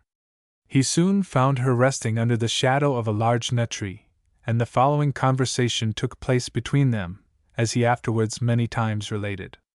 "Alas, gracious prince, why do you follow me? If your lady mother knew of this, we should both suffer. My head ached after all that firing, and therefore I came hither to enjoy a little rest and quietness. Leave me, my gracious lord." No, no, he would not leave her until she told him whether she still loved him, for his lady mother watched him day and night, like the dragon that guarded the Pomeranian in arms, and until this moment he had never seen her alone. But what could he now desire to say? Had he not sworn by the corpse of his father never to wed her? Yes, in a moment of anguish he had sworn it, because he would have died if she had not been brought back to the castle. But still he must hold by his word to his lady mother, would he not? Impossible! All impossible! He would sooner renounce land and people forever than his beautiful Sidonia. How he felt, for the first time, the truth of the holy words, "Love is strong as death." Footnote: Song of Solomon 8:6. Then he throws his arms round her and kissed her, and asked, would she be his? Here Sidonia covered her face with both hands, and sinking down upon the grass, murmured, "Yours alone, either you or death." The prince threw himself down beside her, and besought her not to weep. He could not bear to see her tears. Besides, there was good hope for them yet, for he had spoken to old Zitzowitz, who wished them both well, and who had given him some good advice. Sidonia, quickly removing her hands, What was it? To have a private marriage. Then the devil himself could not separate them, much less the old bigot Ulrich. There was a priest in the neighborhood, of the name of Nigielink. He lived in Crummen, a town near Wolgast, with a nun whom he had carried off from her convent and married. Therefore he would be able to sympathize with lovers, and would help them. But His Highness should remember his kingly state, and not bring misery on them both forever. He had considered all that. They should therefore keep this marriage private for a year. She could live at Strammel during that period, and receive his visits without his mother knowing of the matter. At the end of that year he would be of age, and his own master. Sidonia, embracing him, if he really loved her so, then the sooner the better to the church. But let him take care that evil-minded people would not separate them forever, and bring her to an early grave. Had the priest been informed that he would be required to wed them? Not yet, but if he continued as strong as he felt today, he would ride over to Crummen himself, for it was quite near to Wolgast, the moment Duke Barnim and her father quitted the castle. But how would she know the result of his visit? His mother watched her day and night. Could he send a page or a serving maid to her? Though indeed there were none now he could trust, for Ulrich had dismissed all her good friends. And if he came himself to her room, evil might be spoken of it. He had arranged all that already. There was the bear, as she remembered, chained upon the little island in the horse pond, just under her window. Now when he returned from Crummen, he would go out by 7 in the morning, before his lady mother began her spinning, and commence shooting arrows at the bear, by way of sport. Then, as if by chance, he would let fly an arrow at her window and shiver the glass, but the arrow would contain a little note, detailing his visit to the priest at Crummen, and the arrangement he had made for carrying her away secretly from the castle. She must take care, however, to move away her seat from the window, and place it in a corner, lest the arrow might strike herself. But then aloud, "Sidonia! Sidonia!" resounded through the wood, and immediately after, "Ernest! Ernest!" So she sprang up, and cried, "Run, dearest prince, run as fast as you are able, to the other side, where the huntsmen are gathering, and mix with them, so that her grace may not perceive you." This he did, and began to talk to the huntsmen about their dogs and the sweep of the chase, and as her grace continued calling, "Ernest! Ernest!" he stepped slowly towards her out of the crowd, and asked what was her pleasure. So she suspected nothing, and grew quite calm again. Duke Barnim now began to complain of hunger, and asked her grace where she meant to serve them a collation, for he could never hold out until they reached Wolgast, and his friend Otto also was growing as ravenous as a wolf. Her grace answered, the collation was laid in the Sisson Tower, close beside them, and as the weather was good, his grace could amuse himself with the tubum opticum, which a Pomeranian noble had bought in Middelburg from one Johann Lipperstein, an optician, and the probable inventor of the telescope, which was first employed about the end of the 16th and the beginning of the 17th century, and presented to her. By the aid of this telescope he would see as far as his own town of Stettin. Neither the Duke nor Otto Bork believed it possible to see Stettin, at the distance of 13 or 14 miles, with any instrument. But her grace, who had heard of Otto's godless infidelity, rebuked him gravely, saying, "You will soon be convinced, Sir Knight, so we often hold that to be impossible in spiritual matters, which becomes not only possible, but certain, when we look through the telescope which the Holy Spirit presents to us, weak and short-sighted mortals. God give to every infidel such a tubum opticum." The Duke, fearing now that her grace would continue her sermon indefinitely, interrupted her in his jesting way. "Listen, dear cousin! I will lay a wager with you. If I cannot see Stettin, as you promise, you shall give me a kiss, but if I see it and recognize it clearly, then I shall give you a kiss." Her grace was truly scandalized, as one may imagine, and replied angrily, "Good uncle! If you attempt to offer such indignities to me, the princely widow, I must pray your grace to leave my court with all speed, and never to return. This rebuke made every one grave until they reached the Sisson Tower. This building lay only half a mile from the hunting ground, and was situated on the summit of the Sissonberg, from whence its name. It was built of wood, and contained 4 stories, besides excellent stabling for horses. The apartments were light, airy, and elegant, so that her grace frequently passed a portion of the summer time there. The upper story commanded a view of the whole adjacent country. At the foot of the hill ran the little river Sissa into the Peene, and many light, beautiful bridges were thrown over it at different points. The hill itself was finely wooded with pines and other trees, and the tower was made more light and airy than that which Duke Johann Frederick afterwards erected at Friedrichswald, and commanded a far finer prospect, seeing that the Sissenberg is the highest hill in Pomerania.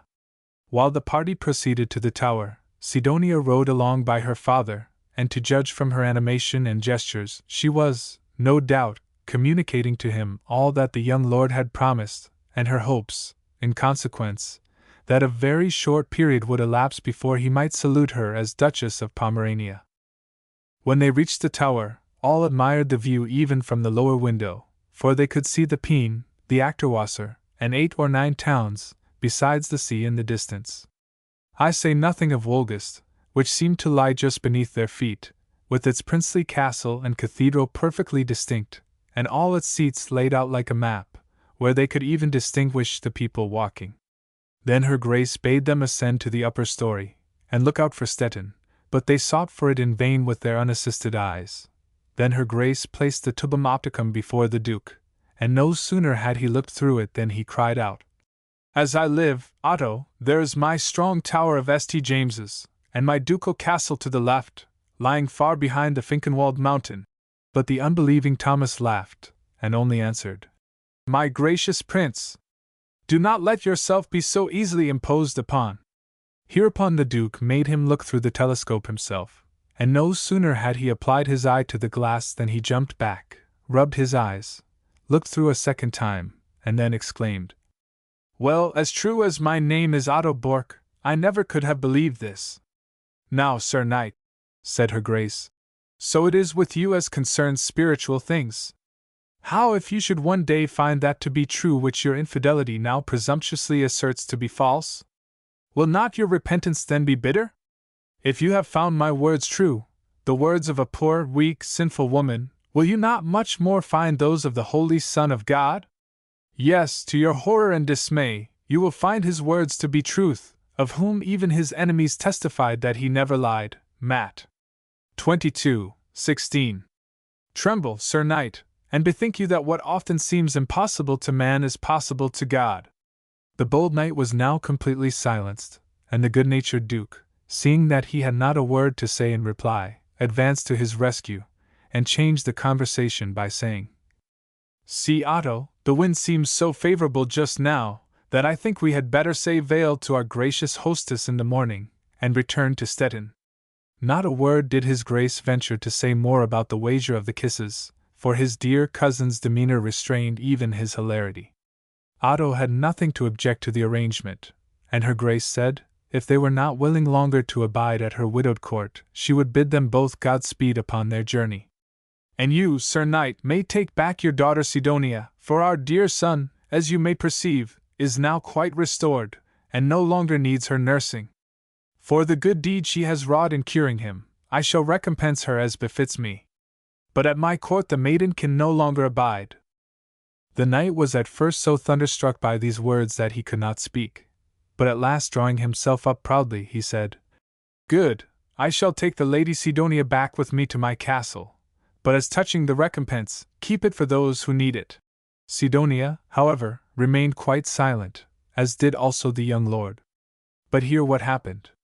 The festival lasted until late in the night, and then suddenly such a faintness and bodily weakness came over the young Prince Ernest that all the physicians had to be sent for, and they with one accord entreated her grace, if she valued his life, not to send away Sidonia. One can imagine what her grace felt at this news. Nothing would persuade her to believe but that Sidonia had given him some witch drink, such as the girl out of Daber had taught her to make. No one could believe either that his highness affected this sickness, in order to force his mother to keep Sidonia at the court. Indeed, he afterwards strongly asseverated, and this at a time when he would have killed Sidonia with a look, if it had been possible, that this weakness came upon him suddenly like an ague, and that it could not have been caused by anything she had given him, for he had eaten nothing, except at the banquet at the Sisson Tower. In short, the young prince became as bad as ever, but Sidonia never heeded him, only busied herself packing up her things, as if she really intended going away with Otto, and finally, as 8 o'clock struck the next morning, she wrapped herself in her mantle and hood, and went with her father and Duke Barnum to take leave of her grace. She looked as bitter and sour as a vinegar cruet. Nothing would tempt her to remain even for 1 day longer. What was her grace to do? The young lord was dying, and had already dispatched 2 pages to her, entreating for one sight of Sidonia. She must give the artful hypocrite good words, but they were of no avail. Sidonia insisted on leaving the castle that instant with her father. Then turning to Duke Barnum, she exclaimed with bitter tears, "Now, gracious prince, you see yourself how I am treated here." Neither would the cunning Otto permit his daughter to remain on any account, unless, indeed, her grace gave him a written authority to receive the dues on the Jena. Such shameless knavery at last enraged the old Duke Barnum to such a degree that he cried out, "Listen, Otto, my illustrious cousin here has no more to do with the dues on the Jena than you have. They belong to me alone, and I can give no promise until I lay the question before my council and the Diet of the Stettin dukedom. Be content, therefore, to wait until then." One may easily guess what was the termination of the little drama got up by Otto and his fair daughter, namely, that Otto sailed away with the Duke, and that Sidonia remained at the court of Wolgast. Chapter 16. Underscore how the ghost continued to haunt the castle, and of its daring behavior. Item, how the young lord regained his strength, and was able to visit Crummin, with what happened to him there. So Sidonia was again seated by the couch of the young prince, with her hand in his hand. But her grace, as may well be imagined, was never very far off from them, and this annoyed Sidonia so much, that she did not scruple to treat the mourning mother and princely widow with the utmost contempt, at last disdaining even to answer the questions addressed to her by her grace. All this the Duchess bore patiently for the sake of her dear son. But even Prince Ernest felt, at length, ashamed of such insolent scorn being displayed towards his mother, and said, "What, Sidonia, will you not even answer my gracious mother?" Hereupon the hypocrite sighed, and answered, "Ah, my gracious prince! I esteem it better to pray in silence beside your bed than to hold a loud chattering in your ears. Besides, when I am speaking to God I cannot, at the same time, answer your lady mother." This pleased the young man, and he pressed her little hand, and kissed it.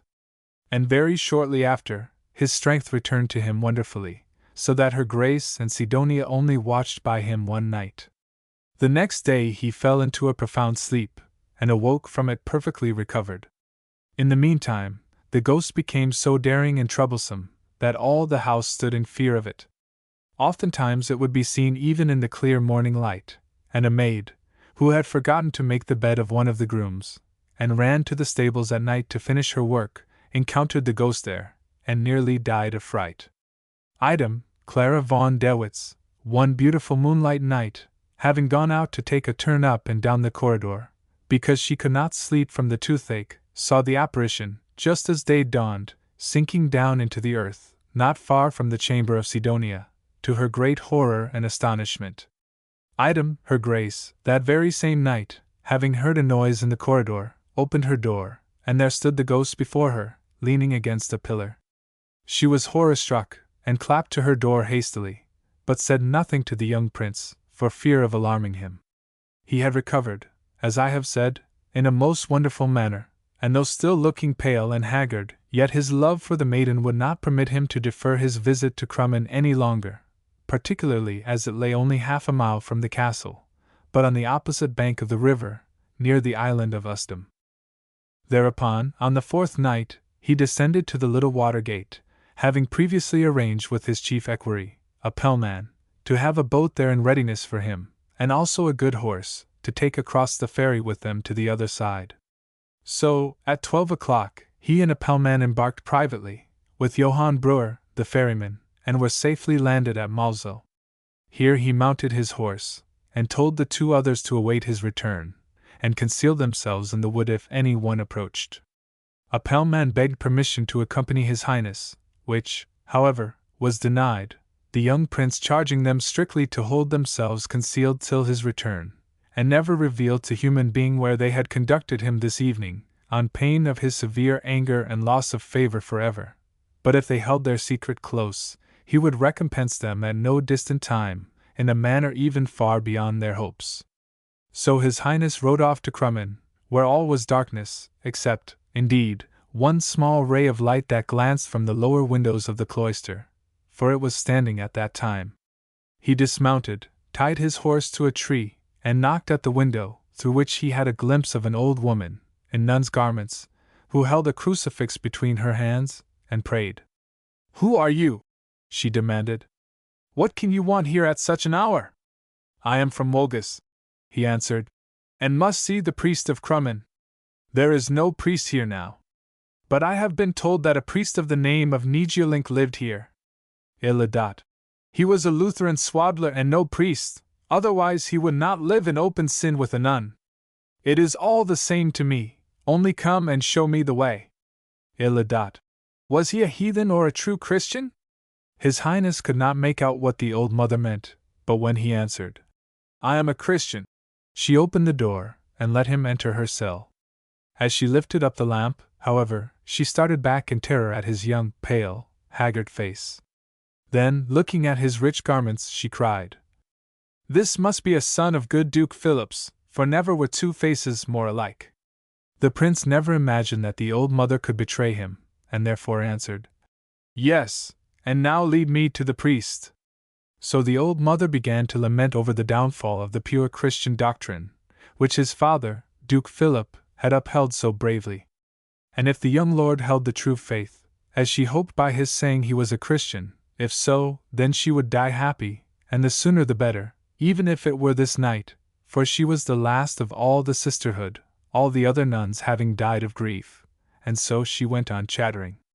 Prince Ernest regretted that he had not time to discourse with her upon the true faith, but would she tell him where the priest was to be found?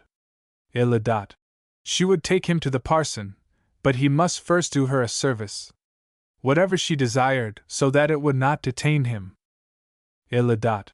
It was on this night the vigil of the holy St. Bernard, their patron saint, was held. Now, there was no one to light the altar candles for her maid, who had grown old along with her, lay a-dying, and she was too old and weak herself to stretch up so high. And the idle Lutheran heretics of the town would mock, if they knew she worshipped God after the manner of her fathers. The old Lutheran swaddler, too, would not suffer it, if he knew she prayed in the church by nights.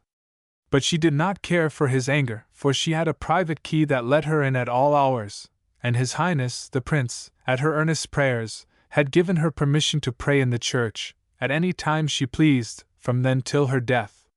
So the old mother wept so bitterly, and kissed His Highness's hand, entreating him with such sad lamentations to remain with her until she said a prayer, that he consented. And she said if the heretic parson came there to scold her, which of a surety he would, knowing that she never omitted a vigil, he could talk to him in the church, without going to disturb him and his harlot nun at their own residence. Besides, the church was the safest place to discourse in, for no one would notice them, and he would be able to protect her from the parson's anger besides. Here the old mother took up the church keys and a horn lantern, and led the young prince through a narrow corridor up to the church door. Hardly, however, had she put the key in the lock, when the loud bark of a dog was heard inside, and they soon heard it scratching, and smelling, and growling at them close to the door. "What can that dog be here for?" said His Highness in alarm. "Alas!" answered the nun. "Since the pure old religion was destroyed, profanity and covetousness have got the upper hand, so every church where even a single pious relic of the wealth of the good old times remains, must be guarded, as you see, by dogs. Footnote: It is an undeniable fact, that the immorality of the people fearfully increased with the progress of the Reformation throughout Pomerania. An old chronicler, and a Protestant, thus testifies 1542. And since this time, the Reformation, a great change has come over all things. In place of piety, we have profanity. In place of reverence, sacrilege and the plundering of God's churches. In place of alms deeds, stinginess and selfishness. In place of feasts, greed and gluttony. In place of festivals, labor. In place of obedience and humility of children, obstinacy and self-opinion. In place of honor and veneration for the priesthood, contempt for the priest and the church ministers. So that one might justly assert that the preaching of the evangelism had made the people worse in place of better. Another Protestant preacher, John Borkman, asserts, 1560.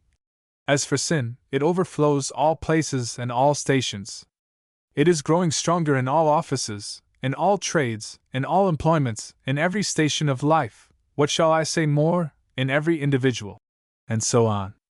I would therefore recommend the blind eulogists of the good old times to examine history for themselves, and not to place implicit belief either in the pragmatical representations of the old and new Lutherans. And she had herself locked up her pretty dog stored back, footnote, the name of a notorious northern pirate, here, that no one might rob the altar of the golden candlesticks and the little jewels, at least as long as she lived. So she desired stored back to lie still, and then entered the church with the prince, who lit the altar candles for her, and then looked round with wonder on the silver lamps, the golden picks and caps, and other vessels adorned with jewels, used by the papists in their ceremonies.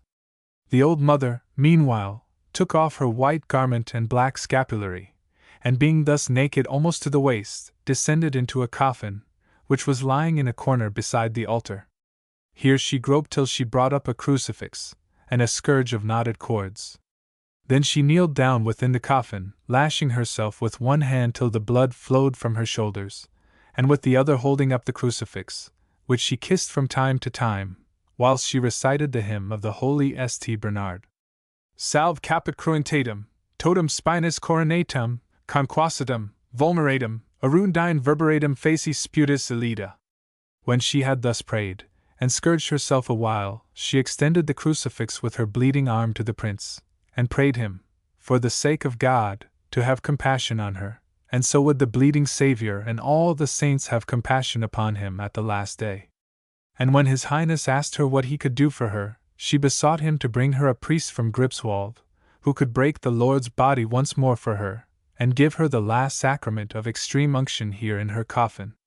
Then would she never wish to leave it, but die of joy if this only was granted to her. So the prince promised to fulfill her wishes, whereupon she crouched down again in the coffin, and recommenced the scourging, while she repeated with loud sobs and groans the 2 last verses of the hymn. Scarcely had she ended when a small side door opened, and the dog Storeback began to bark vociferously. "What?" exclaimed a voice. "Is that old damned Catholic witch at her mummeries, and burning my good wax candles all for nothing?" And silencing the dog, a man stepped forward hastily, but seeing the prince, paused in astonishment. Whereupon the old mother raised herself up out of the coffin, and said, "Did I not tell your grace that you would see the hard-hearted heretic here? That is the man you seek." So the prince brought him into the choir, and told him that he was Prince Ernest Ludovicus, and came here to request that he would privately wed him on the following night, without knowledge of any human being, to his beloved and affianced bride, Sidonia von Bork. The priest, however, did not care to mix himself up with such a business, seeing that he feared Ulrich mightily, but his grace promised him a better living at the end of the year, if he would undertake to serve him now. To which the priest answered, "Who knows if your highness will be alive by the end of the year, for you look as pale as a corpse." He never felt better in his life. He had been ill lately, but now was as sound as a fish. Would he not marry him? Hic dot. Certainly not, unless he received a handsome consideration. He had a wife and dear children. What would become of them if he incurred the displeasure of that stern Lord Chamberlain and of the princely widow? But could he not bring his family to Stettin, for he and his young bride intended to fly there, and put themselves under the protection of his dear uncle, Duke Barnum?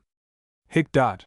It was a dangerous business. Still, if His Highness gave him 1,000 gulden down, and a written promise, signed and sealed, that he would provide him with a better living before the year had expired, why, out of love for the young lord, he would consent to peril himself and his family. But His Highness must not think evil of him for demanding the 1,000 gulden paid down immediately. For how were his dear wife and children to be supported through the long year otherwise? His Highness, however, considered the sum too large, and said that his gracious mother had scarcely more a year for herself than 1,000 gulden, she that was the Duchess of Pomerania. However, they finally agreed upon 400 gulden, for His Highness showed him that Dr. Luther himself had only 400 gulden a year, and surely he would not require more than the great reformat ecclesia. So everything was arranged at last, the priest promising to perform the ceremony on the third night from that.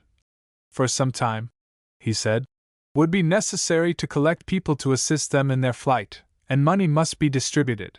But His Highness would, of course, repay all that he expended in his behalf, and further promised to give him and his family free quarters when they reached Stettin. After the ceremony, they could reach the boat through the convent garden, and sail away to Wort. Footnote: a town near Ustum. Then he would have 4 or 5 peasants in waiting, with carriages ready, to escort them to East Clun, from whence they could take another boat and cross the half into Stettin, for, as they could not reckon on a fair wind with any certainty, it was better to perform the journey half by land and half by water. Besides, the fishermen whom he intended to employ were not accustomed to sail up the Peene the whole way into the half, for their little fishing smacks were too slight to stand a strong current. Hereupon the prince answered that, since it was necessary, he would wait until the third night, when the priest should have everything in readiness, but meanwhile should confide the secret to no one. So he turned away, and comforted the old mother again with his promises as he passed out. The next morning, having written all down for Sidonia, and concealed the note in an arrow, he went forth as he had arranged, and began to tease the bear by shooting arrows at him, till the beast roared and shook his chain. Then, perceiving that Sidonia had observed him from the window, he watched a favorable opportunity, and shot the arrow up, right through her window, so that the pane of glass rattled down upon the floor. In the billet therein concealed he explained the whole plan of escape, and asked her to inform him, in return, how she could manage to come to him on the third night. Would his dearest Sidonia put on the dress of a page? He could bring it to her little chamber himself the next night. She must write a little note in answer, and conceal it in the arrow as he had done, then throw it out of the window, and he would be on the watch to pick it up. So Sidonia replied to him that she was content, but, as regarded the page's dress, he must leave it, about 10 o'clock the next night, upon the beer barrel in the corridor, but not attempt to bring it himself to her chamber. Concerning the manner in which she was to meet him on the third night, had he forgotten that the old castellan barred and bolted all that wing of the castle by 11 o'clock, so that she could never leave the corridor by the usual way? But there was a trapdoor near her little chamber which led down into the ducal stables, and this door no one ever thought of or minded. It was never bolted night or day, and was quite large enough for a man to creep through. Her dear prince might wait for her, by that trapdoor, at 11 o'clock on the appointed night. He could not mistake it, for the large basket lay close behind, in which her grace kept her darling little kittens. From thence they could easily get into the outer courtyard, which was never locked, and, after that, go where they pleased. If he approved of this arrangement, let him shoot another arrow into her room. But above all things, he was to keep at a distance from her during the day, that her grace might not suspect anything. Having thrown the arrow out of the window, and received another in answer from the prince, which the artful hypocrite flung out as if in great anger, she ran to Clara's room, and complained bitterly how the young lord had broken her window, because, forsooth, he must be shooting arrows at the bear, and so she had to come into her room out of the cold air, until the glazier came to put in the glass. When Clara asked how she could be so angry with the young prince, did she not love him any longer? Sidonia replied that truly she had grown very tired of him, for he did nothing but sigh and groan whenever he came near her, like an asthmatic old woman, and had grown as thin and dry as a baked plum. There was nothing very lovable about him now. Would to heaven that he were quite well, and she would soon bid farewell to the castle and every one in it. But the moment she spoke of going his sickness returned, so that she was obliged to remain, which was much against her inclination, and this she might tell Clara in confidence, because she had always been her truest friend. Then she pretended to weep, and cursed her beauty, which had brought her nothing but unhappiness. Thereupon the tender-hearted Clara began to comfort her, and kissed her, and the moment Sidonia left her to get the glass mended, Clara ran to her Grace to tell her the joyful tidings. But alas! That very day the wickedness of the artful maiden was brought to light. For what happened in the afternoon? See, the nun of Crummin steps out of a boat at the little water gate, and places herself in a corner of the courtyard, where the people soon gather round in a crowd, to laugh at her white garments and black scapulary, and the boys begin to pelt the poor old mother with stones, and abuse her, calling her the old papist witch. But by good fortune the castellan comes by, and commands the crowd to leave off tormenting her, and then asks her business. Illa. She must speak instantly to her Grace the princely widow. So the old man brings her to her Grace, with whom Clara was still conversing, and the old nun, after she had kneeled to the Duchess and kissed her hand, began to relate how her young lord Prince Ernest had been with her the night before, while she was keeping the Vigilia of Holy St. Bernard to the best of her ability, and had urgently demanded to see the Lutheran priest named Nijilink, and that when this same priest came into the church to scold her, as was his wont, he and the prince had retired into the choir, and there held a long conversation which she did not comprehend. But the priest's mistress had told her the whole business this morning, under a promise of secrecy, namely, that the priest, her leman, had promised to wed Prince Ernest privately, on the third night from that, to a certain young damsel named Sidonia von Bork. That the prince had given him 1,000 gulden for his services, and a promise of a rich living when he succeeded to the government, so that in future she could live as grand as an abbess, and have what beautiful horses she chose from the ducal stables. And this, said the nun, was told me by the priest's mistress. But as I have a true Pomeranian heart, although, indeed, the prince has left the good old religion, I could not rest in peace until I stepped into a boat, weak and old as I am, and sailed off here direct to inform your Grace of the plot. She only asked one favor in return for her service. It was that her Grace would permit her to end the rest of her days peaceably in the cloister, and protect her from the harshness of the Lutheran priests and the fury of the mob, who fell on her like mad dogs here in the castle court, and would have torn her to pieces if the castellan had not come by and rescued her. But above all, she requested and prayed her Grace to permit a true priest to come to her from Gripswald, who could give her the Holy Eucharist, and prepare her for death. But her Grace was struck dumb by astonishment and alarm, and Clara could not speak either, only wrung her hands in anguish. And her Grace continued to walk up and down the room weeping bitterly, until at last she sat down before her desk to indite a note to old Ulrich, praying for his presence without delay, and straightway dispatched the chief equerry, a Pellman, with it to Spantico. The old nun still continued crying. Would not her Grace send her a priest? But her Grace refused, for in fact she was a stern upholder of the pure doctrine. Anything else the old mother demanded she might have, but with the abominations of popery her Grace would have nothing to do. Still the old nun prayed and writhed at her feet, crying and groaning, "For the love of God, a priest! For the love of God, a priest!" But her Grace drew herself up stiff and stern, and let the old woman writhe there unheeded, until at length she motioned to Clara to have her removed to the courtyard, where the poor creature leaned up against the pump in bitter agony, and drew forth a crucifix from her bosom, kissed it, and looking up to heaven, cried, "Jesu! Jesu! Art thou come at last?" and then dropped down dead upon the pavement, which the crowd no sooner observed than they gathered round the corpse, screaming out, "The devil has carried her off! See! The devil has carried off the old papist witch!" Hearing the uproar, her Grace descended, as did also the young lord and Sidonia, who both appeared as if they knew nothing at all about the old nun. And her Grace commanded that the executioners should by no means drag away the body, as the people demanded, who were now rushing to the spot from all quarters of the town, but that it should be decently lifted into the boat, and conveyed back again to Crummin, there to be interred with the other members of the sisterhood at the cloister. No word did she speak, either to her undutiful son or to Sidonia, about what she had heard. Only when the latter asked her what the nun came there for, she answered coldly, for a popish priest. Hereupon the young prince was filled with joy, concluding that nothing had been betrayed as yet. And it was natural the old nun should come with this request, seeing that she had made the same to him. Her Grace also strictly charged Clara to observe a profound silence upon all they had heard, until the old chamberlain arrived, and this she promised. Chapter 17. Of Ulrich's Counsels. Item, how Clara von Dewitz came upon the track of the ghost. At 11 o'clock that same night, the good and loyal Lord Ulrich arrived at the castle with a pellman, from Spantico, and just waited to change his traveling dress before he proceeded to the apartment of her Grace. He found her seated with Clara and another maiden, weeping bitterly.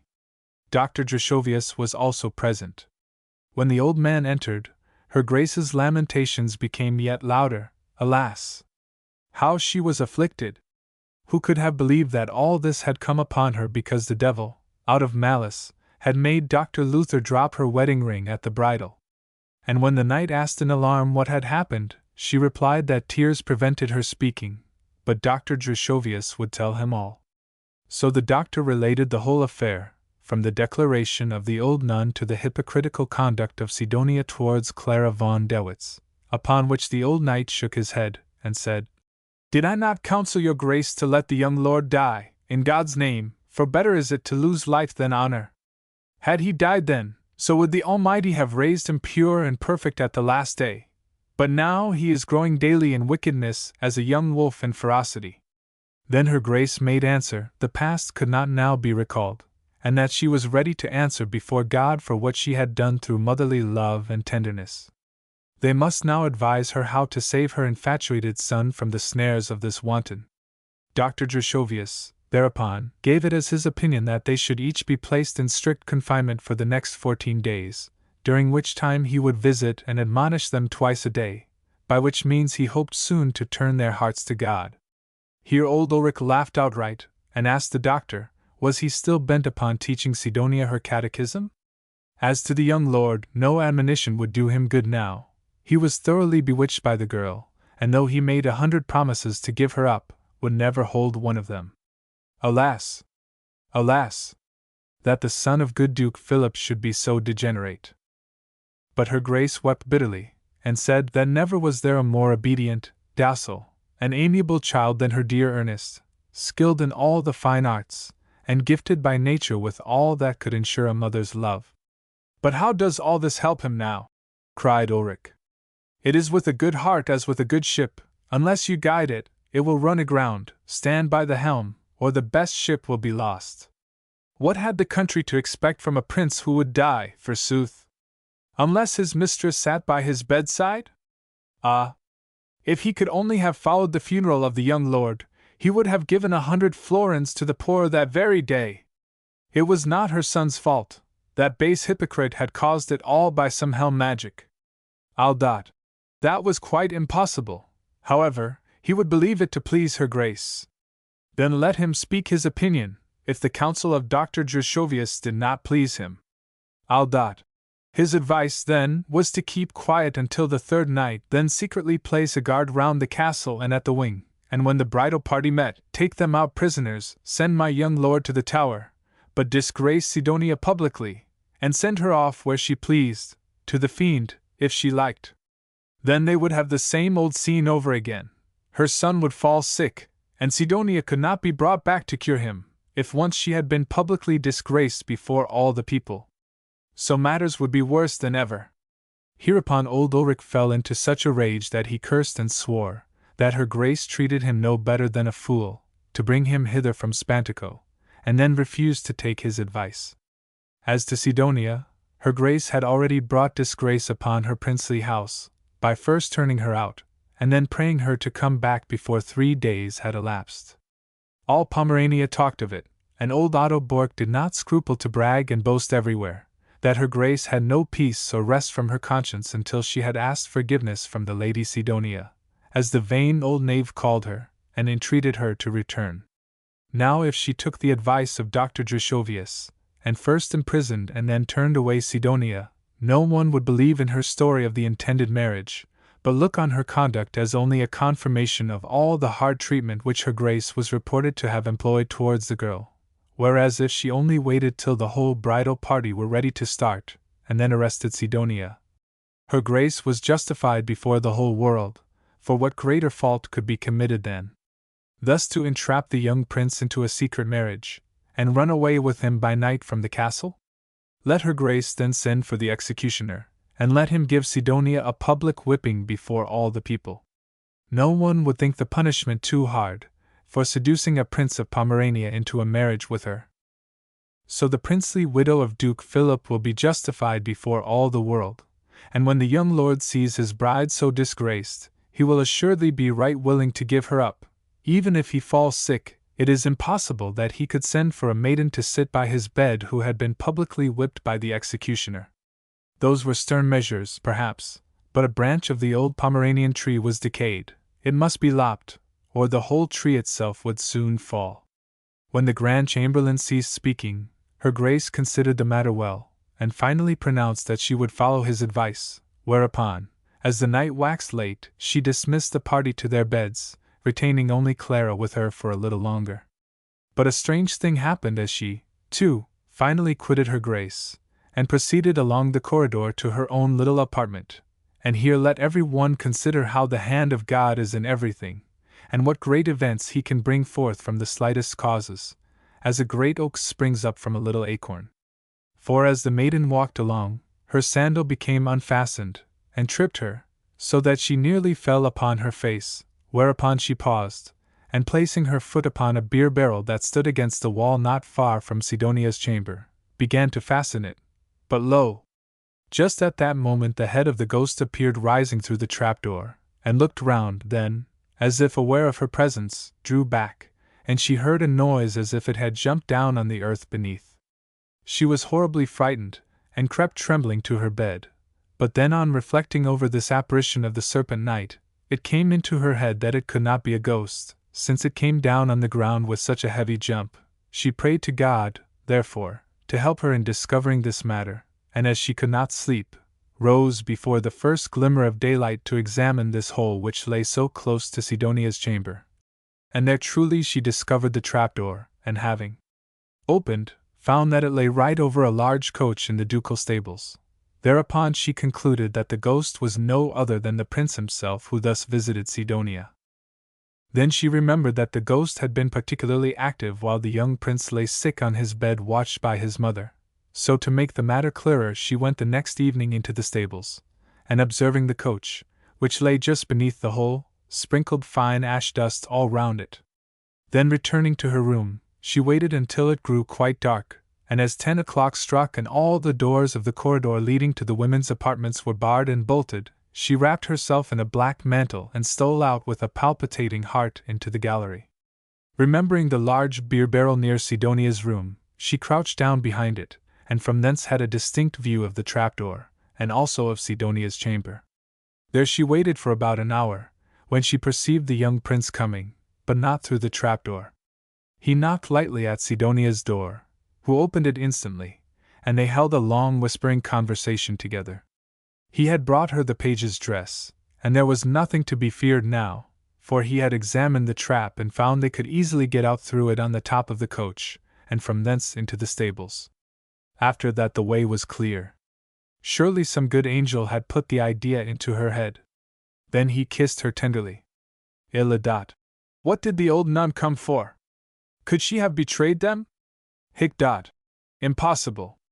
She did not know a syllable of their affairs, and had come to ask his lady mother to send her a popish priest, as she had asked himself. Then he kissed her again, but she tore herself from his arms, threw the little bundle into the room, and shut the door in his face. Whereupon the young prince went his way, sighing as if his heart would break. Now Clara concluded, with reason, that the young lord was not the ghost, inasmuch as he did not creep through the trapdoor, nor did he wear helmet or cuirass, or any sort of disguise.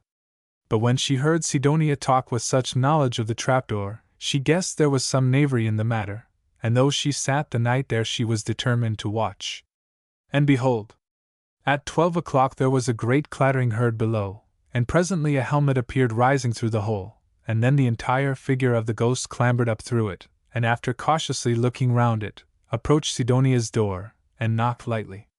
Immediately she opened it herself, admitted the ghost, and Clara heard her drawing the bolts of the door within.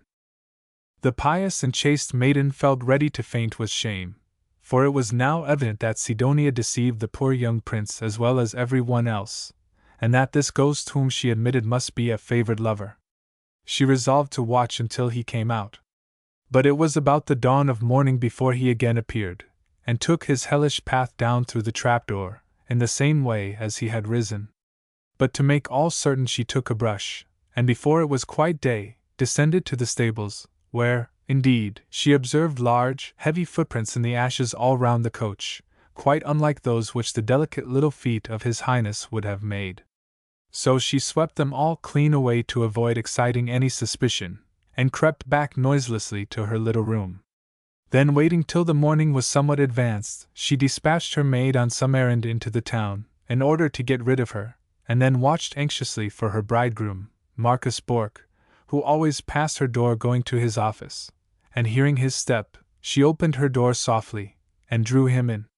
Then she related fully all she had heard and seen on the past night. The upright and virtuous young man clasped his hands together in horror and disgust, but could not resolve whether it were fitter to declare the whole matter to Her Highness instantly or not. Clara, however, was of opinion that her Grace would derive great comfort from the information, because when the prince found how Sidonia had betrayed him, he would give up the creature of his own accord. To which Marcus answered that probably the prince would not believe a word of the story, and then matters would be in a worse way than ever. Was he afraid to disgrace Sidonia because she was his kinswoman? Was it the honor of his name he wished to shield by sparing her from infamy? No, she wronged him. If she were his sister, he would still do his duty towards her Grace. The honor of the whole Pomeranian house was periled here, and he would save it at any cost. But did his darling bride know who the ghost was? No, she had been thinking the whole night about him till her head ached, but in vain. At this moment the Grand Chamberlain passed the room on his way to the Duchess, and they both went to the door, and entreated him to come in and give them his advice. How the old knight laughed for joy when he heard all! It was almost as good news to him as the death of the young lord would have been. But no, they must not breathe a syllable of it to Her Highness. Wait for this night, and if the dear ghost appeared again, he would give him and his paramour something to think of to the end of their lives. Then he walked up and down Clara's little room, thinking over what should be done, and finally resolved to open the matter to the young prince that night between 10 and 11 o'clock, and show him what a creature he was going to make Duchess of Pomerania. After which they should all, Marcus included, go armed to the stables, for the prince, no doubt, would be slow of belief, and there conceal themselves in the coach until the ghost arrived. If he came, as was almost certain, they would follow him to Sidonia's room, break it open, and discover them together. In order that witnesses might not be wanting, he would desire all the pages and household to be collected in his room at that hour, and the moment they were certain of having trapped the ghost, Marcus should slip out of the coach, and run to gather them all together in the grand corridor. To ensure all this being done, he would take the keys from the castellan himself that night, and keep them in his own possession. But, above all things, they were to keep still and quiet during the day, and now he would proceed to her Grace. But Marcus Bork begged to ask him, if the ghost did not come that night, what was to be done? For the next was to be that of the marriage, and unless the prince was convinced by his own eyes, nothing would make him credit the wickedness of his intended bride. Sidonia would swear by heaven and earth that the story was a malicious invention, and a plot to effect her utter destruction. This view of the case puzzled the old knight not a little, and he rubbed his forehead and paced up and down the room, till suddenly an idea struck him, and he exclaimed, "I have it, Marcus! You are a brave youth, dear Marcus, and a loyal subject and servant to her Grace. Your conduct will bring as much honor upon the noble name of Bork as Sidonia's has brought disgrace. Therefore I will trust you. Listen, Marcus. If the ghost does not appear tonight, then you must ride the morrow morn to Crummin. Bribe the priest with gold. Tell him that he must write instantly to the young prince, saying that the marriage must be delayed for 8 days, for there was no boat to be had safe enough to carry him and his bride up the Half, seeing that all the boats and their crews were engaged at the fisheries, and would not be back to Crummin until the following Saturday. The young lord, therefore, must have patience. Should the priest hesitate, then Marcus must threaten him with the loss of his living, as the whole princely house should be made acquainted with his villainy. He will then consent. I know him well. If that is once arranged, then we shall seat ourselves every night in the coach until the ghost comes, and methinks he will not long delay, since hitherto he has managed his work with such security and success. The discreet and virtuous Marcus promised to obey Ulrich in all things, and the Grand Chamberlain then went his way. Chapter 18. How the horrible wickedness of Sidonia was made apparent, and how in consequence thereof she was banished with ignominy from the ducal court of Wolgast. The night came at last, and the Grand Chamberlain collected, as he had said, all the officials and pages of the household together in his office at the Treasury, and bid them wait there until he summoned them. No one was to leave the apartment under pain of his severe displeasure. Item, he had prayed her grace not to retire to rest that night before 12 of the clock, and when she asked wherefore, he replied that she would have to take leave of a very remarkable visitor that night, upon which she desired to know more, but he said that his word was passed not to reveal more. So her grace thought he meant himself, and promised to remain up. As 10 o'clock struck, the castellan locked up, as was his wont, all that portion of the castle leading to the women's apartments. Whereupon Ulrich asked him for the keys, saying that he would keep them in his own charge. Then he prayed His Serene Highness Prince Ernest to accompany him to the lumber room. His Highness consented, and they both ascended in the dark. On entering, Ulrich drew forth a dark lantern from beneath his cloak, and made the light fall upon an old suit of armor. Then turning to the prince, "Do you know this armor?" he said. "Ah, yes, it was the armor of his dearly beloved father, Duke Philip." Right.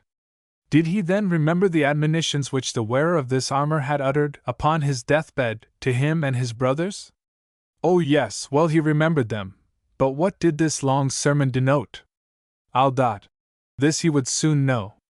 Had he not given his right hand to the wearer of that armor, and pledged himself ever to set a good example before the people committed to his rule? He did not know what all this meant. Had he even set a bad example to his subjects? He was on the highroad to do it, when he had resolved to wed himself secretly to a maiden beneath his rank. Here the young prince became as pale as a corpse. Let him deny, if he could, that he had sworn by his father's corpse, with his hand upon the coffin, to abandon Sidonia. He would not upbraid him with his broken promises to him, but would he bring his loving mother to her grave through shame and a broken heart? Would he make himself on a level with the lowest of the people, by wedding Sidonia the next night in the church at Crummin? Had that accursed Catholic nun then betrayed him? He was surrounded by spies and traitors, but if he could not obtain Sidonia now, he would wed her the moment he was of age and succeeded to the government. If he could in no way have Sidonia, then he would never wed another woman, but remain single and a dead branch for his whole life long. Her blood was as noble as his own, and no devil should dare to part them. But if he could prove, this very night, to the young lord, that Sidonia was not an honorable maiden, but a dishonored creature.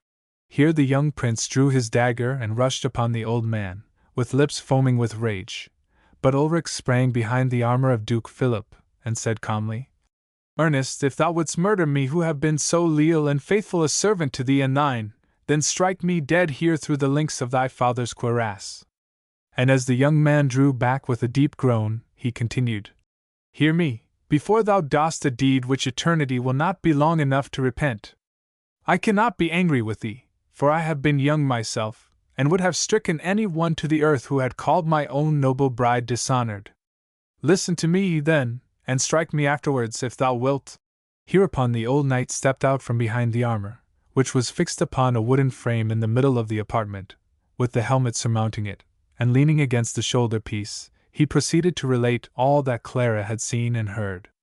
The young prince turned first as red as scarlet, then pale as a corpse, and sunk down upon a pile of old armor, unable to utter anything but sighs and groans. Ulrich then asked if he remembered the silly youth who had been drowned lately in consequence of Sidonia's folly, for it was his apparition in the armor he then wore which it was reported haunted the castle.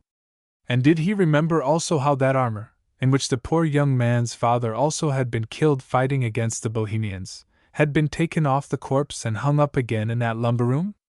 Hic dot. Of course he remembered all that. It had happened too lately for him to forget the circumstance. Al dot. Well then, let him take the lantern himself, and see if the armor hung still upon the wall. So the young lord took the lantern with trembling hands, and advanced to the place. But no, there was no armor there now. Then he looked all round the room, but the armor with the serpent crest was nowhere to be seen. He dropped the lantern with a bitter execration. Hereupon the old knight continued, You see, my gracious prince, that the ghost must have flesh and blood, like you or me.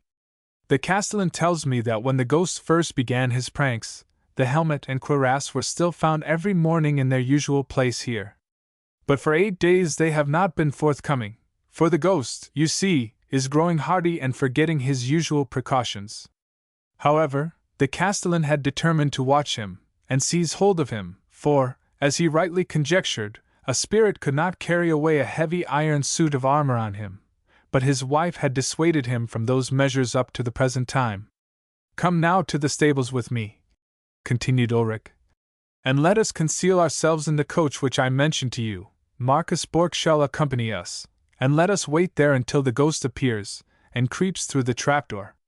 After some time we shall follow him, and then this wicked cheat will be detected. But before we move, swear to me that you will await the issue peaceably and calmly in the coach. You must neither sigh nor groan, nor scarcely breathe. No matter what you hear or see, if you cannot control your fierce, jealous rage, all will be lost. Then the young prince gave him his hand, and promised to keep silence, though it should cost him his life, for no one could be more anxious to discover the truth or falsehood of this matter than he himself. So they both descended now to the courtyard, Ulrich concealing the lantern under his mantle, and they crouched along by the wall till they reached the horse pond, where Marcus Bork stood awaiting them. Then they glided on, one by one, into the stables, and concealed themselves within the coach. It was well they did so without longer delay, for scarcely had they been seated when the ghost appeared. No doubt he had heard of the intended marriage, and wished to take advantage of his last opportunity. As the sound of his feet became audible approaching the coach, the prince almost groaned audibly. But the stout old knight threw one arm powerfully round his body, and placed the hand of the other firmly over his mouth. The ghost now began to ascend the coach, and they heard him clambering up the hind wheel. He slipped down, however, a bad omen, and muttered a half-curse. Then, to help himself up better, he seized hold of the sash of the window, and with it took a grip of Ulrich's beard, as he was leaning close to the side of the coach to watch his proceedings. Not a stir did the brave old knight make, but sat as still as marble, and even held his breath, lest the ghost might feel it warm upon his hand, and so discover their ambuscade. At last he was up, and they heard him clattering over their heads, then creeping through the trapdoor into the corridor, and a little after, the sound of a door gently opening. All efforts were in vain to keep the prince quiet. He must follow him. He would rush through the trapdoor after him, though it cost him his life. But old Ulrich whispered in his ear, Now I know that Prince Ernest has neither honor nor discretion, and Pomerania has little to hope from such a ruler. All in vain, he springs out of the coach, but the knight after him, who hastily gave Marcus Bork the keys of the castle, and bade him go fetch the household, down to the menials, here to the gallery. Marcus took them, and left the stables instantly. Then Ulrich seized the hand of Prince Ernest, who was already on the top of the coach, and asked him was it thus he would leave an old man without any one to assist him. Let him in first through the trapdoor, while the prince held the lantern. To this he consented, and helped the old knight up, who, having reached the trapdoor, put his head through, but alas! The portly stomach of the stout old knight would not follow. He stretched out his head, however, on every side, as far as it could go, and heard distinctly low whispering voices from Sidonia's little room. Then a sound as of the tramp of many feet became audible in the courtyard, by which he knew that Marcus and the household were advancing rapidly. But the young lord, who was waiting at the top of the coach, grew impatient, and pulled him back, endeavoring to creep through the hole himself. Praise be heaven, however, this he failed to do from weakness, so he was obliged to follow the Grand Chamberlain, who whispered to him to come down, and they could reach the corridor through the usual entrance. Hereupon they both left the stables, and met Marcus in the courtyard with his company. Then all ascended noiselessly to the gallery, and ranged themselves around Sidonia's door.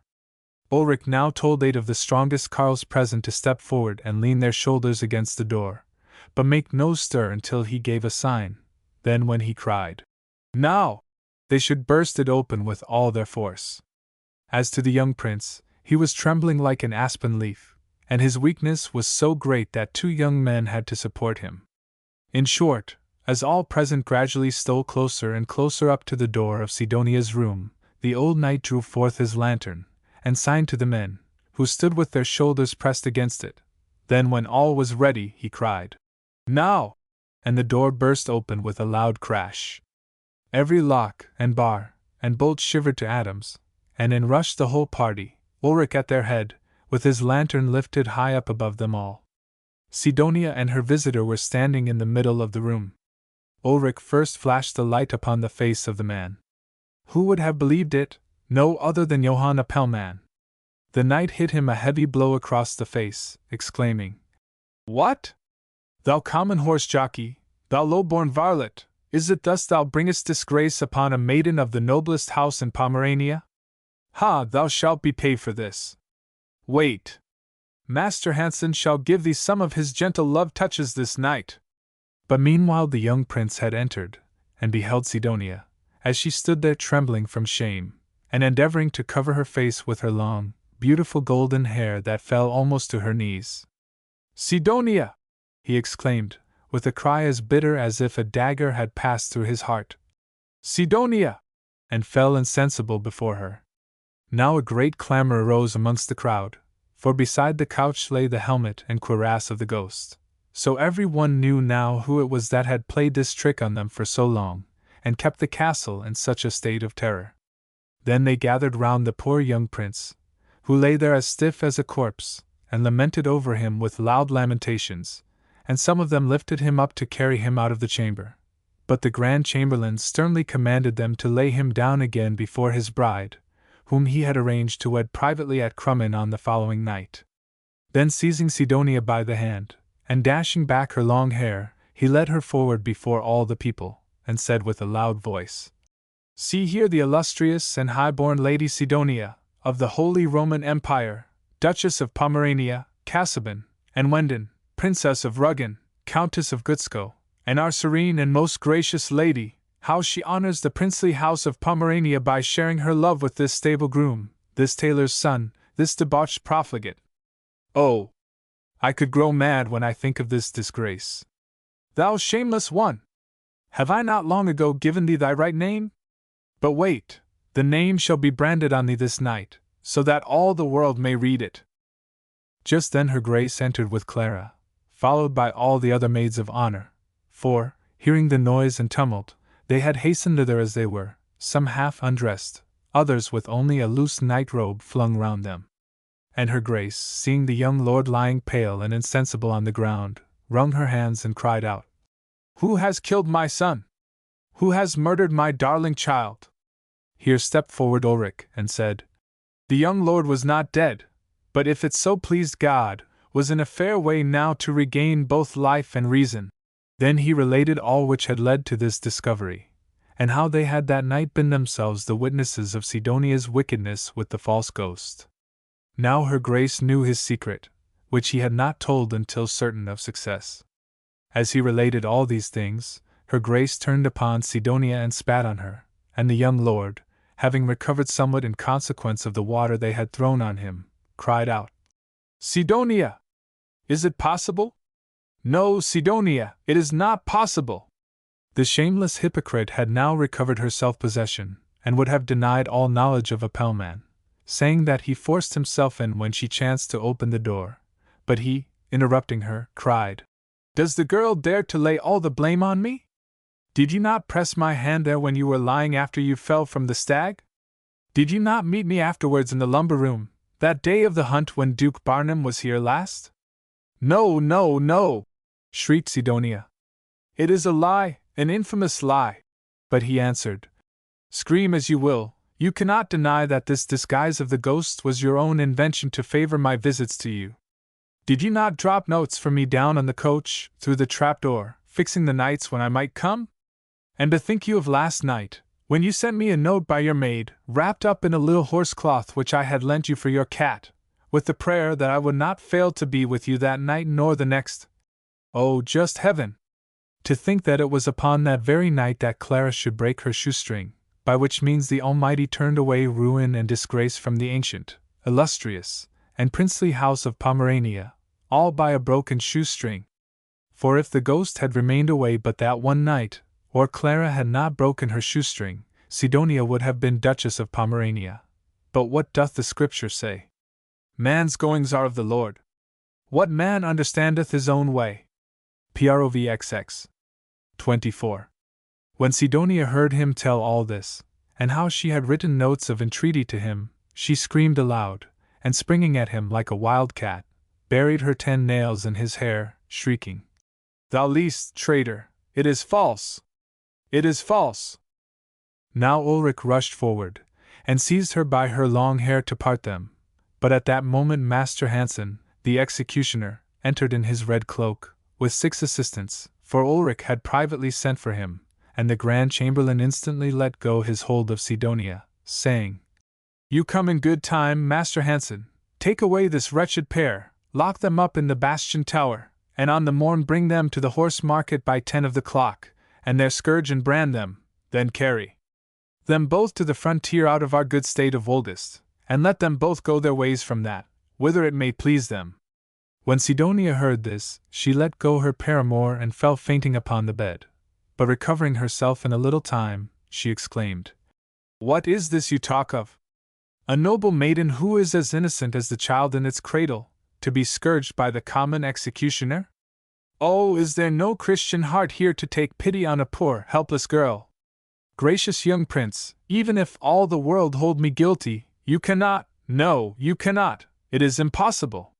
Hereupon the young lord began to tremble like an aspen leaf, and said in a broken voice, Alas, Sidonia!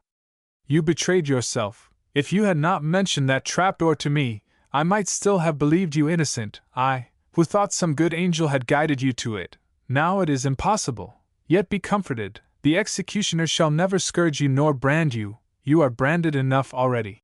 Then turning to the Grand Chamberlain he said that with his consent a hangman should never lay his hands upon this nobly born maiden, whom he had once destined to be Duchess of Pomerania, but a pellman.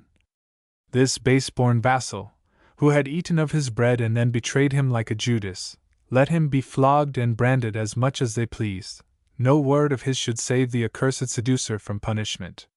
Notwithstanding this, old Ulrich was determined on having Sidonia scourged, and my gracious lady the Duchess must have her scourged too. Let her dear son only think that if the all-merciful God had not interposed, he would have been utterly ruined and his princely house disgraced, by means of this girl. Nothing but evil had she brought with her since first she set foot in the castle. She had caused his sickness, item, the death of 2 young knights by drowning, item, the terrible execution of Joachim Buddy, who was beheaded at the festival, and had she not, in addition, whipped her dear little Casimir, which unseemly act had only lately come to her knowledge, and had she not also made every man in the castle that approached her mad for love of her, all by her diabolical conduct? No, away with the wretch, she merits her chastisement 1,000 and 1,000-fold. And old Ulrich exclaimed likewise, Away with the wretch and her paramour! Here the young lord made an effort to spring forward to save her, but fell fainting on the ground, and while the attendants were busy running for water to throw over him, Clara von Dewitz, turning away the executioner with her hand from Sidonia, fell down on her knees before her grace, and besought her to spare at least the person of the poor, unfortunate maiden. Did her grace think that any punishment could exceed what she had already suffered? Let her own compassionate heart plead along with her words, and did not the Scripture say, Vengeance is mine, saith the Lord? Hereupon her grace looked at old Ulrich without speaking, but he understood her glance, and made answer. No, the hangman must do his duty towards the wretch, when her grace said mildly. But for the sake of this dear, good young maiden, I think we might let her go, for, remember, if she had not opened out this villainy to us, the creature would have been my daughter-in-law, and my princely house disgraced forevermore. Now Marcus Bork stepped forward, and added his prayers that the noble name he bore might not be disgraced in Sidonia. He had ever been a faithful feudal vassal to her princely house, and had not even scrupled to bring the secret wicked deeds of his cousin before the light of day, though it was like a martyrdom of his own flesh and blood for conscience' sake. Here old Ulrich burst forth in great haste. 7,000 devils! Let the wench be off, then. Not another night should she rest in the castle. Let her speak. Where would she go to? Where should they bring her to? And when Sidonia answered, sobbing, to Stettin, to her gracious lord Duke Barnum, who would take pity on her because of her innocence, Ulrich laughed outright in scorn. I shall give the driver a letter to him, and another to thy father. Perhaps his grace will show thee true pity, and drive thee with his horsewhip to Strammel. But thou shalt journey in the same coach whereon thy leman clambered up to the trapdoor, and Master Hansen shall sit on the coach-box and drive thee himself. As to thy darling stable-groom here, the master must set his mark on him before he goes, but that can be done when the hangman returns from Stettin. When Appelman heard this, he fell at the feet of the Lord Chamberlain, imploring him to let him off too. Had he not ridden to Spantico, without stop or stay, at the peril of his life, to oblige Lord Ulrich that time the Lapland wizard made the evil prophecy, and though his illustrious lady died, yet that was from no fault of his, and his lordship had then promised not to forget him if he were but in need. So now he demanded, on the strength of his knightly word, that a horse should be given him from the ducal stables, and that he be permitted to go forth, free and scathless, to ride wherever it might please him. His sins were truly heavy upon him, and he would try and do better, with the help of God. When the old knight heard him express himself in this godly sort, for the knave knew his man well, he was melted to compassion, and said, Then go thy way, and God give thee grace to repent of thy manifold sins. Her grace had nothing to object, only to put a fixed barrier between the prince and Sidonia, she added. But send first for Dr. Jushovius, that he may unite this shameless pair in marriage before they leave the castle, and then they can travel away together. Hereupon Johann Appelman exclaimed, No, never! How could he hope for God's grace to amend him, living with a thing like that, tied to him for life, which God and man alike hold in abhorrence? At this speech Sidonia screamed aloud, Thou lying and accursed stable-groom, darest thou speak so of a castle and land dowered maiden? And she flew at him, and would have torn his hair, but Marcus Bork seized hold of her round the waist, and dragged her with great effort into Clara's room. Now the tears poured from the eyes of her grace at such a disgraceful scene, and she turned to her son, who was slowly recovering. Hast thou heard, Ernest, this groom, this servant of thine, refuses to take the girl to wife whom thou wast going to make Duchess of Pomerania? Woe! Woe! What words for thy poor mother to hear! But it was all foreshadowed when Dr. Luther. N.C. In short, the end of the infamous story was, that Sidonia was carried off that very night in the identical coach we know of, and Master Hansen was sent with her, bearing letters to the Duke and Otto from the Grand Chamberlain, and one also to the Burgomaster of Appelman in Stargard, and the executioner had strict orders to drive her himself the whole way to Stettin. As for Appelman, he sprung upon a Friesland clipper, as the old chamberlain had permitted, and rode away that same night. But the young lord was so ill from grief and shame, that he was lifted to his bed, and all the Medici of Gripswald and Woldest were summoned to attend him. And such was the end of Sidonia von Bork at the ducal court of Woldest. But old Cusso told me that for a long while she was the whole talk of the court and town, many wondering, though they knew well her light behavior, that she should give herself up to perdition at last for a common groom, no better than a menial compared to her. But I find the old proverb is true for her as well as for another. The apple falls close to the tree, as is the sheep, so is the lamb. For had her father brought her up in the fear of God, in place of encouraging her in revenge, pride, and haughtiness, Sidonia might have been a good and honored wife for her life long. But the libertine example of her father so destroyed all natural instincts of modesty and maidenly reserve within her, that she fell an easy prey to the first temptation. In short, my gracious Prince Bogislaus XIV, as well as all those who love and honor the illustrious house of Wolgast, will devoutly thank God for having turned away this disgrace in a manner so truly wonderful. I have already spoken of the broken shoe tie, but in addition, I must point out that if Sidonia had counseled her paramour to take the armor of Duke Philip, which hung in the same lumber room, in place of that belonging to the Serpent Knight, that wickedness would never have come to light.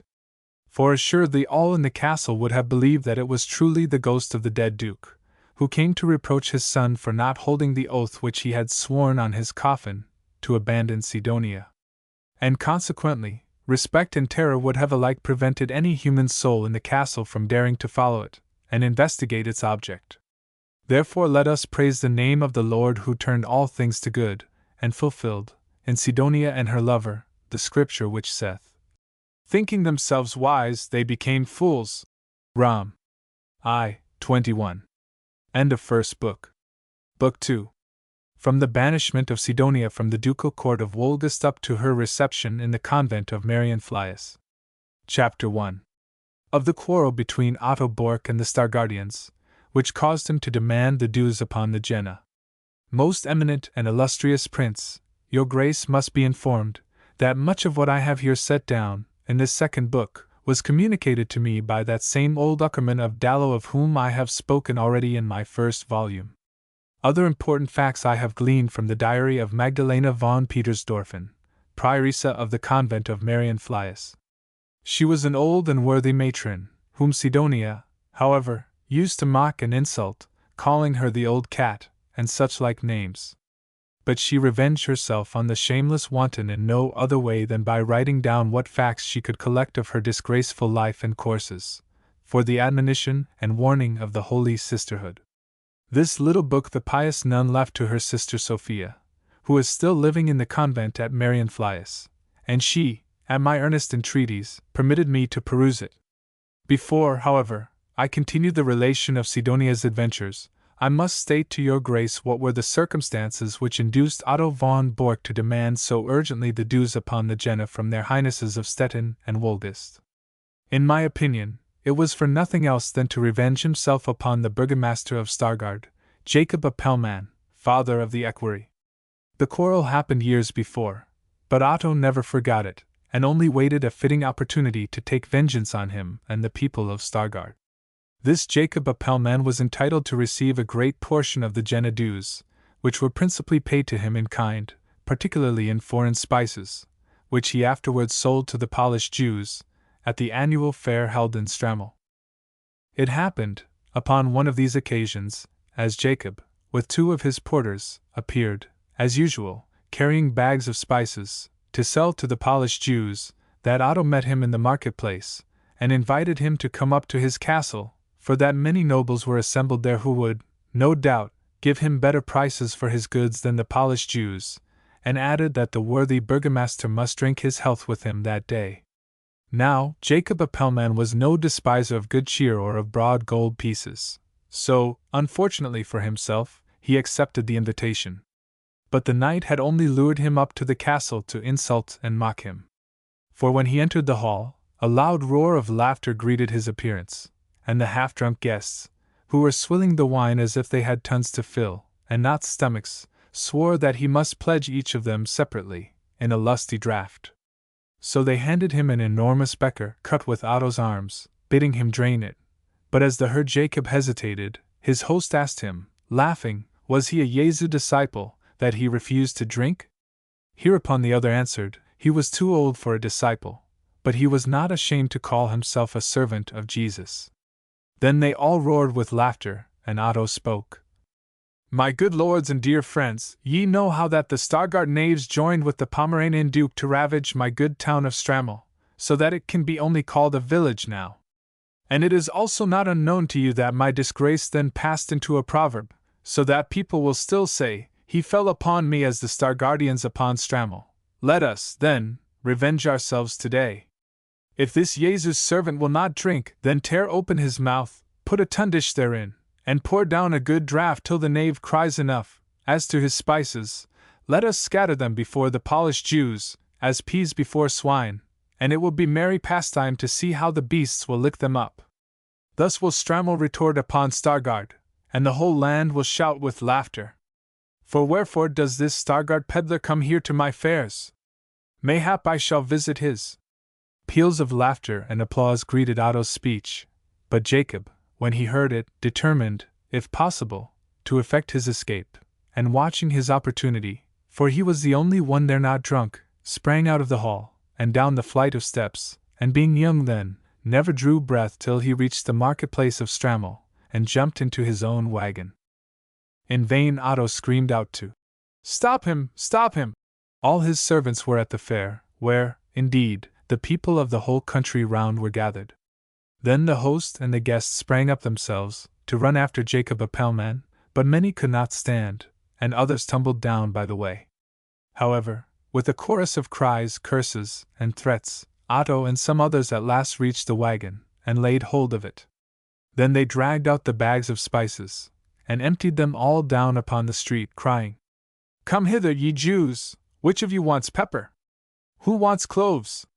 So all the Jews in the place ran together, and down they went on all fours picking up the spices, while their long beards swept the pavement quite clean. Hey!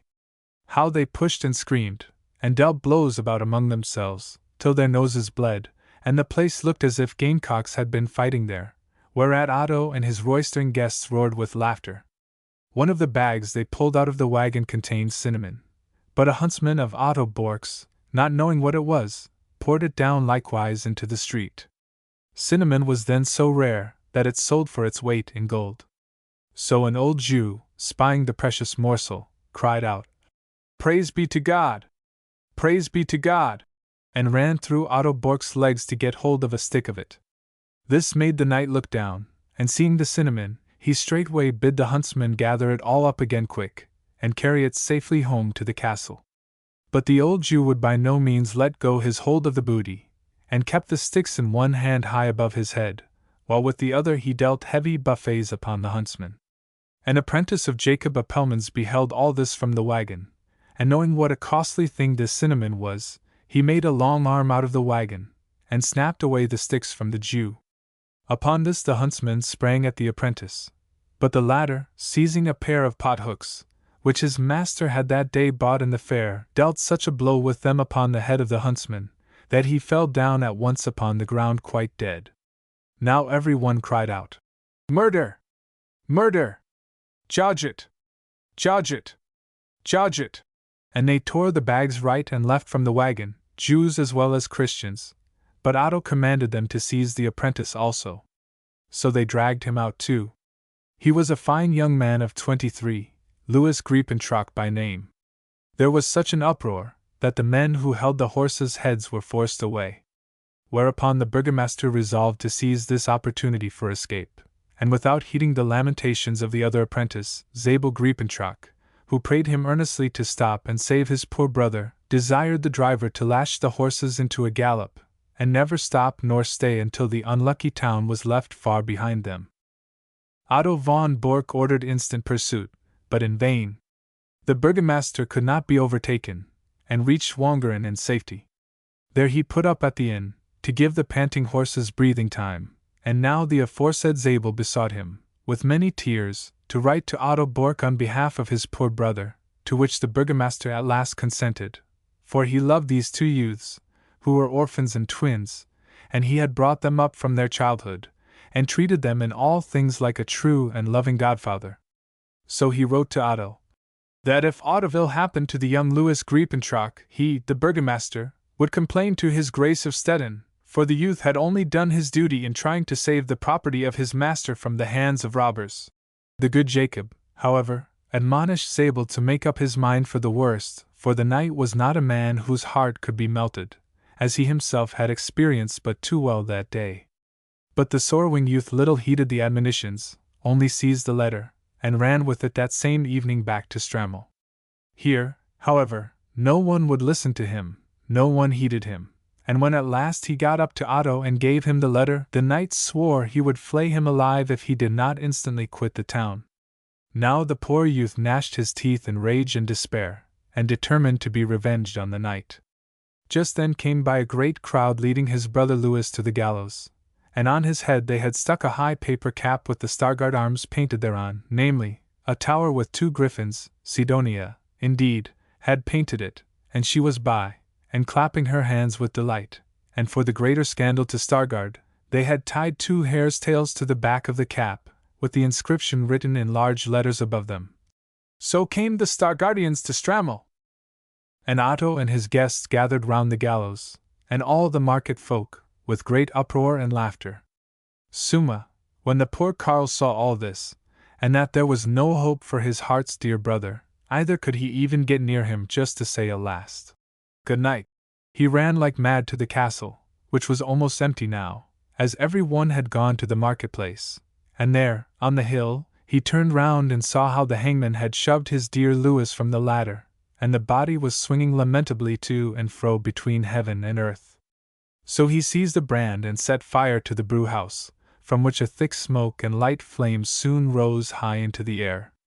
Now all the people rushed towards the castle, for they suspected well who had done the deed, particularly as they had observed a young fellow running, as if for life or death, in the opposite direction towards the open country. So they pursued him with wild shouts from every direction. Right and left they hemmed him in, and cut off his escape to the wood. And Otto Bork sprang upon a fresh horse, and galloped along with them, roaring out, "Seize the rascal! Seize the vile incendiary! He who takes him shall have a ton of my best beer!" But others he dispatched to the castle to extinguish the flames. Now the poor Zabel knew not what to do, for on every side his pursuers were gaining fast upon him, and he heard Otto's voice close behind crying, "There he runs! There he runs! Seize the gallows bird, that he may swing with his brother this night! A ton of my best beer to the man who takes him! Seize the incendiary!" So the poor wretch, in his anguish, threw off his smock upon the grass and sprang into the lake, hoping to be able to swim to the other side and reach the wood. "In after him!" roared Otto, and a fellow jumped in instantly, and seizing hold of Zabel by the hose, dragged him along with him. But they were soon both carried into deep water. Zabel, however, was the uppermost, and held the other down tight to stifle him. Another, seeing this, plunged in to rescue his companion, and from the bank dived down underneath Zabel, intending to seize him round the body. But it so happened that the fishermen of Strammel had laid their nets close to the place, and he plunged direct into the middle of the largest, and stuck there miserably, which when Zabel observed, he let the other go, who was now quite dead, and struck out boldly for the opposite bank. The fishermen sprang into their boats to pursue him, and the crowd ran round, hoping to cut off the pass before he could gain the bank. But he was a brave youth, and distanced them all, jumped on land before one of them could reach him, and plunged into the thick wood. Here it was vain to follow him, for night was coming on fast, so he pursued his path in safety, and returned to his master at Strammel. Otto von Bork, however, would not let the matter rest here, for he had sustained great loss by the burning of his brewhouse. The other buildings were saved.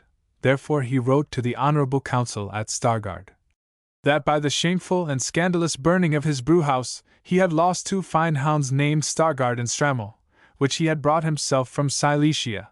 Item, 2 old servants and a woman. Item, in the lake, 2 other servants had been drowned, and all by the revenge of an apprentice, because he had justly caused his brother to be executed. Therefore this apprentice must be given up to him, that he might have him broken on the wheel, otherwise their vassals on the Jena should suffer in such a sort, that the Stargardians would long have reason to remember Otto Bork. Now, some of the honorable councillors were of opinion that they should by no means give up the apprentice. First, because Otto had insulted the Stargard arms, and secondly, lest it might appear as if they feared he would fulfill his threats respecting the Jena. But Jacob Appelman, the burgomaster, who lay sick in his bed from the treatment he had received at Strammel, entirely disapproved of this resolution, and when they came to him for his advice, proposed to give for answer to the knight that he should first indemnify him for the loss of his costly spices, which he valued at 1,000 florins, and when this sum was paid down, they might treat of the matter concerning the apprentice. The knight, however, mocked them for making such an absurd demand as compensation, and reiterated his threats, that if the young man were not delivered up to him, he would punish Stargard with a great punishment. The council, however, were still determined not to yield, and as the burgomaster lay sick in his bed, they released the apprentice from prison, and replied to Otto that if he broke the public peace of his imperial majesty, let the consequences fall on his own head, there was still justice for them to be had in Pomerania. When the burgomaster heard of this, he had himself carried in a litter, sick as he was, to the honorable council, and asked them, was this justice, to release an incendiary from prison? If they sought justice for themselves, let them deal it out to others. No one had lost more by the transaction than he. His income for the next 2 years was clean gone, and the care and anxiety he had undergone, besides, had reduced him to this state of bodily weakness which they observed. It was a heart grief to him to give up the young man, for he had reared him from the baptism water, and he had been a faithful servant unto him up to this day. Could he save him, he would gladly give up his house and all he was worth, and go and take a lodging upon the wall, for this young man had once saved his life, by slaying a mad dog which had seized him by the tail of his coat, but it was not to be done. They must set an honorable example, as just and upright citizens and fearless magistrates, who hold that old saying in honor, fiat justitia et pre mundus, which means, let justice be done, though life and fortune perish. But the punishment of the wheel was, he confessed, altogether too severe for the poor youth, and therefore he counseled that they should hang him, as Otto had hung his brother. This course the honorable society consented at last to adopt, but the knight had disgraced their arms, and they ought in return to disgrace his. They could get the court painter from Stettin at the public expense, and let him paint Otto Bork's arms on the back of the young man's hose. Here the burgomaster again interfered. Why should the honorable council attempt a stupid insult, because the knight had done so? But he talked in vain. They were determined on this retaliation. At last, but after a great deal of trouble, he obtained a promise that they would have the arms painted before, upon his smock, and not behind, upon the hose, for that would be a sore disgrace to Otto, and bring his vengeance upon them. Why should they do more to him than he had done unto them? The scripture said eye for eye, tooth for tooth, and not 2 eyes for an eye, 2 teeth for a tooth. Hereupon the honorable council pronounced sentence on the young man, and fixed the 3rd day from that for his execution. But first the executioner must bring him up before the bed of the burgomaster, who thus spoke. Ah, Zabel, wherefore didst thou not behave as I admonished thee in Wongeren? And as the young man began to weep, he gave him his hand, and admonished him to be steadfast in the death hour, asked his forgiveness for having condemned him, but it was his duty as a magistrate so to do, thanked him for having saved his life by slaying the mad dog, finally bid him good night, and then buried his face in the pillow. So the hangman carried back the weeping youth to the council hall, where the honorable councillors had the Bork arms fastened upon his smock, and out of further malice against Otto, for they knew the burgomaster, being sick in his bed, could not hinder them, they placed over them a large piece of pasteboard, on which was written, so did the Stargardians with Strammel. Item, they fastened to the 2 corners a pair of wolf's ears, because Bork, in the Windig tongue, signifies wolf. This was to revenge themselves for the hare's tails. Then the poor apprentice was carried to the gallows, amid loud laughter from the common people. And even the honorable councillors waxed merry at the sight, and as the hangman pushed him from the ladder, they cried out, so will the Stargardians do to Strammel. Now Otto heard tidings of all these doings, but he feared to complain to His Highness the Duke, because he himself had begun the quarrel, and they had only retorted as was fair. Item, he did not dare to stop the boats upon the Jena, for he knew that although Duke Barnum was usually of a soft and placable temper, yet when he was roused there was no more dangerous enemy. And if the Stargardians leagued with him, they might fall upon his town of Strammel, as they had done once before. Therefore he waited patiently for an opportunity of revenge, and held his peace until Sidonia acquainted him with the love of the young Prince Ernest. Then he resolved to demand the dues upon the Jena to be given up to him, and if his wicked desire had been gratified, I think the good citizens of Stargard might have taken to the beggar's staff for the rest of their days, for like all the old Hanseatic towns, their entire subsistence came to them by water, and all their wares and merchandise were carried up the Jena in boats to the town.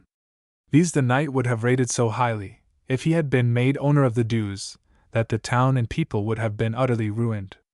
It has been already stated that the Duke Barnum gave an ambiguous answer to Otto upon the subject, but the knight, after his visit to Wolgast, was so certain of seeing his daughter in a short time Duchess of Pomerania, that he already looked upon the Jena dues as his own, and proceeded to act as shall be related in the next chapter.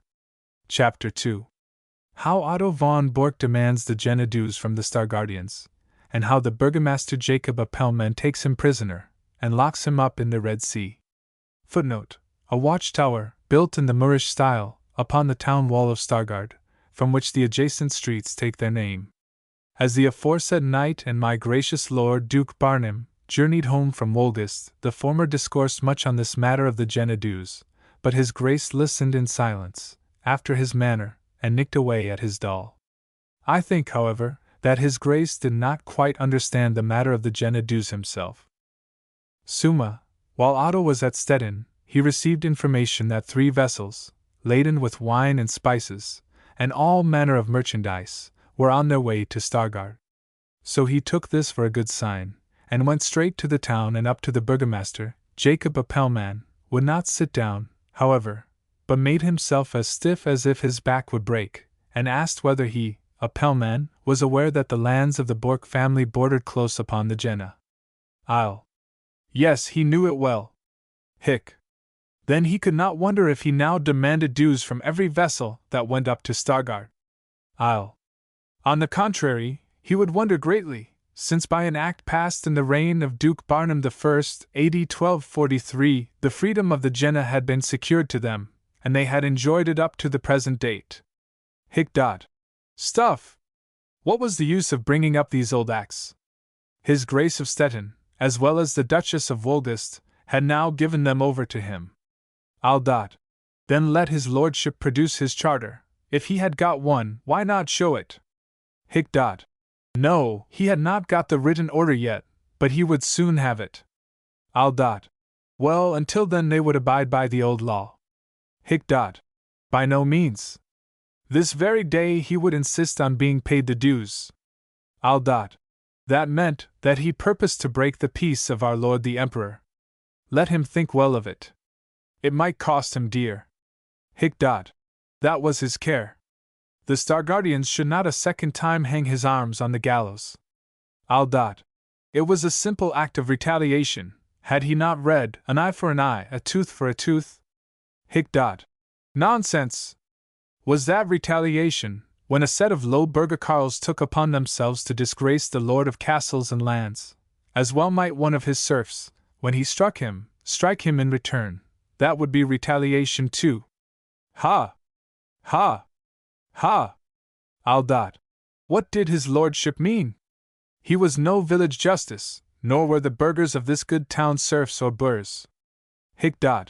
If he knew not now what he meant, he would soon learn, and take off his hat so low to the Bork arms that it would touch the ground. Then, too, he might himself get a lesson in retaliation. And herewith the knight strode firmly out of the room, without even saluting the burgomaster. But Jacob knew well how to deal with him, so he sent instantly for the keeper of the forest, who lived in the thick wood on the banks of the Jena, and told him to watch by night and day, and if he observed anything unusual going on, to spring upon a horse and bring him the intelligence without delay.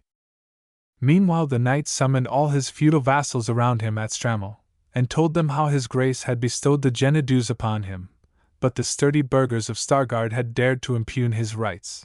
Therefore let each of them select 2 trusty followers, and meet all together on the morrow morn at Putzerlin, close to the Jena ferry. Then, if there came by any vessels laden with choice wines, let them be sure and drink a health to Stargard. So they all believed him, and came to the appointed place with 20 horsemen, and the knight himself brought 20 more. There they unsaddled and turned into the meadow, then set to work to throw a bridge over the river. As soon as the forest ranger spied them, he saddled his wild clipper, which he himself had caught in the Uckermund country, and flew like wind to the town, for the wild horses are much stouter and fleeter than the tame, but there are none to be found now in all Pomerania. When the burgomaster heard this tale, he told him to go back the way he came, and keep perfectly still until he saw a rocket rise from St. Mary's Tower, then let him loose all his hounds upon the horses in the meadow, and he and the burghers would follow soon, and make a quick end of the robber knights and freebooters. But he would wait for 3 hours before giving the promised sign from St. Mary's Tower, that he might have time to get back to the wood. Still the knight and his followers continued working at the bridge right merrily. They took the ferryman's planks and poles, and cut down large oak trees, and every one that went across the ferry must stop and help them. But their work was not quite completed, when 3 vessels appeared in sight, laden with all sorts of merchandise, and making direct for Stargard. As soon as Otto perceived them, he took 6 fellows with him, and jumped into a ferry boat, crying, "Hold! Until the dues are paid, you can go no farther. The river and the land alike belong to me now, and I must have my dues, as His Grace of Stettin has commanded." The crew, however, strictly objected, saying that in the memory of man they had never paid dues upon their goods, and they would not pay them now.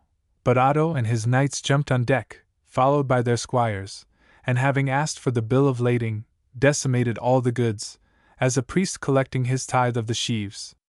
Then he took the best cask of wine, had it rolled on land, and called out to the crew, who were crying like children, "Now, good people, you may go your ways." But the poor devils were in despair, and followed him on land, praying and beseeching him not to ruin them, but to restore their property, at which Otto laughed loudly, and bid the strongest of his followers chase the miserable varlets back to their vessel. Meanwhile the cask of wine had been rolled up against a tree, and the knight and his followers set themselves round it upon the grass, and because they had no glasses, they drank out of kettles, and pots, and bowls, and dishes, or whatever the ferryman could give them. Yes, some of them drew off their boots and filled them with the wine, others drank it out of their caps, and so there they lay on the grass, swilling the wine, and the different wares they had seized lay all scattered round them, and they laughed, and drank, and roared, "Thus we drink a health to Stargard." Hereupon the crew, seeing that nothing could be got from the robbers, went their way with curses and imprecations, to which the knight and his party responded only with peals of laughter. But the vessel had scarcely set sail, when a woman's voice was heard crying out loudly from the deck, "Father! Father! I am here! Listen, Otto von Bork, your daughter Sidonia is here!" When the knight heard this, he felt as if stunned by a blow, but immediately comforted himself by thinking that no doubt Prince Ernest was with her, particularly as he could observe in the twilight the figure of a man seated beside her on a bundle of goods. "This surely must be the prince," he said to himself, and so called out with a joyful voice, "Ah, my dearest daughter, Sidonia! How comest thou in the merchant vessel?" Then he screamed to the sailors to stop and cast anchor, but they heeded neither his cries nor commands, and in place of stopping, began to crowd all sail. Otto now tried entreaties, and promised to restore all their goods, and even pay for the wine drunk, if they would only stop the vessel. This made them listen to him, but they demanded, beside, a compensation money of 100 florins, for all the anxiety and delay they had suffered. This he promised also, only let them stop instantly. However, they would not trust his word, and not until he had pledged his knightly faith would they consent to stop. Some, indeed, were not even content with this, and required that he should stand bareheaded on the bank, and take a solemn oath, with his hand extended to heaven, that he would deal with them as he had promised. To this also the knight consented, since they would not believe he held his knightly word higher than any oath, though, in my opinion, he would have done anything they demanded, such was his anxiety to behold the prince and princess of Pomerania, for he could imagine nothing else, but that his daughter and her husband had been turned out of Wolgast by the harsh duchess and the old grand chamberlain, and were now on their way to his castle at Strammel. Here my gracious prince will no doubt say, "But Theodore, why did she not call on her father sooner, when, as you told me, he was on board this very vessel plundering the wares?" I answer, "Serene Prince! Your Grace must know that she and her paramour were at that time crouching in the cabin, through fear of Otto, for the sailors did not know her or who she was. They had taken her and a Pelman in at Dam, and believed this story, that he was secretary to the Duke at Stettin, and Sidonia was his wife. They were on their way to Stargard, but preferred journeying by water, on account of the robbers who infested the high roads, and who, they heard, had murdered 3 travelers only a few days before. But when Sidonia had found what her father had done, and heard the crew cursing and vowing vengeance on him, she feared it would be worse for her even to fall into the hands of the Stargardians than into her father's, and therefore rushed up on deck and called out to him, though her paramour conjured her by heaven and earth to keep quiet, and not bring him under her father's sword. Suma, as the vessel once more stood still, the knight sprang quick as thought into the ferry boat along with some of his followers, and rowed off to the vessel, where his daughter sat upon a bundle of merchandise and wept, but a Pelman crept down again into the cabin. When the knight stepped on board, he kissed and embraced her, but where was the young prince whom he had seen standing beside her? Alas! It was not the prince, the young lord had shamefully deceived her. Weeping. He would make him suffer for it then, let her tell him the whole business. If he had trifled with her, she should be revenged. Was he not as powerful as any duke in Pomerania? He must send away all the bystanders first. Did he not see how they all stood round, with their mouths open from wonder? Hereupon the knight roared out, Away, go all of ye, or I'll stick ye dead as calves. The devil take any of you who dare to listen. His whole frame trembled meanwhile as an aspen leaf, and he could scarcely wait till the carles clambered over the bundles of goods. What had happened? In the name of all the devils, let her speak, now that they were alone. But here the cunning wanton began to weep so piteously, that not a word could she utter. However, as old Otto grew impatient, and began to curse and swear, and shake her by the arm, she at last commenced, while a Pelman was listening from the cabin.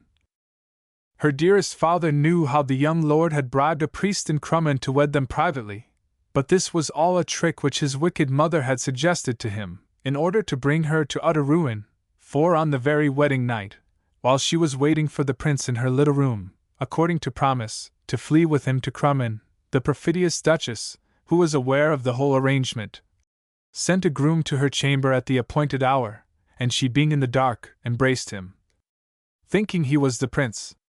In the self-same instant the door was burst open, and the old revengeful hag, with Ulrich von Schwerin, rushed in, along with the young prince and Marcus Bork, her cousin, amid a great crowd of people with lanterns. And no one would listen to her or heed her, so she was thrust that same night out of the castle, like a common swine maid, though the young lord, when he saw the full extent of his wicked mother's treachery, fell down in a dead faint at her feet. And here she wept and groaned, as if her heart would break. Who, then, was the gay youth who sat beside her there on the bundle? Screamed Otto. That was the very groom that she had embraced, for they had sent him away with her, to make their wicked story seem true. But what was his name? May the devil take her, to have gone off with a base-born groom. What was his name? Weeping. What did he think of her, that she should love a common groom? Truly, he had the title of equerry, but then he was nothing better than a common burgher carl. What could she do, when they turned her by night and cloud out of the castle? She must thank God for having had even this groom to protect her, but that he was her lover, no, that was, indeed, to think little of her. He would strike her dead if she did not answer. Who was the knave? Where did he come from? He was called Johanna Pelman, and was son to the burgomaster of Stargard. Here the knight raved and chafed like a wild beast, and drew his sword to kill Sidonia, but she fled away down to her paramour in the cabin. However, he had heard the whole conversation, and flew at her to beat her, crying, Am I then a base-born groom? Ha! Thou proud wanton, didst thou not run after me like a common street girl? I will teach thee to call me a groom. And as the knight listened to all this, the sword dropped from his hands and fell into the hold, so that he could not get it up again. Then he was beside himself for rage, and seized a stone of the ballast, to rush down with it to the cabin. But behold!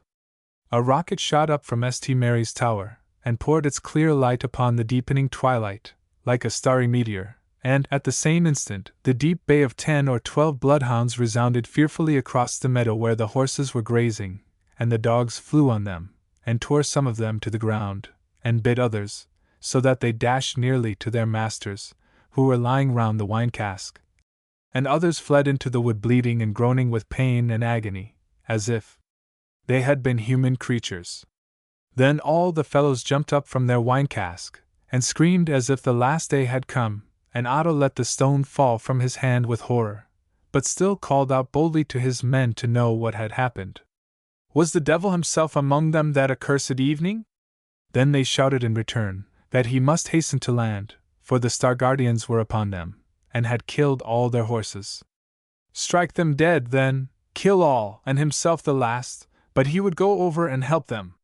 So he jumped into the boat with his companions, but had not time to set foot on shore, when the Star Guardians, horse and foot, with the burgomaster at their head, dashed forth from the wood, shouting, "So fall the Star Guardians upon Strammel!"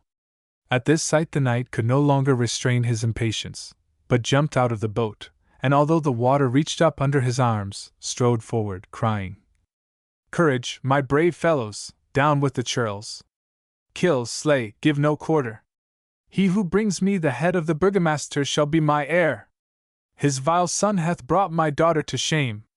Kill all, all! I will never outlive this day! Ye shall all be my heritors, only kill! Kill! Kill!" Then he jumps on land and goes to draw his sword, but he has none, only the scabbard is hanging there, and as the Starguard men are already pressing thick upon them, he shouts, "A sword! A sword! Give me a sword! My good castle of Strammel for a sword, that I may slay this base-born churl of a burgomaster!" But a bloodhound jumped at his throat, and tore him to the ground, and as he felt the horrible muzzle closer to his face, he screamed out, "Save me! Save me! Oh, woe is me!" And at the same moment, Sidonia's voice was heard from the vessel, shrieking, "Father, father, save me! This groom is beating me to death, he is killing me!" While a loud roar of laughter from the crew accompanied her cries. No one, however, came to save the knight, for the Star Guardians were slaying right and left, and Otto's followers were utterly discomfited. So the knight tried to draw his dagger, and having got hold of it, plunged it with great force into the heart of the ferocious animal, who fell back dead, and Otto sprang to his feet. Just then, however, a tanner recognized him, and seizing hold of him by the arms, carried him off to the other prisoners. Now, indeed, might he call on the mountains to fall on him, and the hills to cover him, Hosea X. And now he might feel, too, what a terrible thing it is to fall into the hands of the living God, Hebrews X. For the Jesu wounds, I'm thinking, burn then like hellfire in his heart. Summa, as the wretched man was brought before the burgomaster, who sat down upon a bank and wiped his sword in the grass, the latter cried out, "Well, Sir Knight, you would not heed me, you have worked your will. Now, do you understand what retaliation means? An eye for an eye, a tooth for a tooth?" And as the other stood quite silent, he continued, "Where is your charter for the Genedeus? Perchance it is contained in this letter, which I have received today from her Grace of Wolgast, addressed to you. Hand a lantern here, that the knight may read it. If the charter is not therein, then he shall be flung into prison this night with his followers, until my Lord Duke Barnum pronounces judgment upon him." The ferryman advanced and held a light, but Otto had scarcely looked over the letter when he began to tremble as if he would fall to the ground, and then sighed forth, like the rich man in hell, "Have mercy on me, and give me a drink of water." They brought him the water, and then he added, "Jacob, hast thou, too, had any tidings of our children?" "Alas!" the other answered, "Ulrich has written all to me." "Then have mercy on me. Listen how your godless son there in the vessel is beating my daughter to death, and how she is shrieking for help." As the burgomaster heard these unexpected tidings, he sent messengers to the vessel, with orders to bring the pair immediately before him. Meanwhile the other prisoners besought the burgomaster to let them go, for they were feudal vassals of Audiobook, and must do as he commanded them. Besides, he told them that Duke Barnum had given him the dues, and therefore they held it their duty to assist him in collecting them. And as Otto confirmed their words, saying that he had indeed deceived them, the burgomaster turned to his party, and cried, "How say you then, worthy burghers and dear friends, shall we let the vassals run, and keep the lord? For if the master lies, are the servants to be punished if they believe him? Speak, worthy friends." Then all the burghers cried, let them go, but keep the knight a prisoner." Upon which all the retainers took to their heels, not forgetting, though, to hoist the cask of wine upon their shoulders, and so they fled away into the wood. Now comes a great crowd from all the vessels, accompanying the infamous pair, mocking, and gibing, and laughing at them, so that no one can hear a word for the tumult. But the burgomaster bids them hold their peace, and let the guilty pair be placed before him. He remained a long while silent, gazing at them both, then sighing deeply, addressed his son. "O thou lost son, hast thou not yet given up thy dissolute courses? What is this I hear of thee in Woldest? Now thou must needs humble this noble maiden, and bring dishonor on her house, flinging all thy father's admonitions to the wind." Here the son interrupted. "True, but this noble maiden had thrown herself in his way, like a common girl, and he was only flesh and blood like other men. Why did she follow him so?"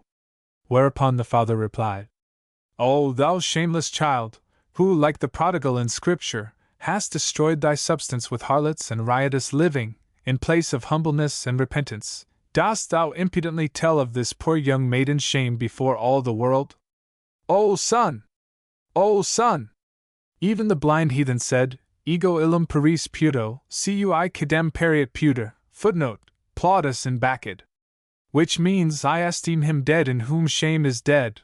Therefore is thy sin doubled, being a Christian, for thou hast boasted of thy shame before the people here, and held up the young maiden to their contempt, besides having beaten her so on board the vessel that many heard her screams, as if she were only a common wench, and not a castle and land-dowered maiden. To which a pellman answered, that she had called him a common groom and a base-born burgher churl. But his father commanded him to be silent, and bid his men first bind the knight's hands behind his back, and then those of his son, and so carry them both to prison, but to let the maiden go free.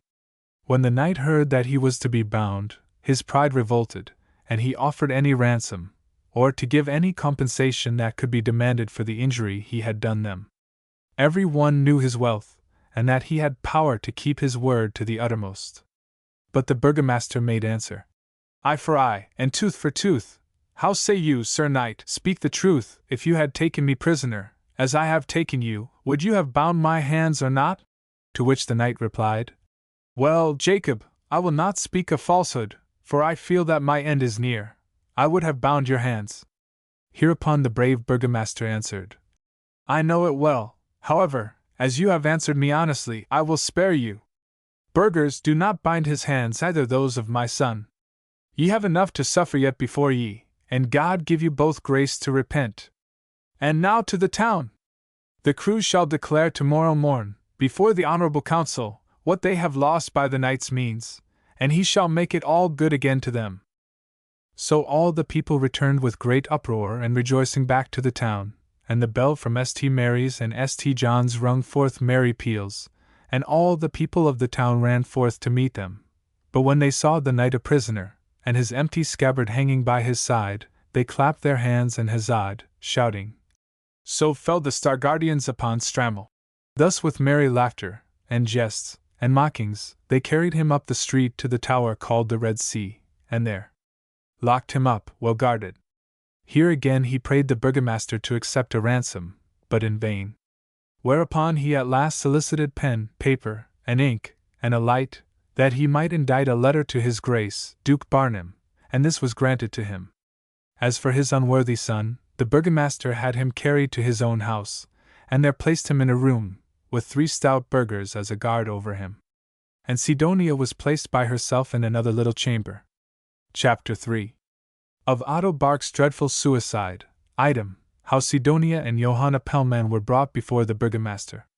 During that night there was a strong suspicion upon everyone's mind that something terrible was going to happen, for a great storm arose at midnight, and raged fearfully round the Red Sea Tower, so that it seemed to rock, and when the night watch went round to examine it, behold 3 toads crept out, and set themselves upright upon the parapet like little mannikins, as the hares sometimes make themselves into mannikins.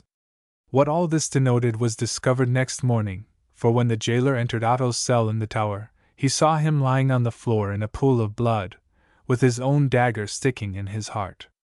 On the table stood the lamp which he had asked for, still burning feebly, and near it a great many written papers. The man instantly ran for the burgomaster, who followed him with all speed to the tower.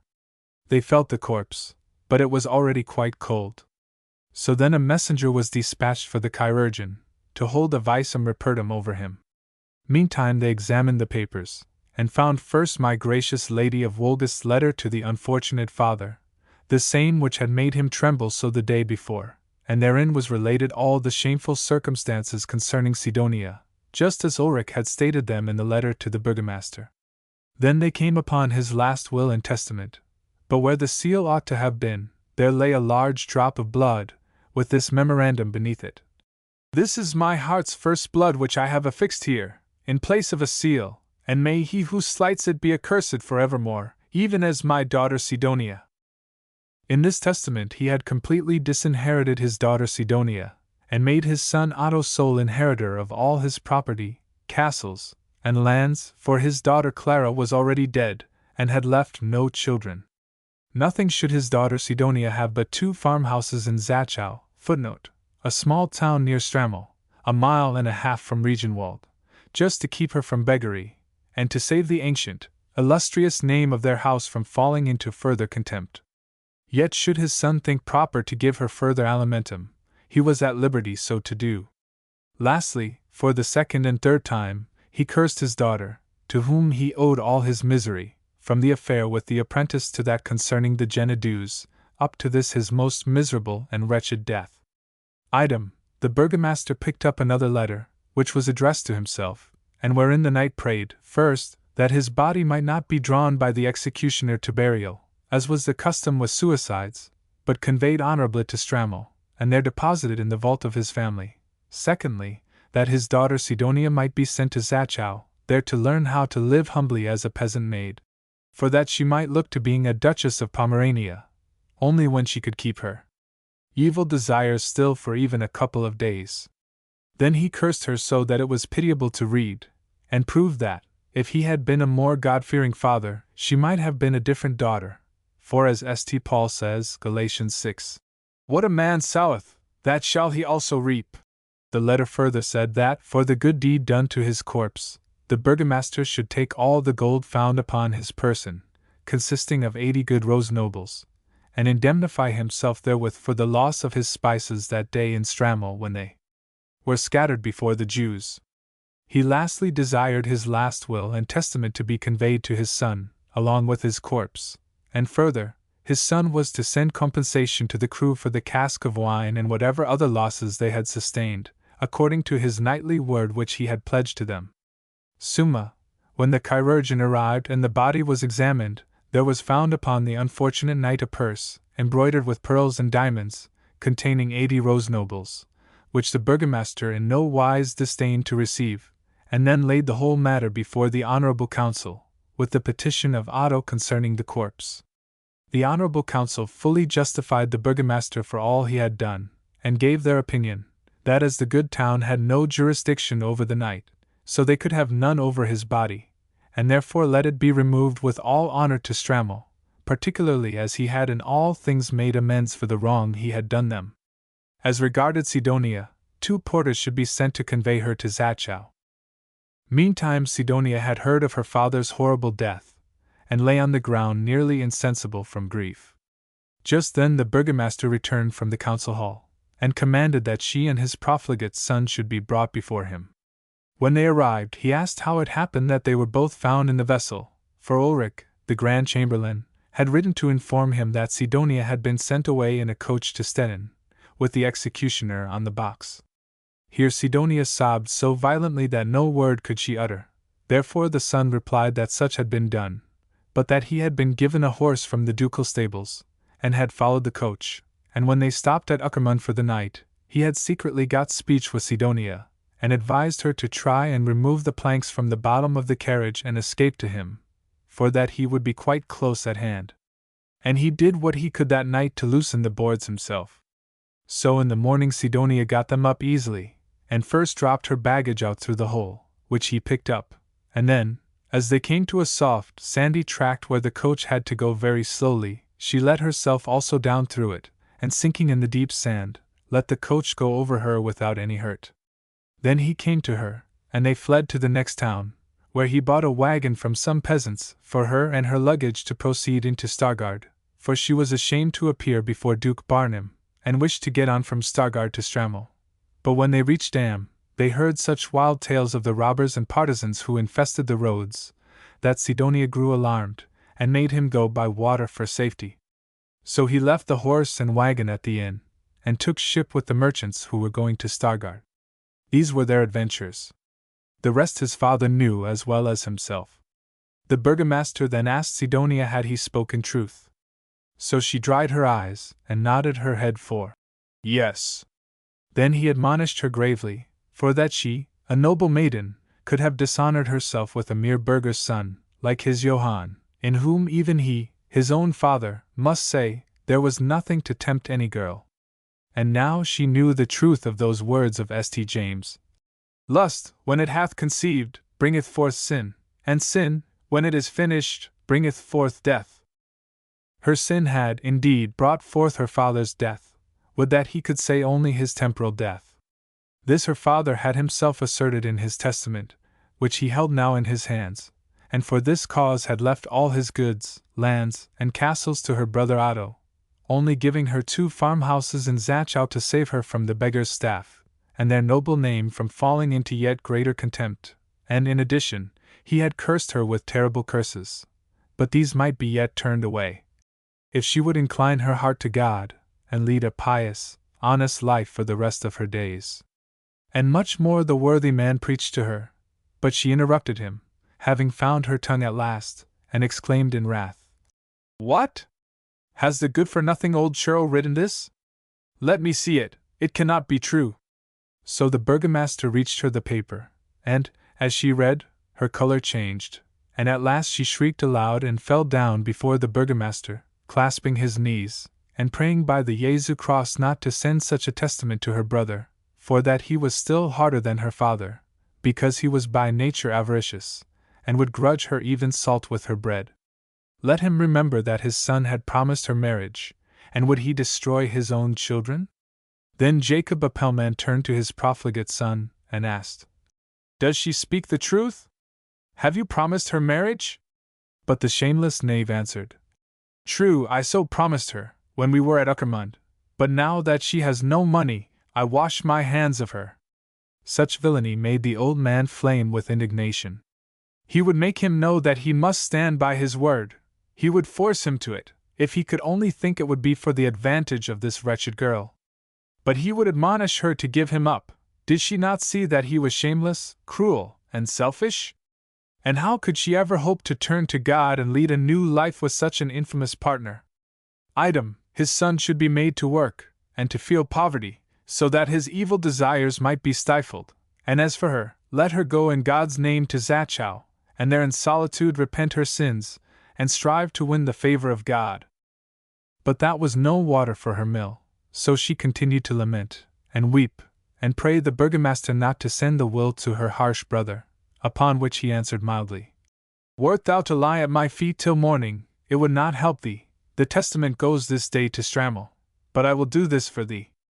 Thy father left me some rose nobles, in a purse which he carried about with him, as a compensation for my spices, which he strewed before the Jews in Strammel, of which deed thou, too, wert also guilty, as I know, therefore I was not ashamed to take the money. But of the purse thy father said naught, so I had it in my mind to keep it, for, in truth, it is of more worth than the nobles it contained. If I mistake not, these are true pearls and diamonds with which it is broidered. Look, here it is. What sayest thou?" Here she sobbed and answered. She knew it well, she had broidered the purse herself. They were her mother's pearls and diamonds, and part of her bridal gear. Truly they were worth 3,000 florins. Then, said the brave old man, I will give thee this purse, since it was not named either for me or for thy brother at Strammel. Take it to Zachau, thou wilt make a good penny of it. Be pious, and God-fearing, and industrious, remembering what the Holy Scripture says, Prov 31. A virtuous woman takes wool and flax, and labors diligently with her hands. She stretches out her hands to the wheel, and her fingers grasp the spindle. Hadst thou learned this, in place of thy costly broidery, methinks it would have been better with thee this day. As he thus spoke, he put the purse in her hands, and she instantly hid it in her pocket. But the profligate Johann now suddenly became repentant, for he thought, if I can obtain nothing good from my father, I may at least get the purse. So he began to weep and lament, and fell down, too, at his father's feet, saying, if he would only pardon him this once, he would indeed take this poor maiden to wife, as he had promised her, for he alone was guilty of her sin. Only would his heart's dearest father forgive him? And so the hypocrite went on with his lies. Whereupon his father made answer honorably and mildly. Such promises thou hast often made, but never kept. However, I will try thee yet again. If thou wilt spend each day diligently writing in the council office, and return each night to sleep in my chamber, and continue this good conduct for a few years, to testify thy repentance, as a brave and upright son, and Sidonia meanwhile continues to lead a godly and humble life at Zachau, then, in God's name, ye shall both marry, and make amends for your sin, but not before that. As he said this, and bid his son stand up, the hypocrite answered yes, he would do the will of his dear father, but then he must keep back this testament, so would his children be happy. Otherwise, wherefore should they marry? What could they live on? A couple of cabins in Zachau would not be enough. Truly, replied the old man, if I were as great a knave as thou art, I would do as thou hast said, yet though the loss of the spices, which her father wickedly destroyed, did me such injury that I had to sell my house, to get the means of living and keeping thee at the University of Gripswald, I will keep my hands pure from the property of another, even if this property belonged to my greatest enemy, and the enemy of this good town also.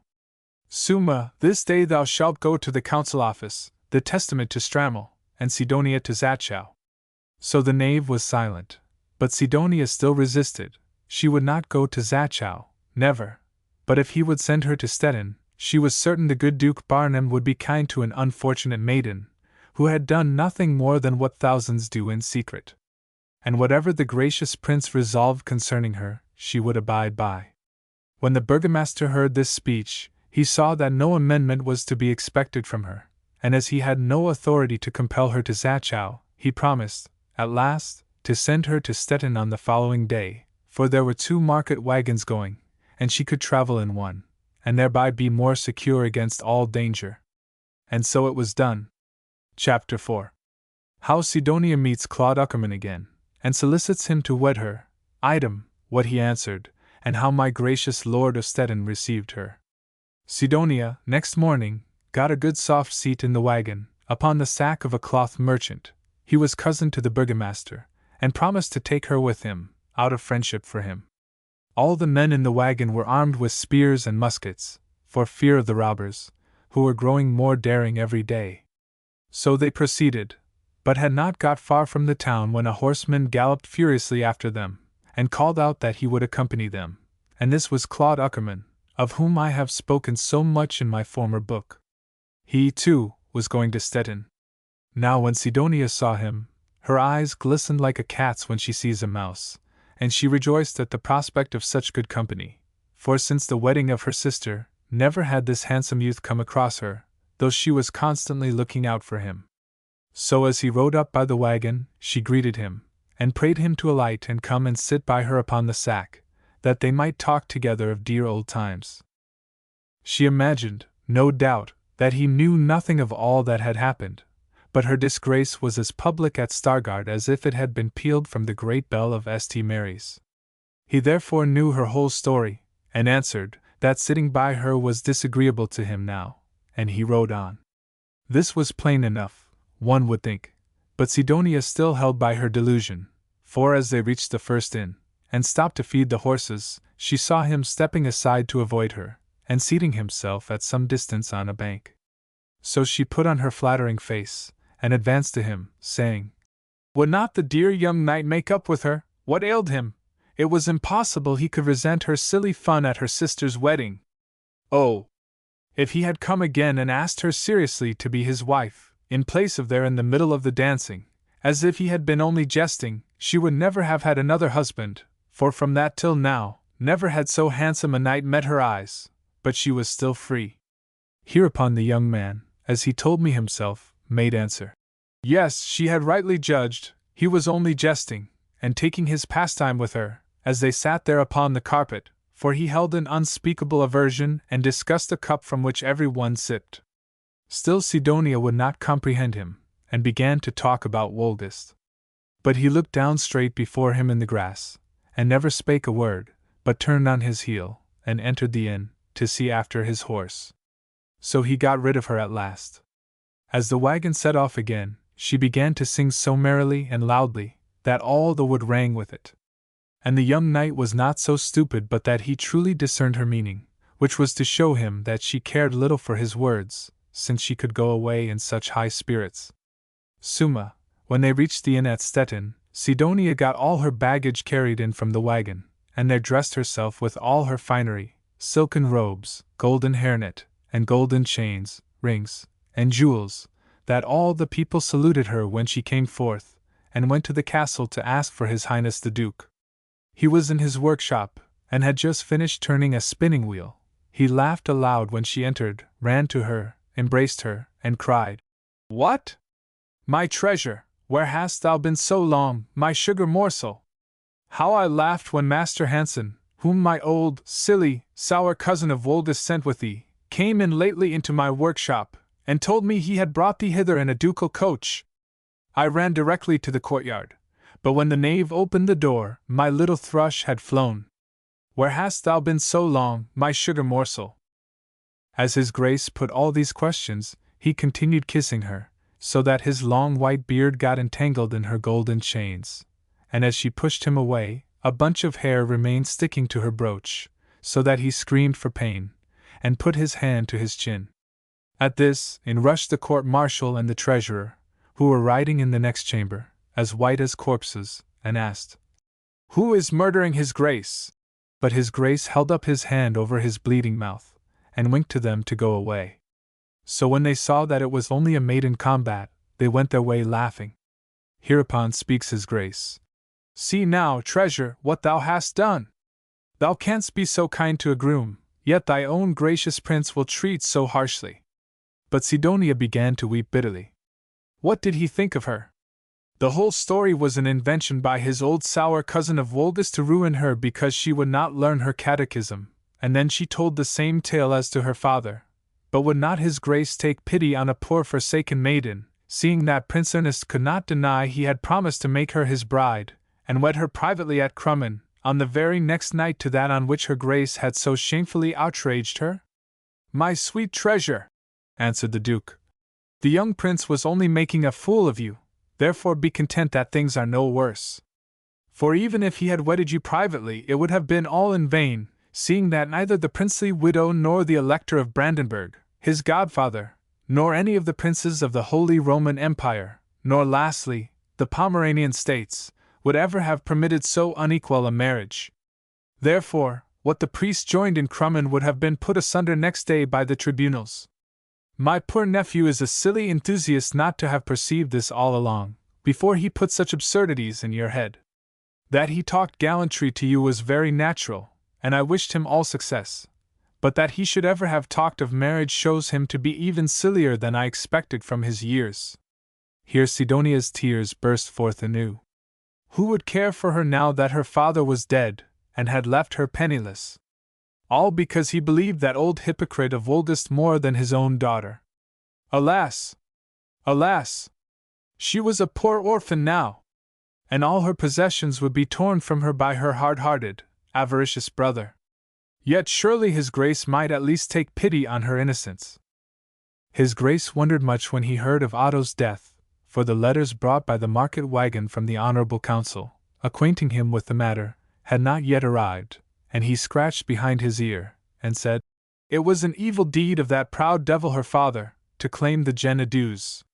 He had got his answer at Woldest, and ought to have left the dues alone. What right had he to break the peace of the land, to gratify his lust and greed? It was well that he was dead, but as concerning his testament, that must not be interfered with, he had no power over the property of individuals. Each one might leave his goods as best pleased him, yet he would make his treasurer write a letter in her favor to her brother Otto. That was all that he could do." This threw Sidonia into despair. She fell at his feet, and told him that let what would become of her, she would never go a step to Zachau, and her harsh brother would never give her 1 groschen, unless he were forced to it.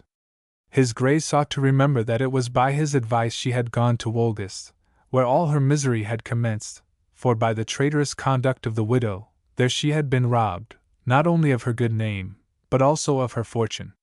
So his Grace comforted her, and said that as long as he lived she would want for nothing.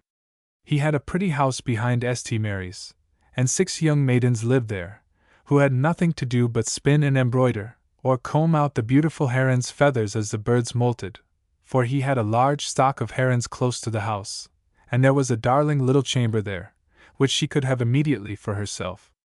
As to clothes, they might all get the handsomest they pleased, and their meals were supplied from the ducal kitchen. As his Grace ended, and lifted up Sidonia and kissed her, she wept and sighed more than ever. Could he think this of her? No, she would never enter the house which was the talk of all Pomerania. If she consented, then, indeed, would the world believe all the falsehoods that were told of her, who was as innocent as a child. Hereupon his Grace answered stiff and stern, yet this was not his wont, for he was a right tender master. "Then go your ways. Into that house or nowhere else. Alas! Let every maiden take warning, by this example, to guard against the first false step. Amen, chaste Jesus. Amen." That evening Sidonia took up her abode in the house.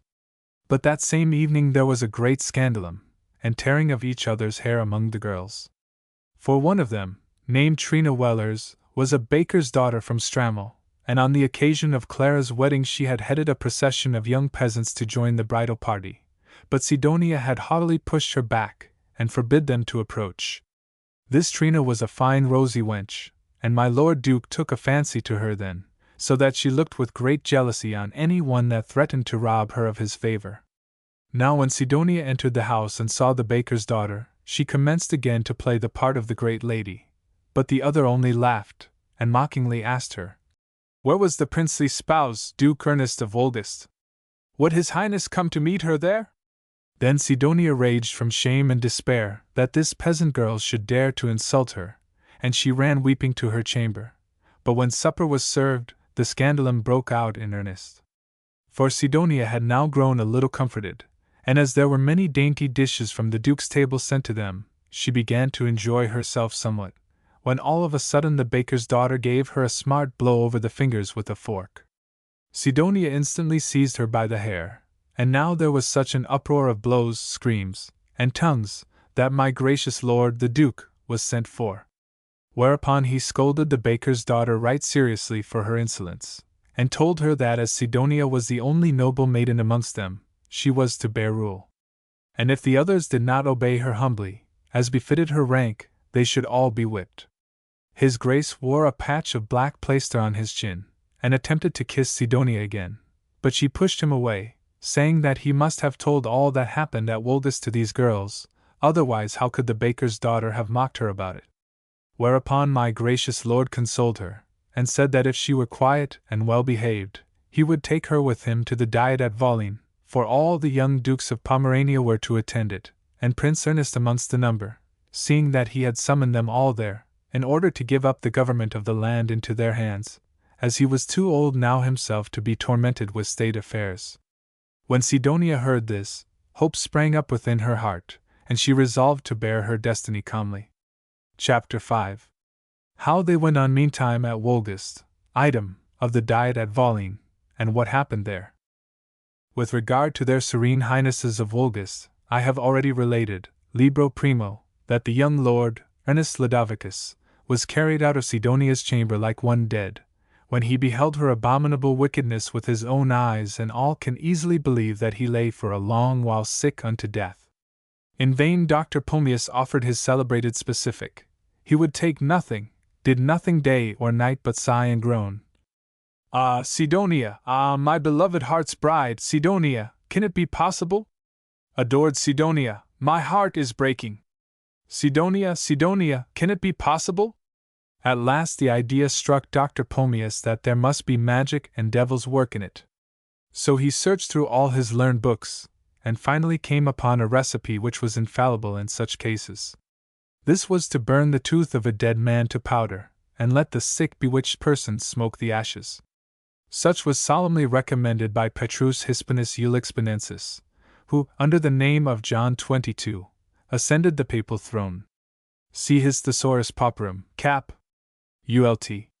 But the prince would neither take anything nor smoke anything, and the delirium amatorium grew more violent and alarming day by day, so that the whole ducal house was plunged into the deepest grief and despair. Now there was a prisoner in the bastion tower at Wolgast, a carle from Catso, who had been arrested and condemned for practicing horrible sorceries and magic, namely, having changed the calves of his neighbors into young hares, which instinctively started off to the woods, and were never seen more, as the whole town testified, and other devil's doings he had practiced, which I now forget, but they were fully proved against him. And so he was sentenced to be burned. This man now sent a message to the authorities, that if they pardoned him and allowed him free passage from the town, he would tell of something to cure the young lord. This was agreed to, and when he was brought to the chamber of the prince, he laid his ear down upon his breast, to listen if it were witchcraft that ailed him. Then he spake. Yes, the heart beats quite unnaturally. The sound was like the whimpering of a fly caught in a spider's web. Their lordships might listen for themselves.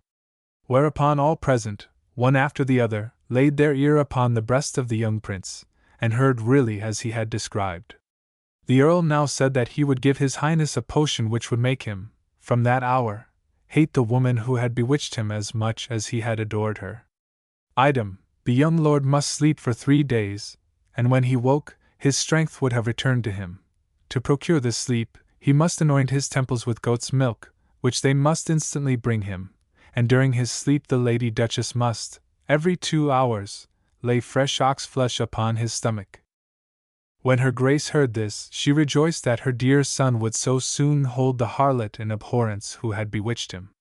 And the earl gave him a red syrup, which he had no sooner swallowed than all care for Sidonia seemed to have vanished from his mind. Even before the goat's milk came, he exclaimed, "Now that I think over it, what a great blessing that we have got rid of Sidonia!" And no sooner were his temples bathed with the milk than he fell into a deep sleep, which lasted for 3 days, and when he opened his eyes his first words were, "Where is that Sidonia? Is the wanton still here? Bring her before me, that I may tell her how I hate her. Oh, fool that I was, to peril my princely honor for a harlot! Where is she? I must have my revenge upon the light wanton." Her grace could hardly speak for joy when she heard these words, and she gave the earl, who had watched all the time by the bedside of the young prince, so much ham and sausages from the ducal kitchen, that he finally could not walk, but was obliged to be drawn out of the town in a car. Then she asked Dr. Pomius how such a miracle could have been effected. At which he laid his finger on his nose, after his manner, and replied, such was accomplished through the introduction of the natural life balsam, which the learned called confermentationum mumi. And so the fool went on prating, and her grace devouring his words as if they were gospel. Summa. After a few days the young lord was able to leave his bed, and as they kept fresh ox flesh continually applied to his stomach, he soon regained his strength, so that, in a couple of weeks, he could ride, fish, and hunt, and his cheeks were as fresh and rosy as ever. One day he mentioned the groom's mistress, as he called her, and wished he could give her a lesson in lute playing. It would be one to make her tremble. But when the letter arrived from Duke Barnim, declaring that, from his great age, he proposed resigning the government of Pomerania into the hands of her grace's sons, There was no end to the rejoicings at Woldest, and her Grace declared that she would herself accompany them to the diet at Valin. We shall now see what a treat was waiting her at the old castle there. It was built wholly of wood, and has long since fallen, but at the time I write of, it was standing in all its glory. Monday, the May 15th, 1569, at 11 in the forenoon, His Grace of Stettin came with 7 coaches and 214 horsemen into the courtyard. And there, on the steps of the castle, stood my gracious Lady of Wolgast, holding the little Casimir by the hand, in waiting to receive his Highness, and all her other sons stood round her, namely, the illustrious Bishop of Cammin, Johann Frederick, in his bishop's robes, with the staff and mitre. Item, Duke Bogislaus, who had presented her Grace with the tame seagull. Item, Ernest Ludovicus, in a Spanish mantle of black velvet embossed in gold, and upon his head a black velvet Spanish hat, looped up with diamonds, from which long white plumes descended to his shoulder. Item, Barnum the Younger, who wore a dress similar to his brother's.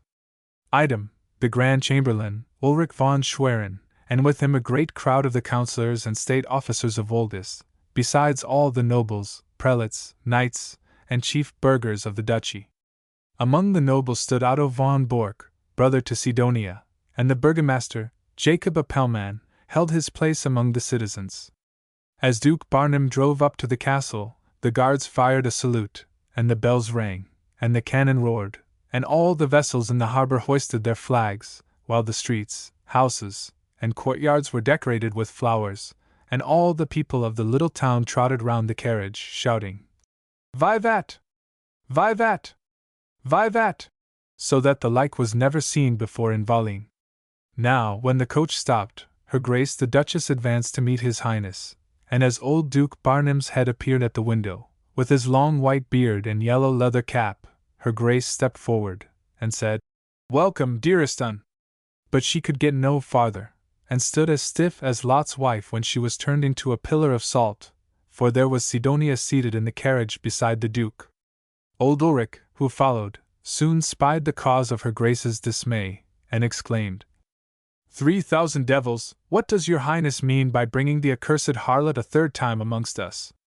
But His Highness only laughed, and drew forth his last puppet. It was a Satan, as he tempted Eve, saying, "Hold this for me, good Ulrich, till I am out of the coach, and then I shall hear all about it." To which the other answered, "If you let me catch hold of this other Satan, whom ye bring with you, I think it were wiser done."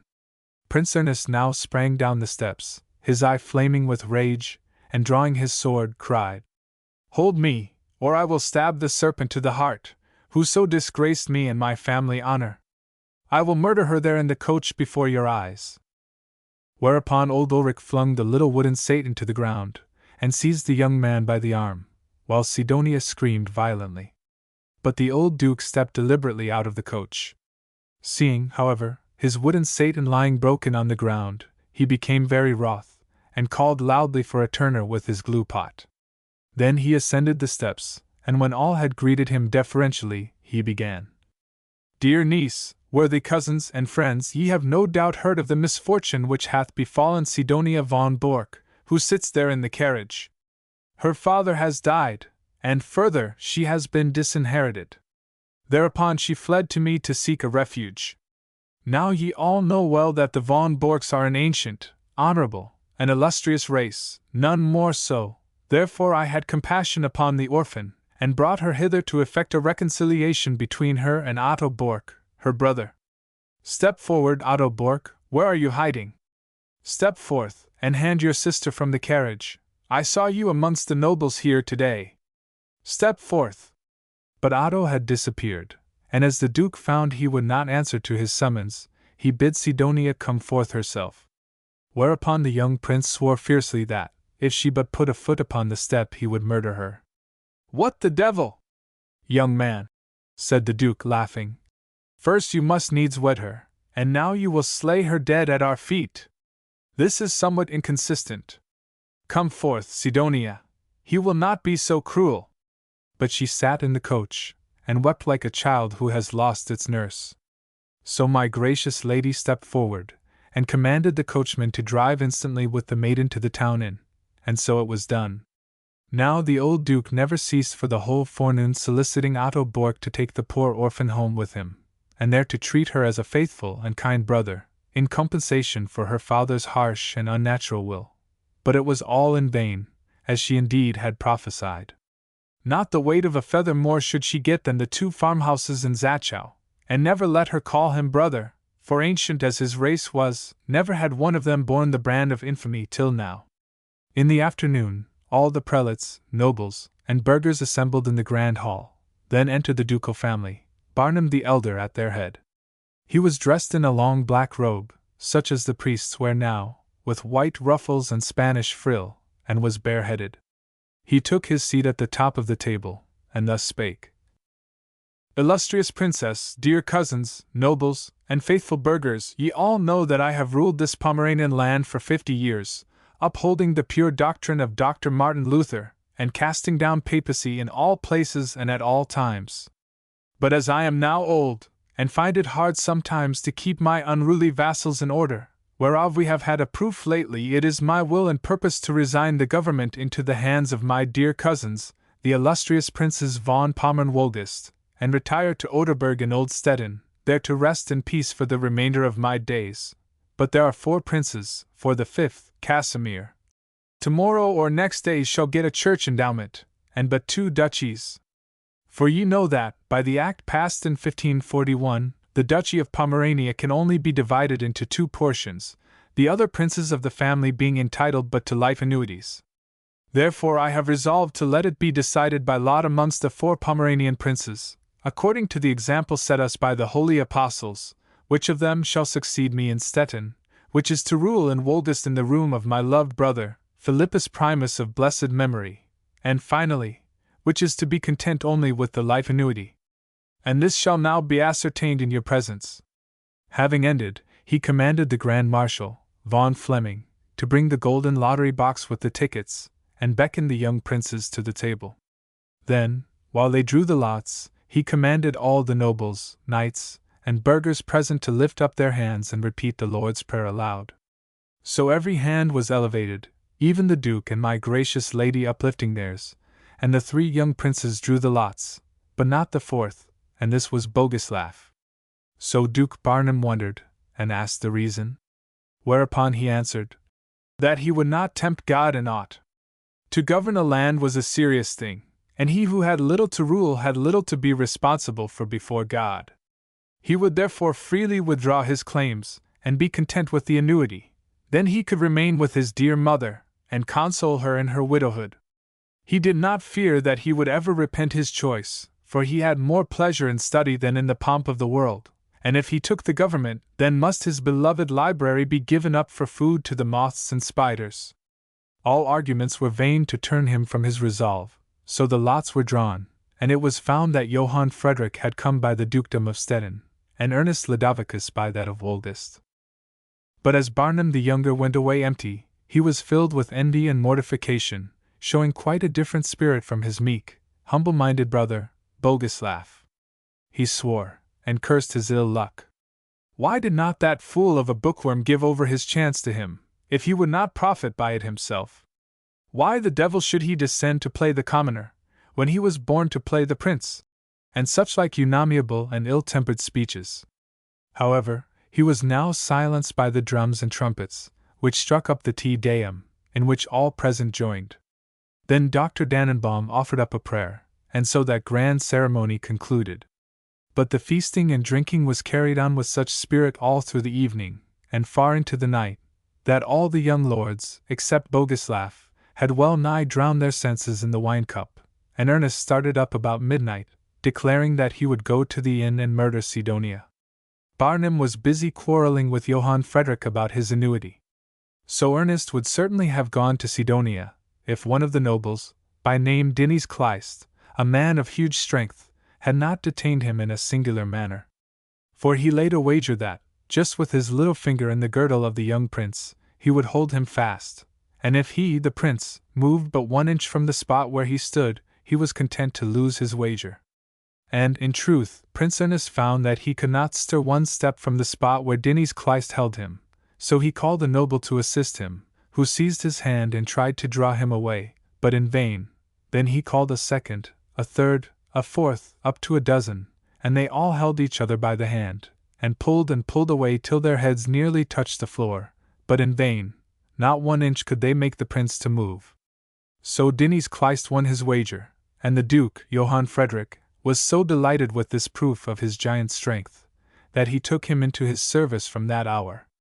So the whole night Dinny's amused the guests by performing equally wonderful feats even until day dawned. Now, there was an enormous golden becker which Duke Ratibor I had taken away from the rich town of Konghalla, in Norway land, when he fell upon it and plundered it. This becker stood on the table filled with wine, and as the Duke handed it to him to pledge him, Dinny said, "Shall I crush this in my hand, like fresh bread for your grace?" "You may try," said the Duke, laughing, and instantly he crushed it together with such force that the wine dashed down all over the table cover. The Duke threw down some gold and silver medals. Could he break them? Aye, truly, if they were given to him, not else. "Take, then, as many as you can break," said the Duke. So he broke them all as easily as altar wafers, and thrust them, laughing, into his pocket. There had been large quantities of preserved cherries at supper, and the lackeys had piled up the stones on a dish like a high mountain. From this mountain Dinny's took handful after handful, and squeezed them together, so that not a single stone remained whole in his hand. We shall hear a great deal more of this Dinny's Kleist, and his strength, as we proceed, therefore shall let him rest for the present. Chapter 6. How Sidonia is again discovered with the groom, Johanna Pellman. It was a good day for Johanna Pellman, when his father went to the diet at Volline. For as the old burgomaster held strictly by his word, and sent him each day to the writing office, and locked him up each night in his little room, the poor young man had found life growing very dull. Now he was his mother's pet, and all his sins and wickedness were owing to her as much as Sidonia's to her father. She had petted and spoiled him from his youth up, and stiffened his back against his father. For whenever worthy Jacob laid the stick upon the boy's shoulders, she cried and roared, and called him nothing but an old tyrant. Then how she was always stuffing him up with titbits and dainties, whenever his father's back was turned, and if there were a glass of wine left in the bottle, the boy must have it. Then she let him and his brother beat and abuse all the street boys and send them away bleating like dogs, and some were afraid to complain of them, as they were sons of the burgomaster, and if others came to the house to do so, she took good care to send them away with a stout blow or bloody nose. And as the lads grew up, how she praised their beauty, and curled their hair and beards herself, telling them they were not to think of citizen wives, but to look after the richest and highest, for the proudest in the land might be glad to get them as husbands. So she prated away during her husband's absence, for he was in his office all day and most part of the evening. And God knows, bad fruit she brought forth with such rearing, not alone in Johann, but also in his brother Wittick, who, as I afterwards heard, got on no better in Pudgla, where he held the office of magistrate. So true it is what the scripture says, "A wise woman buildeth her house, but the foolish plucketh it down with her hands." Prov 14. Then, another scripture. "As moss from a garment, so from a woman wickedness." Sirach 42. For what did this fool do now? As soon as her upright and worthy husband had left the house, forgetting and despising all his admonitions respecting this son Johann, she called together all her acquaintance, and kept up a gormandizing and drinking day after day, all to comfort her heart's dear pet Johann, who had been used so harshly by his cross father. Think of her fine, handsome son being stuck down all day to a clerk's desk. Ah! Was there ever such a tyrant as her husband to anyone, but especially to his own born children? And so she went on complaining how she had thrown herself away upon such a hard-hearted monster, and had refused so many fine young carls, all to wed Satan himself at least. She could not make out why God had sent such a curse upon her. When the brave Johann heard all this, he begged money from his mother, that he might seek another situation. Now that there was a new duke in Stettin, he would assuredly get employment there, but then he must treat all the young fellows and pages about the court, otherwise they would not put in a good word for him. Therefore he would give them a great carouse at the White Horse in the Monk's Close, and then assuredly he would be appointed chief equerry. So she believed every word he uttered. But as old Jacob had carried away all the money that was in the house with him, she sold the spices that had just come in, for a miserable sum, also her own pearl earrings and fur mantle, that her dear heart's son might have a gay carouse, to console him for all his father's hard treatment. Sumadat, when the rogue had got all he could from her, he took his father's best mare from the stable, and rode up to Stettin, where he put up at the White Horse Inn, and soon scraped acquaintance with all the idle young fellows about the court. So they drank and caroused until Johann's last penny was spent, but he had got no situation except in good promises. Truly the young pages had mentioned him to the Duke, and asked the place of equerry for their jovial companion, but His Highness, Duke Johann, had heard too much of his doings at Woldest, and would by no means countenance him.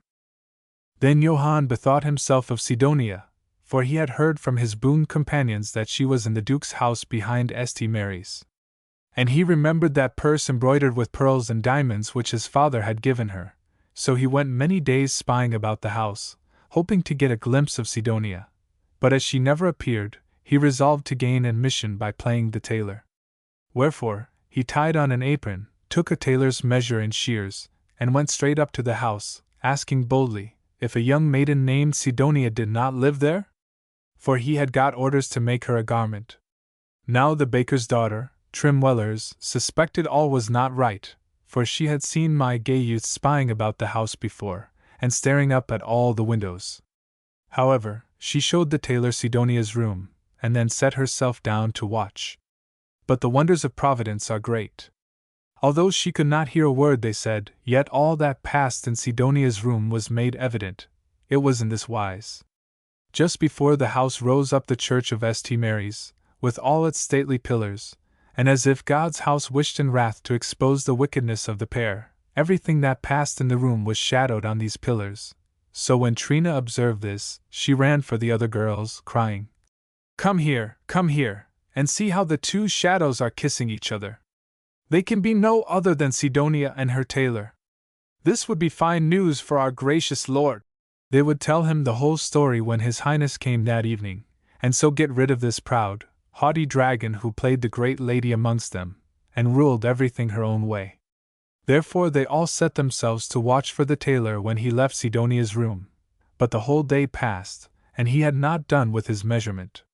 Whereupon they concluded she must have secreted him in her chamber.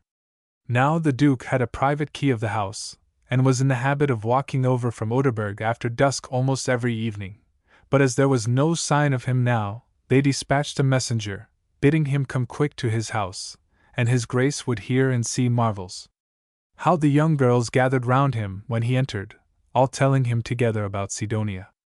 And when at last he made out the story, his grace fell into an unwonted rage, for he was generally mild and good-tempered, that a poacher should get into his preserves. So he runs to Sidonia's door and tries to open it, but the bolts are drawn. Then he threatened to send for Master Hansen if she did not instantly admit him, at which all the girls laughed and clapped their hands with joy. Whereupon Sidonia at last came to the door with looks of great astonishment, and demanded what his grace could want. It was bedtime, and so, of course, she had locked her door to lie down in safety. I'll dash. Where is that tailor churl who had come to her in the morning? Ella dash. She knew nothing about him, except that he had gone away long ago. So the girls all screamed, No, that is not true. She and the tailor had been kissing each other, as they saw by the shadows on the wall, and making love.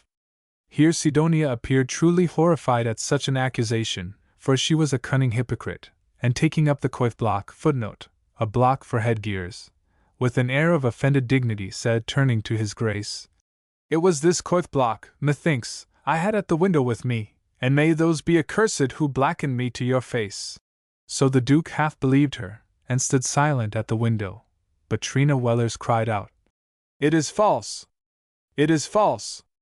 A coif block could not give kisses! Whereupon Sidonia in great wrath snatched up a robe that lay near her on a couch, to hit the baker's daughter with it across the face. But woe! Under the robe lay the tailor's cap, upon which all the girls screamed out, "There is the cap! There is the cap! Now we'll soon find the tailor!" Pushing Sidonia aside, and beginning to search in every nook and corner of the room. Heyday, what an uproar there was now, when they caught sight of the tailor himself in the chimney and dragged him down. But he dashed them aside with his hands right and left, so that many got bleeding noses, hit his grace, too, a blow as he tried to seize him, and rushed out of the house. Still the Duke had time to recognize the knave of Wolgast, and was so angry at his having escaped him, that he almost beat Sidonia. She was at her old villainy. No good would ever come of her. He saw that now with his own eyes. Therefore this very night she and her baggage should pack off, to the devil if she chose, but he had done with her forever. When Sidonia found that the affair was taking a bad turn, she tried soft words, but in vain. His Highness ordered up her 2 serving wenches to remove her and her luggage. And so, to the great joy of the other girls, who laughed and screamed, and clapped their hands, she was turned out, and having nowhere to go to, put up once more at the White Horse Inn. Now Johann knew nothing of this until next morning, when, as he was toying with one of the maids, he heard a voice from the window. "Johann! Johann! I will give thee the diamond!" And looking up, there was Sidonia. So the knave ran to her, and swore he was only jesting with the maid in the court, for that he would marry no one but her, as he had promised yesterday, only he must first wait till he was made equerry, then he would obtain letters of nobility, which could easily be done, as he was the son of a patricius. But gold was wanting for all this, and to keep up with his friends at the court. Perhaps this very day he might get the place, if he had only some good claret to entertain them with. Therefore she had better give him a couple of diamonds from the purse. And so he went on with his lies and humbug, until at last he got what he wanted. Sidonia now felt so ashamed of her degradation, that she resolved to leave the White Horse, and take a little lodging in the monk's close until Johann obtained the post of equerry. But in vain she hoped and waited. Every day the rogue came, he begged for another pearl or diamond, and if she hesitated, then he swore it would be the last, for this very day he was certain of the situation. At last but 2 diamonds were left, and beg as he might, these he should not have. Then he beat her, and ran off to the White Horse, but came back again in less than an hour. Would she forgive him? Now they would be happy at last. He had received his appointment as chief equerry. His friends had behaved nobly and kept their word, therefore he must give them a right merry carouse out of gratitude. She might as well hand him those 2 little diamonds. Now they would want for nothing at last, but live like princes at the table of His Highness the Duke. Would she not be ready to marry him immediately? Thereupon the unfortunate Sidonia handed over her 2 last jewels, but never laid eyes on the knave for 2 days after. When he came to tell her it was all up with him now, the traitors had deceived him, he had got no situation, and unless she gave him more money or jewels he never could marry her. She had still golden armlets and a gold chain, let her go for them, he must see them, and try what he could get for them. But he begged in vain. Then he stormed, swore, threatened, beat her, and finally rushed out of the house declaring that she might go to the devil, for as to him he would never give himself any further trouble about her. Chapter 7. Of the distress in Pomeranian land. Item, how Sidonia and Johann Appelman determined to join the robbers in the vicinity of Stargard. When my gracious Lord Duke Johann Frederick succeeded to the government, he had no idea of hoarding up his money in old pots, but lavished it freely upon all kinds of buildings, hounds, horses, in short, upon everything that could make his court and castle luxurious and magnificent. Indeed, he was often as prodigal, just to gratify a whim, as when he flung the gold coins to Dinnie's Kleist, merely to see if he could break them. For instance, he was not content with the old ducal residence at Stettin, but must pull it down and build another in the forest, not far from Stargard, with churches, towers, stables, and all kinds of buildings, and this new residence he called after his own name, Friedrichswald. Item, my gracious lord had many princely visitors, who would come with a train of 600 horses or more, and his princely spouse, the Duchess Erdmouth, was a lady of munificent spirit, and flung away gold by handfuls, so that in a short time His Highness had run through all his forefathers' savings, and his incoming revenue was greatly diminished by the large annuity which he had to pay to old Duke Barnum. Therefore he summoned the States, and requested them to assist him with more money, but they gave answer that His Highness wanted prudence, he ought to tie his purse tighter. Why did he build that new castle of Friedrichswald? Was it ever heard in Pomerania that a prince needed 2 state residences? But His Highness never entered the treasury to look after the expenditure of the duchy.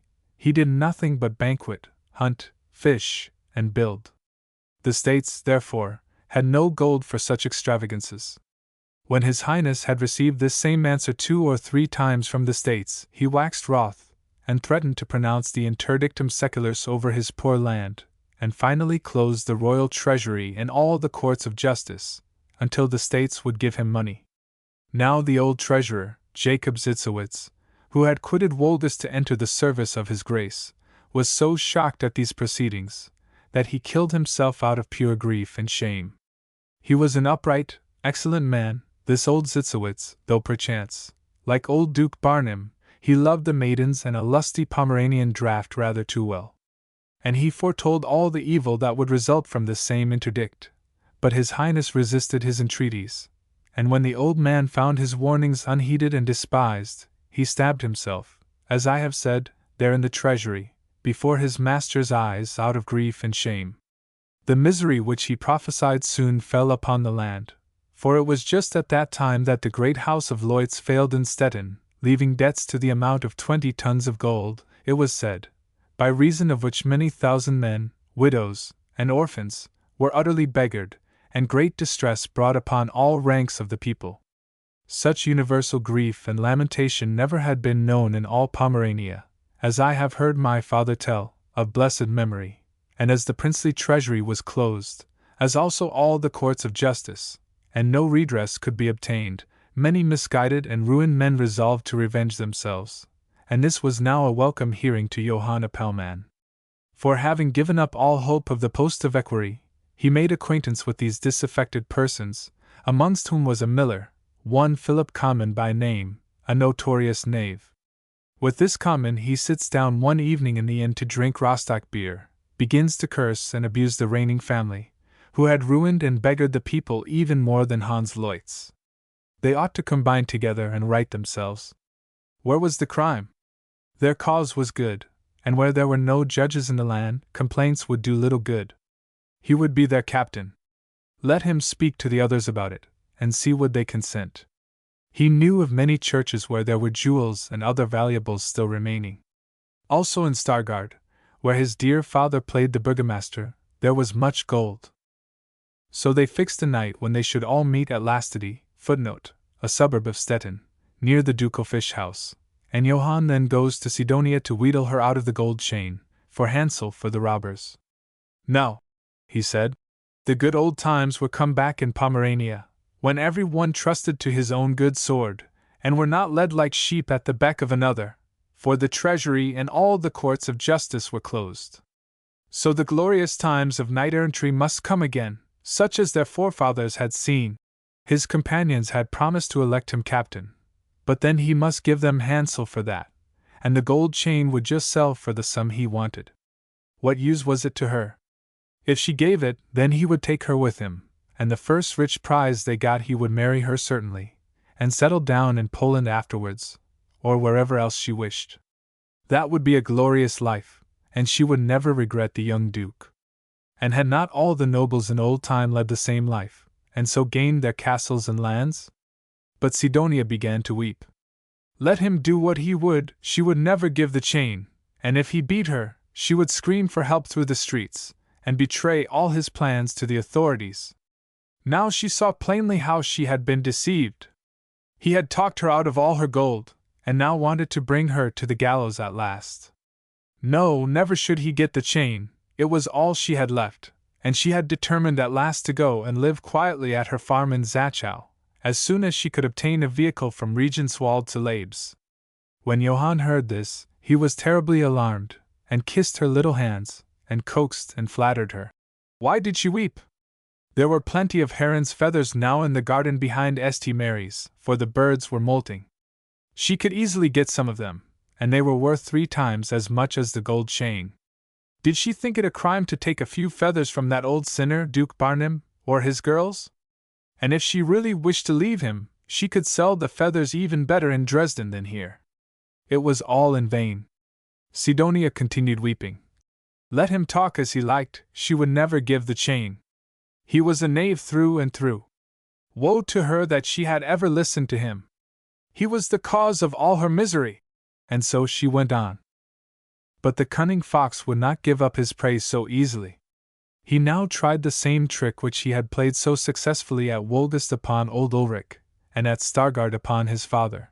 In short, he played the penitent, and began to weep and lament over his errors, and all the misery he had caused her.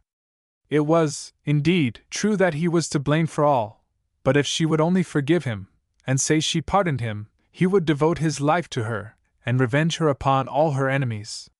The moment for doing so was nigh at hand, for the young Lord Prince Ernest, who had so shamefully abandoned her, was coming here to Stettin with his young bride, the Princess Hedwig of Brunswick, to spend the honeymoon, and would he not take good care to waylay them on their journey to Wolgast, and give them something to think of for the rest of their lives?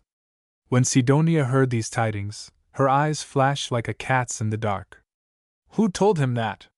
She would not believe it, unless someone else confirmed the story. So he answered, that any one could confirm it, for the whole castle was filled with workmen making preparations for their reception. The bridal chamber had been hung with new tapestry, and painters and carvers were busy all day long painting and carving the united arms of Pomerania and Brunswick upon all the furniture and glass. Iladat. Well, she would go into the town to inquire, and if his tale were true, and that he swore to marry her, he should have the chain. Aldat. There was a carver going by with his basket and tools, let her call him in, and hear what he said on the matter. So my cunning fellow called out to the workman, who stepped in presently with his basket, and assured the lady politely, that in 14 days the young Duke of Wolgast and his princely bride were to arrive at the castle, for the court-martial had told him this himself, and given him orders to have a large number of glasses cut with their united arms ready with all diligence. When Sidonia heard this, and saw the glasses in his basket, she handed the golden chain to Johann, and the carver went his way. Then the aforesaid rogue fell down on his knees, swearing to marry her, and never to leave her more, for she had now given him all, and if this, too, were lost, she must beg her way to Zachau. So the gallows bird went off with the chain, turned it into money, drank and caroused, and with the remainder set off for Lastity, to meet the ringleaders, near the Ducal fish house, as agreed upon. But Master Conman had only been able to gather 10 fellows together. The others held back, though they had talked so boldly at first, thinking, no doubt, that when the courts of justice were reopened, they would all be brought to the gallows. So Johann thought the number too small for his purposes, and agreed with the others to send an envoy to the robber band of the Stargard Wood, proposing a league between them, and offering himself, Johann Appelman, a knight of excellent family and endowments, as their captain. Should they consent, the said Johann would give them right good hansel, and on the appointed day, meet them in the forest, with his illustrious and noble bride, and as a sign whereby they should know him, he would whistle 3 times loudly when he approached the wood. Conman undertook to be the bearer of the message, and returned in a few days, declaring that the robbers had received the proposal with joy. He found them encamped under a large nut tree in the forest, roasting a sheep upon a spear, at a large fire. So they made him sit down and eat with them, and told him it was a right jolly life, with no ruler but the great God above them. Better to live under the free heaven than die in their squalid cabins. The band was strong, besides many who had joined lately, since the bankruptcy of Hans Leutz, and there were some gypsies too, amongst whom was an old hag who told fortunes, and had lately prophesied to the band that a great prize was in store for them. They had just returned with some booty from the little town of Dam, where they had committed a robbery. One of their party, however, had been taken there. When Johann heard the good result of his message, he summoned all his followers to another meeting at the Ducal fish house, gave them each money, and swore them to fidelity, then bid them disperse, and slip singly to the band, to avoid observation, and he would himself meet them in the forest next day. Chapter 8. How Johann and Sidonia Meet an Adventure, at Alton Dam, item, of their reception by the robber band. Now Johann Appelman had a grudge against the newly appointed equerry to his highness, for the man had swillied his claret, and been foremost in his promises, and yet now had stepped into the place himself, and left Johann in the lurch.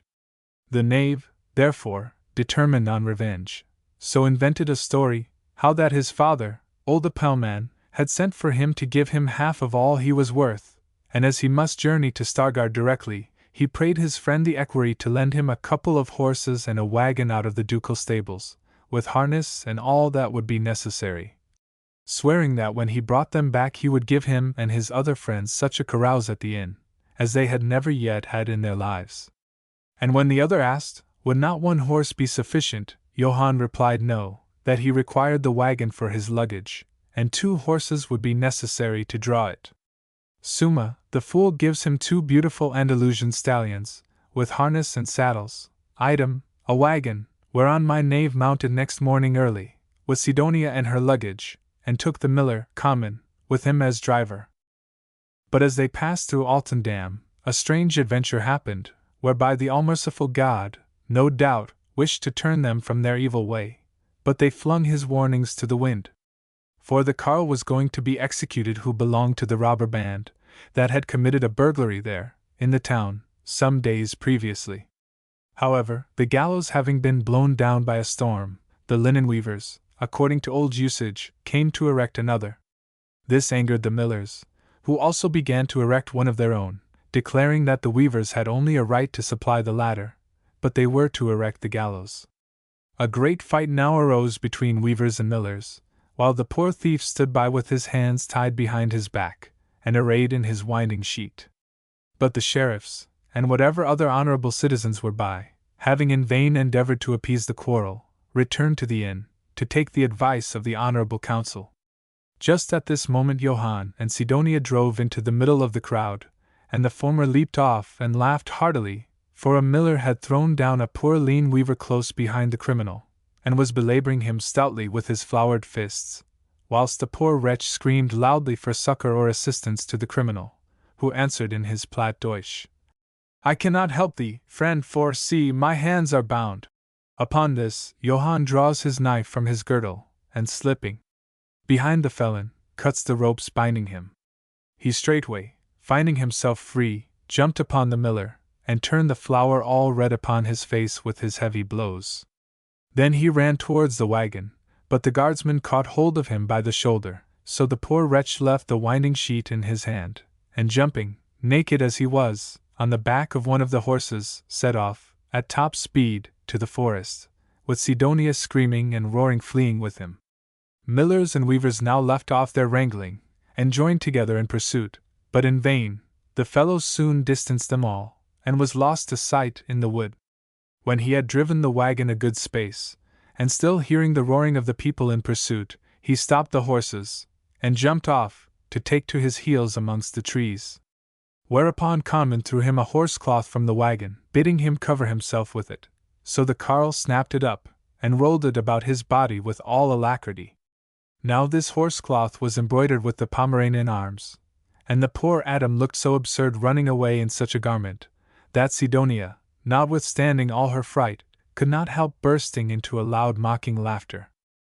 Whereupon the crowd came up, cursing, swearing, and cursing, that the thief had escaped them, Johann Appelman, who was amongst them, and was just in the act of stepping up to the wagon, when Prince Johann Frederick and a company of carbineers galloped up along with the chief equerry and a large retinue, all on their way to Friedrichswald. The Duke stopped to hear the cause of the tumult, and when they told him, he laughingly said he would soon return with the gallows knaves. Then, turning to Appelman, he asked who he was, and what brought him there. When Johann gave his name, and said he was going to Stargard, his grace exclaimed, with surprise, So thou art the knave of whom I have heard so much, and this woman here, I suppose, is Sidonia? Pity of her. She is a handsome wench, I see. Then, as Sidonia blushed and looked down, he continued, And where did the fellow get these fine horses? Would he sell them? Now Appelman had a great mind to tell the truth, and say he got them from the equerry, who was already turning white with pure fear. But recollecting that he might come in for some of the punishment himself, besides hoping to play a second trick upon his highness, he answered, that his father at Stargard had made them a present to him.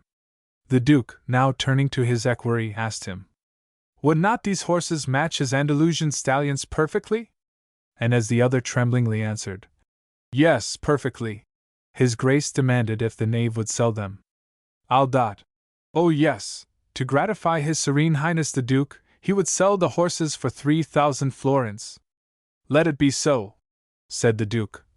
"But I must owe thee the money, fellow." Then he would not make the bargain, for he wanted the money directly to take him to Stargard. So the Duke found that he would not trust his own prince, and as a pellman attempted to move off with the wagon, his highness took his plumed cap from his head, and cutting off the diamond agraff with his dagger, flung it to him, exclaiming, "Stay! Take these jewels, they are worth 1,300 florins, but leave me the horses." Now the chief equerry nearly fell from his horse with shame as the knave picked up the agraff, and shoved it into his pocket, then humbly addressing his highness, prayed for permission just to leave the maiden and her luggage in Stargard, and then he would return instantly with both horses, and bring them himself to his gracious highness at Friedrichswald. The Duke having consented, the knave sprang up upon the wagon, and turning off to another road, drove away as hard as he could from the scene of this perilous adventure. After some time he whistled, but receiving no response, kept driving through the forest until evening, when a loud, shrill whistle at last replied to his, and on reaching a crossroad, he found the whole band dancing with great merriment round a large signboard which had been stuck up there by the authorities, and on which was painted a gypsy lying under the gallows, while the executioner stood over him in the act of applying the torture. And beneath ran the inscription, "Gypsy! From Pomerania flee, or thus it shall be done to thee." These words the robber crew had set to some sort of rude melody, and now sang it, and danced to it round the sign, the fellow with the horsecloth in the midst of them, the merriest of them all. The moment they got a glimpse of their captain, men, women, and children ran off like mad to the wagon, clapping their hands and shouting, "Huzzah! Huzzah! What a noble captain! Had he brought them anything to drink?" And when he said, "Yes," and handed out 3 barrels of wine, there was no end to the jubilee of cheering. Then he must give them Hansel, and after that they would make a large fire and swear fealty to him round it, as was the manner of the gypsies, for the band was mostly composed of gypsies, and numbered about 50 men altogether. Sumadat, a great fire was kindled, round which they all took the oath of obedience to their captain, and he swore fidelity to them in return. Then a couple of deer were roasted, and after they had eaten and drunk, the singing and dancing round the great signboard was resumed, until the broad daylight glanced through the trees. People may see from this to what a pitch of lawlessness and disorder the land came under the reign of Duke Johann. For, methinks, these robbers would never have dared to make such a mock of the authorities, only that my Lord Duke had shut up all the courts of justice in the kingdom. During their jollity, our knave Apelman cast his eyes upon a gypsy maiden, called the handsome Sioli, a tall, dark-eyed wench, but with scarcely a rag to cover her. Therefore he bade Sidonia run to her luggage, and take out one of her own best robes for the girl. But Sidonia turned away in great wrath, exclaiming, "This was the way he kept his promise to her. She had given him all, and followed him even hither, and yet he cared more for a ragged gypsy girl than for her. But she would go away that very night, anywhere her steps might lead her, if only away from her present misery. Let him give her the Duke's diamonds, and she would leave him all the heron's feathers, and never come near him any more." But my knave only laughed, and bid her come take the diamonds if she wanted them, they were in his bosom. Then the gypsy girl and her mother, old Ussel, began to mock the fine lady. So Sidonia sat there weeping and wringing her hands, while Johann laughed, danced, drank, and kissed the gypsy wench, and finally threatened to go and take a robe himself out of the luggage, if Sidonia did not run for one instantly. However, she would not stir, so Conman, the miller, took pity on her, and would have remonstrated, but Johann cut him short, saying, "What the devil did he mean? Was he not the captain? And why should come and dare to interfere with him? Then he strode over to the wagon to plunder Sidonia's baggage, which, when she observed, her heart seemed to break, and she kneeled down, lifted up her hands, and prayed thus: Merciful Creator, I know thee not, for my hard and unnatural father never brought me to thee, therefore on his head be my sins. But if thou hast pity on the young ravens, who likewise know thee not, have pity upon me, and help me to leave this robber den with thy gracious help. Here such a shout of laughter resounded from all sides, that she sprang up, and seizing the best bundle in the wagon, plunged into the wood, with loud cries and lamentation, whilst the pellman only said, Never heed her, let her do as she pleases, she will be back again soon enough, I warrant. Accordingly, scarcely an hour had elapsed, when the unhappy maiden appeared again, to the great amusement of the whole band, who mocked her yet more than before. She came back crying and lamenting. She could go no further, for the wolves followed her, and howled round her on all sides. Ah! That she were a stone, and buried fathoms deep in the earth! That shameless knave, a pellman, might indeed have pitied her, if he hoped for pity from God, but had he not taken her robe to put it on the gypsy beggar? She nearly died of shame at the sight. But she would never forgive the beggar's brat to the day of judgment for it. All she wanted now was some good Christian to guide her out of the wild forest. Would no one come with her? That was all she asked. And so she went on crying, and lamenting in the deepest grief. Sumadat, when the knave heard all this, his heart seemed to relent. Perhaps he dreaded the anger of her relations if she were treated too badly, or, mayhap, it was compassion, I cannot say. But he sprang up, kissed her, caressed her, and consoled her. Why should she leave them? He would remain faithful and constant to her, as he had sworn. Why should the gown for the beggar girl anger her? When they get the heron's feathers on the morrow, he would buy her 10 new gowns for the one he had taken. And so he continued in his old deceiving way, till she at last believed him, and was comforted. Here the roll of a carriage was heard, and as many of the band as were not quite drunk seized their muskets and pikes, and rushed in the direction of the sound. But behold, the wagon and horses, with all Sidonia's luggage, was off. For, in truth, the equerry, seeing Johann's treachery, had secretly followed him, hiding himself in the bushes till it grew dark, but near enough to observe all that was going on. Then, watching his opportunity, and knowing the robbers were all more or less drunk, he sprang upon the wagon, and galloped away as hard as he could. Johann gave chase for a little, but the equerry had got too good a start to be overtaken, and so Johann returned, cursing and raging, to the band. Then they all gathered round the fire again, and drank and caroused till morning dawned, when each sought out a good sleeping place amongst the bushwood. There they lay till morn, when Johann summoned them to prepare for their excursion to the Duke's gardens at Zakon. Chapter 9. How His Highness, Duke Barnum the Elder, went a-hawking at Marienflies, item, of the shameful robbery at Zakon, and how Burgomaster Appelman remonstrates with his abandoned son. After Duke Barnum the Elder had resigned the government, he betook himself more than ever to field sports, and amongst others, hawking became one of his most favorite pursuits. By this sport, he stocked his gardens at Zakon with an enormous number of herons, and made a considerable sum annually by the sale of the feathers. These gardens at Zakon covered an immense space, and were walled round. Within were many thousand herons' nests, and all the birds taken by the falcons were brought here, and their wings clipped. Then the keepers fed them with fish, frogs, and lizards, so that they became quite tame, and when their wings grew again, never attempted to leave the gardens, but diligently built their nests and reared their young. Now, though it cost a great sum to keep these gardens in order, and support all the people necessary to look after the birds, yet the Duke thought little of the expense, considering the vast sum which the feathers brought him at the molting season. Accordingly, during the molting time, he generally took up his abode at a castle adjoining the gardens, called the Stone Rampart, to inspect the gathering in of the feathers himself, and he was just on his journey thither with his falconers, hunters, and other retainers, when the robber band caught sight of him from the wood. His Highness was seated in an open carriage, with Trina Wellers, the baker's daughter, by his side, and Sidonia, who recognized her enemy, instantly entreated Johann to revenge her on the girl if possible. But, as he hesitated, the old gypsy mother stepped forward and whispered Sidonia that she would help her to a revenge, if she but gave her that little golden-smelling bottle which she wore suspended by a gold chain on her neck.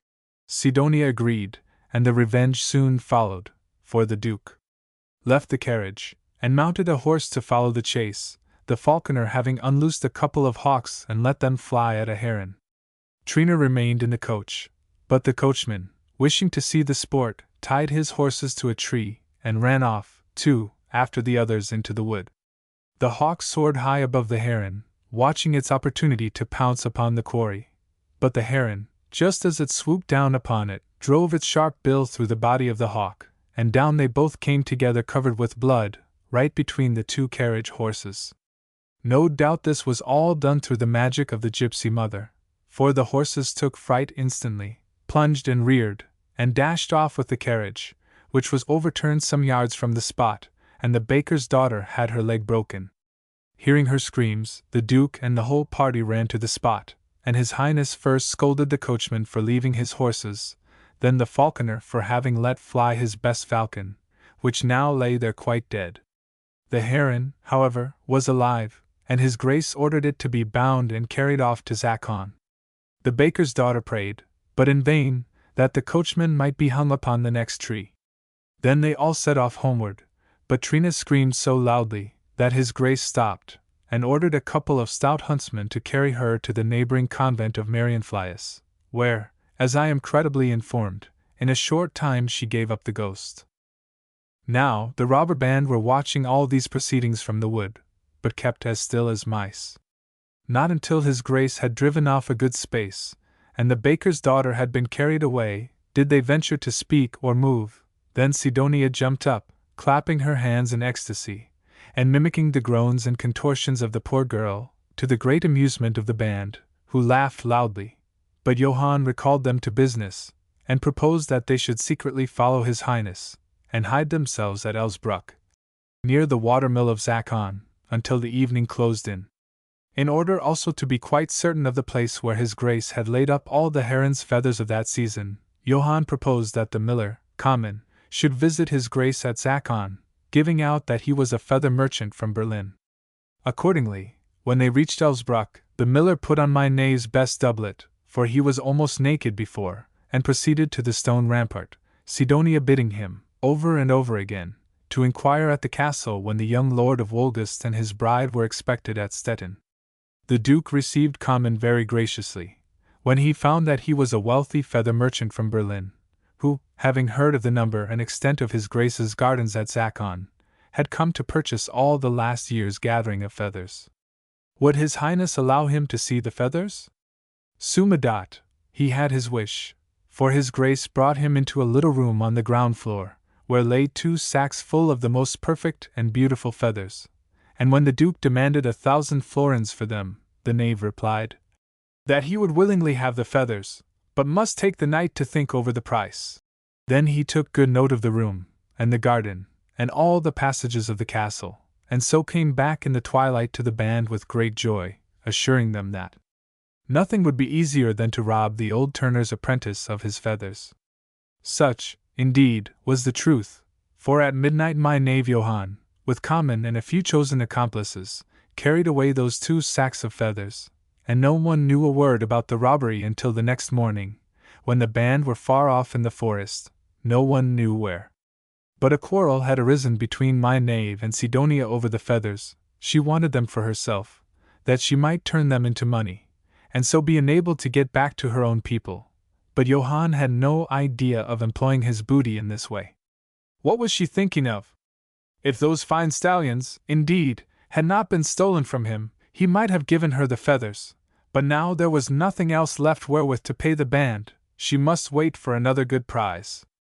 Meantime they must settle accounts with the young Lord of Wolgast, who, as Common had found out, was expected at Stettin in 7 days.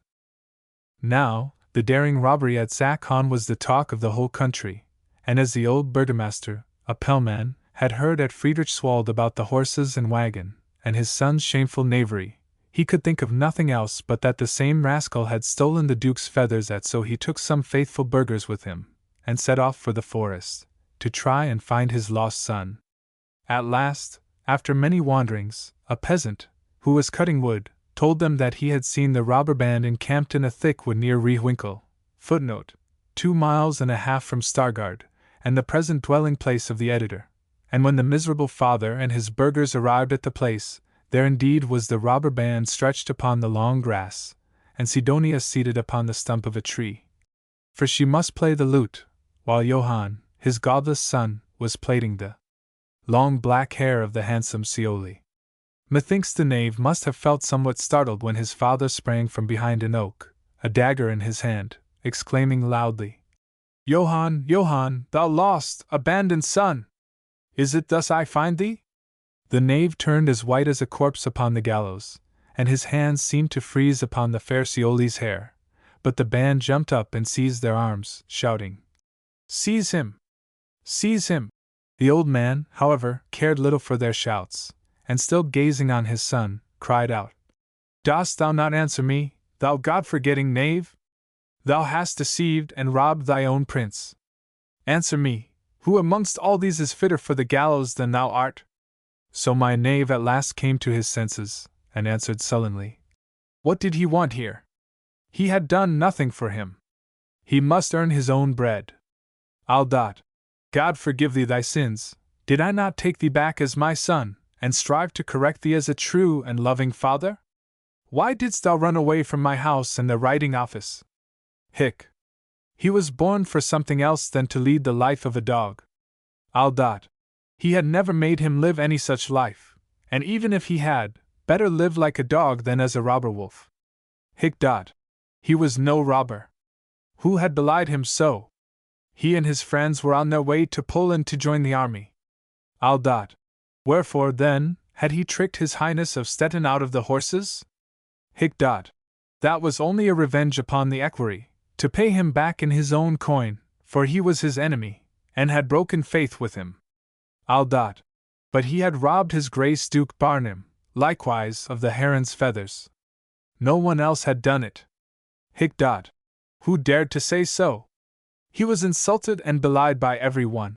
Then he cursed and swore that he knew nothing whatever of these heron's feathers which he was making such a fuss about.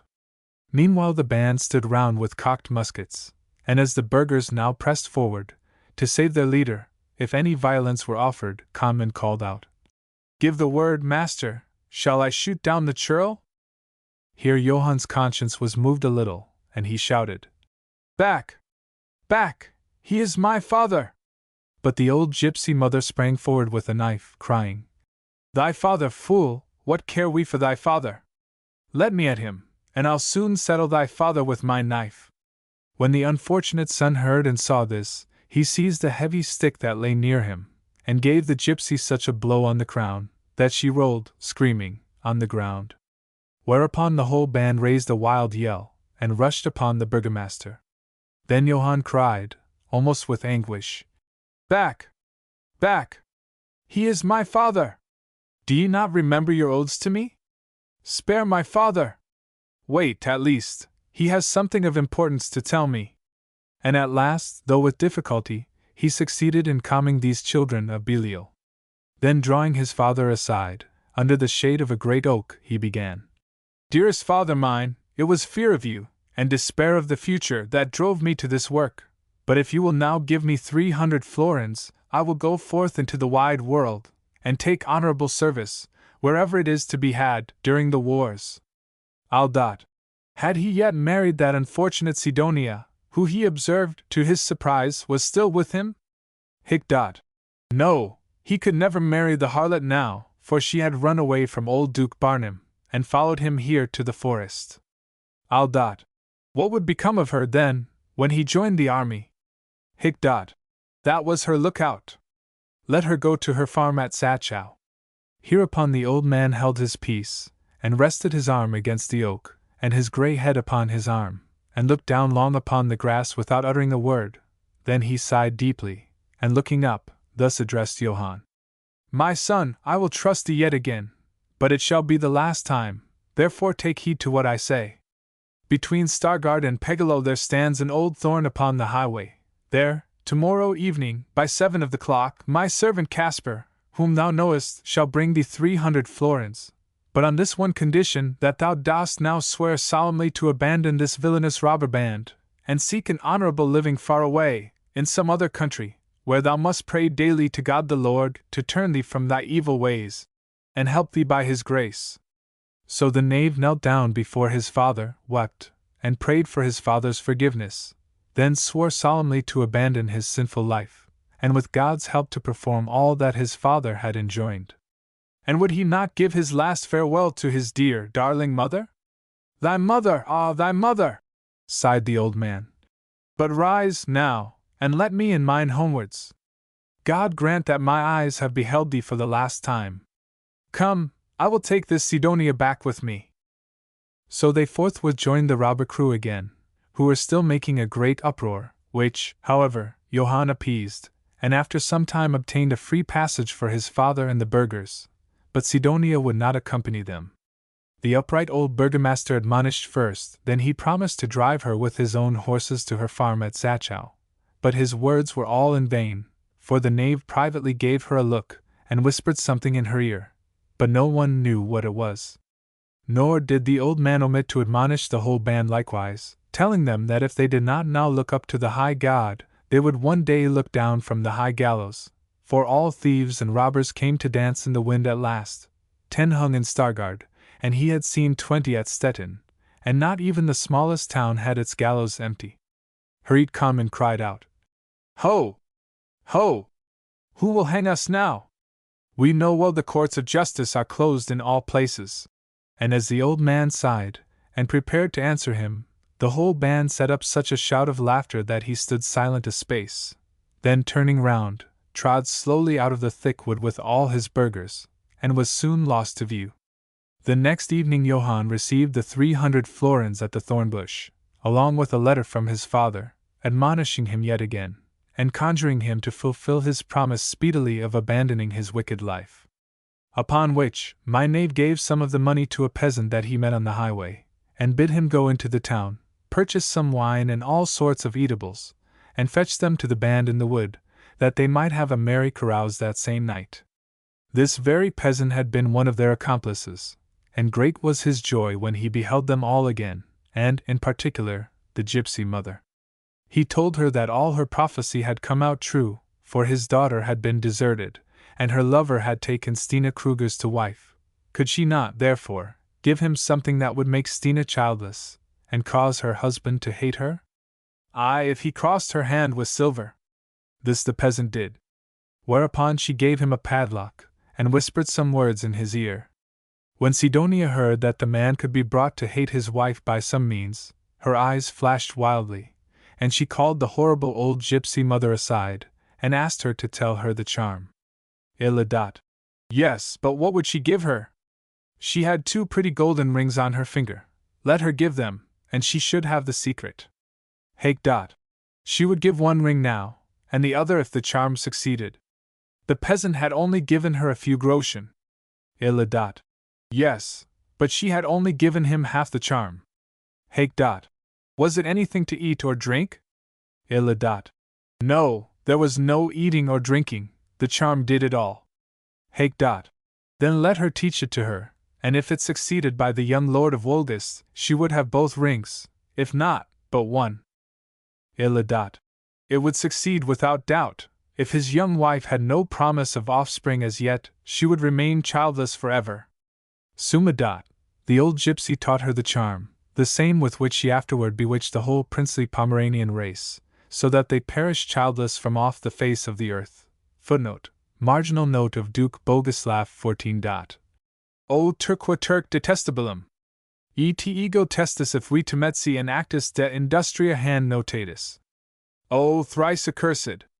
And I, too, was present at this confession, although I am not mentioned in the protocol. And this charm Sidonia confessed upon the rack afterwards, in the great hall of Oderberg, July 28, AD 1620. Chapter 10. How the robbers attacked Prince Ernest and his bride in the Uckermann forest, and Marcus Bork and Dinnie's Kleist come to their rescue.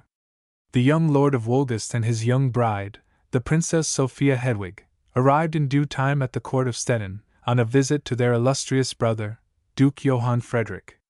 During the 10 days of their stay, there was no end to the banquetings, huntings, fishings, and revellings of all kinds, to do honor to their presence. The young lord has quite recovered from his long and strange illness. But the young bride complains a little. Whereupon my Lord of Stettin jests with her, and the courtiers make merry, so that the young bride blushes and entreats her husband to take her away from this impudent court of Stettin, and take her home to his illustrious mother at Wolgast.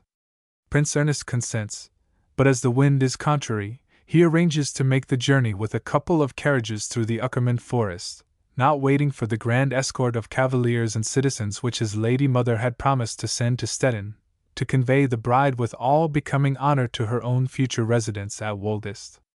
His brother reminded him of the great danger from the robber band in the wood, now that the courts of justice were closed, and that Sidonia and Johann were hovering in the vicinity, ready for any iniquity. Indeed, he trusted the states would soon be brought to reason by the dreadful condition of the country, and give him the gold he wanted. These robbers would do more for him than he could do for himself. And this was not the only band that was to be feared, for since the fatal bankruptcy of the Leutz family, robbers, and partisans, and freebooters had sprung up in every corner of the land. Then he related the trick concerning his 2 Andalusian stallions. And Duke Barnum the elder told him of his loss at Zakon, and that no one else but the knave Appelman had been at the bottom of it. So, at last, Prince Ernest half resolved to await the escort from Wolgast. However, the old Duke continued jesting with the bride, after his manner, so that the young princess was blushing with shame every moment, and finally entreated her husband to set off at once. When his Grace of Stettin found he could prevail nothing, he bade them a kind farewell, promising in 8 days to visit them at Wolgast, for the wedding festivities, and he sent stout Dinis Kleist, with 6 companions, to escort them through the most dangerous part of the forest, which was a tract extending for about 7 miles. Now, when they were halfway through the forest, a terrible storm came on of hail, rain, thunder, and lightning, and though the prince and his bride were safe enough in the carriage, yet their escort were drenched to the skin, and dripped like rivulets. The princely pair therefore entreated them to return to Falkenwald, and dry their clothes, for there was no danger to be apprehended now, since they were more than half through the wood, and close to the village of Mutzelberg. So Dinis and his companions took their leave, and rode off. Shortly after the galloping of a horse was heard, and this was Marcus Bork, for he was on his way to purchase the lands of Krienk, previous to his marriage with Clara von Dewitz, and had a heavy sack of gold upon his shoulder, and a servant along with him. Having heard at Stettin that the prince and his young bride were on the road, he had followed them, as fast as he could, to keep them company. By this time they had reached Barnum's Cross, and the prince halted to point it out to his bride, and tell her the legend concerning it, for the sun now shone forth from the clouds, and the storm was over. But he first addressed his faithful Marcus, and asked, had he heard tidings lately of his cousin Sidonia? But he had heard nothing. He would hear soon enough, I'm thinking. Then seeing that his good vassal Marcus was thoroughly wet, his grace advised him to put on dry clothes, but he had none with him. Whereupon his grace handed him his own portmanteau out of the coach window, and bid him take what he wanted.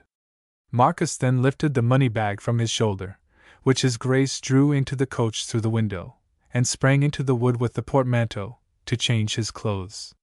While the prince tarried for him, he related the story of Barnum's Cross to his young wife, thus.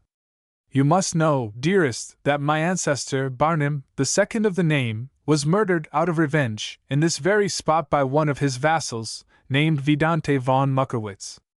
For this aforesaid ancestor had sent him into Poland under some pretense, in order the better to accomplish his designs upon the beautiful Mirostava of Warburg, Vidante's young wife. But the warder of Vogelsang, a village about 2 miles from here, pleasantly situated on the river Half, and close to which lay the said Vidante's castle, discovered the amour, and informed the knight how he was dishonored. His wrath was terrible when the news was brought to him, but he spoke no word of the matter until St. John's Day in the year. But here his grace paused in his story, for he had forgotten the year, so he drove on the carriage close up to the cross, where he could read the date. St. John's Day, Adium Exii. And there stopped, with the blessed cross of our Lord covering and filling up the whole of the coach window. Ah, well it is said, Provxx. 24. Each man's going is of the Lord, what man is there who understandeth his way? Now when the princess had read the date for herself, she asked, what had happened to the Duke, his ancestor? To which the prince replied, here, in these very bushes, the jealous knight lay concealed, while the Duke was hunting. And here, in this spot, the Duke threw himself down upon the grass to rest, for he was weary. And he whistled for his retinue, who had been separated from him, when the knight sprang from his hiding place and murdered him where he lay. His false wife he reserved for a still more cruel death. For he brought a coppersmith from Stettin, and had him make a copper coffin for the wretched woman, who was obliged to help him in the work. Then he bade her put on her bridal dress, and forced her to enter the coffin, where he had her soldered up alive, and buried. And the story goes, that when any one walks over the spot, the coffin clangs in the earth like a mass bell, to this very day. Meanwhile Marcus had retreated behind a large oak, to dress himself in the young Duke's clothes, but the wicked robber crew were watching him all the time from the wood, and just as he drew the dry shirt over his head, before he had time to put on a single other garment, they sprang upon him with loud shouts, Sidonia the foremost of all, screaming, seize the knave! Seize the base spy! He is my greatest enemy! So Marcus rushed back to the coach, just as he was, and placing the cross as a shield between him and the robbers, cried out loudly to his highness for a sword. The prince would have alighted to assist him, but his young bride wound her arms so fast around him, shrieking till the whole wood re-echoed, that he was forced to remain inside. Up came the robber band now, and attacked the coach furiously. Musket after musket was fired at it and the horses, but luckily the rain had spoiled the powder, so they threw away their muskets, while Sidonia screamed, seize the false-hearted liar, who broke his marriage promise to me. Seize his screaming harlot. Drag her from the coach. Where is she? Let me see her. We will cram her into the old oak tree. There she can hold her marriage festival with the wild cats. Give her to me, give her to me. I will teach her what marriage is. And she sprang wildly forward, while the others flung their spears at Marcus. But the blessed cross protected him, and the spears stuck in the wood or in the body of the carriage, while he hewed away right and left, striking down all that approached him, till he stood in a pool of blood, and the white shirt on him was turned to red. As Sidonia rushed to the coach, he wounded her in the hand, upon which, with loud curses and imprecations, she ran round to the other coach window, calling out, come hither, Johann! Here is booty, here is the false cat! Come hither, and drag her out of the coach window for me. And now Marcus Bork was in despair, for the coachman had run away from fear, and though his sword did good service, yet their enemies were gathering thick round them. So he bade the princess, in a low voice, to tear open his bag of money, for the love of heaven, with all speed, and scatter the gold out of the windows with both hands, for help was near. He heard the galloping of a horse. Could they gain but a few moments, they were saved. Thereupon the princess rained the gold pieces from the window, and the stupid mob instantly left all else to fling themselves on the ground for the bright coins, fighting with each other as to who should have them. In vain Johann roared, leave the gold, fools, and seize the birds here in this cage, ye can have the gold after. But they never heeded him, though he cursed and swore, and struck them right and left with his sword. But Marcus, meanwhile, had nearly come to a sad end, for the old gypsy hag swore she would stab him with her knife, and while the poor Marcus was defending himself from a robber who had rushed at him with a dagger, she crept along upon the ground, and lifted her great knife to plunge into his side. Just then, like a messenger from God, comes the stout Dinny's Cleist, galloping up to the rescue, for after he had ridden a good piece upon the homeward road, he stopped his horse to empty the water out of his large jackboots, for there it was plumping up and down, and he was still far from Falkenwald. While one of his men emptied the boots, another wandered through the wood picking the wild strawberries, that blushed there as red as scarlet along the ground. While he was so bent down close to the earth, The shrieks of my gracious lady reached his ear, upon which he ran to tell his master, who listened likewise, and finding they proceeded from the very direction where he had left the bridal pair, he suspected that some evil had befallen them. So springing into his saddle, he bade his fellows mount with ale speed, and dashed back to the spot where they had left the carriage. Marcus was just now fainting from loss of blood, and his weary hand could scarcely hold the sword, while his frame swayed back and forward, as if he were near falling to the ground. The gypsy hag was close beside him, with her arm extended, ready to plunge the knife into his side, when the heavy stroke of a sword came down on it, and arm and knife fell together to the ground, and Dinny shouting, "Charge it! Charge it!" swung round his sword a second time, and the head of the robber carl fell upon the arm of the hag. Then he dashed round on his good horse to the other side of the carriage, hewed right and left among the stupid fools who were scraping up the gold, while his fellows chased them into the wood, so that the alarmed band left all this booty, and ran in every direction to hide themselves in the forest. In vain Johann roared, and shouted, and swore, and opposed himself single-handed to the knight's followers. He received a blow that sent him flying, too, after his band, and Sidonia along with him, so that none but the dead remained around the carriage. Thus did the brave Dinny's Kleist and Marcus Bork save the prince and his bride, like true knights as they were. But Marcus is faint, and leans for support against the carriage, while before him lie 3 robber carls whom he had slain with his own hand, although he fought there only in his shirt, but the blessed cross had been his shield. And there, too, lay the gypsy's arm with the knife still clutched in the hand, but the hag herself had fled away, and round the brave Dinny's was a circle of dead men, 7 in number, whom he and his followers had killed, and the earth all round looked like a ripe strawberry field, it was so red with blood. One can imagine what joy filled the hearts of the princely pair, when they found that all their peril was past. They alighted from the coach, and when the princess saw Marcus lying there in a dead faint, with his garment all covered with blood, she lamented loudly, and tore off her own veil to bind up his wounds, and brought wine from the carriage, which she poured herself through his lips, like a merciful Samaritan. And when he at last opened his eyes, and kissed the little hands of the princess out of gratitude, she rejoiced greatly. And the prince himself ran to the wood for the portmanteau, which they found behind the oak, and helped to dress the poor knight, who was so weak that he could not raise a finger. Then they lifted him into the coach, while the prince comforted him, saying, he trusted that he would soon be well again, for he would pray daily to the Lord Jesus for him, whose blessed cross had been their protection, and that he should have all his gold again, and the lands of Krienk in addition. So faithful a vassal must never be parted from his prince, for inasmuch as he hated Sidonia, so he loved and praised him. They were like the 2 Judases in Scripture, of whom someone had said, "What one gave to the devil, the other brought back to God." And now he saw the wonderful hand of God in all, for if it had not rained, the powder of the robber band would have been dry, and then they were all lost. Item, the knight would not have stopped to empty his boots, and they never would have heard the screams of his dear wife. Item, if he had himself not forgotten the date, he would never have driven up close to the cross, which cross had saved them all, but, in particular, saved their dear Marcus, after a miraculous manner. Look how the blessed wood is everywhere pierced with spears, and yet we are all living! Therefore let us hope in the Lord, for he is our helper and defender.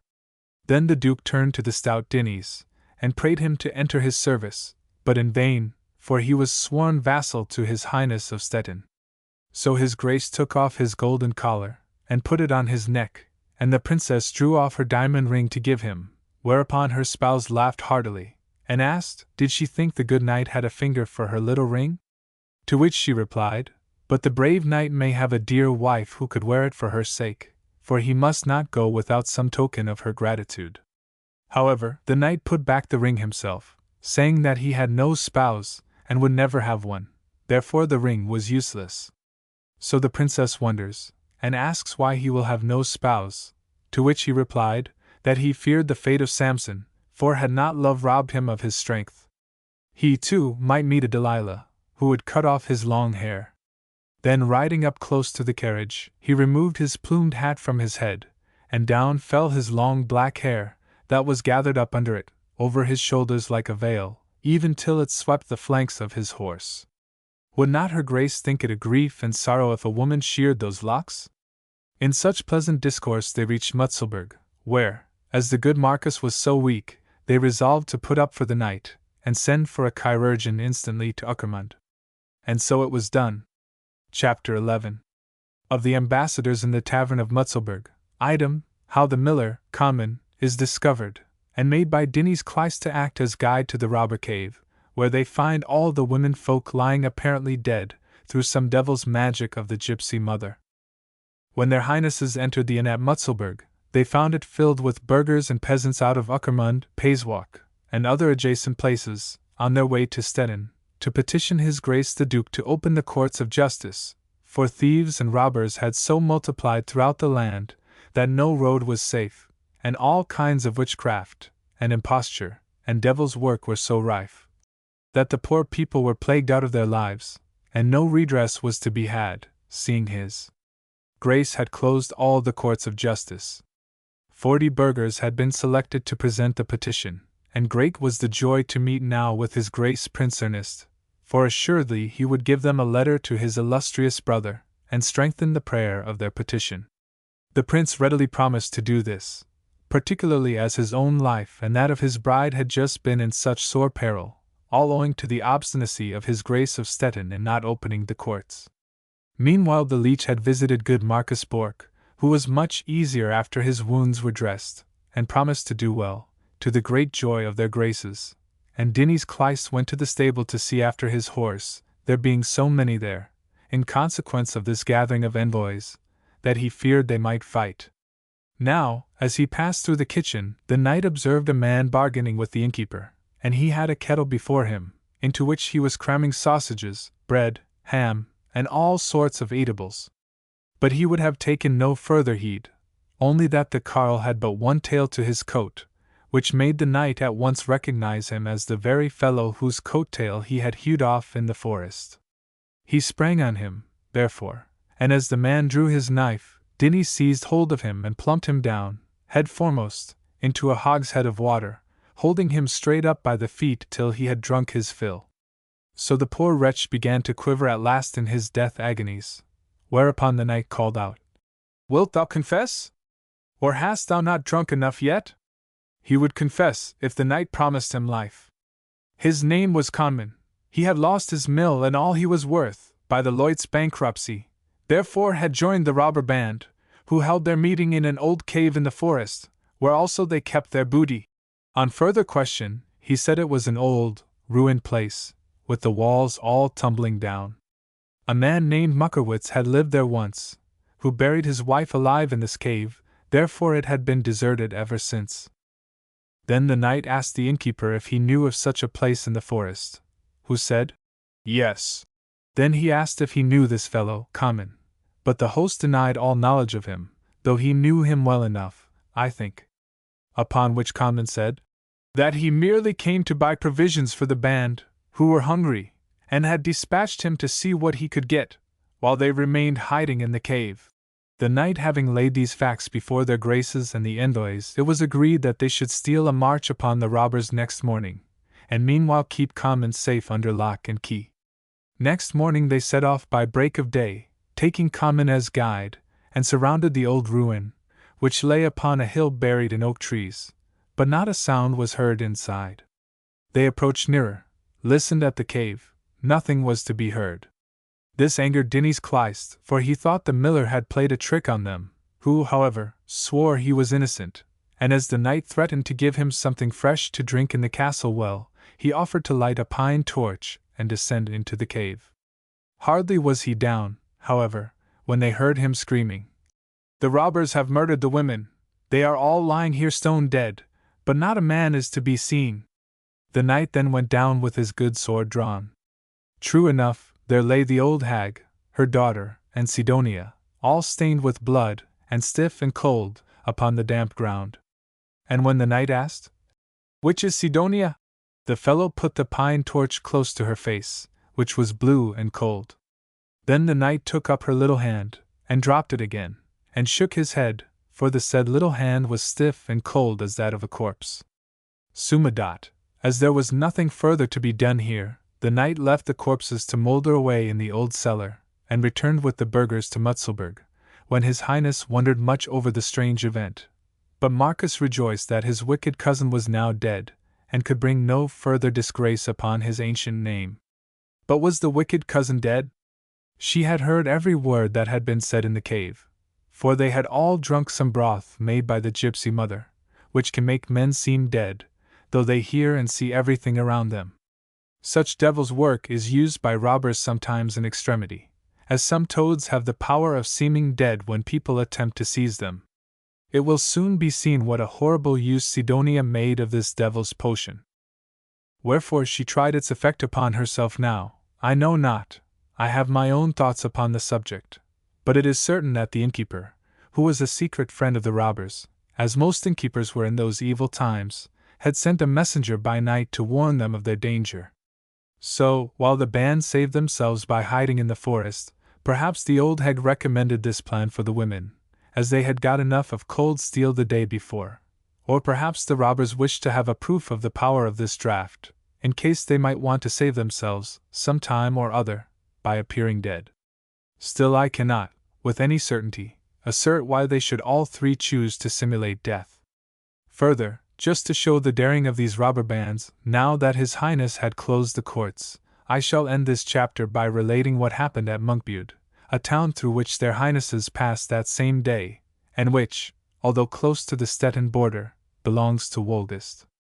It was Sunday, and after the priest had said Amen from the pulpit, the sexton rung the kale bell.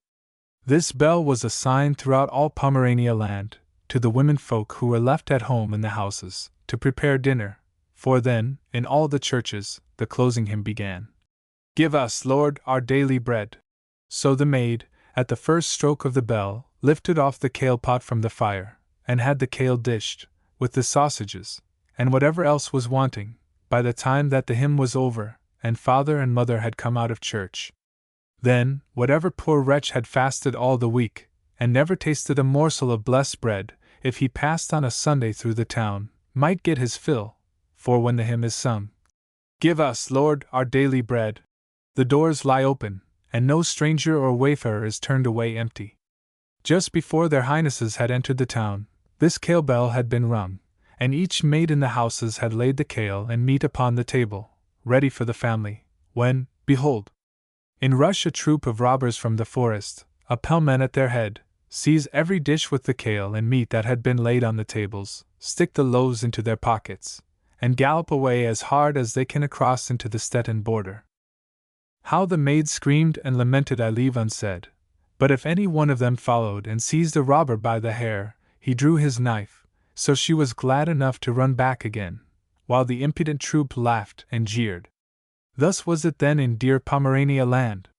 It seemed as if God had forsaken them, for the nobles began their feuds, as of old, and the Jews were tormented even to the death, yea, even the pastors were chased away, as if, indeed, they had all learned of Audiobook, these nobles saying, What need of these idle, prating swaddlers, with their prosy sermons and whining psalms, teaching, forsooth, that all men are equal, and that God makes no difference between lord and peasant? Away with them! If the people learn such doctrine, no wonder if they grow proud and disobedient, better no priests in the land.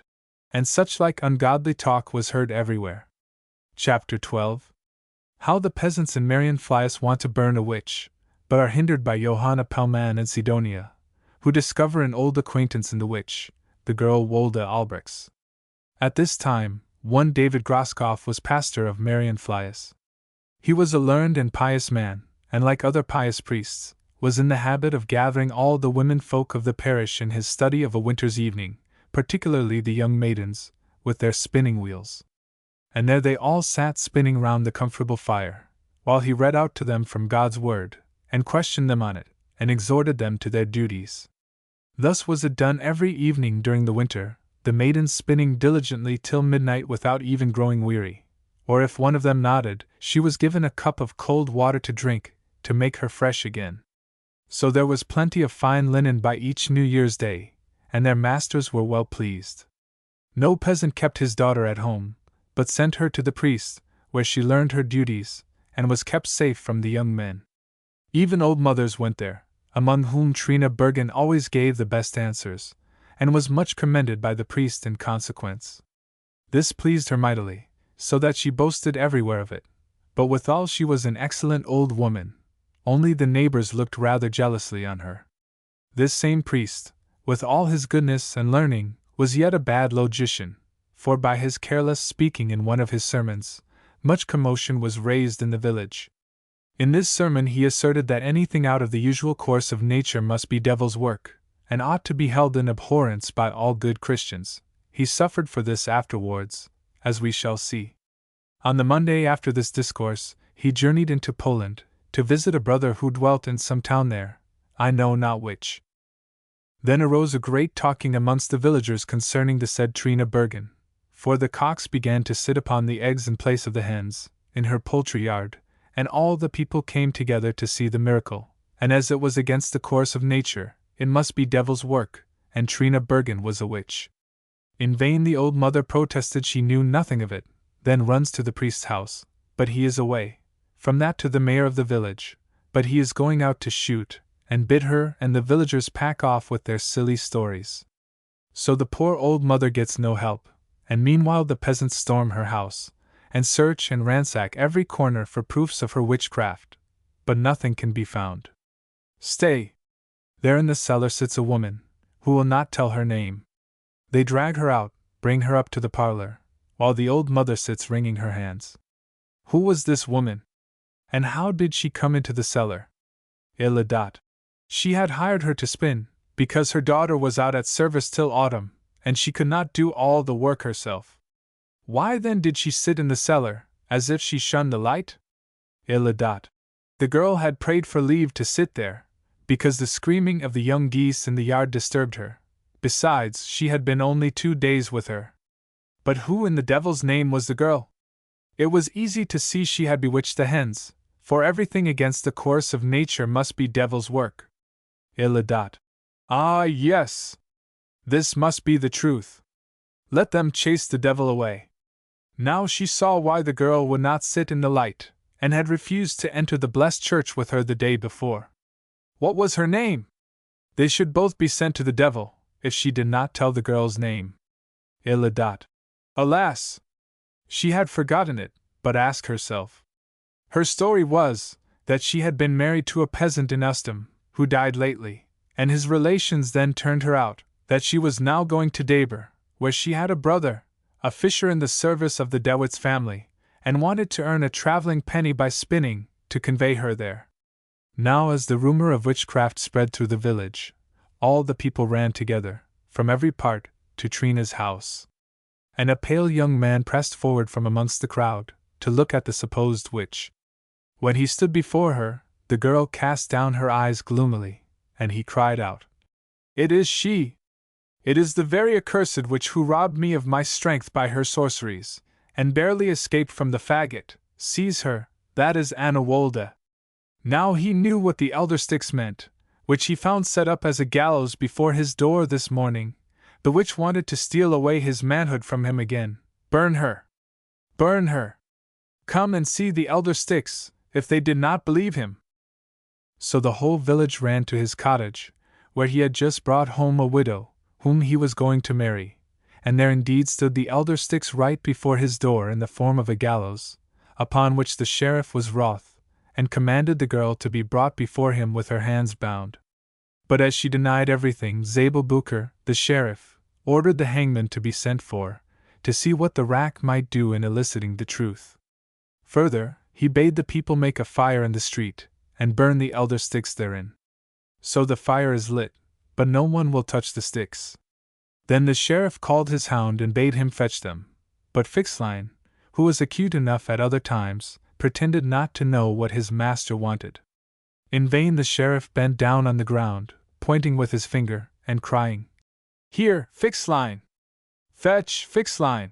No, Fixline runs round and round the elder sticks till the dust rises up in a cloud, and yelps, and barks, and jumps, and stares at his master, but never touches the sticks, only at last seizes a stone in his mouth, and runs with it to the sheriff. Now, indeed, there was a commotion amongst the people. Not even the dog would touch the accursed thing.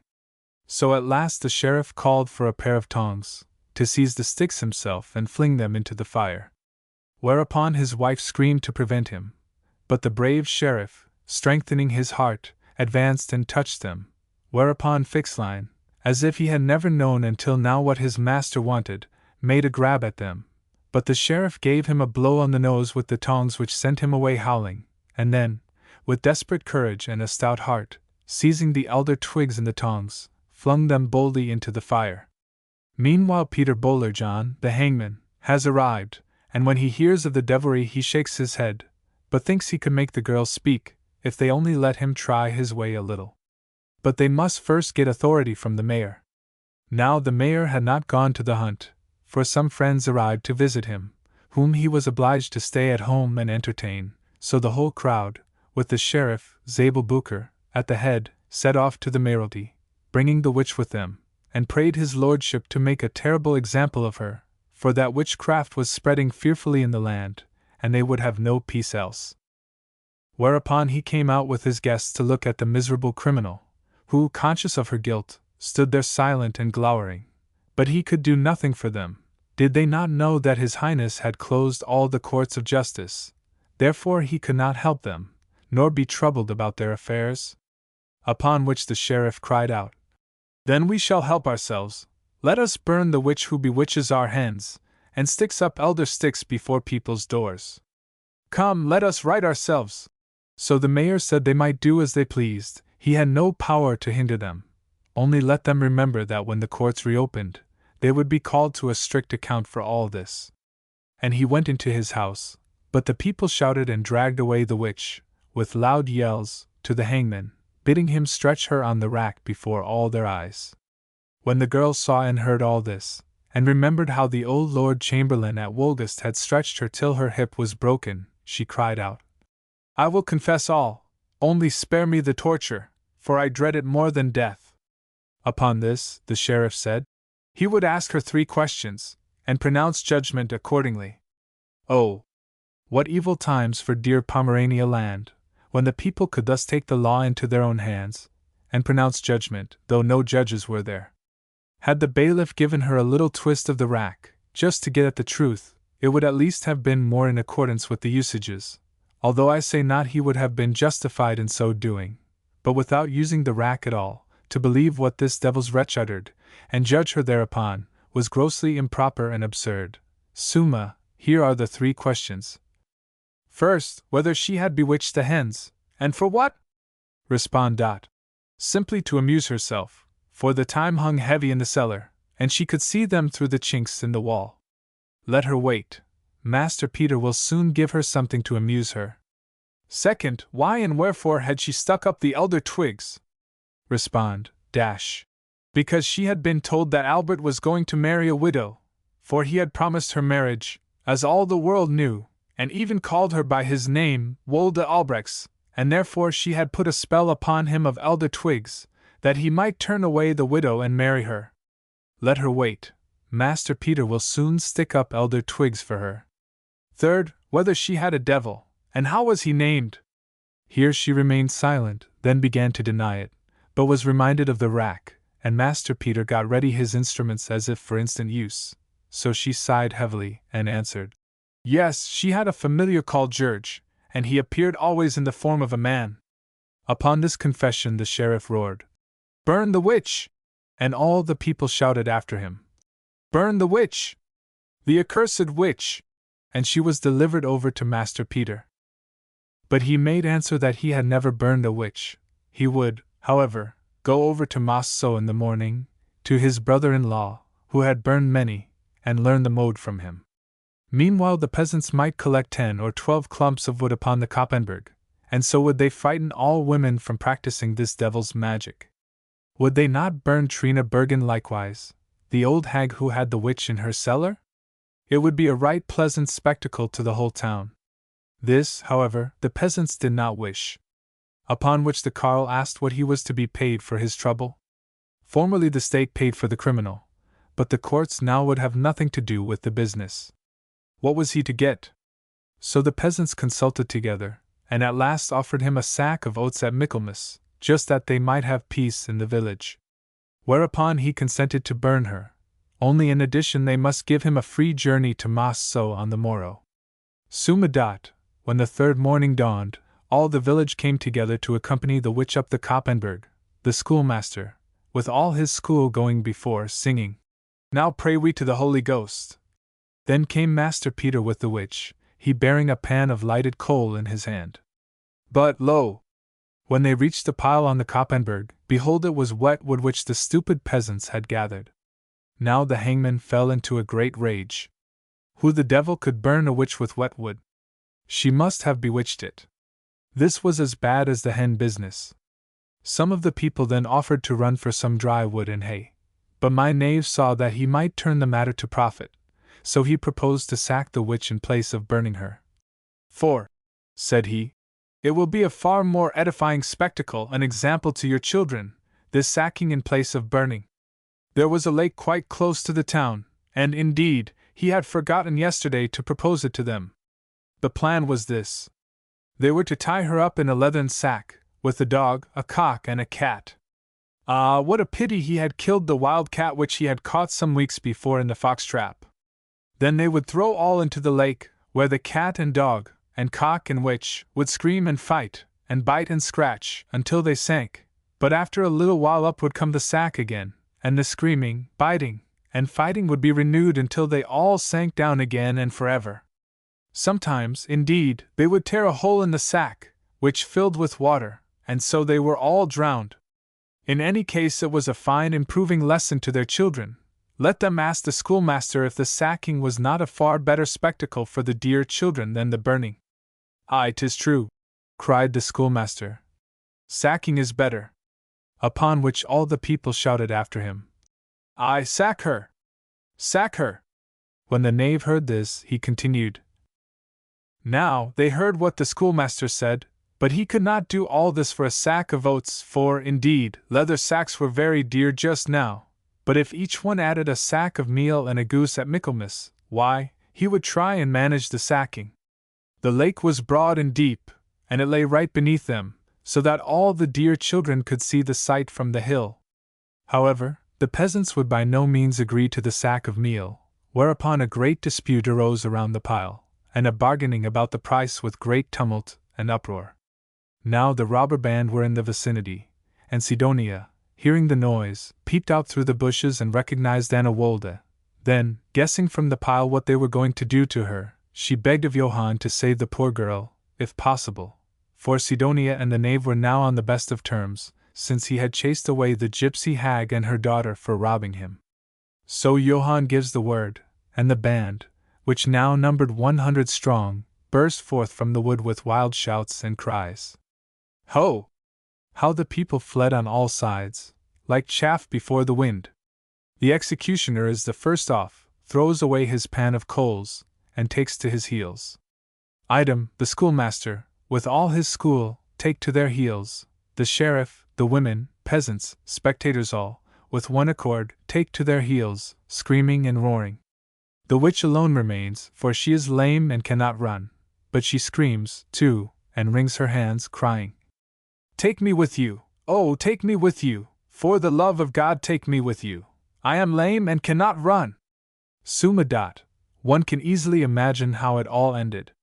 The witch girl was saved, and, as she now owed her life a second time to Sidonia, she swore eternal fidelity and gratitude to the lady, promising to give her something in recompense for all the benefits she had conferred on her. Alas, that I should have to say to Christian men what this was. Footnote, namely, the evil spirit Chim.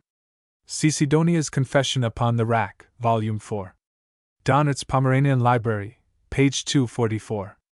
And when Sidonia asked how things went on in Daber, great was her joy to hear that the whole castle and town were full of company, for the nuptials of Clara von Dewitz and Marcus Bork were celebrated there. And the old Duchess from Wolgast had arrived, along with Duke Johann Frederick, and the Dukes Barnim, Casimir, and Bogislav. Item, a grand cavalcade of nobles had ridden to the wedding upon 400 horses, and lords and ladies from all the country round thronged the castle. Now Johanna Pellman would not credit the witch girl, for he had seen none of all this company upon the roads. But she said her brother the fisherman told her that their graces travelled by water as far as Valin, for fear of the robbers, and from thence by land to Daber. When Sidonia heard this she fell upon Johann's neck, exclaiming, "Revenge me now, Johann! Revenge me! Now is the time, they are all there. Revenge me in their blood!" This seemed rather a difficult matter to Johann, but he promised to call together the whole band, and see what could be done. So he went his way to the band, and then the evil-minded witch-girl began again, and told Sidonia that if she chose to burn the castle at Daber, and make an end of all her enemies at once, there was some one hard by in the bush who would help her, for he was stronger than all the band put together. Iladat. Who was her friend? Let her go and bring him. Hakedat. She must first cross her hand with gold, and give a piece of money for him. Footnote. According to the witches, every evil spirit must be purchased, no matter how small the price, but something must be given, a ball of worsted, a kerchief, and see, then he would come and revenge her. Sidonia's eyes now sparkled wildly, and she put some money in the woman's hand, who murmured, "For the evil one," then stepped behind a tree, and returned in a short time with a black cat wrapped up in her apron. "This," she said, "was the strong spirit Chim." Footnote, Wakim. Let her give him plenty to eat, but show him to no one. When she wanted his assistance, strike him 3 times on the head, and he would assume the form of a man. Strike him 6 times to restore him again to this form. Now Sidonia would scarcely credit this, so, looking round to see if they were quite alone, she struck the animal 3 times on the head, who instantly started up in the form of a gay young man, with red stockings, a black doublet, and cap with stately heron's plumes. "Yes, yes," he exclaimed, "I know thy enemies, and will revenge thee, beautiful child. I will burn the castle of Daber for thee, if thou wilt only do my bidding. But now, quick! Strike me again on the head, that I may reassume my original form, for someone may see us, and put me in a basket, so can I travel with thee wheresoever thou goest." And thus did Sidonia with the evil spirit Chim, as she afterwards confessed upon the rack, when she was a horrible old hag of 84 years of age. And he went with her everywhere, and suggested all the evil to her which she did, whereof we shall hear more in another place. Footnote, Downer. This belief in the power of evil spirits to assume the form of animals comes to us from remotest antiquity. Example, the serpent in paradise.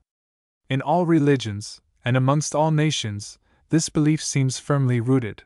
But even if we do not see a visible devil, do we not, alas, know and feel that there is one ever with us, ever present, ever suggesting all wickedness to us, as this devil to Sidonia, even our own evil nature?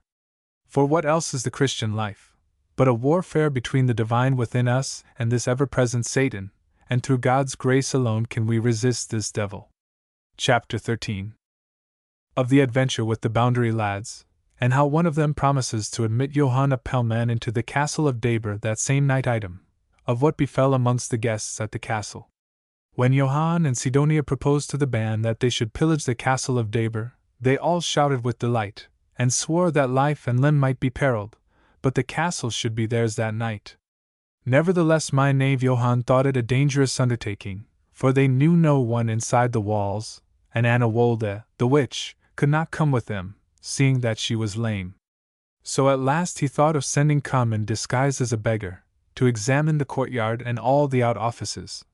Perchance he might spy out some unguarded door by which they could effect an entrance. Then Sidonia said she would go too, and although Johann tried hard to persuade her, yet she begged so earnestly for leave that finally he consented. Yes, she must see the very spot where the viper was hatched which had stung her to death.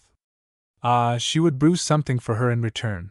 Pity only that the wedding was over, otherwise the little bride should never have touched a wedding ring, if she could help it, but it was too late now. So the 3 Satan's children slipped out upon the highway from the wood, and traveled on so near to the castle that the noise, and talking, and laughing, and barking of dogs, and neighing of horses, were all quite audible to their ears. Now the castle of Daber is built upon a hill which is entirely surrounded by water, so that the castle can be approached only by 2 bridges, one southwards, leading from the town, the other eastwards, leading direct through the castle gardens. The castle itself was a noble, lofty pile, with strong towers and spires, almost as stately a building as my gracious lord's castle at Salzig.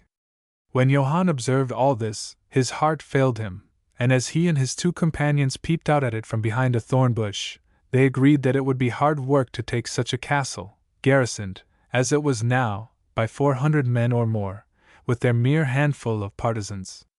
But Satan knows how to help his own, for what happened while they were crouching there and arguing? Behold, the old Dewitz, as an offering to the church at Debra upon his daughter's marriage, had promised 20 good acres of land to be added to the glebe. And he comes now up the hill, with a great crowd of men to dig the boundary. So the Satan's children behind the thorn bush feared they would be discovered, but it was not so, and the crowd passed on unheeding them. Old Dewitz now called the witnesses, and bid them take note of the position of the boundary. There where the hill, the wild apple tree, and the town tower were all in one line, was the limit. Let them keep this well in their minds. Then calling over 6 lads, he bid them take note likewise of the boundary, that when the old people were dead they might stand up as witnesses. But as such things were easily forgotten, he, the priest, and the churchwarden would write it down for them, so that it never, by any chance, could escape their memory. Upon which the good knight, being lord and patron, took a stout stick the first, and cudgelled the young lads well, asking them between terms, "Where is the boundary?" To which they answered, screaming and roaring, "Where the hill, the apple tree, and the town tower are all in one line." Then the knight, laughing, handed over the stick to the priest, saying, "It was still possible they might forget, they better therefore have another little memorandum from his reverence." "No! No!" screamed the boys. "We will remember it to eternity." However, his reverence just gave them a little touch of the stick in fun, till they roared out the boundary marks a second time. But now stepped forth the churchwarden, to take his turn with the stick on the boys' backs. This man had been a forester of the old Baron Dewitz, and had often taken note of one of the young fellows present, how he had poached and stolen the buckwheat, so he gladly seized this opportunity to punish him for all his misdeeds, and laying the cudgel on his shoulders, thrashed and belabored him so unmercifully, that the lad ran, shrieking, cursing, howling, and roaring, far away and amongst the bushes to hide himself. While the churchwarden cried out, "Well, if all the other lads forget the boundary, I think my fine fellow here will bear the memorandum to the day of judgment." And so they went away laughing from the place, and returned to the castle. But the devil drew his profit from all this, for where should the lad run to, but close to the very spot where the robbers were hiding, and there he threw himself down upon the grass, writhing and howling, and swearing he would be revenged upon the churchwarden. This is a fine hearing for my knave in the bush, so he steps forward, and asks, what vile Josel had dared to ill-treat so brave a youth? He would help him to a revenge upon the base knave, for injustice was a thing he never could suffer. The tears really were in his eyes to think that such wickedness should be in the world. And here he pretended to wipe his eyes. So the lad, being quite overcome by such compassionate sympathy, howled and cried 10 times more. It was the forester Kell, the shameless hound, but he would play him a trick for it. I'll dot. Right. He owed the fellow a drubbing already himself, and now he would have a double one, if he could only get hold of him. Hic dot. He would run and tell him that a great lord wanted to speak to him here in the forest.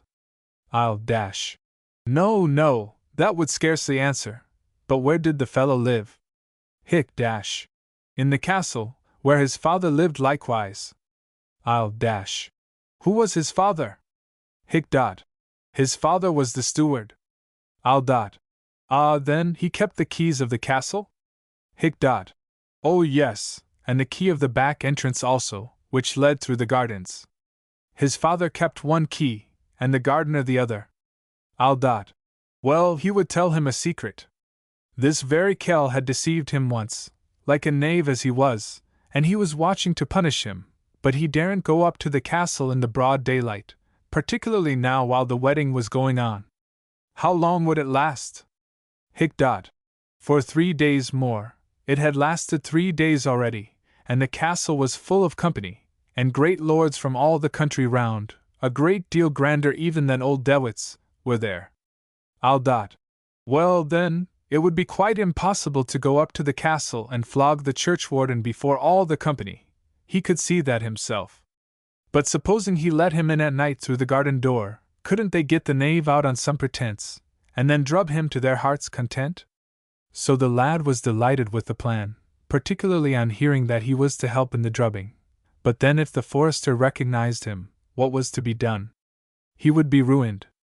To which Johann answered, "Just put on an old cloak, and speak no word, then neither by dress nor voice will he know thee. Besides, the night will be quite dark, so fear nothing.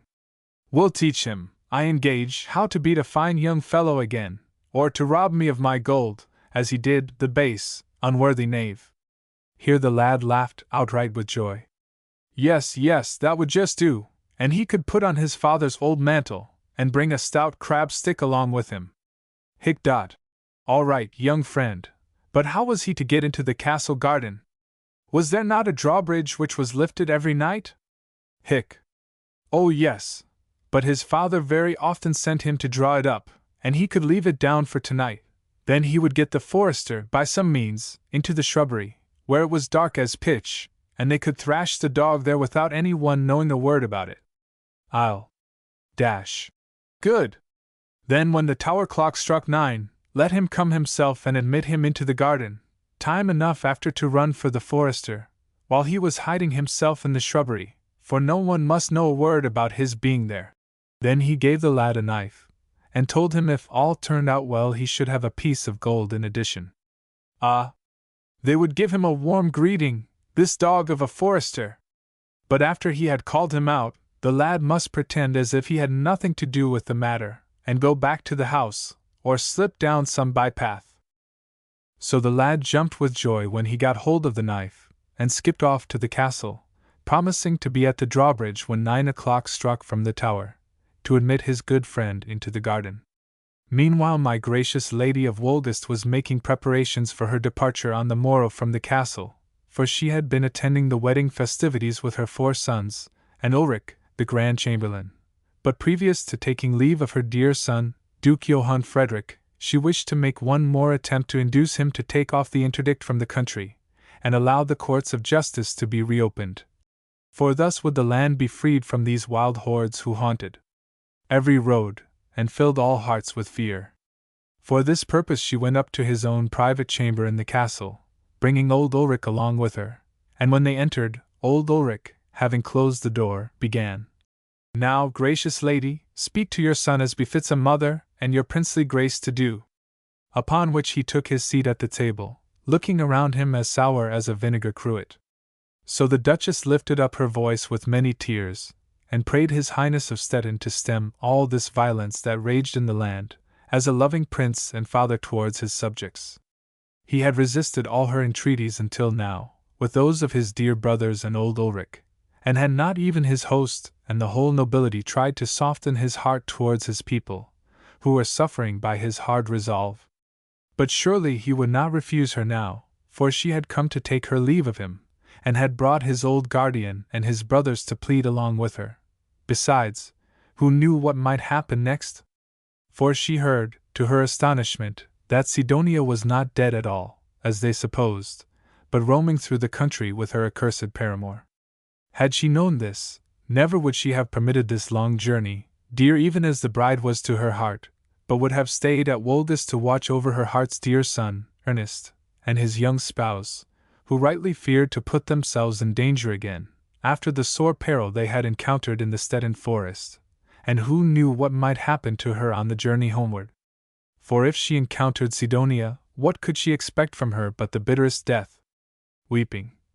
This all came upon them because the young Duke had despised the admonitions of his blessed father upon his deathbed, and thought not of that scripture which saith, "The father's blessing buildeth the children's houses, but the curse of the mother pulleth them down." Sirach 3. 2. She had never cursed him yet, but that day might come. Then Duke Johann answered, He was sad to see his darling mother chafe and fret about these same courts of justice, but his princely honor was pledged, and he could not retract one word until the states came back to their duty, and gave him the gold he demanded. For how could he stand before the world as a fool? He had begun this castle of Friedrichswald, and had ordered all kinds of statues, paintings, and from Italy, for which gold must be paid. How, then, if he had none? But those were idle follies, his mother answered, and showed how true were the words of Solomon, when a prince wanteth understanding, there is great oppression. Footnote, Prov 28. 16. Here the Duke grew angry. It was false, he did not want understanding. Well, it was that no one had dared to say this to him but his mother. But my gracious lady could not hear him plainly, for His Serene Highness, Barnum the Younger, who had drunk rather freely at dinner, began to snore so loudly that he snored away a paper which lay before old Ulrich, upon which he had been sketching a list of propositions for the reconciliation of the Duke and the estates of the kingdom. Hereupon the old chamberlain cursed and swore, "May the 7,000 devils take them!" One snarls at his mother, and the other snores away his paper. Did the prince think that Pomerania was like Saxony, when he began these fine buildings at Friedrichswald? His Grace had a house at Stettin, what did he want with a second? Was his Grace better than his forefathers? And would not his Grace have Oderberg when old Duke Barnum died? And castles and towns all round the land? But the Duke answered proudly that Ulrich should remember his guardianship had ended. He knew himself what to do and what to leave undone. Herewith the young Lord Bogislav broke in. Yet, dearest brother, be advised by us. Bethink you how I resigned my chance of the duchy at the Diet of Volin, and now I am ready to give you up the annuity which I then received, if it will help your necessities, and that you promised thereupon to release the land from the interdict, that all this fearful villainy and lawlessness which is devastating the country may have an end. Matters were not so bad as he thought. Besides, why cannot the people defend themselves, and take care of their own skin? So they do, but this only increased injustice and lawlessness. Then he related many examples of how the despairing people of the different towns had executed justice, after their own manner, upon the robbers who fell into their hands. In Stolpchen, for instance, 3 fellows had been caught plundering the corn, and the peasants nailed them up to a tree, and whipped them till they dropped down dead. Well might Satan laugh over the sin and wickedness that reigned now in poor Pomerania. He related how the peasants in Marienflies were going to burn a witch, without trial or sentence. How many peasants and villagers had hung up their own bailiffs, or strangled them. How the priests had been chased away from many places, so that they now had to beg their bread upon the highway, and in such towns God's service was no more heard, but each one lived as it pleased him, and the peasants did as they chose. And now he would ask his heart's dear brother, which would be more upright and honorable in the sight of the great God, to build up this castle of Friedrichswald, or to let it fall, and build up the virtue and happiness of his people. He could not build the castle without money, and he had none, but he could restore his land to peace and happiness by a word. Let him, then, open these long-closed courts of justice, for this was his duty as a prince, and let him remember that every prince was ordained of God, and must answer to him for his government. Hereupon the Stettin Duke made answer. Pity, good Bogislav, thou wert not a village priest. Hast thou finished thy sermon? Truly thou wert never meant for a prince, as we heard from thy own lips, the day of the Diet at Volin. Thou hast no sense of princely honor, I see, but I stand by mine, and now, by my princely honor, I pledge my princely word that, until the states give me the money, the land shall remain in all things as it is. Here old Ulrich sprang to his feet, while my gracious lady sobbed aloud, clapped the table, and roared.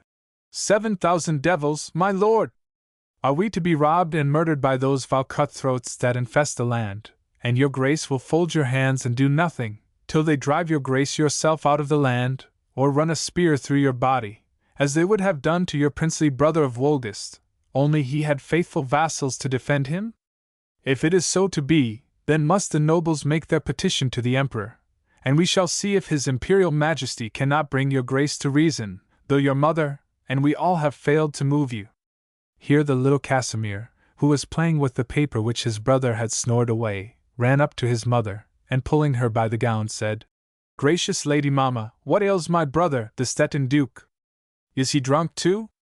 At which they all laughed, except Duke Johann, who gave a kick to his little brother, and then strode out of the room, exclaiming, "Sooner my life than my honor! I shall stay here no longer to be tutored and lectured, but will take my journey homewards this very night." And so he departed, but by a small side door, for old Ulrich had locked the chief door on entering. Now, indeed, her Grace wept bitterly. She thought the evil had left her house, which the fatal business at her wedding had wrought on it, when Dr. Martinus dropped the ring. But alas! It was only beginning now, and yet she could not curse him, for he was her son, and she had borne him in pain and sorrow. Sumadat, if many were displeased at these proceedings of his Grace, so also was the Lord God, as was seen clearly by many strange signs, for on that same night Duke Barnum the elder died at Oderberg, and all the crosses, knobs, and spires throughout the whole town turned quite black, though they had only been newly gilded a year before, and no rain, lightning, or thunder had been observed. Footnote: the Duke died September 29, 1573, aged 72 years. Micrelius. 369. But this was all clearly to show the anger of God over the sins of the young Duke, and by these signs he would admonish him to repentance, as a father might gently threaten a refractory child. As to what further happened his Grace when he went out by the little door, and the danger that befell him there, we shall hear more in another chapter. Chapter 14. How the knave Apelman seizes his Serene Eminence Duke Johann by the throat, and how his Grace and the whole castle are saved by Marcus Bork and his young bride Clara. Also, how Sidonia at last is taken prisoner. The castle was now almost quite still, for as the festival had already lasted 3 days, the guests were pretty well tired of dancing and drinking, and most of them, like young Prince Barnum, had lain down to snore. Yet still there were many drinking in the great hall, or dancing in the saloon, for the fiddles fiddled away merrily until far in the night. And it was a beautiful night this one, not too dark, but starry, bright, and soft and still, so that Marcus and his young bride glided away from the dancing and drinking, to wander in the cool, fresh air of the shrubbery, before they retired to their chamber. So they passed down the broad path that led from the garden to the drawbridge by the watermill, and seating themselves on a bank under the shade of the trees, began to kiss and caress, as may well become a young bridal pair to do. Soon they heard 9 o'clock strike from the town, and immediately after, stealthy footsteps coming along the shrubbery towards them. They held their breath, and remained quite still, thinking it was some half-drunken guest from the castle wandering this way. But then the drawbridge was lowered, and 3 persons advanced to a youth, as they could see plainly. One said, "Now?" To which another answered, "No, when I whistle." He who had so asked then went back again, but Sidonia and my knave came on with the boundary lad over the bridge, for, of course, every one will have guessed them, and entered the shrubbery where the young bridal pair were seated, but perfectly hidden, by reason of the darkness. The boundary lad would now have drawn up the bridge, but the knave hindered him. Let him leave it down. How would he escape else, if the carle roared, and all came running out of the castle to see what was the matter? Then Sidonia asked the boy if he thought the castle folk would hear him? To which he answered, no, they could thrash the hound securely, and he had brought a short cudgel with him for the purpose. Upon which my knave murmured to him, "Lead on, then, I must get out of this dark place to see what I am about. And when we get to the end of it, do you run and bring him out here. Then we shall both pay him off bravely." So they crept on in the darkness towards the castle, but the young wedded pair had plenty of time to recognize both Sidonia and Apelman by their voices. Therefore Marcus argued truly that the knave and his paramour could be about no good, for the whole land rang with their wickedness. And, no doubt, the band was in the vicinity, because Apelman had answered, "No, when I whistle." So the good Marcus grew wroth over the villainy of this shameless pair, who had evidently resolved on nothing less than the destruction of the whole princely race, and even this castle of Debra was not to be spared, which belonged to his dear bride's father, so that their wicked purposes might be fulfilled. Then he whispered, did his dear wife know of any byway that led to the castle? As she was born here, perhaps some such little path might be known to her, so that she would escape meeting the villain. And as she whispered in return, yes, there was such a path, he bid her run along it quick as thought, have all the bells rung when she reached the castle, and even the cannon fired, which was ready loaded for the farewell salute to the Lady of Wolgast on the morrow, and to gather as many people together, of all stations and ages, as could be summoned on the instant, and let them shout, "Murder! Murder!" Meanwhile he would run and draw up the bridge, then track the fellow along the shrubbery, and seize him if possible. How Clara trembled and hesitated, as a young girl might, but soon collecting herself, she said, although with much agitation, "I will trust in God, the Lord is my strength, of whom then should I be afraid?"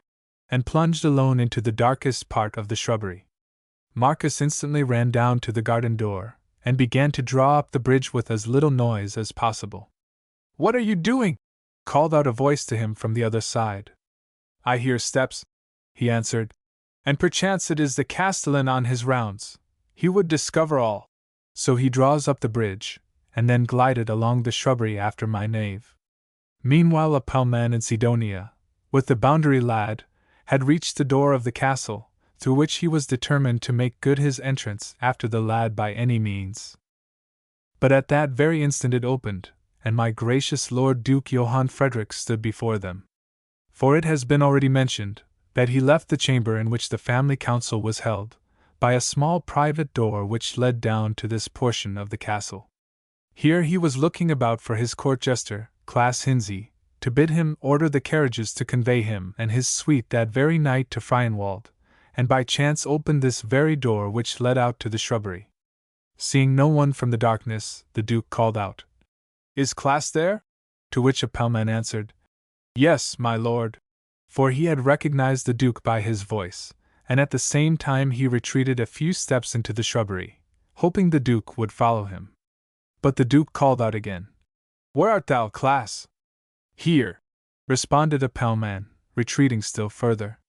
Whereupon the boundary lad whispered, "That is not him."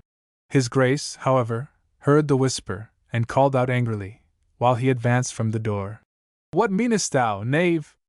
It is I who call. Art thou drunk, fool? If so, thou must have a bucket of water on thy head, for we ride away this night."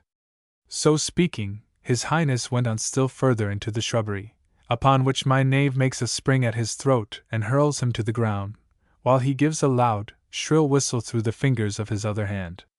Now the boundary lad screamed in earnest, but Sidonia threatened him, and bade him hold his tongue, and run for the other fellows, and not mind them. But she screamed yet louder herself, when a powerful arm seized her round the waist, and she found herself in the grasp of Marcus Bork.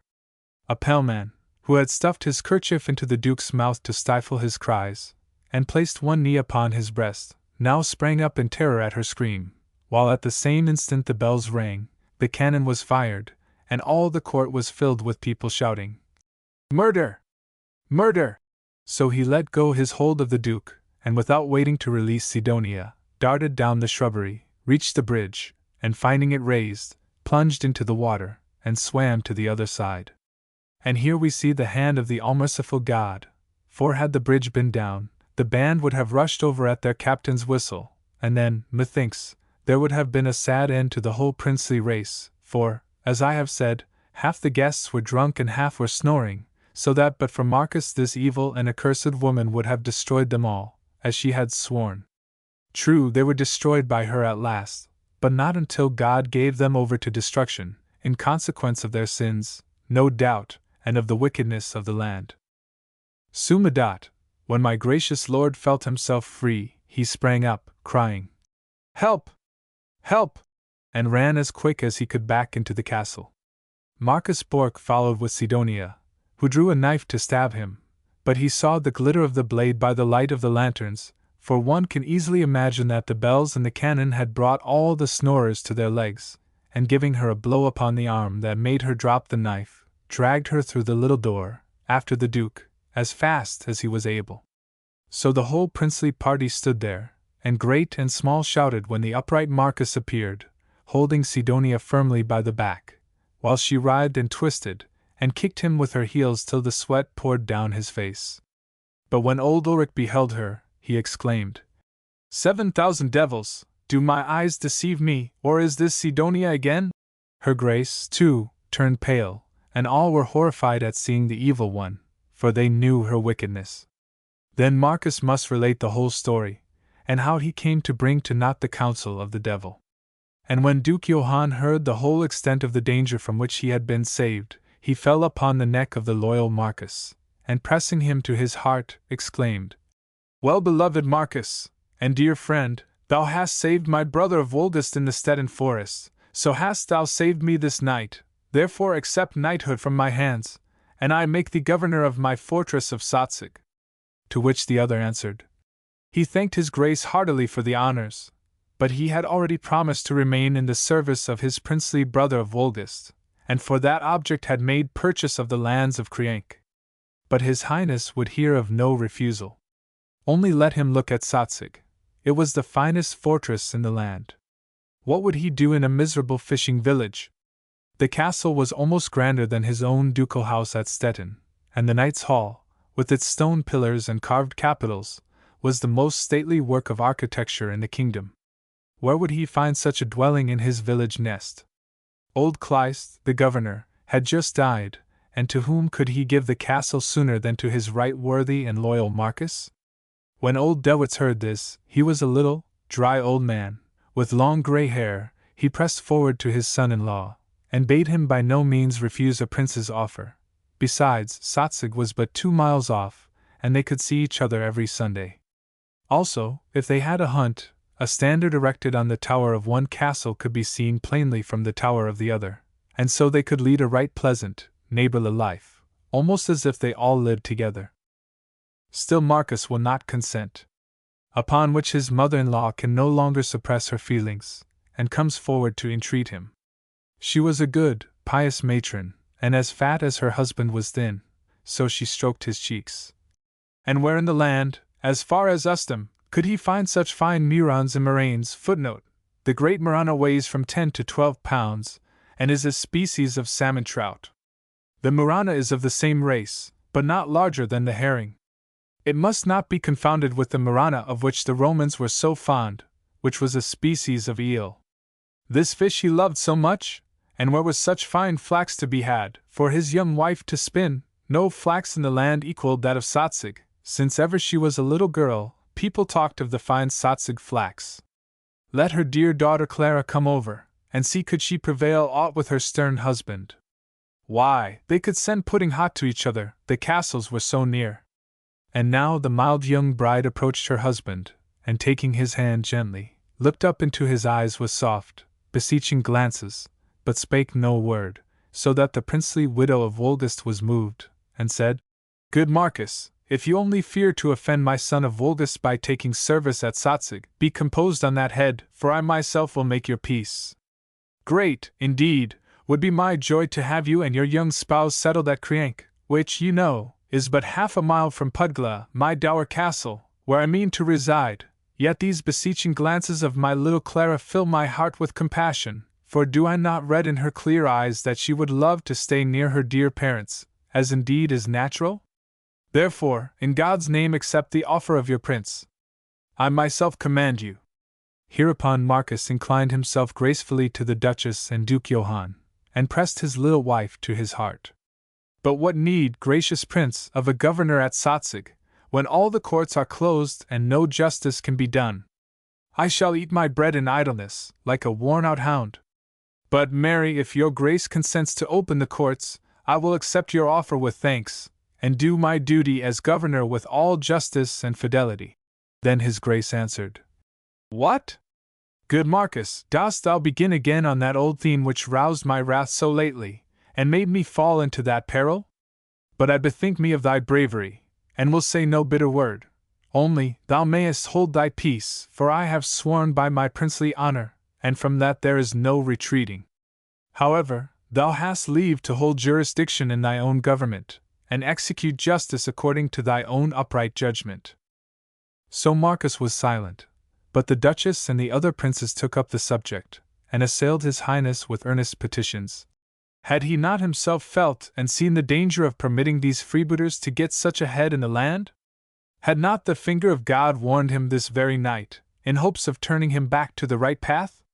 Let him reflect, for the peace of his land was at stake. But all in vain. Even though old Ulrich tumbled into the argument with his 7,000 devils, yet could they obtain no other answer from his Highness but, "If the states give me gold, I shall open the courts. If they give no gold, the courts shall remain closed forever." Were he to be brought before the Emperor, or Pontius Pilate himself, it was all alike. They might tear him in pieces, but not one nail's breadth of his princely word would he retreat from, or break it like a woman, for their prayers. Then he rose, and calling his fool class to him, bid him run to the old priest, and tell him he would sleep at his quarters that night, for he must have peace.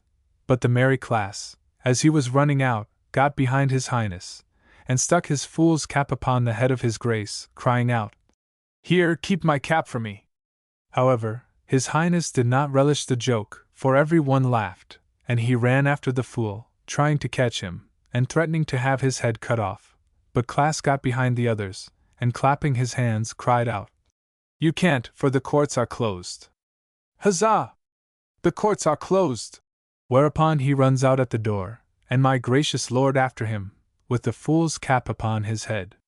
Nor did he return again to the hall, but went to sleep at the priest's quarters, as he had said, and next morning, by the first dawn of day, set off on his journey homeward. All this while no one had troubled himself about Sidonia. My gracious lady wept, the young lords laughed, old Ulrich swore, whilst the good Marcus murmured softly to his young wife, "Be happy, Clara, for thy sake I shall consent to go to Salzig.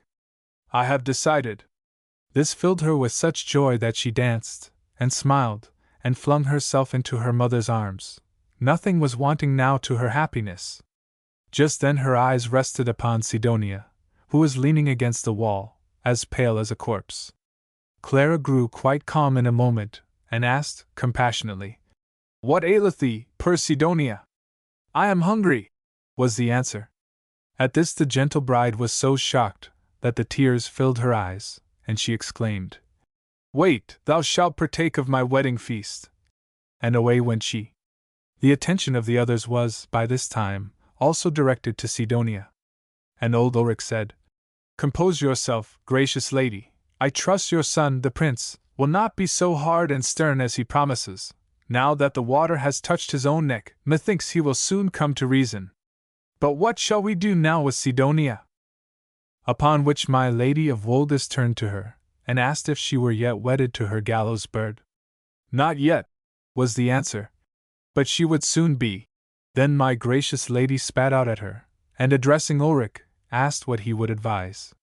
So the stout old knight said, if the matter were left to him, he would just send for the executioner, and have her ears and nose slit, as a warning and example, for no good could ever come of her now, and then pack her off next day to her farm at Zachau, for if they let her loose, she would run to her paramour again, and come at last to gallows and wheel. But if they just slit her nose, then he would hold her in abhorrence, as well as all other men folk. During this, Clara had entered, and set fish, and wild boar, and meat, and bread before the girl, and as she heard Ulrich's last words, she bent down and whispered, "Fear nothing, Sidonia, I hope to be able to protect thee, as I did once before. Only eat, Sidonia. Ah! Hadst thou followed my advice! I always meant well by thee, and even now, if I thought thou wouldst repent truly, poor Sidonia, I would take thee with me to the castle of Salzig, and never let thee want for aught through life." When Sidonia heard this, she wept, and promised amendment. Only let Clara try her, for she could never go to Zachau and play the peasant girl. Upon which Clara turned to her Highness, and prayed her Grace to give Sidonia up to her. See how she was weeping. Misfortune truly had softened her, and she would soon be brought back to God. Only let her take her to Salzig, and treat her as a sister. At this, however, old Ulrich shook his head. "Clara, Clara!" he exclaimed. "Knowest thou not that the Moor cannot change his skin, nor the leopard his spots? I cannot, then, let the serpent go. Think on our mother girl, it is a bad work playing with serpents." Her Grace, too, became thoughtful, and said at last, "Could we not send her to the convent at Marienflies, or somewhere else?" "What the devil would she do in a convent?" exclaimed the old knight. "To infect the young maidens with her vices, or plague them with her pride?" Now, there was nothing else for her but to be packed off to Zachau.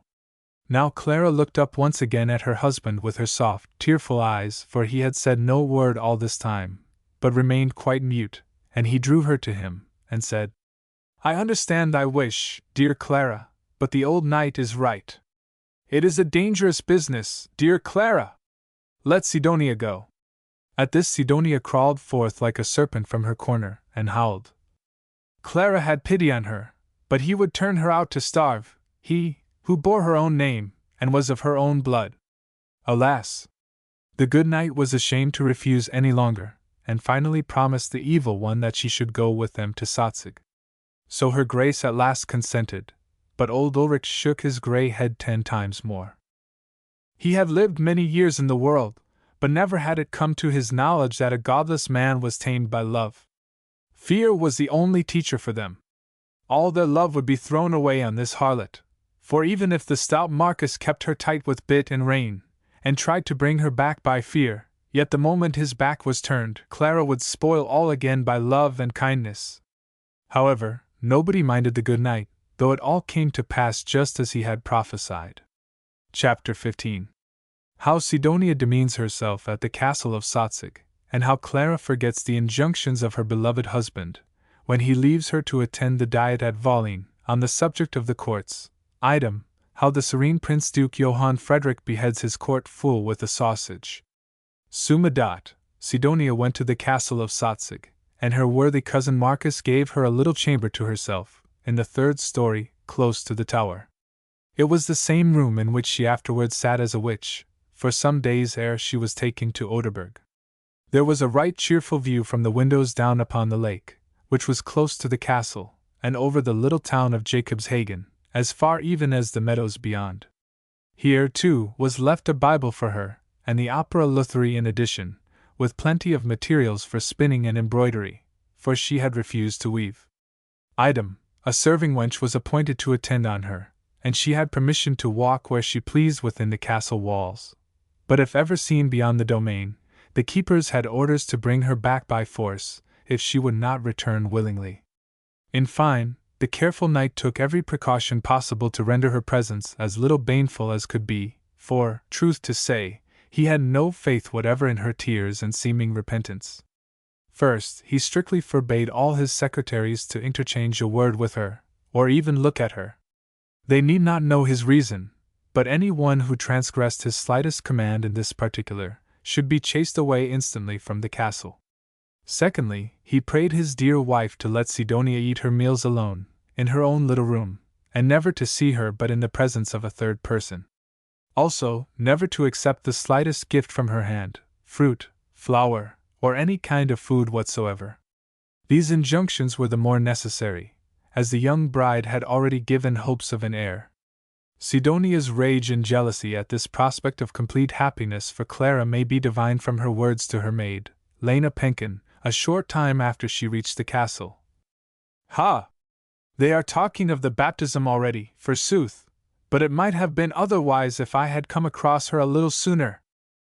This same maid also she sent to Daber for the spirit shim, which had been left behind at the last resting place of the robbers, never telling her it was a spirit, however, only a tame cat, that was a great pet of hers. It must be half dead with hunger now, for it was 4 days since she had left it in the hollow of an old oak in the forest, the poor creature. So let the maid take a flask of sweet milk and a little saucer to feed it. She could not miss her way, for, when she stepped out of the high road at Daber into the forest, there was a thorn bush to her left hand, and just beyond it a large oak where the ravens had their nests. In a hollow of this oak, to the north side, lay her dear little cat. But she must not tell anyone about the matter, or they would laugh at her for sending her maid 2 miles and more to look for a cat. Men had no compassion or tender-heartedness nowadays to each other, much less to a poor dumb animal. No, just let her say that she went to fetch a robe which her mistress had left in the oak.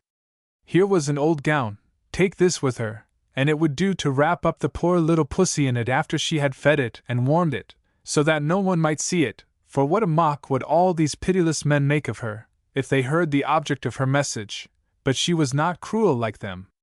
Now, after some time, it happened that the states of the duchy assembled at Valin, to come to some arrangement with His Highness respecting the opening of the courts of justice, and Marcus Bork, along with all the other nobles, was summoned to attend the diet.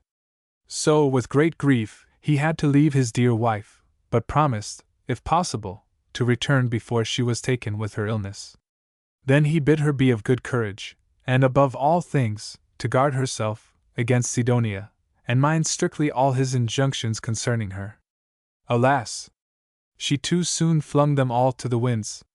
For, behold, scarcely had the good knight arrived at Valin, when Clara was delivered of a little son, at which great joy filled the whole castle. And one messenger was dispatched to Marcus, and another to old Dewitz and his wife, with the tidings. But woe, alas! The good old mother was going to stand sponsor for a nobleman's child in the neighborhood, and could not hasten then to save her dear daughter from a terrible and cruel death. She cooked some broth, however, for the young mother, and pouring it into a silver flask, bid the messenger ride back with all speed to Satzig, that it might not be too cold. She herself would be over in the morning early with her husband, and let her dear little daughter keep herself warm and quiet. Meanwhile Sidonia had heard of the birth, and sent her maid to wish the young mother joy, and ask her permission just to give one little kiss to her new cousin, for they told her he was a beautiful infant. Alas, alas! That Clara's joy should make her forget the judicious cautions of her husband. Permission was given to the murderess, and down she comes directly to offer her congratulations, even affecting to weep for joy as she kissed the infant, and praying to be allowed to act as nurse until her mother came from Daber. Why, she had no one about her but common serving women! How could she leave her dearest friend to the care of these old hags, when she was in the castle, who owed everything to her dear Clara? And so she went until poor Clara, even if she did not quite believe her, felt ashamed to doubt so much apparent affection and tenderness. Summa dot, she permitted her to remain, and we shall soon see what murderous deeds Sidonia was planning against the poor young mother. But first I must relate what happened at the Diet of Valin, to which Marcus Bork had been summoned. His Highness Duke Johann had become somewhat more gracious to the states since they had come to the Diet at their own cost, which was out of the usage, and further, because, as old Ulrich prophesied, he himself had felt the inconveniences resulting from the present lawless state of the country. Still he was ill-tempered enough, particularly as he had a fever on him, and when the states promised at last that they would let him have the money, he said, "So far good, but till he saw the gold, the courts should not be opened." Not that he misdoubted them, but then he knew that they were sometimes as tedious in handing out money as a peasant in paying his rent. The courts, therefore, should not be opened until he had the gold in his pot, so it would be to their own profit to use as much diligence as possible. At this same diet his Grace related how he first met Klaas, his fool, which story I shall set down here for the reader's pastime.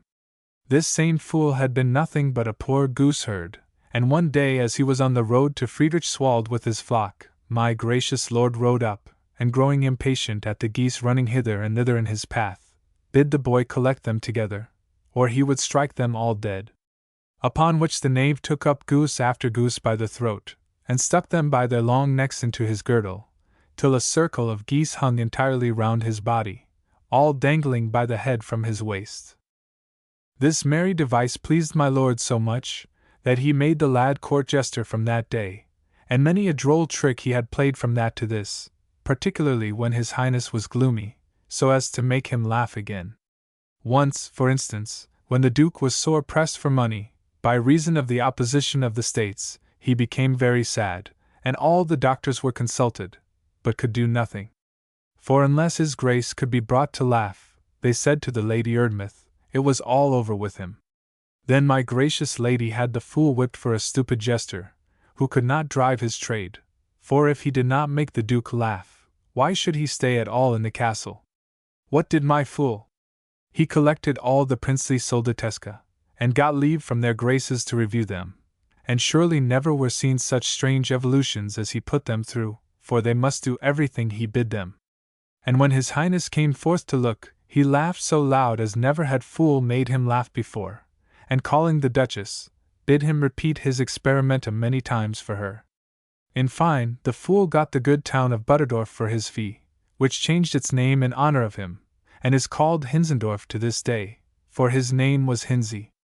But Class Hinzi had not been able to cure my Lord Duke of his fever, which attacked him at the Diet at Volin, nor all the doctors from Stettin, nor even Dr. Pomius, who had been sent from Wolgast by the old Duchess, to attend her dear son, and as the doctor, as I have said, was a formal, priggish little man, he and the fool were always bickering and snarling. Now, one day at Volin, the weather being beautiful, his Grace, with several of the chief prelates, and many of the nobility, went forth to walk by the river's side, and the fool ran along with them, item, Dr. Pomius, who, if he could not run, at least tried to walk majestically, and he munched a piece of sugar all the time, for he never could keep his mouth still a moment. Seeing his Grace now about to cross the bridge, the doctor started forward with as much haste as was consistent with his dignity, and seizing his Highness by the tail of the coat, drew him back, declaring that he must not pass the water, all water would give strength to the fever devil. But his Highness, who was talking Latin to the Deacon of Kalberg, turned on the doctor with a page T a sign, and strode forward, whilst one of the nobles gave a free translation aloud for the benefit of the others, saying, "And that means, begone, thou ass!" When the fool heard this, he clapped the little man on the back, shouting, "Well done, ass! And there is thy fee for curing our gracious prince of his fever." This so nettled the doctor that he spat out the lump of sugar for rage, and tried to seize the fool. But the crowd laughed still louder when Klaas jumped on the back of an old woman, giving her the spur with his yellow boots in the side, and shaking his head with the cap and bells at the little doctor in mockery, who could not get near him for the crowd. So the woman screamed and roared, and the people laughed, till at last the Duke stopped in the middle of the bridge to see what was the matter. When the fool observed this, he sprang off the old woman's back, and calling out to the doctor, "See how I cure our gracious lord's fever," ran upon the bridge like wind, and seizing the Duke with all his force, jumped with him into the water. Now the people screamed from horror, as much as before from mirth, and 30 or 40 burghers, along with Marcus Bork, plunged in to rescue his Highness, whilst others tried to seize the fool, threatening to tear him in pieces. This was a joyful hearing to Dr. Pomius. He drew forth his knife. Would they not finish the knave at once? Here was a knife just ready. But the fool, who was strong and supple, swung himself up to the bridge, and crouched in between the arches, catching hold of the beams, so that no one dared to touch him there, and his Highness was soon carried to land. He was in a flaming rage as he shook off the water. "Where is that accursed fool? He had only threatened to cut off his head at Daber, but now it should be done in earnest." So the fool shouted from under the bridge, "Ho! Ho! The courts are all closed! The courts are all closed!" At which the crowd laughed so heartily that my Lord Duke grew still more angry, and commanded them to bring the fool to him dead or alive. Hearing this, the fool crept forward of himself, and whimpered in his low Dutch, "My good Lord Duke, praise be to God that we've made the doctor fly. I'll give him a little piece of drink money for his journey, and then I'll be your doctor myself. For if the fright has not cured you, Mary, let the deacon be your fool, and I will be your deacon as long as I live." However, my gracious lord was in no humor for fun, but bid them carry off the fool to prison, and lock him up there. For though, indeed, the fever had really quite gone, as his Highness perceived to his joy, yet he was resolved to give the fool a right good fright in return. Therefore, on the 3rd day from that, he commanded him to be brought out and beheaded on the scaffold at Volin. He wore a white shroud, bordered with black gauze, over his motley jacket, and a priest and melancholy music accompanied him all the way. But Master Hansen had directions that, when the fool was seated in the chair with his eyes bound, he should strike the said fool on the neck with a sausage in place of the sword. However, no one suspected this, and a great crowd followed the poor fool up to the scaffold. Even Dr. Pomius was there, and kept close up to the condemned. As the fool passed the ducal house, There was my lord seated at a window looking out, and the fool looked up, saying, "My gracious master, is this a fool's jest you are playing me, or is it earnest?" To which the Duke answered, "You see it is earnest." Then answered the fool, "Well, if I must, I must, yet I crave one boon." When the promise was granted, the knave, who could not give up his jesting even on the death road, said, "Then make Dr. Pomius herewith to be fool in my place, for look how he is learning all my tricks from me, sticking himself close up to my side." Hurried, a great shout of laughter pealed from the crowd, and the Duke motioned with the hand to proceed to the scaffold. Still the poor fool kept looking round every moment, thinking his Grace would send a message after them to stop the execution, but no one appeared.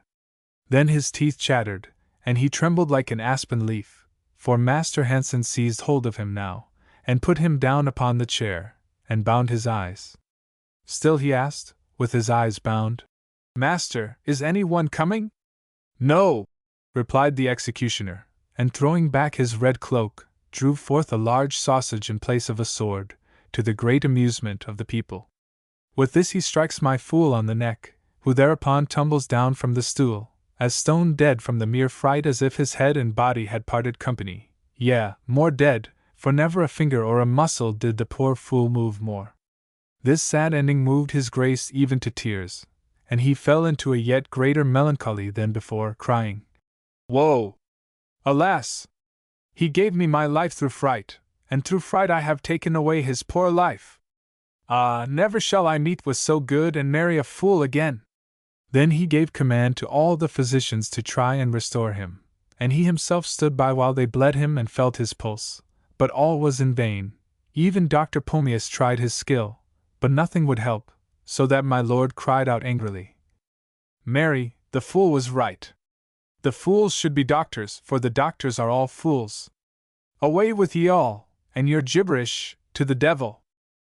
After this he had the said fool placed in a handsome black coffin, and conveyed to his own town of Hinzendorf, there to be buried, and over his grave my lord erected a stately monument, on which was represented the poor fool, as large as life, with his cap and bells, and staff in his hand, and round his waist was a girdle, from which many geese dangled, all cut like life, while at his side lay his shepherd's bag, and at his feet a beer can.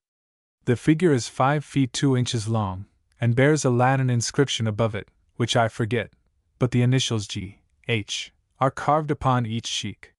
Footnote: his original name was Gurgen Hinze, not Class.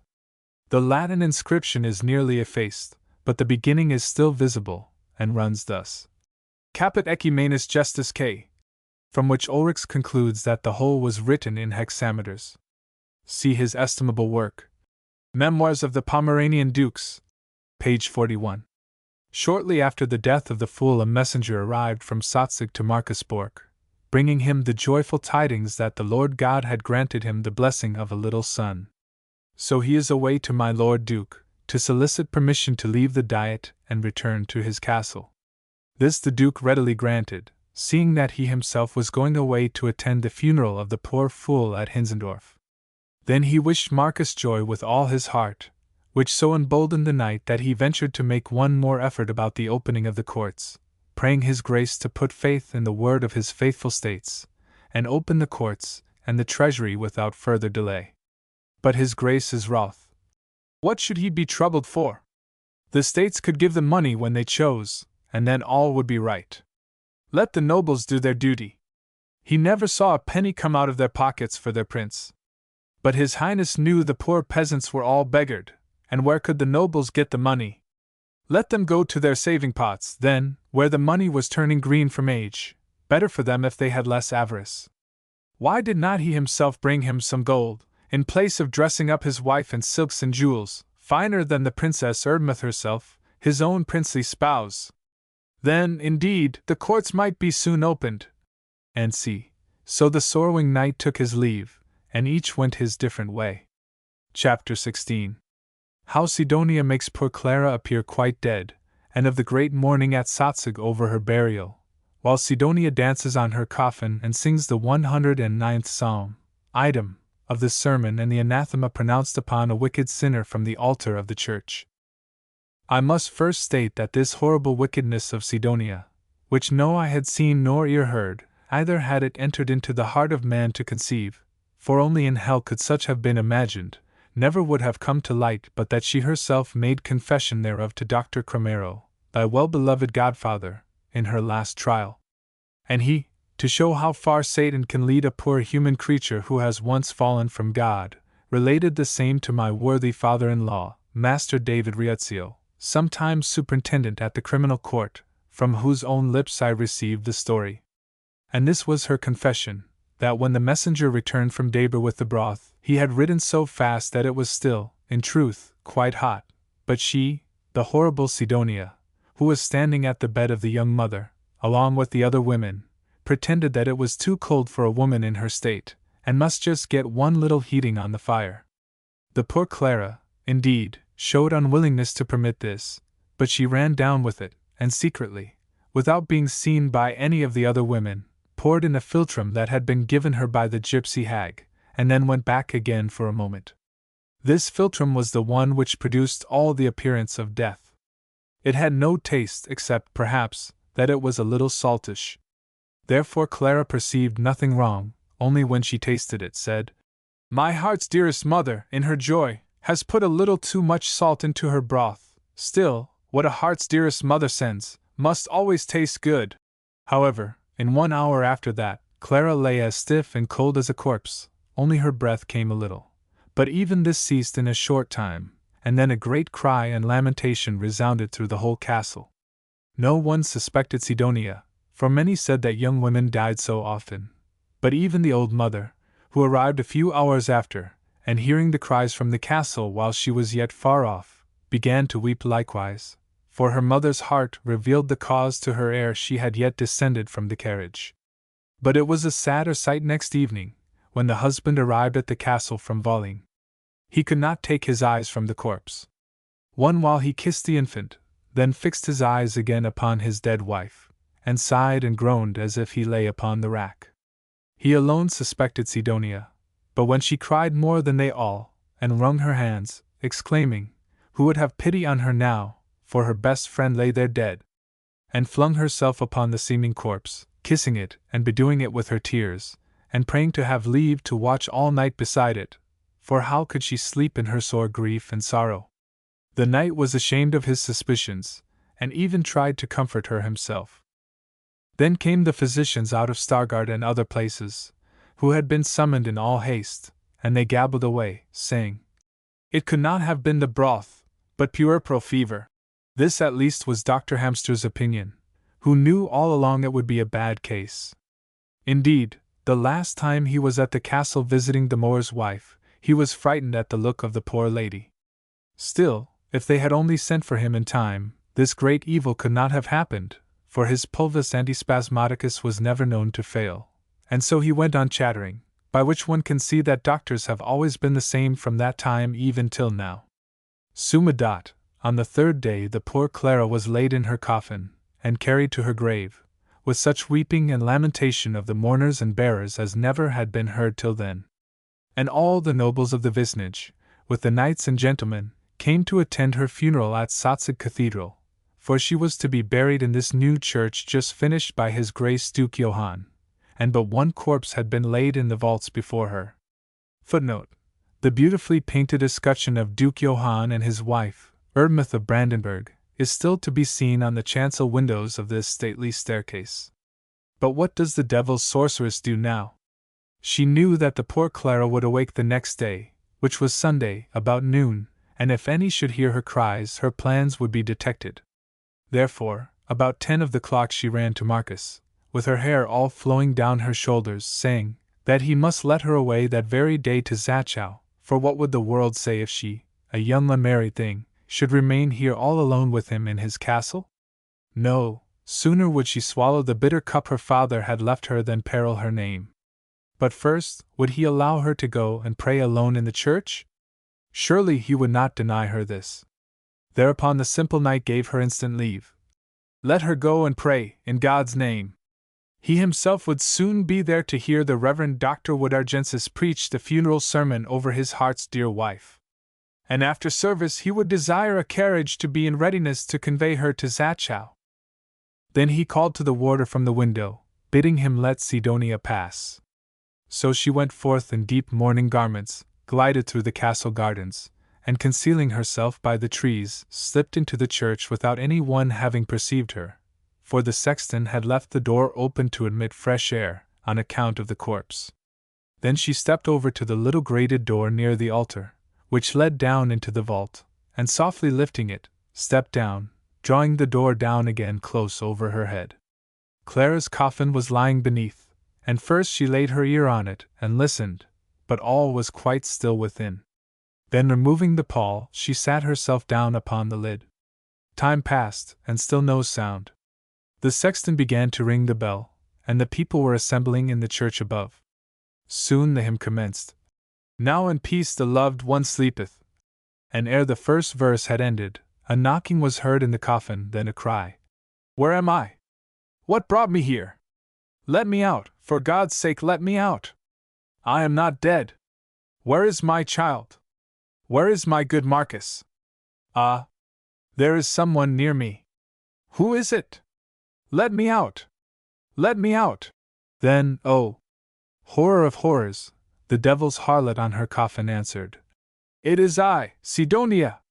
This pays thee for acting the spy at Wolgast. Lie there and writhe till thou art stifled in thy blood. Now the voice came again from the coffin, praying and beseeching, so that many times it went through her stony heart like a sword. And just then the first verse of the hymn ended, and the voice of the priest was heard asking the Lord Governor whether they should go and sing the remainder over the vault of his dear spouse, for it was indeed sung in her honor, seeing she had been ever a mother to the orphan, and a holy, pious, and Christian wife, or, since the people all knew her worth, and mourned for her with bitter mourning, should they sing it here in the nave, that the whole congregation might join in chorus? Footnote: these interruptions were by no means unusual at that period. To this the governor, in a loud yet mournful voice, gave answer. Alas, good friends, do what you will in this sad case, I am content. But Sidonia, this devil's witch, was in a horrible fright, lest the priest would come up to the altar to sing the hymn, and so hear the knocking within the coffin. However, the devil protects his own, for, at that instant, many voices called out, Let the hymn be sung here, that we may all join to the honor of the blessed soul of the good lady. And mournfully the second verse was heard pealing through the church, from the lips of the whole congregation, so that poor Clara's groans were quite smothered. For, when the voice of her dear husband reached her ear, she had knocked and cried out with all her strength. Marcus! Marcus! Alas, dear Lord, will you not come to me? Then again, Sidonia, by the Jesu cross, I pray thee have pity on me. Save me, I am stifling. Oh, run for someone, if thou canst not lift the lid thyself. But the devil made answer to the poor living corpse. Dost thou take me for a silly fool like thyself, that I should now undo all I have done? And as the voice went on from the coffin, but feebler and fainter, Think on my husband, on my child, Sidonia! She answered, Didst thou think of that when, but for thee, I might have been a Duchess of Pomerania, and the proud mother of a prince, in place of being as I now am? Then all became still within the coffin, and Sidonia sprang upon it and danced, chanting the 109th Psalm. Footnote: superstition has found many sinful usages for this psalm. The Jews, for example, took a new vessel, poured a mixture of mustard and water therein, and after repeating this psalm over it for 3 consecutive days, poured it out before the door of their enemy, as a certain means to ensure his destruction. In the Middle Ages, monks and nuns were frequently obliged to repeat it in superstitious ceremonies, at the command of some powerful, revengeful man. And that its efficacy was considered as something miraculously powerful, even by the evangelical church, is proved by this example of Sidonia, who made frequent use of this terrible psalm in her sorceries, as any one may see by referring to the records of the trial in Donert. And other interesting examples are found in the treatise of Job. Andreas Schmidti, Abusus Psalmi 109 Imprecatorii, Vogel, The Death Prayer, Helmstadt, 1708, and as she came to the words, Let none show mercy to him, let none have pity on his orphans, let his posterity be cut off and his name be blotted out. There was a loud knocking again within the coffin, and a faint, stifled cry. I am dying! Then followed a gurgling sound, and all became still. At that moment the congregation above raised the last verse of the hymn. In the grave, with bitter weeping, loving hands have laid her down. There she resteth, calmly sleeping, till an angel lifts the stone. But the sermon which now followed she remembered her life long. It was on the tears, the soft tears of our Lord and Savior Jesus Christ. And as her spirit became oppressed by the silence in the vault, now that all was still within the coffin, she lifted the lid after the exordium, to see if Clara were indeed quite dead. It was an easy matter to remove the cover, for the screws were not fastened, but, O God! What has she beheld? A sight that will never more leave her brain. The poor corpse lay all torn and disfigured from the writhings in the coffin, and a blood vessel must have burst at last to relieve her from her agony, for the blood lay yet warm on the hands as she lifted the cover. But more horrible than all were the fixed glassy eyes of the corpse, staring immovably upon her, from which clear tears were yet flowing, and blending with the blood upon the cheek, and, as if the priest above had known what was passing beneath, he exclaimed, Oh, let us moisten our couch with tears, let tears be our meat day and night. They are noble tears that do not fall to earth, but ascend up to God's throne. Yea, the Lord gathers them in his vials, like costly wine. They are noble tears, for if they fill the eyes of God's chosen in this life, yet, in that other world, the Lord Jesus will wipe away tears from off all faces, as the dew is dried by the morning sunday. Oh, wondrous beauty of those eyes which are dried by the Lord Jesus! Oh, blessed eyes! Oh, sun-clear eyes! Oh, joyful and ever-smiling eyes! She heard no more, but felt the eyes of the corpse were upon her, and fell down like one dead beside the coffin. And Clara's eyes and the sermon never left her brain from that day, and often have they risen before her in dreams. But the Holy Spirit had yet a greater torment in store for her, if that were possible. For, after the sermon, a consistorium was held in the church upon a grievous sinner named Trina Wolken, who, it appeared, had many times done penance for her unchaste life, but had in no wise amended. And she heard the priest asking, Who accuseth this woman? To which, after a short silence, a deep, small voice responded, I accuse her, for I detected her in sin, and though I besought her with Christian words to turn from her evil ways, and that I would save her from public shame if she would so turn, yet she gave herself up wholly to the devil, and out of revenge bewitched my best sheep, so that it died the very day after it had brought forth a lamb. Alas! What will become of the poor lamb? And it was such a beautiful little lamb! When Marcus Bork heard this, he began to sob aloud, and each word seemed to run like a sharp dagger through Sidonia's heart, so that she bitterly repented her evil deeds. And all the congregation broke out into loud weeping, and even the priest continued, in a broken voice, to ask the sinner what she had to say to this terrible accusation. Upon which a woman's voice was heard swearing that all was a malignant lie, for her accuser was a shameless liar and open sinner, who wished to ruin her because she had refused his son. Then the priest commanded the witnesses to be called, not only to prove the unchastity, but also the witchcraft. And after this, she was asked if she could make good the loss of the sheep? No, she had no money. And the people testified also that the harlot had nothing but her shame. Thereupon the priest rose up, and said, that she had long been notorious in the Christian communion for her wicked life, and that all her penance and repentance having proved but falsehood and deceit, he was commissioned by the honorable consistorium to pronounce upon her the solemn curse and sentence of excommunication. For she had this day been convicted of strange and terrible crimes, on the testimony of competent witnesses. Therefore he called upon the whole Christian congregation to stand up and listen to the words of the anathema, by which he gave over Trina Wolken to the devil, in the name of the Almighty God. And as he spoke the curse, it fell word by word upon the head of Sidonia, as if he were indeed pronouncing it over herself. Dear Christian friends, because Trina Wolken hath broken her baptismal vows, and given herself over to the devil, to work all uncleanness with greediness, and though divers times admonished to repentance by the church, yet hath stiffened her neck in corruption, and hardened her heart in unrighteousness. Therefore we herewith place the said Trina Wolken under the ban of the excommunication. Henceforth she is a thing accursed, cast off from the communion of the Church, and participation in the holy sacraments. Henceforth she is given up to Satan for this life and the next, unless the blessed Saviour reach forth his hand to her as he did to the sinking Peter, for all things are possible with God. And this we do by the power of the keys granted by Christ to his Church, to bind and loose on earth as in heaven, in the name of the Father, of the Son, and of the Holy Ghost. Amen.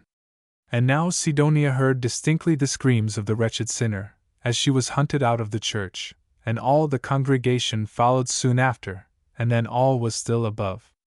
Now, indeed, terror took such hold of her that she trembled like an aspen leaf, and the lid fell many times from her hand with great clatter on the ground, as she tried to replace it on the coffin. For she had closed her eyes, for fear of meeting the ghastly stare of the corpse again.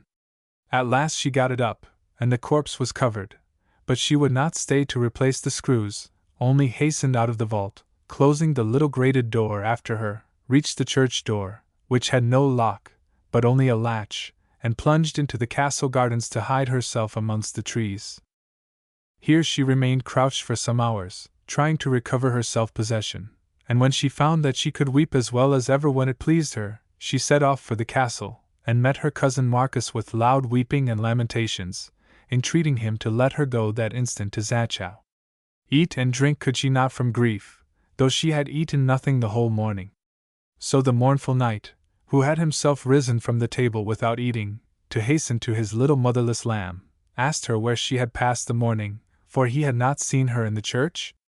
To which she answered that she had sunk down almost dead on the altar steps, and, as he seemed to doubt her, she repeated part of the sermon, and spoke of the curse pronounced upon the girl, and told how she had remained behind in the church, to weep and pray alone. Upon which he exclaimed joyfully, "Now I thank God that my blessed spouse counselled me to take thee home with us. Ah! I see that thou hast indeed repented of thy sins. Go thy ways, then, and with God's help, thou shalt never want a true and faithful friend while I live." He bid her also take all his blessed wife's wardrobe with her, amongst which was a brocaded damask with citron flowers, which she had only got a year before. Item, her shoes and kerchiefs, summa, all that she had worn, he wished never to see them again. And so she went away in haste from the castle, after having given a farewell kiss to the little motherless lamb. For though the evil spirit Chim, which she carried under her mantle, whispered to her to give the little bastard a squeeze that would make him follow his mother, or to let him do so, she would not consent, but pinched him for his advice till he squalled, though Marcus certainly could not have heard him, for he was attending Sidonia to the coach. But then the good knight was so absorbed in grief that he had neither ears nor eyes for anything. Chapter 17. How Sidonia is chased by the wolves to Rehwinkel, and finds Johanna Pellman again in the inn, with whom she goes away a second time by night.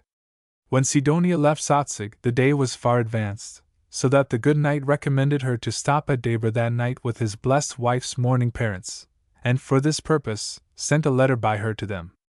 Also he gave a fine 1-year-old foal in charge to the coachman, who tied it to the side of the carriage, and Marcus bid him deliver it up safely to the pastor of Rehwinkel, his good friend, for he had only been keeping the young thing at grass for him, and the pastor now wished it back. They must therefore go by Rehwinkel. So they drove away, but many strange things happened by reason of this same foal, for it was so restive and impatient at being tied, that many times they had to stop and quiet it, lest the poor beast might get hurt by the wheel. This so delayed their journey, that evening came on before they were out of the forest, and as the sun went down, the wolves began to appear in every direction. Finally, a pack of 10 or 12 pursued the carriage, and though the coachman whipped his horses with might and main, still the wolves gained on them, and stared up in their faces, licking their jaws with their red tongues. Some even were daring enough to spring up behind the carriage, but finding nothing but trunks, had to tumble down again. This so terrified Sidonia that she screamed and shrieked, and drawing forth a knife, cut the cords that bound the foal, which instantly galloped away, and the wolves after it. How the carle drove now, thinking to get help in time to save the poor foal. But not so. The poor beast, in its terror, galloped into the town of Rehwinkle, and as the paddock is closed, it springs into the churchyard, the wolves after it, and runs into the belfry tower, the door of which is lying open. The wolves rush in too, and there they tear the poor animal to pieces, before the pastor could collect peasants enough to try and save it. Meanwhile Sidonia has reached the town likewise, and as there is a great uproar, some of the peasants crowding into the churchyard, others setting off full chase after the wolves, which had taken the road to Freinwald, Sidonia did not choose to move on, for she must have travelled that very road, but desired the coachman to drive up to the inn, and as she entered, lo! There sat my knave, with 2 companions, at a table, drinking. Up he jumps, and seizes Sidonia to kiss her, but she pushed him away. Let him not attempt to come near her. She had done with such low fellows. So the knave feigned great sorrow. Alas! Had she quite forgotten him, and he treasured her memory so in his heart? Where had she come from? He saw a great many trunks and bags on the carriage. What had she in them? Iladat. Ah! He would, no doubt, like to get hold of them, but she would take care and inform the people what sort of robber carls they had now in the house. She came from Satzig, and was going to Daber, for as old Dewitz had lost his daughter, he intended to adopt her in the place of one.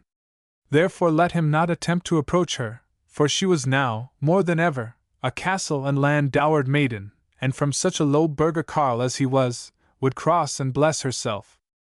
But my knave knew her well, so he answered, Woe is me, Sidonia!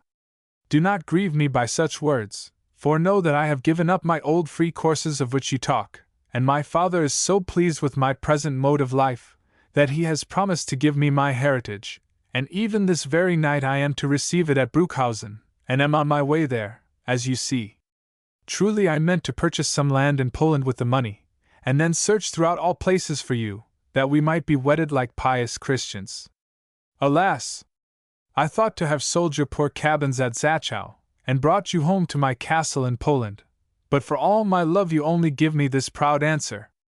Now Sidonia scarcely believed the knave, so she called one of his comrades aside, and asked him was it true, and where they came from. Upon which he confirmed all that Johann had said.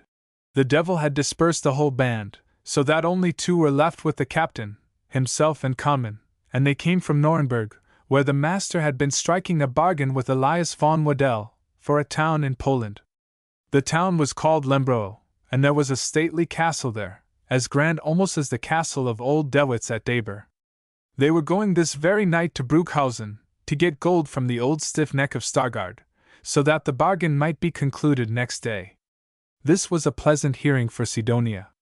She became more friendly and said, he could not blame her for doubting him, as he had deceived her so often, still it was wonderful how her heart clung to him through all. Where had he been so long? And what had happened since they parted? Hereupon he answered, that he could not speak while the people were all going to and fro in the inn, but if she came out with him, as the night was fine, they could walk down to the river side, and he would tell her all. Sumadat, she went with him, and they sat down upon the green grass to discourse, never knowing that the pastor of Rehwinkle was hid behind the next tree, for he had gone forth to lament over the loss of his poor foal, and sat there weeping bitterly. He had got it home to sell, that he might buy a warm coat for the winter, which now he cannot do, therefore the old man had gone forth mournfully into the clear night, thrown himself down, and wept. By this chance he heard the whole story from my knave, and related it afterwards to the old burgomaster in Stargard. It was as follows.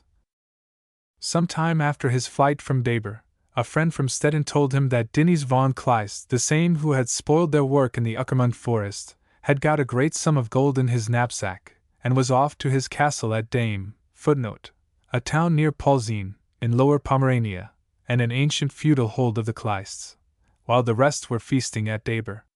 This sum he had won by a wager from the princes of Saxony, Brandenburg, and Mecklenburg. For he had bet, at table, that he would carry 5 casks of Italian wine at once, and without help, up from the cellar to the dining hall, in the castle of Old Stettin. Duke Johann refused the bet, knowing his man well, but the others took it up, upon which, After grace, the whole noble company stood up and accompanied him to the cellar. Here Dinnies took up a cask under each arm, another in each hand by the plugs, and a fifth between his teeth by the plug also. Thus laden, he carried the 5 casks up every step from the cellar to the dining hall.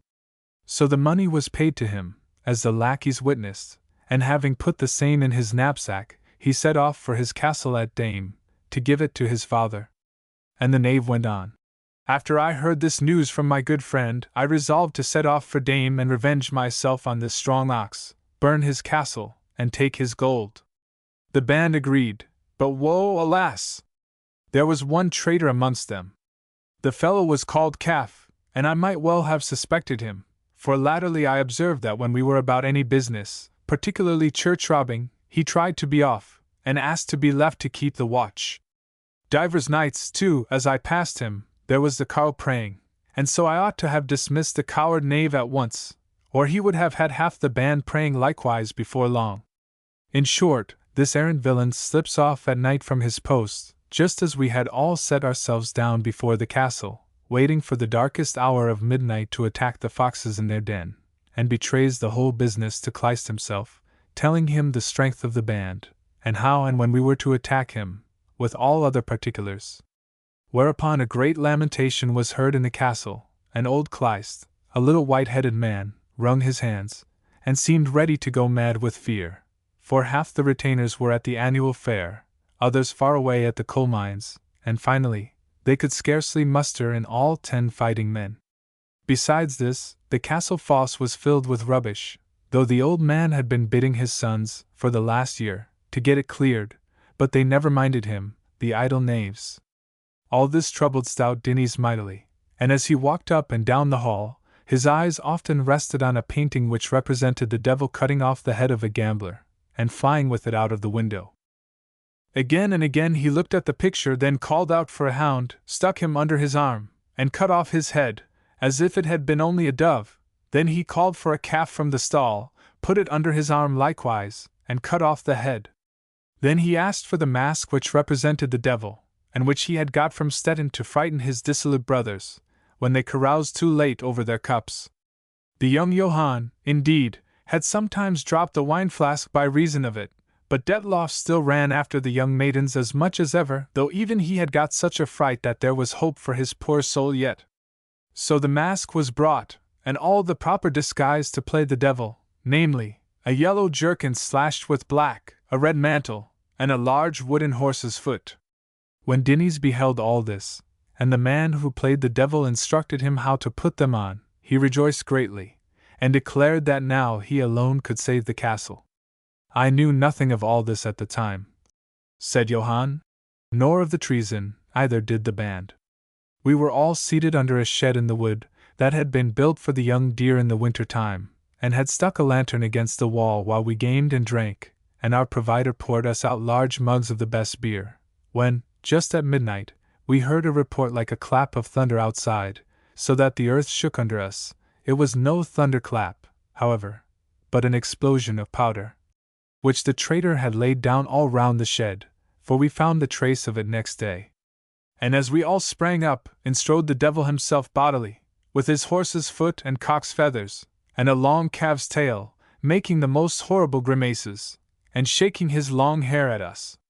Fire came out of his mouth and nostrils, and roaring like a wild boar, he seized the little dwarf, whom you may remember, Sidonia, tucked him under his arm like a cock, and just as he was uttering a curse over his good game being interrupted, and cut his head clean off, then, throwing the head at me, growled forth, "Every day one, only Sundays none," and disappeared through the door like a flash of lightning, carrying the headless trunk along with him.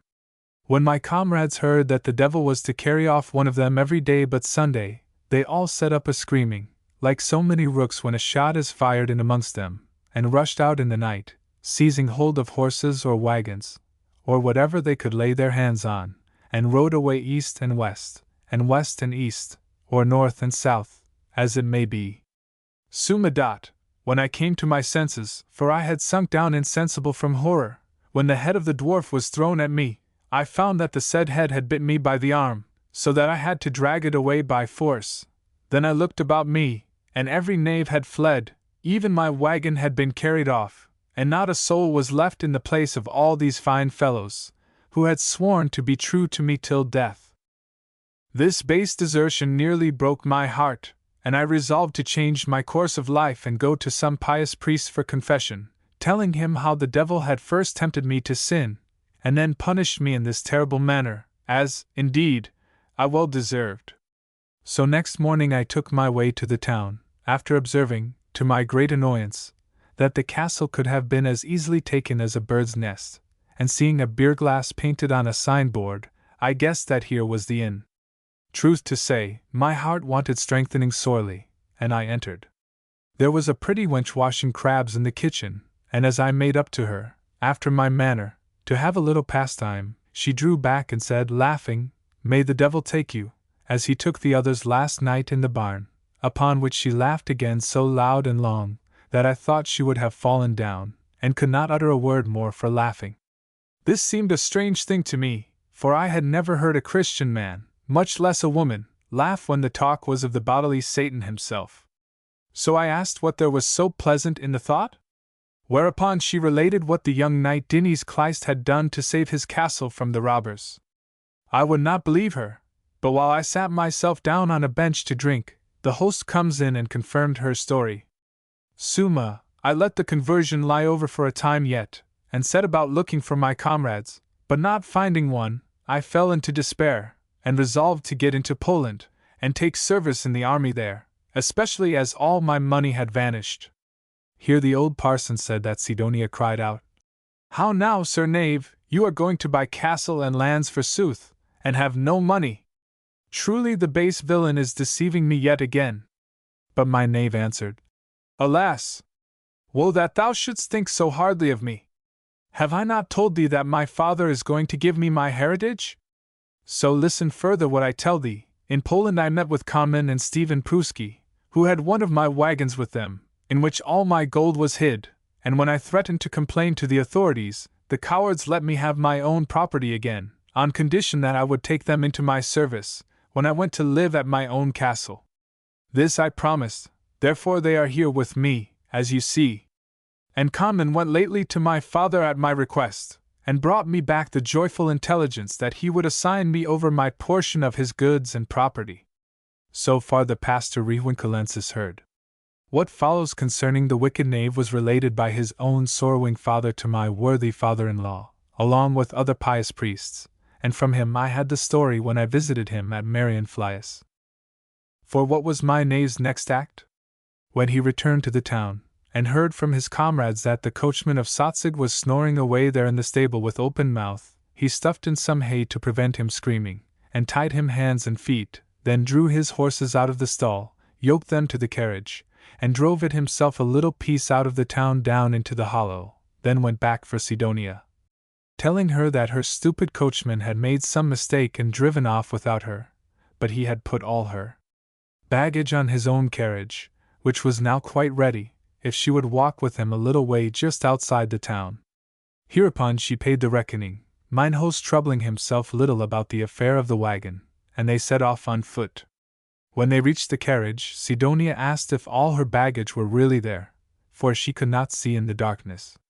And when she felt, and reckoned all her bundles and trunks, and found all right, my knave said, now she saw herself that he meant truly by her.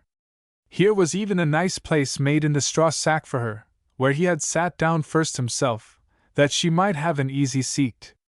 Item, she now saw his own carriage which he had fished up in Poland and kept till now, that he might travel in it to Bruchhausen to receive his heritage, and he was going there this very night. She saw that he had lied in nothing. Whereupon Sidonia got into the carriage with him, never discovering his knavery on account of the darkness, and about midnight they reached the inn at Bruchhausen. Chapter 18. How a new leaf is turned over at Bruchhausen in a very fearful manner. Old Appelman takes his worthless son prisoner, and admonishes him to repentance. Of Johann's wonderful conversion, and execution next morning in the churchyard, Sidonia being present thereby. My knave halted a little way before they reached the inn, for he had his suspicions that all was not quite right, and sent on the forenamed Pruski to ascertain whether the money was really come for him. for there was a bright light in the taproom, and the sound of many voices, which was strange, seeing that it was late enough for every one to be in bed. Pruski was back again soon. Yes, it was all right.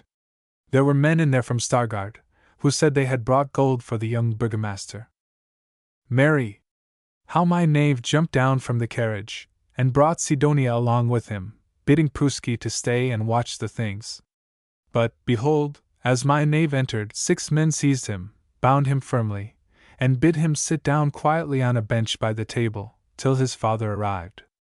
So he cursed and swore, but this was no help to him, and when Sidonia saw that she had been deceived again, she tried to slip out and get to the carriage, but the men stopped her, saying, unless she wished a pair of handcuffs on, she had better sit down quietly on another bench opposite Johann. And she asked in vain what all this meant.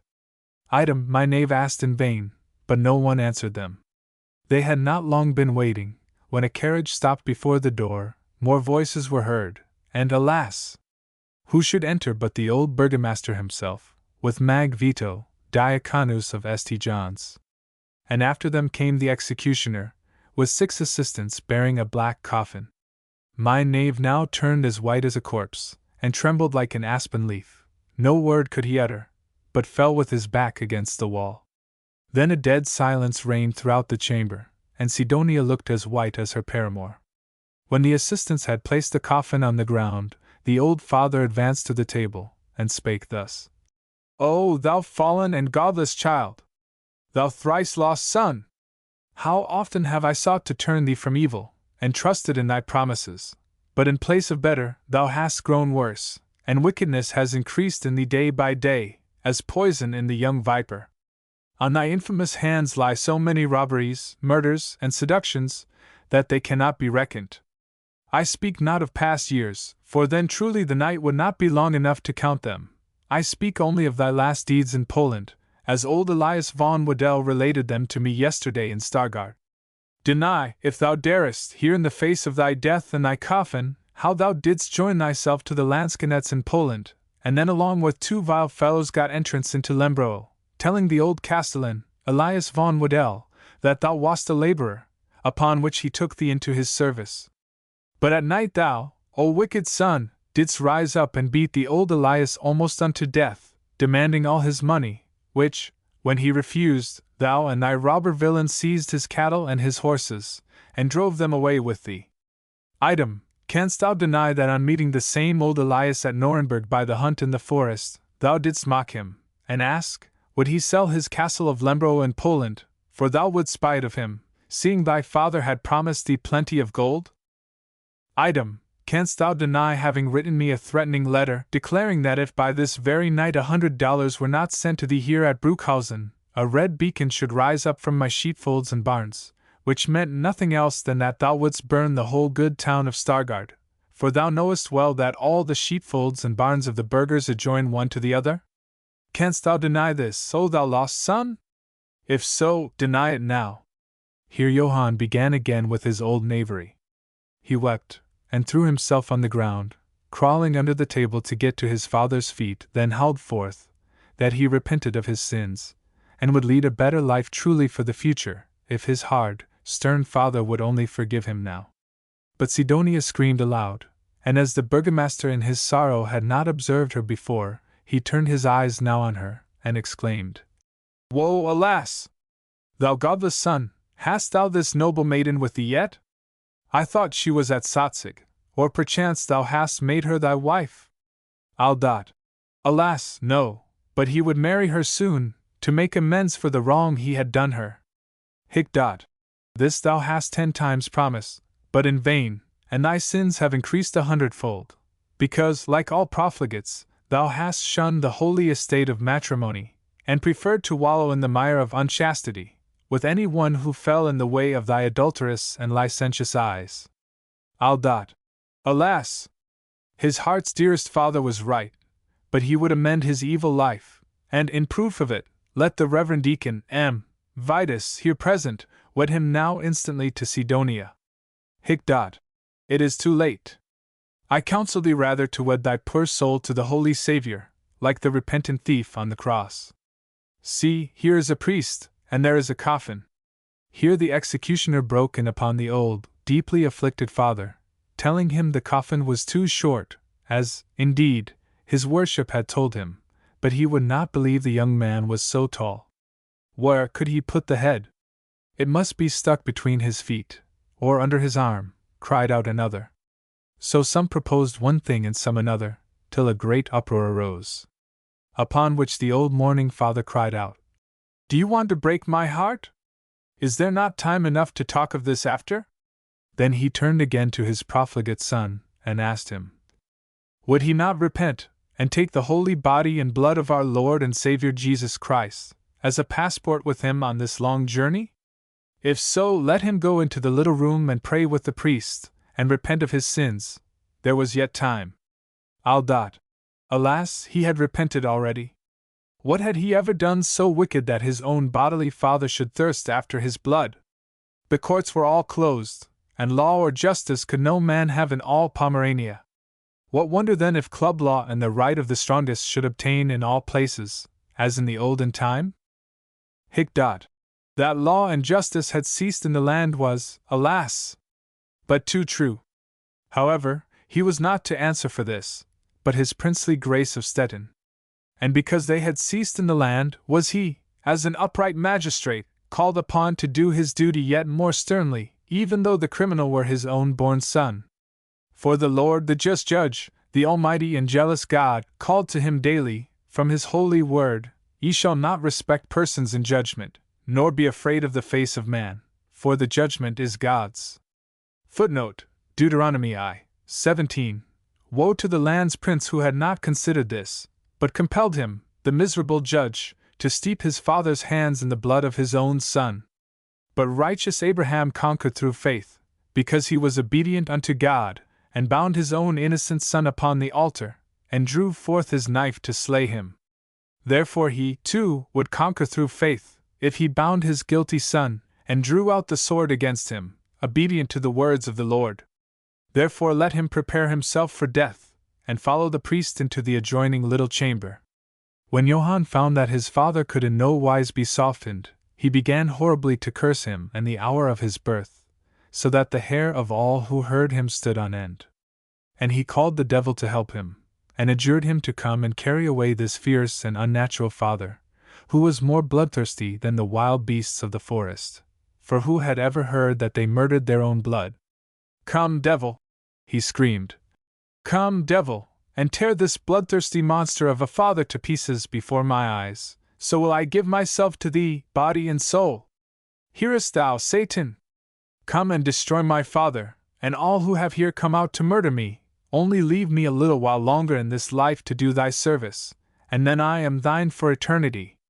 Now all eyes were turned in fear and horror to the door, but no Satan entered, for the just God would not permit it, else, methinks, he would have run to catch such a morsel for his supper. However, the old man trembled, and seemed dwindling away into nothing before the eyes of the bystanders as his son uttered the curse. But he soon recovered, and laying his quivering hands upon the head of the imprecator, broke forth into loud weeping, while he prayed thus: "O thou just and almighty God, who bringest the devices of the wicked to naught, close thine ears against this horrible curse of my false son. Remember thine own word, into an evil soul wisdom cannot enter, nor dwell in a body subject unto sin." Footnote: Wisdom I. 4. Thou alone canst make the sinful soul wise, and the body of sin a temple of the Holy Ghost. O Lord Jesus Christ, hast thou no drop of living water, no crumb of strengthening manna for this sinful and foolish soul? Hast thou no glance of thy holy eyes for this denying Peter, that he may go forth and weep bitterly? Hast thou no word to strike the heart of this dying thief, of this lost son, who, here bound for death, has cursed his own father, and given himself up, body and soul, to the enemy of mankind? O blessed Spirit, who comest and goest as the wind, enter the heavenly temple, which is yet the work of thy hands, and make it, by thy presence, a temple of the Most High. O Lord God, dwell there but one moment, that so in his death anguish he may feel the sweetness of thy presence, and the heaven-high comfort of thy promise. O thou Holy Trinity, who hast kept my steps from falling, through so much care and trouble, through so much shame and disgrace, through so much watching and tears, and even now through these terrible curses of my son, come and say amen to this my last blessing, which I, poor father, give him for his curse. Yes, Johann, the Lord bless thee and keep thee in the death hour. The Lord shed his grace on thee, and give thee peace in thy last agonies.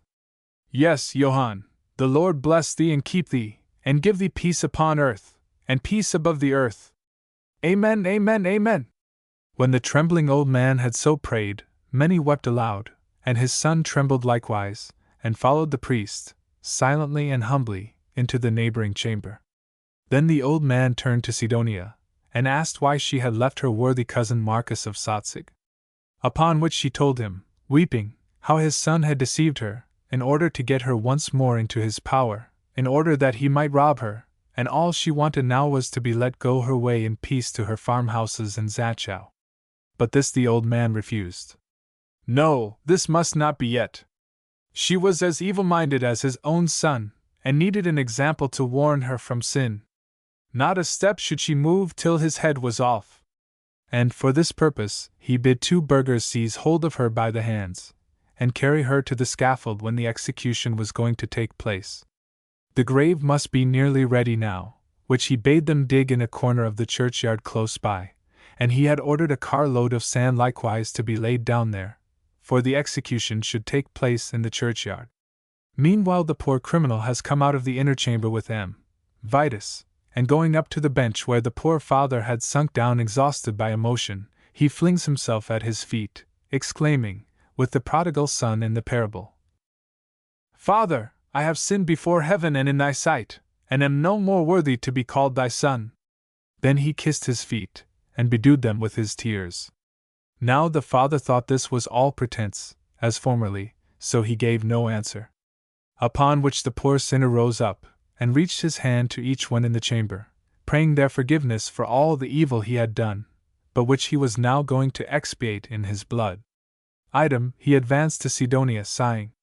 Would not she too forgive him, for the love of God? Woe, alas! She had more to forgive than anyone, but would not she give him her pardon, for some comfort on this last journey, and so would he bear her remembrance before the throne of God? But Sidonia pushed away his hand. He should be ashamed of such old womanish weakness. Did he not see that his father was only trying to frighten him? For were he in earnest, then were he more cruel even than her own unnatural father, who, though he had only left her 2 cabins in Zachau, out of all his great riches, yet had left her, at least, her poor life. Hereupon the poor sinner made answer. Not so, I know my father, he is not cruel, what he does is right. Therefore I willingly die, trusting in my blessed Saviour, whose body will sanctify my body in the grave. For had I committed no other sin, yet the curse I uttered just now is alone sufficient to make me worthy of death, as it is written, He that curseth father or mother shall surely be put to death. Footnote, Exodus 21:17. When the old man heard such like words, he resolved to put his son's sincerity to the test, for truly it seemed to him impossible that the Almighty God should so suddenly make the crooked straight, and the dead to live, and a child of heaven out of a child of hell. So he spake. Thy repentance seemeth good unto me, my son, what sayest thou? Will it last, think you, if I now bestow thy life on thee? Hurried Sidonia laughed aloud, exclaiming, Said I not right? It was all a jest of thy dear father's. But the poor sinner would not turn again to his wallowing in the mire. He sat down upon a bench, covering his face with his hands, and sobbed aloud. At last he answered, Alas! Father, life is sweet and death is bitter. But since the Holy Spirit hath entered into me with the body of our Lord, I say, death is sweet and life is bitter. No, off with my head, I find a law in my members warring against the law of my spirit, and making me a prisoner under the law of sin. Footnote, Romans 7:23. For if I see my neighbor rich and I am poor, then the demon of covetousness rises in me, and my fingers itch to seize my share. Or if the foaming flask is before me, how can I resist to drain it, for the spirit of gluttony is within me? Or if I see a maiden, the blood throbs in my veins, and the demon of lust has taken possession of me. O wretched man that I am, who will deliver me from the body of this death? You will, dearest Father. You will release me from this life, as you once gave it to me, for it is now a life in death. Ah! Show mercy! Come quickly, and release me from the body of this death. When he ceased, the old man sprung up like a youth, and pressing his lost son to his heart, sobbed forth like him of the gospel. O friends, see, this my son was dead, but is alive again. He was lost, and is found. Yeah, see all that nothing is impossible with God. O thou Holy Trinity, Father, Son, and Holy Spirit, now I have nothing more to ask, but that I too may soon be released from the body of this death, and go forth to meet my newfound son amidst the bright circle of the holy angels. Then the son answered, Let me go now, Father. See, the morning dawn shines already through the window, so hath the loving mercy of my God come to me, who sat in darkness and the shadow of death. Farewell, Father, let me go now. Away with this head in the clear early morning light, so that my feet be fixed forevermore upon the path to peace. And so speaking, he seized Vitus by the hand, who was sobbing loudly, as well as most of the burghers, and the executioner with his assistants bearing the coffin were going to follow, when the old man, who had sunk down upon a bench, called back his son, though he had already gone out at the door, and prayed the executioner to let him stay one little while longer. For he remembered that his son had a welt upon his neck, and he must see whether it would interfere with the sword. Woe! If he should have to strike twice or thrice before the head fell.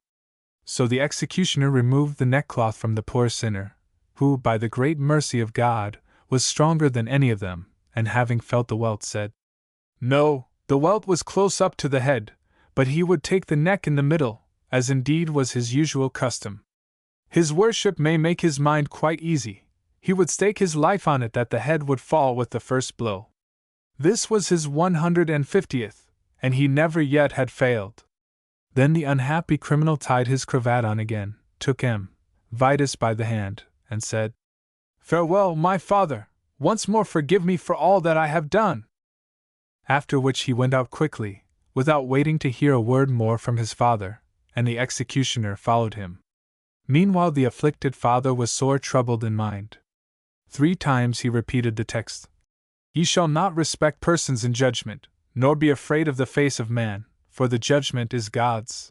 Then he called upon God to forgive the prince who, by taking away law and justice from the land, had obliged him to be the judge and condemner of his son. How the Lord dealt with the prince we shall hear farther on. One while he sent mine host to look over the hedge, and tell him if the head were off yet. Then he would begin to pray that he might soon follow this poor son, who had never given him one moment of joy but through his death, and pass quickly after him through the vale of tears. The son, however, is steadfast unto the end. For when they reached the churchyard, he stood still a while gazing on the heap of sand.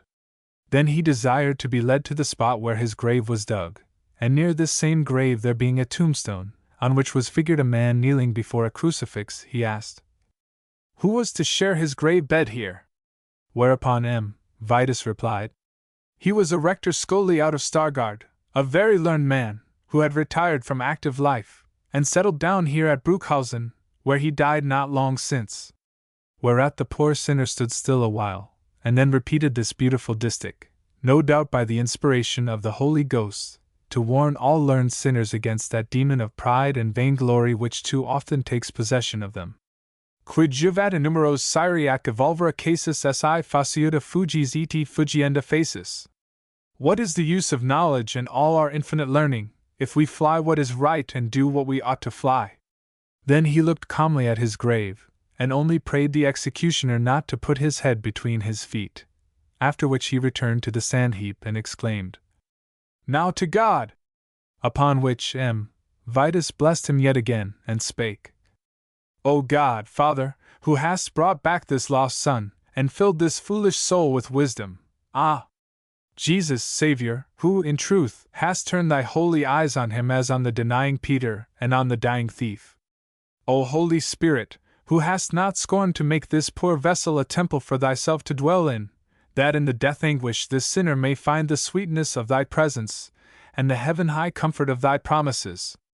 O thou Holy Trinity, to thee, to thee, to thee, to thy grace, thy power, thy protection, we resign this dying mortal in his last agonies. Help him, Lord God! Kurla eleison! Give thy holy angels command to bear this poor soul into Abraham's bosom. O come, Lord Jesus, help him, O Lord our God! Kyrie eleison! Amen. And hereupon he pronounced a last blessing over him.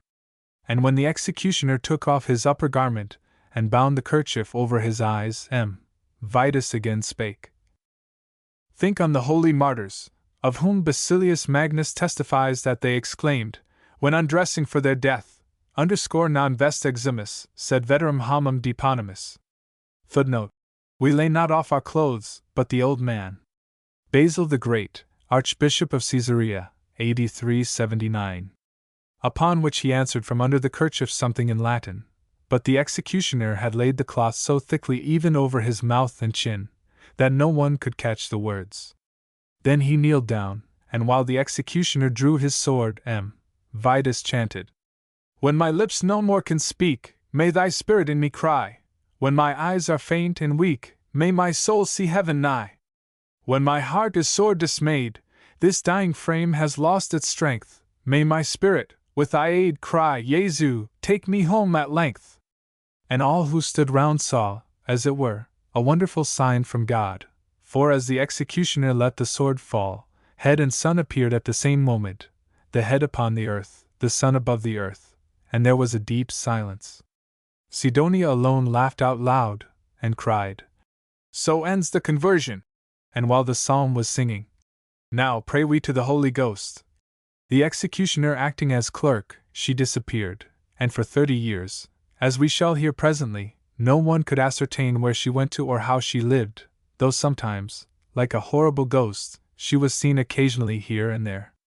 Summa dat, the miserable criminal was laid in his coffin, and as, in truth, it was too short for the corpse, and the poor sinner had requested that his head might not be placed between his feet, so it was laid upon his chest, with his hands folded over it, and thus he was buried. The old father rejoiced greatly that his son remained steadfast in the truth until the last, and thanked God for it. Then he returned to Stargard, and I may just mention, to conclude concerning him, that the merciful God heard the prayer of this his faithful servant, for he scarcely survived his son a year, but, after a short illness, fell asleep in Jesus. Footnote: For further particulars concerning this truly worthy man, who may well be called the Pomeranian Manlius, see Freeborn. Description of Old Stettin. Volume 2. Page 113, and Barthold. Pomeranian History. Pages 46, 419. Chapter 19. Of Sidonia's disappearance for 30 years. Item: How the young Princess Elizabeth Magdalene was possessed by a devil, and of the sudden death of her father, Ernest Ludovicus of Pomerania. I have said that Sidonia disappeared after the execution at Bruckhausen, and that for 30 years no one knew where she lived or how she lived. At her farmhouse at Sachau she never appeared, but the Acta Criminalis set forth that during that period she wandered about the towns of Fryenwald, Regenwald, Stargard, and other places, in company with Peter Conman and divers other knaves. However, the ducal prosecutor, although he instituted the strictest inquiries at the period of her trial, could ascertain nothing beyond this, except that, in consequence of her evil habits and licentious tongue, she was held everywhere in fear and abhorrence, and was chased away from every place she entered after about 6 or 8 o'clock. Further, that some misfortune always fell upon every one who had dealings with her, particularly young married people. To the said Conman, she betrothed herself after the death of her first paramour, but afterwards gave him 50 florins to get rid of the contract, as she confessed at the 17th question upon the rack, according to the Actus Lothmani. Meantime her brother and cousins were so completely turned against her, that her brother even took those 2 farmhouses to himself, and though Sidonia wrote to him, begging that an annuity might be settled on her, yet she never received a line in answer, and this was the manner in which the whole cousinhood treated her in her despair and poverty. I myself made many inquiries as to her mode of life during those 30 years, but in vain. Some said that she went into Poland and there kept a little tavern for 20 years. Some had seen her living at Rügen at the old wall, where in heathen times the goddess Hertha was honored. Some said she went to Ryden, a little uninhabited island between Rügen and Ustum, where the wild geese and other birds flock in the molting season and drop their feathers. Thence, they said, she gathered the eggs, and killed the birds with clubs. At least this was the story of the Ustum fishermen, but whether it were Sidonia or some other outcast woman, I cannot in strict verity declare. Only in Fryenwald did I hear for certain that she lived there 12 years with some earl whom she called her shield knight. But one day they quarreled, and beat each other till the blood flowed, after which they both ran out of the town, and went different ways. Summa. On the 1st of May 1592, when the witches gather in the Brocken to hold their Walpurgis night, and the princely castle of Woldest was well guarded from the evil one by white and black crosses placed on every door, an old wrinkled hag was seen about 8 o'clock of the morning, just the time she had returned from the Blocksberg, according to my thinking, walking slowly up and down the great corridor of the princely castle. And the providence of the great God so willed it that at that moment the young and beautiful Princess Elizabeth Magdalena, who had been betrothed to the Duke Frederick of Courland, opened her chamber door and slipped forth to pay her morning greetings to her illustrious father, Duke Ernest, and his spouse, the Lady Sophia Hedwig of Brunswick, who sat together drinking their warm beer. Footnote. Before the introduction of coffee or chocolate, warm beer was in general use at breakfast, and had sent for her.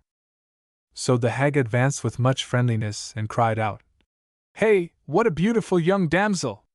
But her Lord Papa was called the handsome in his time, and wasn't she as like him as one egg to another?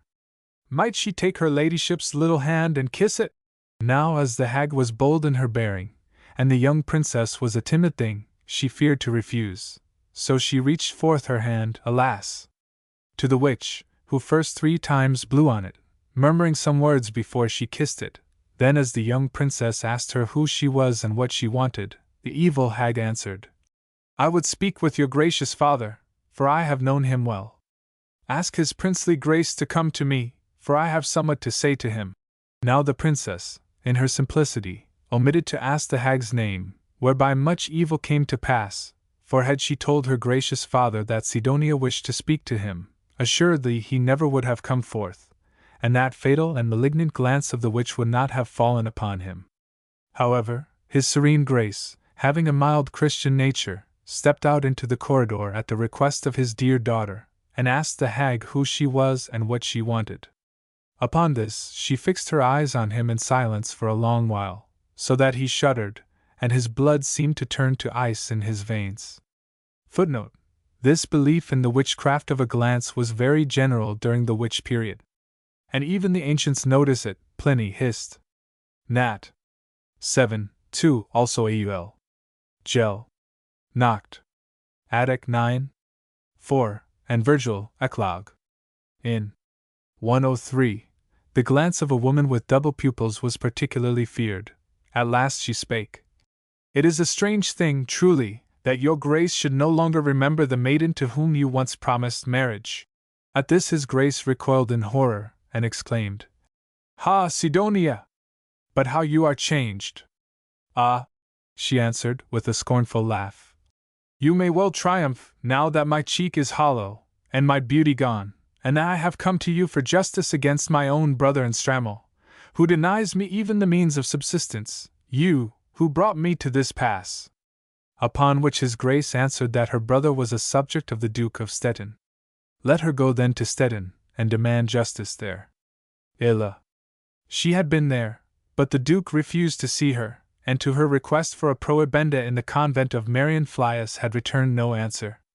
She prayed his grace, therefore, out of old good friendship, to take up her cause, and use his influence with the Lord Duke of Stettin to obtain the prohibenda for her, also to send a good scolding to her brother at Strammel under his own hand. Now my gracious prince was so anxious to get rid of her, that he promised everything she asked.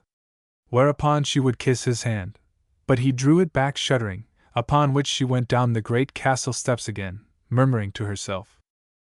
But her wickedness soon came to light, for mark, scarcely a few days had passed over, when the beautiful young princess was possessed by Satan, She rolls herself upon the ground, twists and writhes her hands and feet, speaks with a great coarse voice like a common carle, blasphemes God and her parents, and what was more wonderful than all, her throat swelled, and when they laid their hand on it, something living seemed creeping up and down in it. Then it went up to her mouth, and her tongue swelled so, that her eyes seemed starting from their sockets, and the gracious young lady became fearful to look at. Then she began to speak Latin, though she had never learned this tongue, whereupon many, and in particular Michael Aspius, the court chaplain, for Dr. Drushovius was long since dead, pronounced that Satan himself verily must be in the maiden. Footnote: the ancients name 3 distinguishing marks of demoniacal possession. First, when the patient blasphemes God and cannot repeat the leading articles of his Christian belief. Second, when he foretells events which afterwards come to pass. Third, when he speaks in a strange tongue, which it can be proved he never learned. Now the somnambulists of our day fulfill the second and third conditions without dispute, and some account for the divining power by saying it is the effect of the increased activity of the soul.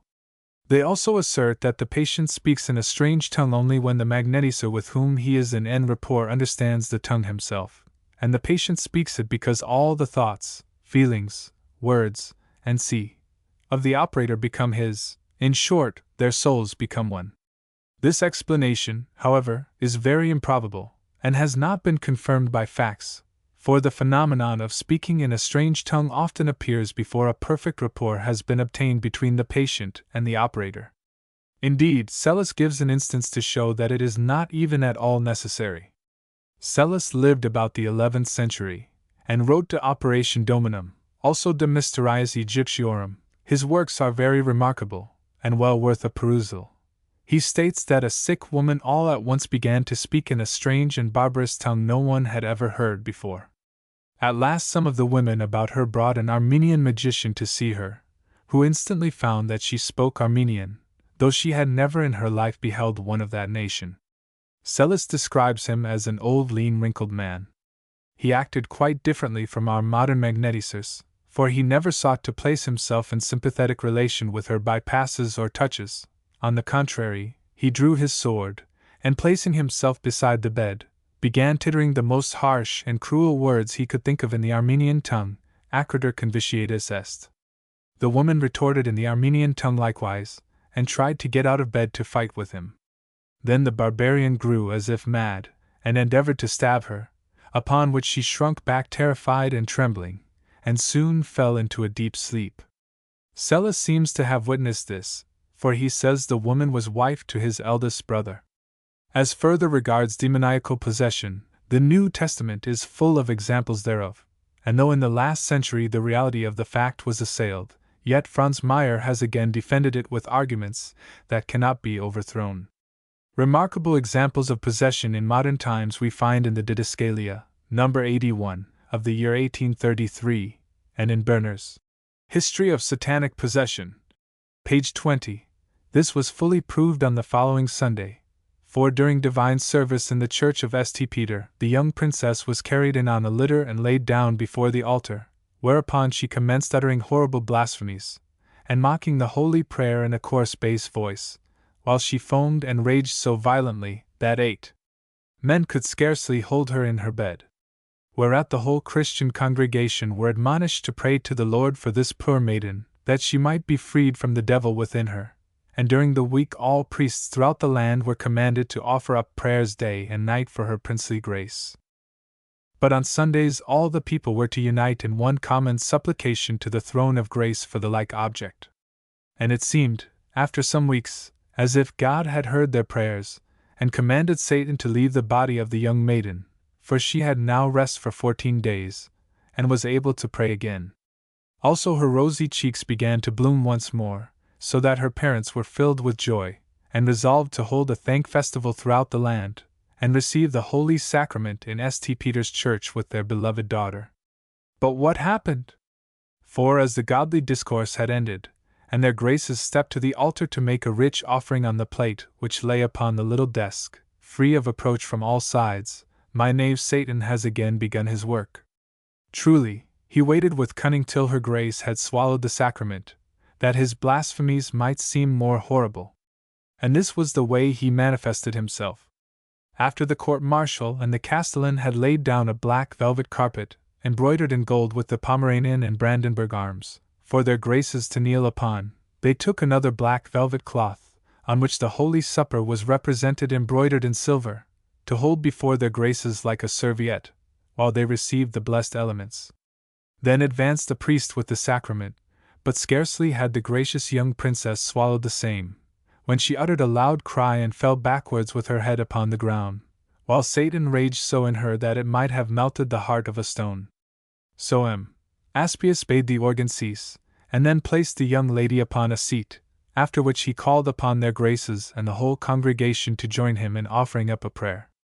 Then he solemnly adjured the evil spirit to come out of her. It, however, had grown so daring that it only laughed at the priest, and when asked where it had been for so long, and in particular where it had lain while the Jesu bride was wedded to her holy Saviour in the blessed sacrament, it impatiently answered that it had lain under her tongue. Many knaves might lie under a bridge while an honourable seigneur passed overhead.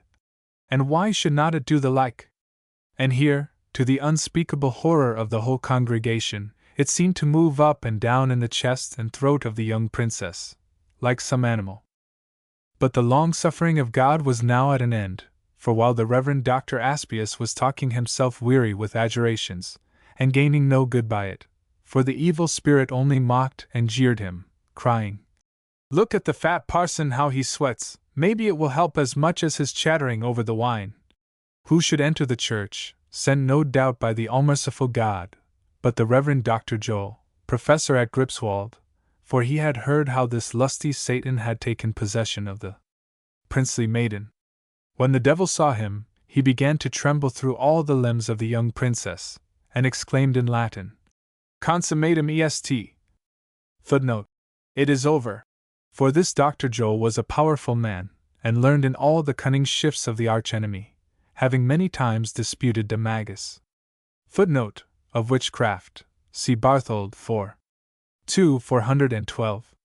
Now when he advanced to the young princess, and saw how the evil spirit ran up and down her poor form, like a mouse in a net, he was filled with horror, and removing his hat, exclaimed, without taking much heed of his Latin, "Deus miseriter peccatoris," upon which the devil, in a deep bass voice, corrected him, crying, "Die peccatricals, die peccatricals." Footnote: Peccatoris is masculine, peccatris is feminine. However, Satan himself felt that his hour had come, for when Dr. Joel laid his hand upon the maiden, and repeated a powerful adjuration from the Clavicula Salomonis, Satan immediately promised to obey if he were allowed to take away the oblation cloth which lay upon the desk. What did he want with the oblation cloth? Satanas? There was a coin in it which vexed him. What coin could it be, and wherefore did it vex him? Satanas? He would not say. Adjures him again. Satanas? Let him have it, or he would tear the young maiden to pieces. And here he began to foam and rage so horribly, that her eyes turned in her head, and she gnashed with her teeth, so that father and mother had to cover their eyes not to see her great agony. Whereupon Dr. Joel bent down and wrote with his finger upon her breast the tetragrammaton, crying out, footnote, the 4 letters which compose the name Jehovah, Hebrew text.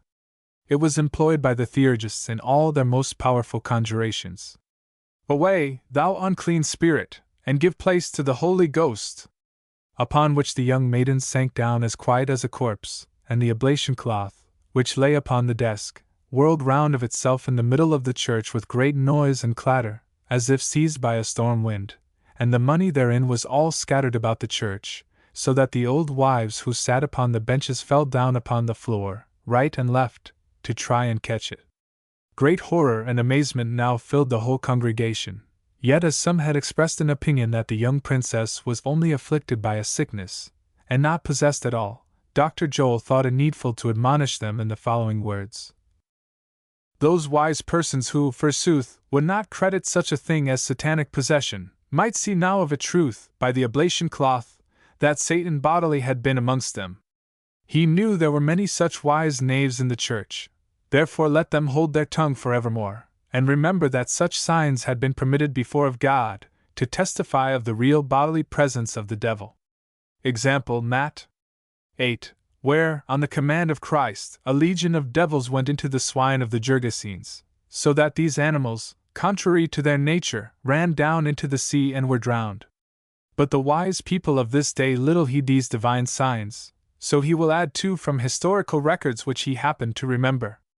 First, the Jew Josephus relates that, in presence of the world-renowned Roman captain Vespasian, of his son Titus, also of all the officers and troops of the army, an acquaintance of his, by name Eleazar, adjured the devil out of one possessed by means of the ring of Solomon, repeating at the same time the powerful spell which, no doubt, the great king himself employed to control the demons, and which, probably, was the very one he had just now exorcised the devil with, out of the clavicula Salomonis, and to show the bystanders that it was indeed a devil which he had exorcised out of the nose of the patient, the said Eleazar bid him, as he was passing, to overturn a vessel of water that lay there, which indeed was done, to the great wonderment of all present.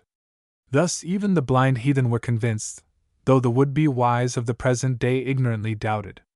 But people might say this happened in old times, and was only told by a stupid Jew, therefore he would give a modern example. There was a woman named Chronisha, she was still well remembered by the old people of Stralsund, who was sorely given to pomp and vanity, wherefore a devil was sent into her to punish her, and after the preacher at St. Nicholas had exorcised him to the best of his power, the wicked spirit said mockingly, that he would go if they gave him a pane of glass out of the window over the tower door, and this being granted, one of the panes was instantly scattered with a loud clang, and the devil flew away through the opening. Note: see Sastroen, His Family, Birth, and Adventures. Edited by Monique, Part 1, 73. So the Christian congregation might now see what silly fools these wise people were who presumed to doubt. And see, then Dr. Joel admonished the prince himself to keep a diligent eye over this Satan, who, day by day, was growing more impudent in the land, no doubt because the pure doctrine of Dr. Luther vexed him sorely.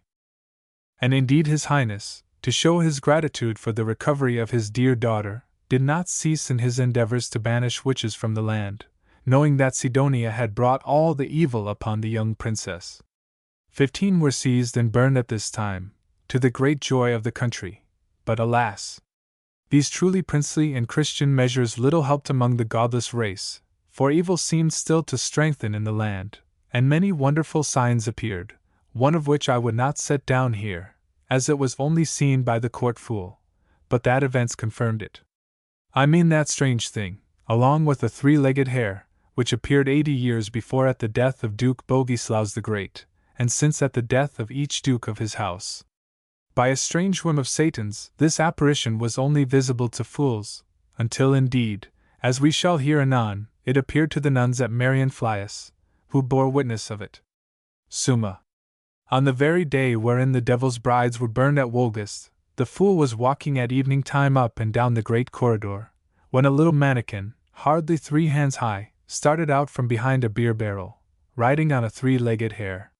He was dressed all in black, except little red boots which he had on, and he rides up and down the corridor, hop, hop, hop, stares at my fool and makes a face at him, then rides off again, hop, hop, hop, till he vanished behind the barrel.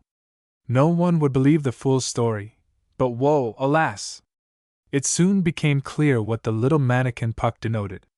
For my gracious prince, who had grown quite weak ever since this horrible witchwork, which had been raging for some weeks, so that Pomerania never had seen the like, became daily worse, and not even the fine Falernian wine from Italy, which used to cure him, helped him now. So he died on the July 17th, 1591, aged 46 years, 7 months, and 15 days, leaving his only son, Philippus Julius, a child of 8 years old, to reign in his place. Whereupon the deeply afflicted widow placed the boy under the tutelage and guardianship of his uncle, the princely lord of Stettin. But woe! Woe! The guardian must soon follow his dear brother. And all through the evil wickedness of Sidonia, as we shall hear in the following chapters. Chapter 20. How Sidonia demeans herself at the convent of Marienflies. Item. How their princely and electoral graces of Pomerania, Brandenburg, and Mecklenburg went on sleighs to Wolgast, and of the divers pastimes of the journey. After this, Sidonia disappeared again for a couple of years, and no man knew whither she had flown or what she did, until one morning she appeared at the convent of Marienflies, driving a little one-horse wagon herself, and dressed no better than a fishwife. On driving into the court, she desired to speak with the abbess, Magdalena von Petersdorf, and when she came, Sidonia ordered the cell of the deceased nun, Barbara Kleist, to be got ready for her reception, as His Highness of Stettin had presented her to a prebenda here. So the pious old abbess believed the story, and forthwith conducted her to the cell, number 11. But Sidonia spat out at it, said it was a pigsty, and began to run clattering through all the cells till she reached the refectory, a large chamber where the nuns assembled for evening prayer. This, she said, was the only spot fit for her to put her nose in, and she would keep it for herself. Meanwhile, the whole sisterhood ran together to the refectory to see Sidonia, and as most of them were girls under 20, they tittered and laughed, as young women folk will do when they behold a hag. This angered her. "Ha!" she exclaimed. "The flesh and the devil have not been destroyed in them yet, but I will soon give them something else to think of than their lovers." And here, as one of them laughed louder than the rest, Sidonia gave her a blow on the mouth. "Let that teach the peasant girl more respect for a castle and land dowered maiden." When the good abbess saw and heard all this, she nearly fainted with shame, and had to hold by a stool, or she would have fallen to the ground. However, she gained fresh courage, when, upon asking for Sidonia's documents, she found that there were none to show. Without more ado, therefore, she bade her leave the convent, and amidst the jeers and laughter of all the sisterhood, Sidonia was obliged to mount her one-horse cart again, or the convent porter had orders to force her out. By this all may perceive that, in place of repenting, Sidonia had fallen still further in the mire, wherein she wallowed yet for many years, as if it were, indeed, her true and natural element, like that beetle of which Albertus Magnus speaks, that died if one covered it with rose leaves, but came to life again when laid in dung. Hardly had she left the convent gate when the old abbess bade a carle get ready a carriage, and flew in it to Stettin herself, to lay the whole case before my gracious prince, and entreat him, even on her knees, not to send such a notorious creature amongst them, for what blessing could the convent hope to obtain if they harbored such an infamous sinner? So his grace wonders much over the daring of the harlot, for he had given her no prohibenda, though she was writing to him constantly requesting one. Nor would he ever think of giving her one, for why should he send such a hell-besom to sweep the pious convent of Marienflies? The good abbess might rise up, for as long as he lived Sidonia should never enter the convent. And his grace held by his word, though it cost him his life, as I shall just now relate with bitter sighs. It happened that, AD 1600, there was a terribly hard winter, so that the fresh half, the river half, was quite frozen over, and able to bear heavy beams.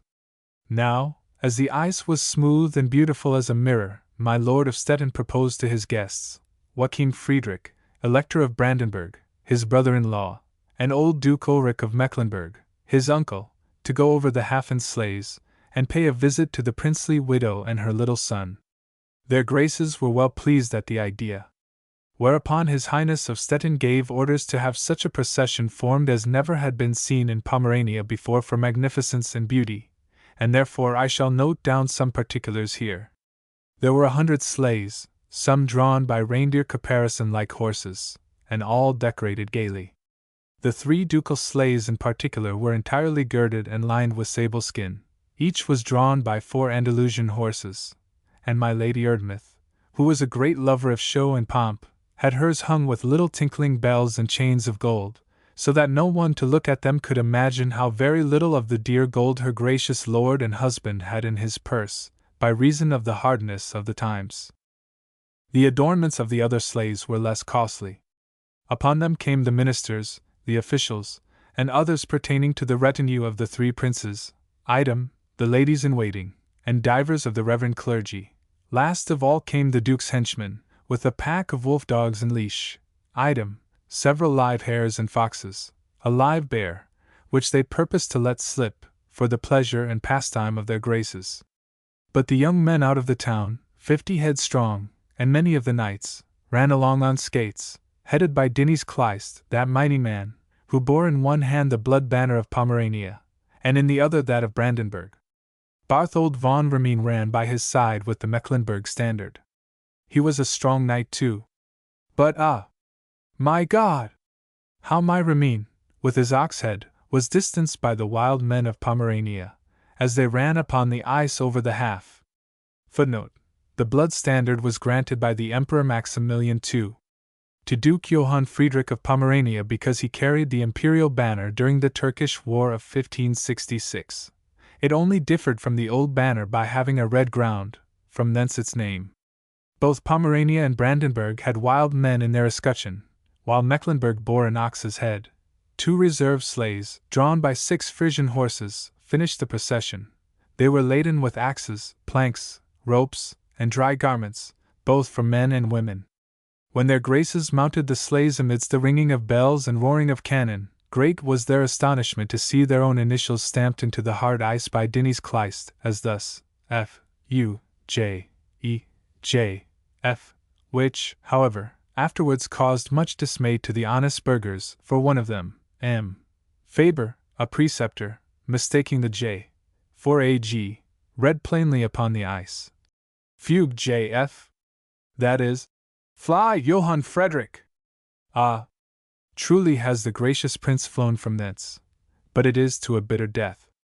During the journey, Duke Johann had much jesting with his brother-in-law, the Elector, who was filled with wonder at the strength of Dinis Kleist, for he kept ahead even of the Andalusian stallions, and waved aloft the 2 banners of Pomerania and Brandenburg, while his long hair floated behind him, and sometimes he stopped, kissed the banners, and then inclined them to their serene princely graces. Whereupon Duke Johann exclaimed, "Hi, brother, you might well give me 1,000 of your wide-mouthed Berliners for this Karl, though, methinks, if he had his will, he would make their wide mouths still wider." At this, his Electoral Grace looked rather vexed, and began to uphold the men of Cologne. Upon which his Highness cut him short, saying, "Marry, brother, you know the old proverb. The men of Cologne have no hues of their own, but the men of Stettin are the true evergreen. For where truly could your fellows find the true green in their sandy dust box? Marry, cousin, 1 Pomerania is worth 10 margravates, and I will show your grace just now that my land in winter is more productive than yours even in autumn." His grace here alluded to the fisheries, for along the way, for 12 or 14 miles, the fishermen had been ordered to set their nets by torchlight the night before, in holes dug through the ice, so that on the arrival of the princely party the nets might be drawn up, and the draught exhibited to their graces. Now, when they entered the fresh half, which lay before them like a large mirror, 6 miles long and 4 broad, his Grace of Pomerania called out, "See here, brother, this is my first storeroom. Let us try what it will give us to eat." Upon which he signed to Dinis Kleist to steer over to the first heap of nets, which lay like a black wood in the distance. These belonged to the Zegenort fishermen, as the old schoolmaster, Peter Leistico, himself told me, and as they had taken a great draught the day before, many people from the towns of Warp, Stepanitz, and Uckermund were assembled there to buy up the fish, and then retail it, as was their custom, throughout the country. They had made a fire upon a large sheet of iron laid upon the ice, while their horses were feeding close by upon hay, which they shook out before them. And having taken a merry carouse together, they all set to dancing upon the ice with the women to the bagpipe, so that the encampment looked right jovial as their graces arrived. Now when the grand train came up, the peasants roared out, "Donnerwetter, note, a common oath. Look at the plots eaters. See the cursed plots eaters. Donnerwetter, what plots eaters?" Note: plots eaters was a nickname given by the Pomeranians to the people of the Margravates. For the plots, Cyprinus exithrophthalmus, is a very poor tasteless fish, while the rivers of Pomerania are stocked with the very finest of all kinds. In return, the men of the marks called the Pomeranians featherheads, from the quantity of moorpalms, Eriophorum vaginatum, which grow in their numerous rich meadows.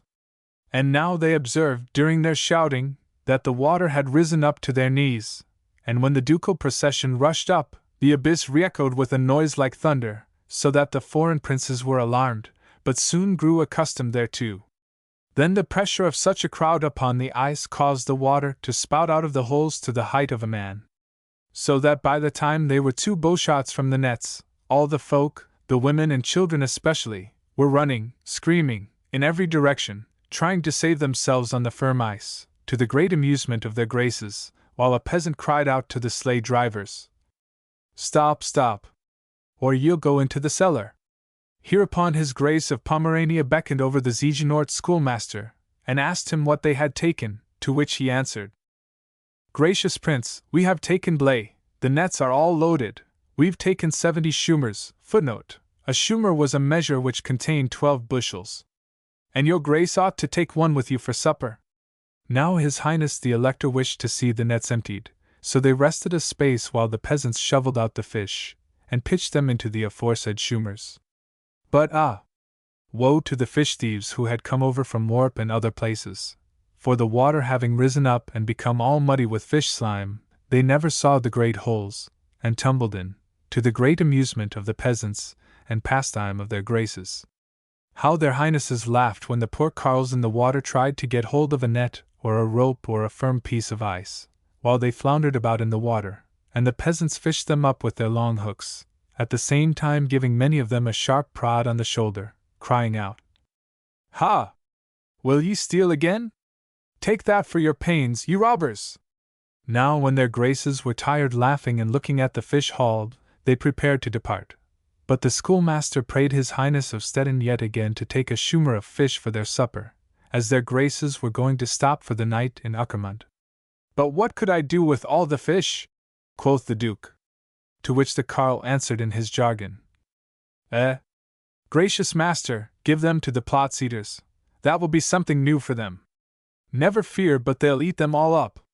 Hereupon His Highness the Elector grew nettled, and cried out, "Ho! Thou damned peasant, thinkest thou we have no blay?"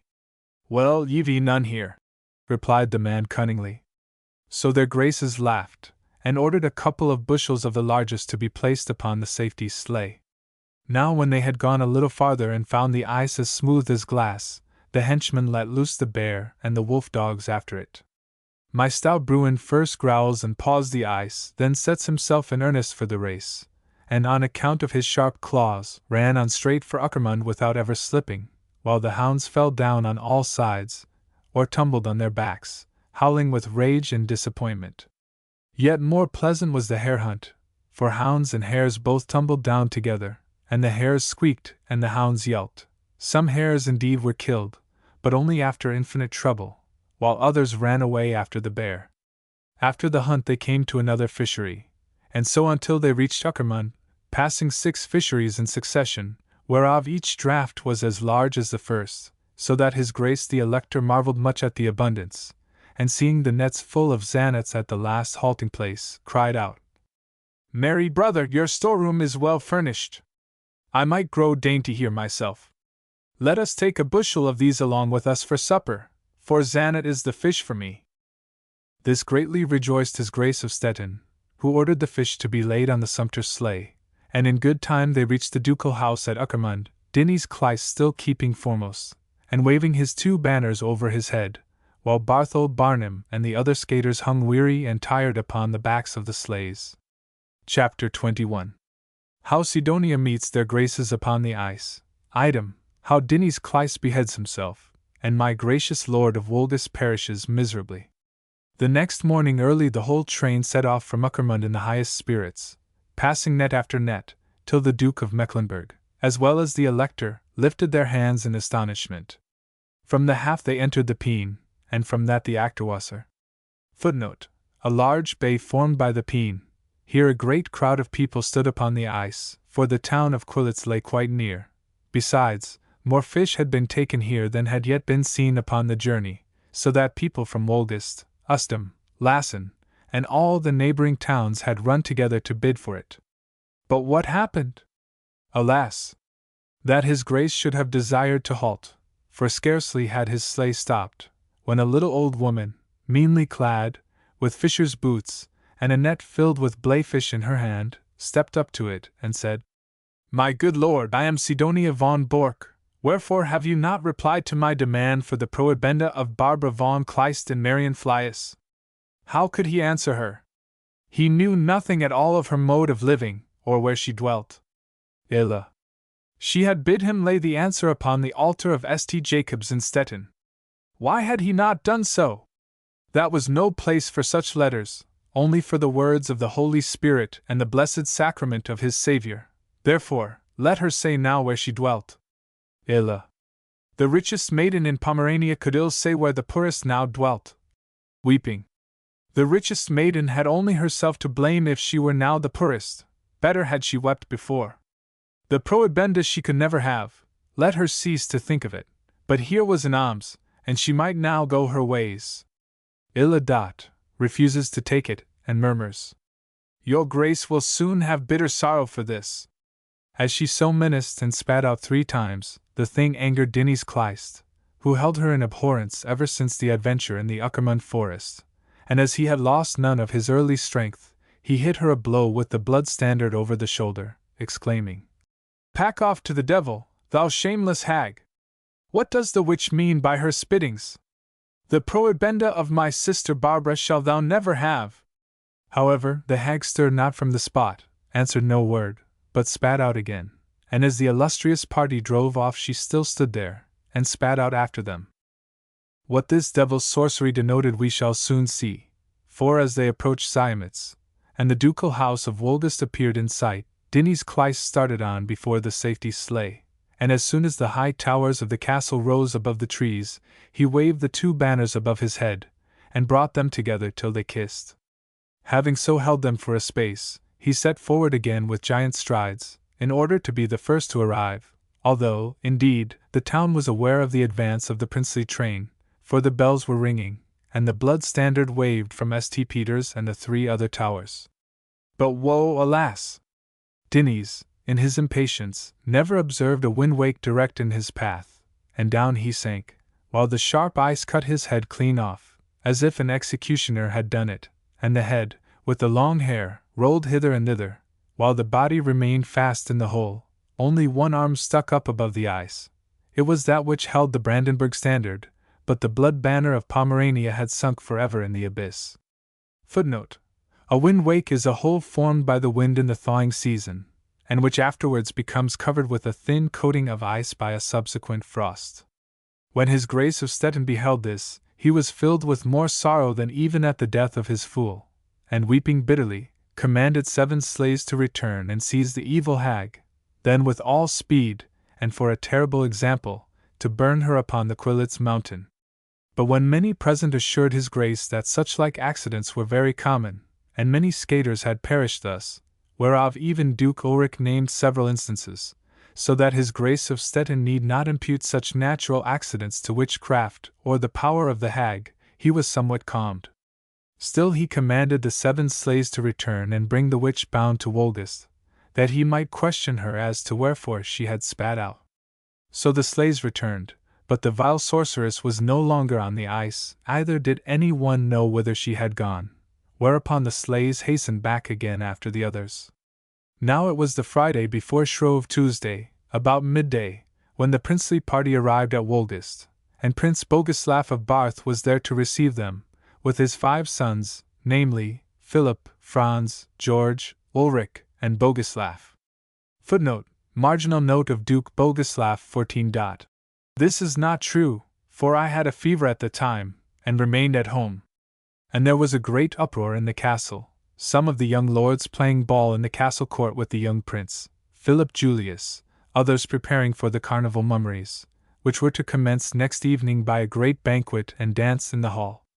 Indeed, that same evening their graces had a brave carouse, to try and make Duke Johann forget his grief about his well-beloved Dinny's Kleist, and his Grace thus began to discourse concerning him. "Truly, brothers, who knows what the devil may have in store for us? For it was a strange thing how my blood standard sunk in the abyss, while that of my brother of Brandenburg floated above it. Think you that our male line will become extinct, and the heritage of fair Pomerania descend to Brandenburg? For, in truth, it is strange that, out of 5 brothers, 2 of us only have heirs, Bogislav and Ernest Ludovicus, who has left indeed but one only son. Then Duke Bogislav, whom our Lord God had surely blessed for his humility in resigning the government, and also because of his dutiful conduct ever towards his mother, even in his youth having brought her a tame seagull, made answer, laughingly, "Dear brother, I think her Bacchus has done more to turn Frau Venus against our race than Sidonia or any of her spells, therefore ye need not wonder if ye have no heirs. However, if my 5 young princes listen to my warnings and shun the wine cup, trust me the blood standard will be lifted up again, and our ancient name never want a fitting representative."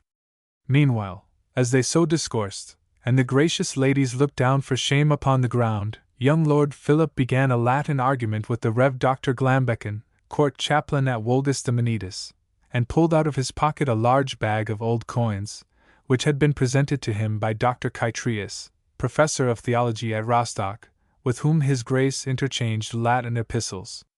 Footnote: see the Latin letters of the talented young prince in Ulrich's Contributions to the Literary History of the Pomeranian Dukes, Volume 1, page 67. He fell a victim to intemperance, though his death was imputed likewise to Sidonia, and formed the subject of the 6th torture examination. This gave the conversation a new turn, and the ladies particularly were much pleased examining the coins, but the devil himself surely must have anagrammatized one of them, for over the letters, Pomerania, figures were scratched 3, 5, 6, 4, 1, 2, 7, 8, 9, thus, Pomerania, giving the terrible meaning, rape omnia, rob all. And many said that this must have been the very coin which the devil took that time he rent the oblation table, at the exorcism of the young princess. This discovery filled the Pomeranian Duke with strong apprehensions, and young Prince Franz handed over the coin to the Elector of Brandenburg, saying bitterly, "Yes, rob all. Dr. Joel of Gripswald has long since told me that it would all end this way, even as Satan himself has scratched down here, but my Lord Father will not credit him, he is so proud of his 5 sons. Dr. Joel, however, is a right learned man, and no one knows the mysteries of the black art better, besides, who reads the stars more diligently each night than he." And behold, while he is speaking, the fool runs into the hall, pale, and trembling in every limb. "Alas! Lord Franz," he exclaimed, "I have seen the mannequin again on his 3-legged hare, which appeared at the death of Duke Ernest Ludovicus." But the young lord boxed him, crying, "Away, thou knave! Must thy chatter help to make us more melancholy?" However, Duke Bogislav bid the fool stay, and tell them when and where he had seen the imp. My fool wiped his eyes and began. The young Lord Franz had bid him put on his best jacket, that which had been given him as a Christmas box, for the carnival mummings on Shrove Tuesday, so he went up to the garret to get it himself out of the trunk, but before he had quite reached the trunk, the black dwarf, with his little red boots, rode out from behind it on his 3-legged hare. Hop! Hop! Hop made a frightful face at him, and after a little while rode back again. Hop! Hop! Hop! Behind his old boots, which stood in a corner, and disappeared. What the malicious Puck denoted we shall soon see. Oh, woe! Woe! Next day all sorts of amusements were set on foot, to chase away gloomy thoughts out of the hearts of the illustrious guests, such as tilting with lances, dancing upon stilts, wrestling, rope dancing. Item, pickle herring and harlequins. Amongst these last the fool showed off to great advantage, for who could twist his face into more laughable grimaces?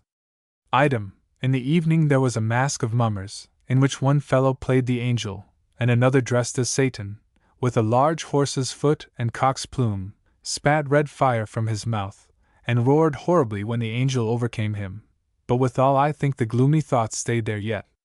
And mark what in truth soon happened. When the drums and trumpets struck up the last masked dance in the great Ritter Hall, which every one joins in, old and young, his Grace, Duke Johann, went to the room of his dear cousin Hedwig, the princely widow, and prayed her to tread the dance with him, but she refuses, and sits by the fire and weeps. "Let not my dear cousin fret," said the Duke, "about the chatter of the fool." To which she replied, "Alas! Wherefore not? For surely it betokens death to my darling little son, Philip Julius." "No!" exclaimed the Duke quickly. "It betokens mine!" And he fell flat upon the ground. One can easily imagine how the gracious lady screamed, so that all ran in from the knight's hall in their masks and mumming dresses, to see indeed the mumming of the true bodily Satan, and Dr. Pomius, who was at the mask likewise, ran in with a smelling bottle, but all was in vain.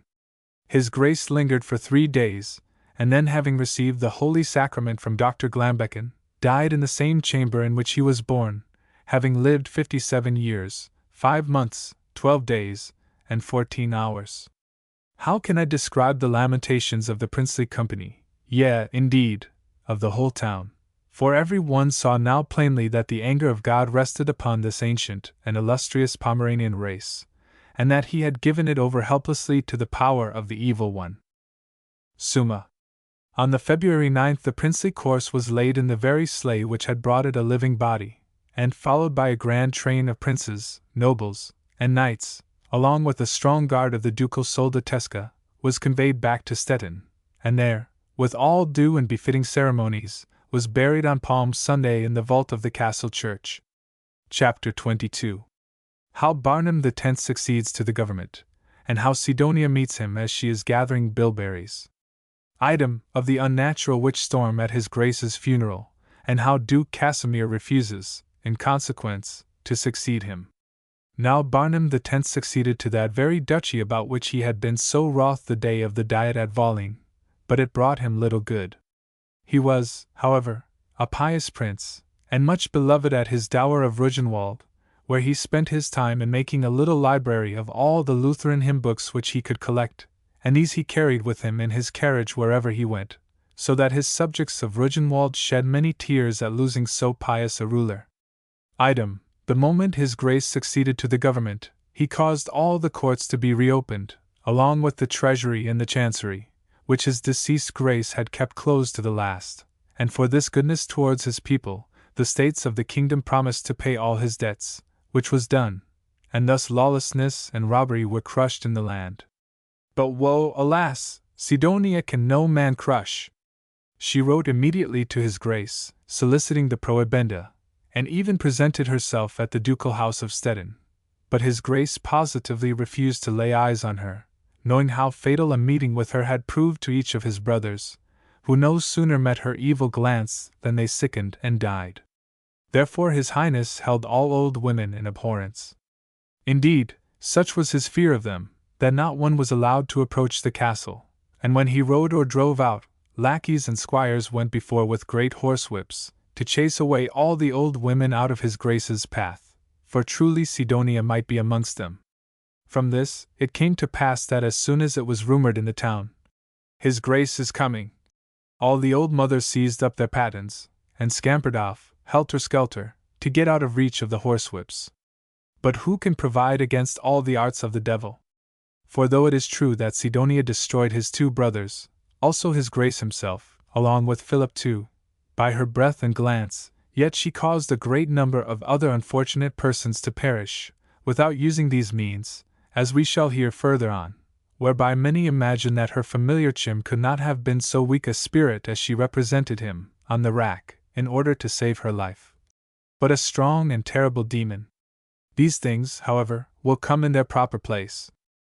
Summa. After Duke Barnum had reigned several years, with great blessing to his people, it happened that word came from Rugenwald how that his brother, Duke Casimir, was sick. This was the prince whom, we may remember, Sidonia had whipped with her irreverent hands upon his princely podex, when he was a little boy. Now Duke Barnum had quarreled with the estates because they refused funds for the Turkish war. However, he became somewhat merrier that evening with the Count Stephen of Novgorod, when the evil tidings came to him of his beloved brother, yet more bitter sorrow is before him, I think. So the next morning the Duke set off with a train of 6 carriages to visit his sick brother, and by the 3rd evening they reached the wood which lies close beside Rugenwald. Here there was a large oak, the stem of which had often served his Grace for a target, when he amused himself by practicing firing. So he stopped the carriage, and alighted to see if the 20 or 30 balls he had shot into it were still there. But alas! As he reached the oak, that devil's spectre, Sidonia, stepped from behind it. She had an old pot in her hand filled with bilberries, and asked his grace, would he not take some to refresh himself after his journey? His Highness, however, recoiled horror-struck, and asked who she was. She was Sidonia von Bork, and prayed his grace yet once more for the prohibenda in Marian Flias. Harit the Duke was still more horrified, and exclaimed, Curse upon thy prohibenda, but thou shalt get something else, I warrant thee. Thou art a vile witch, and hast in thy mind to destroy our whole noble race with thy detestable sorceries. Illa. Alas!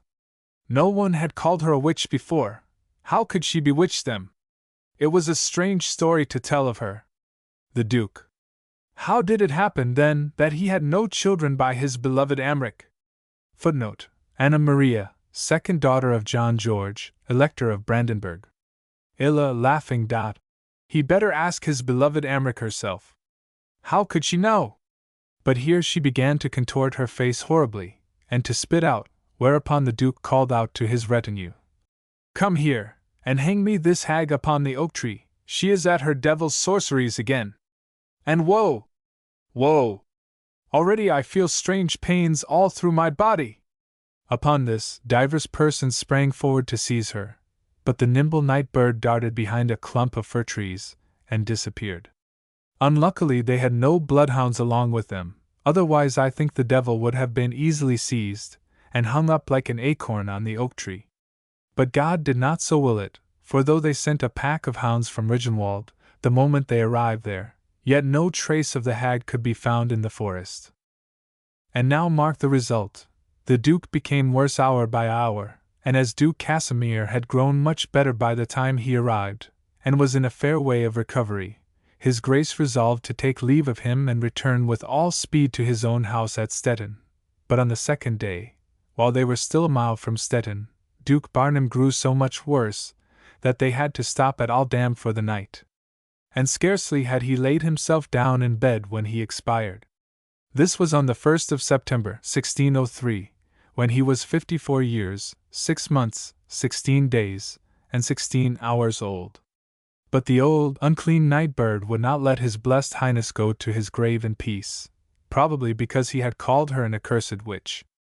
For the 18th of the same month, when all the nobles and estates were assembled to witness the ceremonial of interment, along with several members of the ducal house, and other illustrious personages, such a storm of hail, rain, and wind came on just at 2:45, as they had reached the middle of the service, that the priest dropped the book from his hands, and the church became so suddenly dark that the sexton had to light the candles to enable the preacher to read his text. Never, too, was heard such thunder, so that many thought St. Jacob's Tower had fallen in, and the princes and nobles rushed out of the church to shelter themselves in the houses, while the most terrific lightning flashed round them at every step. Yet truly it must have been all witchwork, for when the funeral was over, the weather became as serene and beautiful as possible. And a great gloom fell upon every one in consequence, for that it was no natural storm, a child could have seen. Indeed, Dr. Joel, who was wise in these matters, declared to His Highness Duke Bogislav XIII that without doubt it was a witch storm, for the doctor was present at the funeral, as representative of the University of Greifswald. And respecting the clouds, he observed particularly that they were formed like dogs' tails, that is, when a dog carries his tail in the air so that it forms an arc of a circle. And this, indeed, was the truth. Summa. As by the death of Duke Barnum the government devolved upon Duke Casimir of Ridgenwald, the estates proceeded thither to offer him their homage, but the prince hesitated, said he was sickly, and who could tell whether it would not go as ill with him as with his brothers? But the estates, both temporal and spiritual, prayed him so earnestly to accept the rule, that he promised to meet them on the next morning by 10 of the clock, in the great Rittersaal, Knight's Hall, and make them acquainted with his decision. The faithful states considered this a favorable answer, and were in waiting next morning, at the appointed hour, in the Rittersaal. But what happened? Behold, as the great door was thrown open, in walked the Duke, not with any of the insignia of his princely station, but in the dress of a fisherman. He wore a linen jacket, a blue smock, a large hat, and great, high fisher's boots, reaching nearly to his waist. Item, on his back the Duke carried a fisherman's basket. 6 fishermen similarly dressed accompanied him, and others in a like garb followed. All present wondered much at this, and a great murmur arose in the hall. But the Duke threw his basket down by his side, and leaned his elbow on it, while he thus went on to speak. Ye see here, my good friends, what government I intend to hold in future with these honest fishers, who accompanied me up to my dear brother's funeral. I shall return this day to Rugenwald. The devil may rule in Pomerania, but I will not. If you kill an ox there is an end of it, but here there is no end. Satan treats us worse than the poor ox. Choose a duke wheresoever you will, but as for me, I think fishing and ruling the rudder is pleasanter work than to rule your land. And when the unambitious prince had so spoken, he drew forth a little flask containing brantwine, whiskey, a new drink which some esteemed more excellent than wine, which, however, I leave in its old preeminence. I tasted the other indeed but once, but it seemed to me to set my mouth on fire, such as not for my drinking, and drank to the fishers, crying, What say you, children, shall we not go and flounder again upon the Rugenwald strand? Upon which they all shouted, Aye, aye. His Grace then drank to the States for a farewell, and leaving the hall, proceeded with his followers to the vessel, which he ascended, singing gaily, and sailed home directly to his new fishing lodge at Neuhausen. Such humility, however, availed his Grace nothing in preserving him from the claws of Satan, for scarcely a year and a half had elapsed when he was seized suddenly, even as his brothers, and died on the May 10th, 1605, at the early age of 48 years, 1 month, 21 days, and 17 hours. But to return to the States. They were dumb with grief and despair when his Grace left the hall. The land marshal stood with the staff, the court marshal with the sword, and the chancellor with the seals, like stone statues there, till a noble at the window called out, Let us hasten quickly to Prince Bogislav, before he journeys off, too, with his 5 sons, and we are left without any ruler. See, there are the horses just putting to his carriage. Upon this, they all ran out to the coach, and the chancellor asked, in a lamentable voice, if his Grace were indeed going to leave them, like that other gracious prince who owned the dukedom by right? The States would promise everything he desired, they would pay all his debts, only his Grace must not leave them and their poor fatherland in their sore need. Hurried his Grace laughed, and told them, he was not going to his castle of Fraunsburg, only as far as Oderkrug, with his dear sons, to look at the great sheep pens there, and drink a bowl of ewe's milk with the shepherds under the apple tree. He hoped to arrive there before his brother Casimir in his boat, and then they might discuss the cases together. Indeed, when he showed him the sheep pens, it was not probable that he would refuse a duchy which had a fold of 20,000 sheep, for his brother Casimir was a great lover of sheep as well as of fish. Upon this, the States and Privy Council declared that they would follow him to Oderkrug to learn the result, but meanwhile begged of his Grace not to delay setting off, lest Duke Casimir might have left Oderkrug before he reached it. Chapter 23. Duke Bogislav XIII accepts the government of the duchy, and gives Sidonia at last the long-desired prohibenda, item, of her arrival at the convent of Marienflies. Now my gracious Lord Bogislav had scarcely alighted at Oderkrug from his carriage, and drunk a bowl of milk under the apple tree, when he spied the yellow sails of his brother's boat above the high reeds, upon which he ran down to the shore, and called out himself, Will you not land, brother, and drink a bowl of ewe's milk with us, or take a glance at the great sheep pen? It is a rare wonder, and my lord brother was always a great lover of sheep. But Prince Casimir went on, and never slackened sail. Whereupon his Highness called out again, The States and Privy Councillors are coming, brother, and want to have a few words with you. Hurried Prince Casimir laughed in the boat, and returned for answer. He knew well enough what they wanted, but no, he had no desire to be bewitched to death. Just give him the lands of Lauenburg and Budo as an addition to his dower, and then his dear Bogislav might take all Pomerania to himself if he pleased. After which, doffing his hat for an adieu, he steered bravely through the Papenwasser. When young Prince Franz heard this, he laughed loud, and said, Truly our uncle is the wisest. he will not be bewitched to death, as he says. But what will my lord father do now? For see, here come the states already in their carriages over the hill. Duke Bogislav answered, What else remains for me to do but to accept the government? I'll. Yes, and be struck dead by witchcraft, like my 3 uncles. Ah, my gracious lord father, before ever you accept the rule of the duchy, let the witch be seized and burned. Dr. Joel hath told me much about these witches, and believe me, there is no wiser man in all Pomerania than this magister. He can do something more than eat bread. Then he fell upon his father's neck, and caressed him. Ah, dear father, do not jump at once into the government. Burn the witch first. We cannot spare our dear lord father. And the 2 young princes George and Ulrich prayed him in like manner, but young Philip Secundus spake. I think, brothers, it were better if our dear father gave this long-talked-of prohibenda to the witch at once. Then, whether she be witches or not, we are safe at all events. Hereupon his highness answered, My Philip is right, for in truth no one can say whether your uncles died by Sidonia's sorceries or by those of the evil man Bacchus. Therefore I warn you, dear children, flee from this worst of all sorcerers, not starting at appearances, as a horse at a shadow, for appearance is the shadow of truth. Be admonished, therefore, by St. Peter, and gird up the loins of your spirit, be sober, and watch unto prayer. Then ye may laugh all witches to scorn, for God will turn the devices of your enemy to folly. Meanwhile the states have arrived, and having alighted from their coaches at the great sheep pen, they advance respectfully to the Duke, who was seated under the apple tree, the Land Marshal first, with the staff, then the Court Marshal with the sword, and lastly the Chancellor with the seals. They had seen from the hill how Duke Casimir sailed away without waiting to hear them, and prayed and hoped that His Highness would accept the insignia which they here respectfully tendered, and not abandon his poor fatherland in such dire need. The devil and wicked men could do much, but God could do more, as none knew better than His Highness.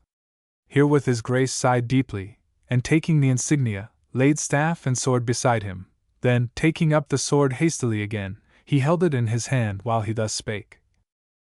My faithful, true, and honorable states, ye know how that I resigned the government, out of free will, at the Diet at Valin, because I thought, and still think, that nothing weighs heavier than this sword which I hold in my hand. Therefore I went to my dower at Barth, and have founded the beautiful little town of Franzburg to keep the Stralsund knaves in submission, and also to teach our nobles that there is some nobler work for a man to do in life than eating, drinking, and hunting. Item, I have encouraged commerce, and especially given my protection to the woolen trade, but all my labors will now fall to the ground, and the Stralsund knaves be overjoyed. Footnote: The apprehension was justified by the event, for on the departure of Duke Bogislav, Franzburg fell rapidly to a mere village, to the great joy of the Stralsunders, who looked with much envy on a new town springing up in their vicinity. However, I must obey God's will, and not kick against the pricks. Therefore I take the sword of my father, hoping that it will not prove too heavy for me, an old man. Footnote: The Duke was then 60. And that he who puts it into my hand, even the strong God, will help me to bear it. So let His holy will be done. Amen. Then His Highness delivered back the insignia to the states, who reverently kissed his hand, and blessed God for having given so good and pious a prince to reign over them. Then they approached the 5 young lords, and kissed their hands likewise, wishing at the same time that many fair olive branches might yet stand around their table. This made the old Duke laugh heartily, and he prayed the states to remain a little and drink ewe's milk with them for a pleasant pastime. The shepherds would set out the bulls.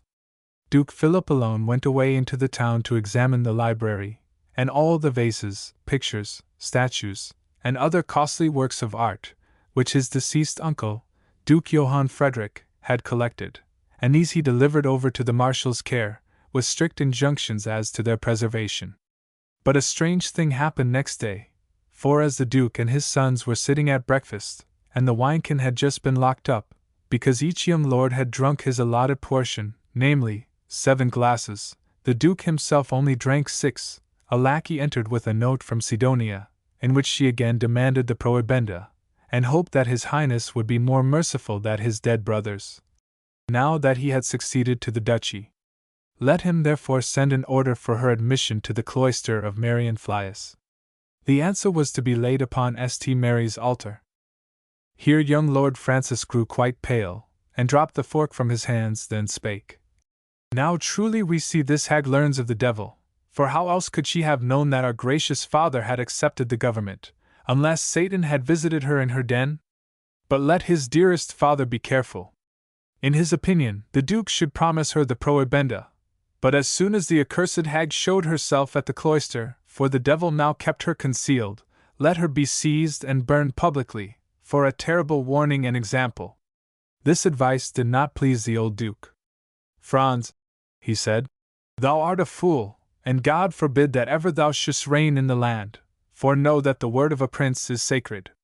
Yes, Sidonia, and bid the nuns stitch them up for her, thinking thus to win her over by kindness.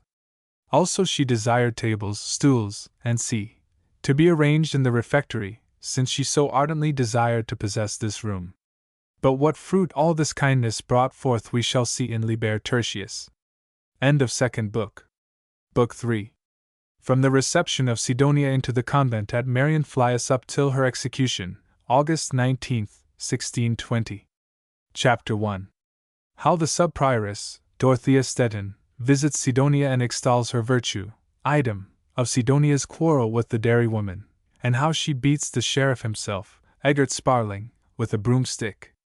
Most eminent and illustrious Prince, your Serene Highness will surely pardon me if I pass over, in Liber Tertio, many of the quarrels, bickerings, strifes, and evil deeds, with which Sidonia disturbed the peace of the convent, and brought many a goodly person therein to a cruel end. First, because these things are already much known and talked of, and secondly, because such dire and satanic wickedness must not be so much as named to gentle ears by me. I shall therefore only set down a few of the principal events of her convent life, by which your Grace and others may easily conjecture much of what still remains unsaid, for truly wickedness advanced and strengthened in her day by day, as decay in a rotting tree. The morning after her arrival in the convent, while it was yet quite early, and Wolde Albrechts, her lame maid, was sweeping out the refectory, the sub-prioress, Dorothea Stettin, came to pay her a visit. She had a piece of salmon, and a fine haddock's liver, on a plate,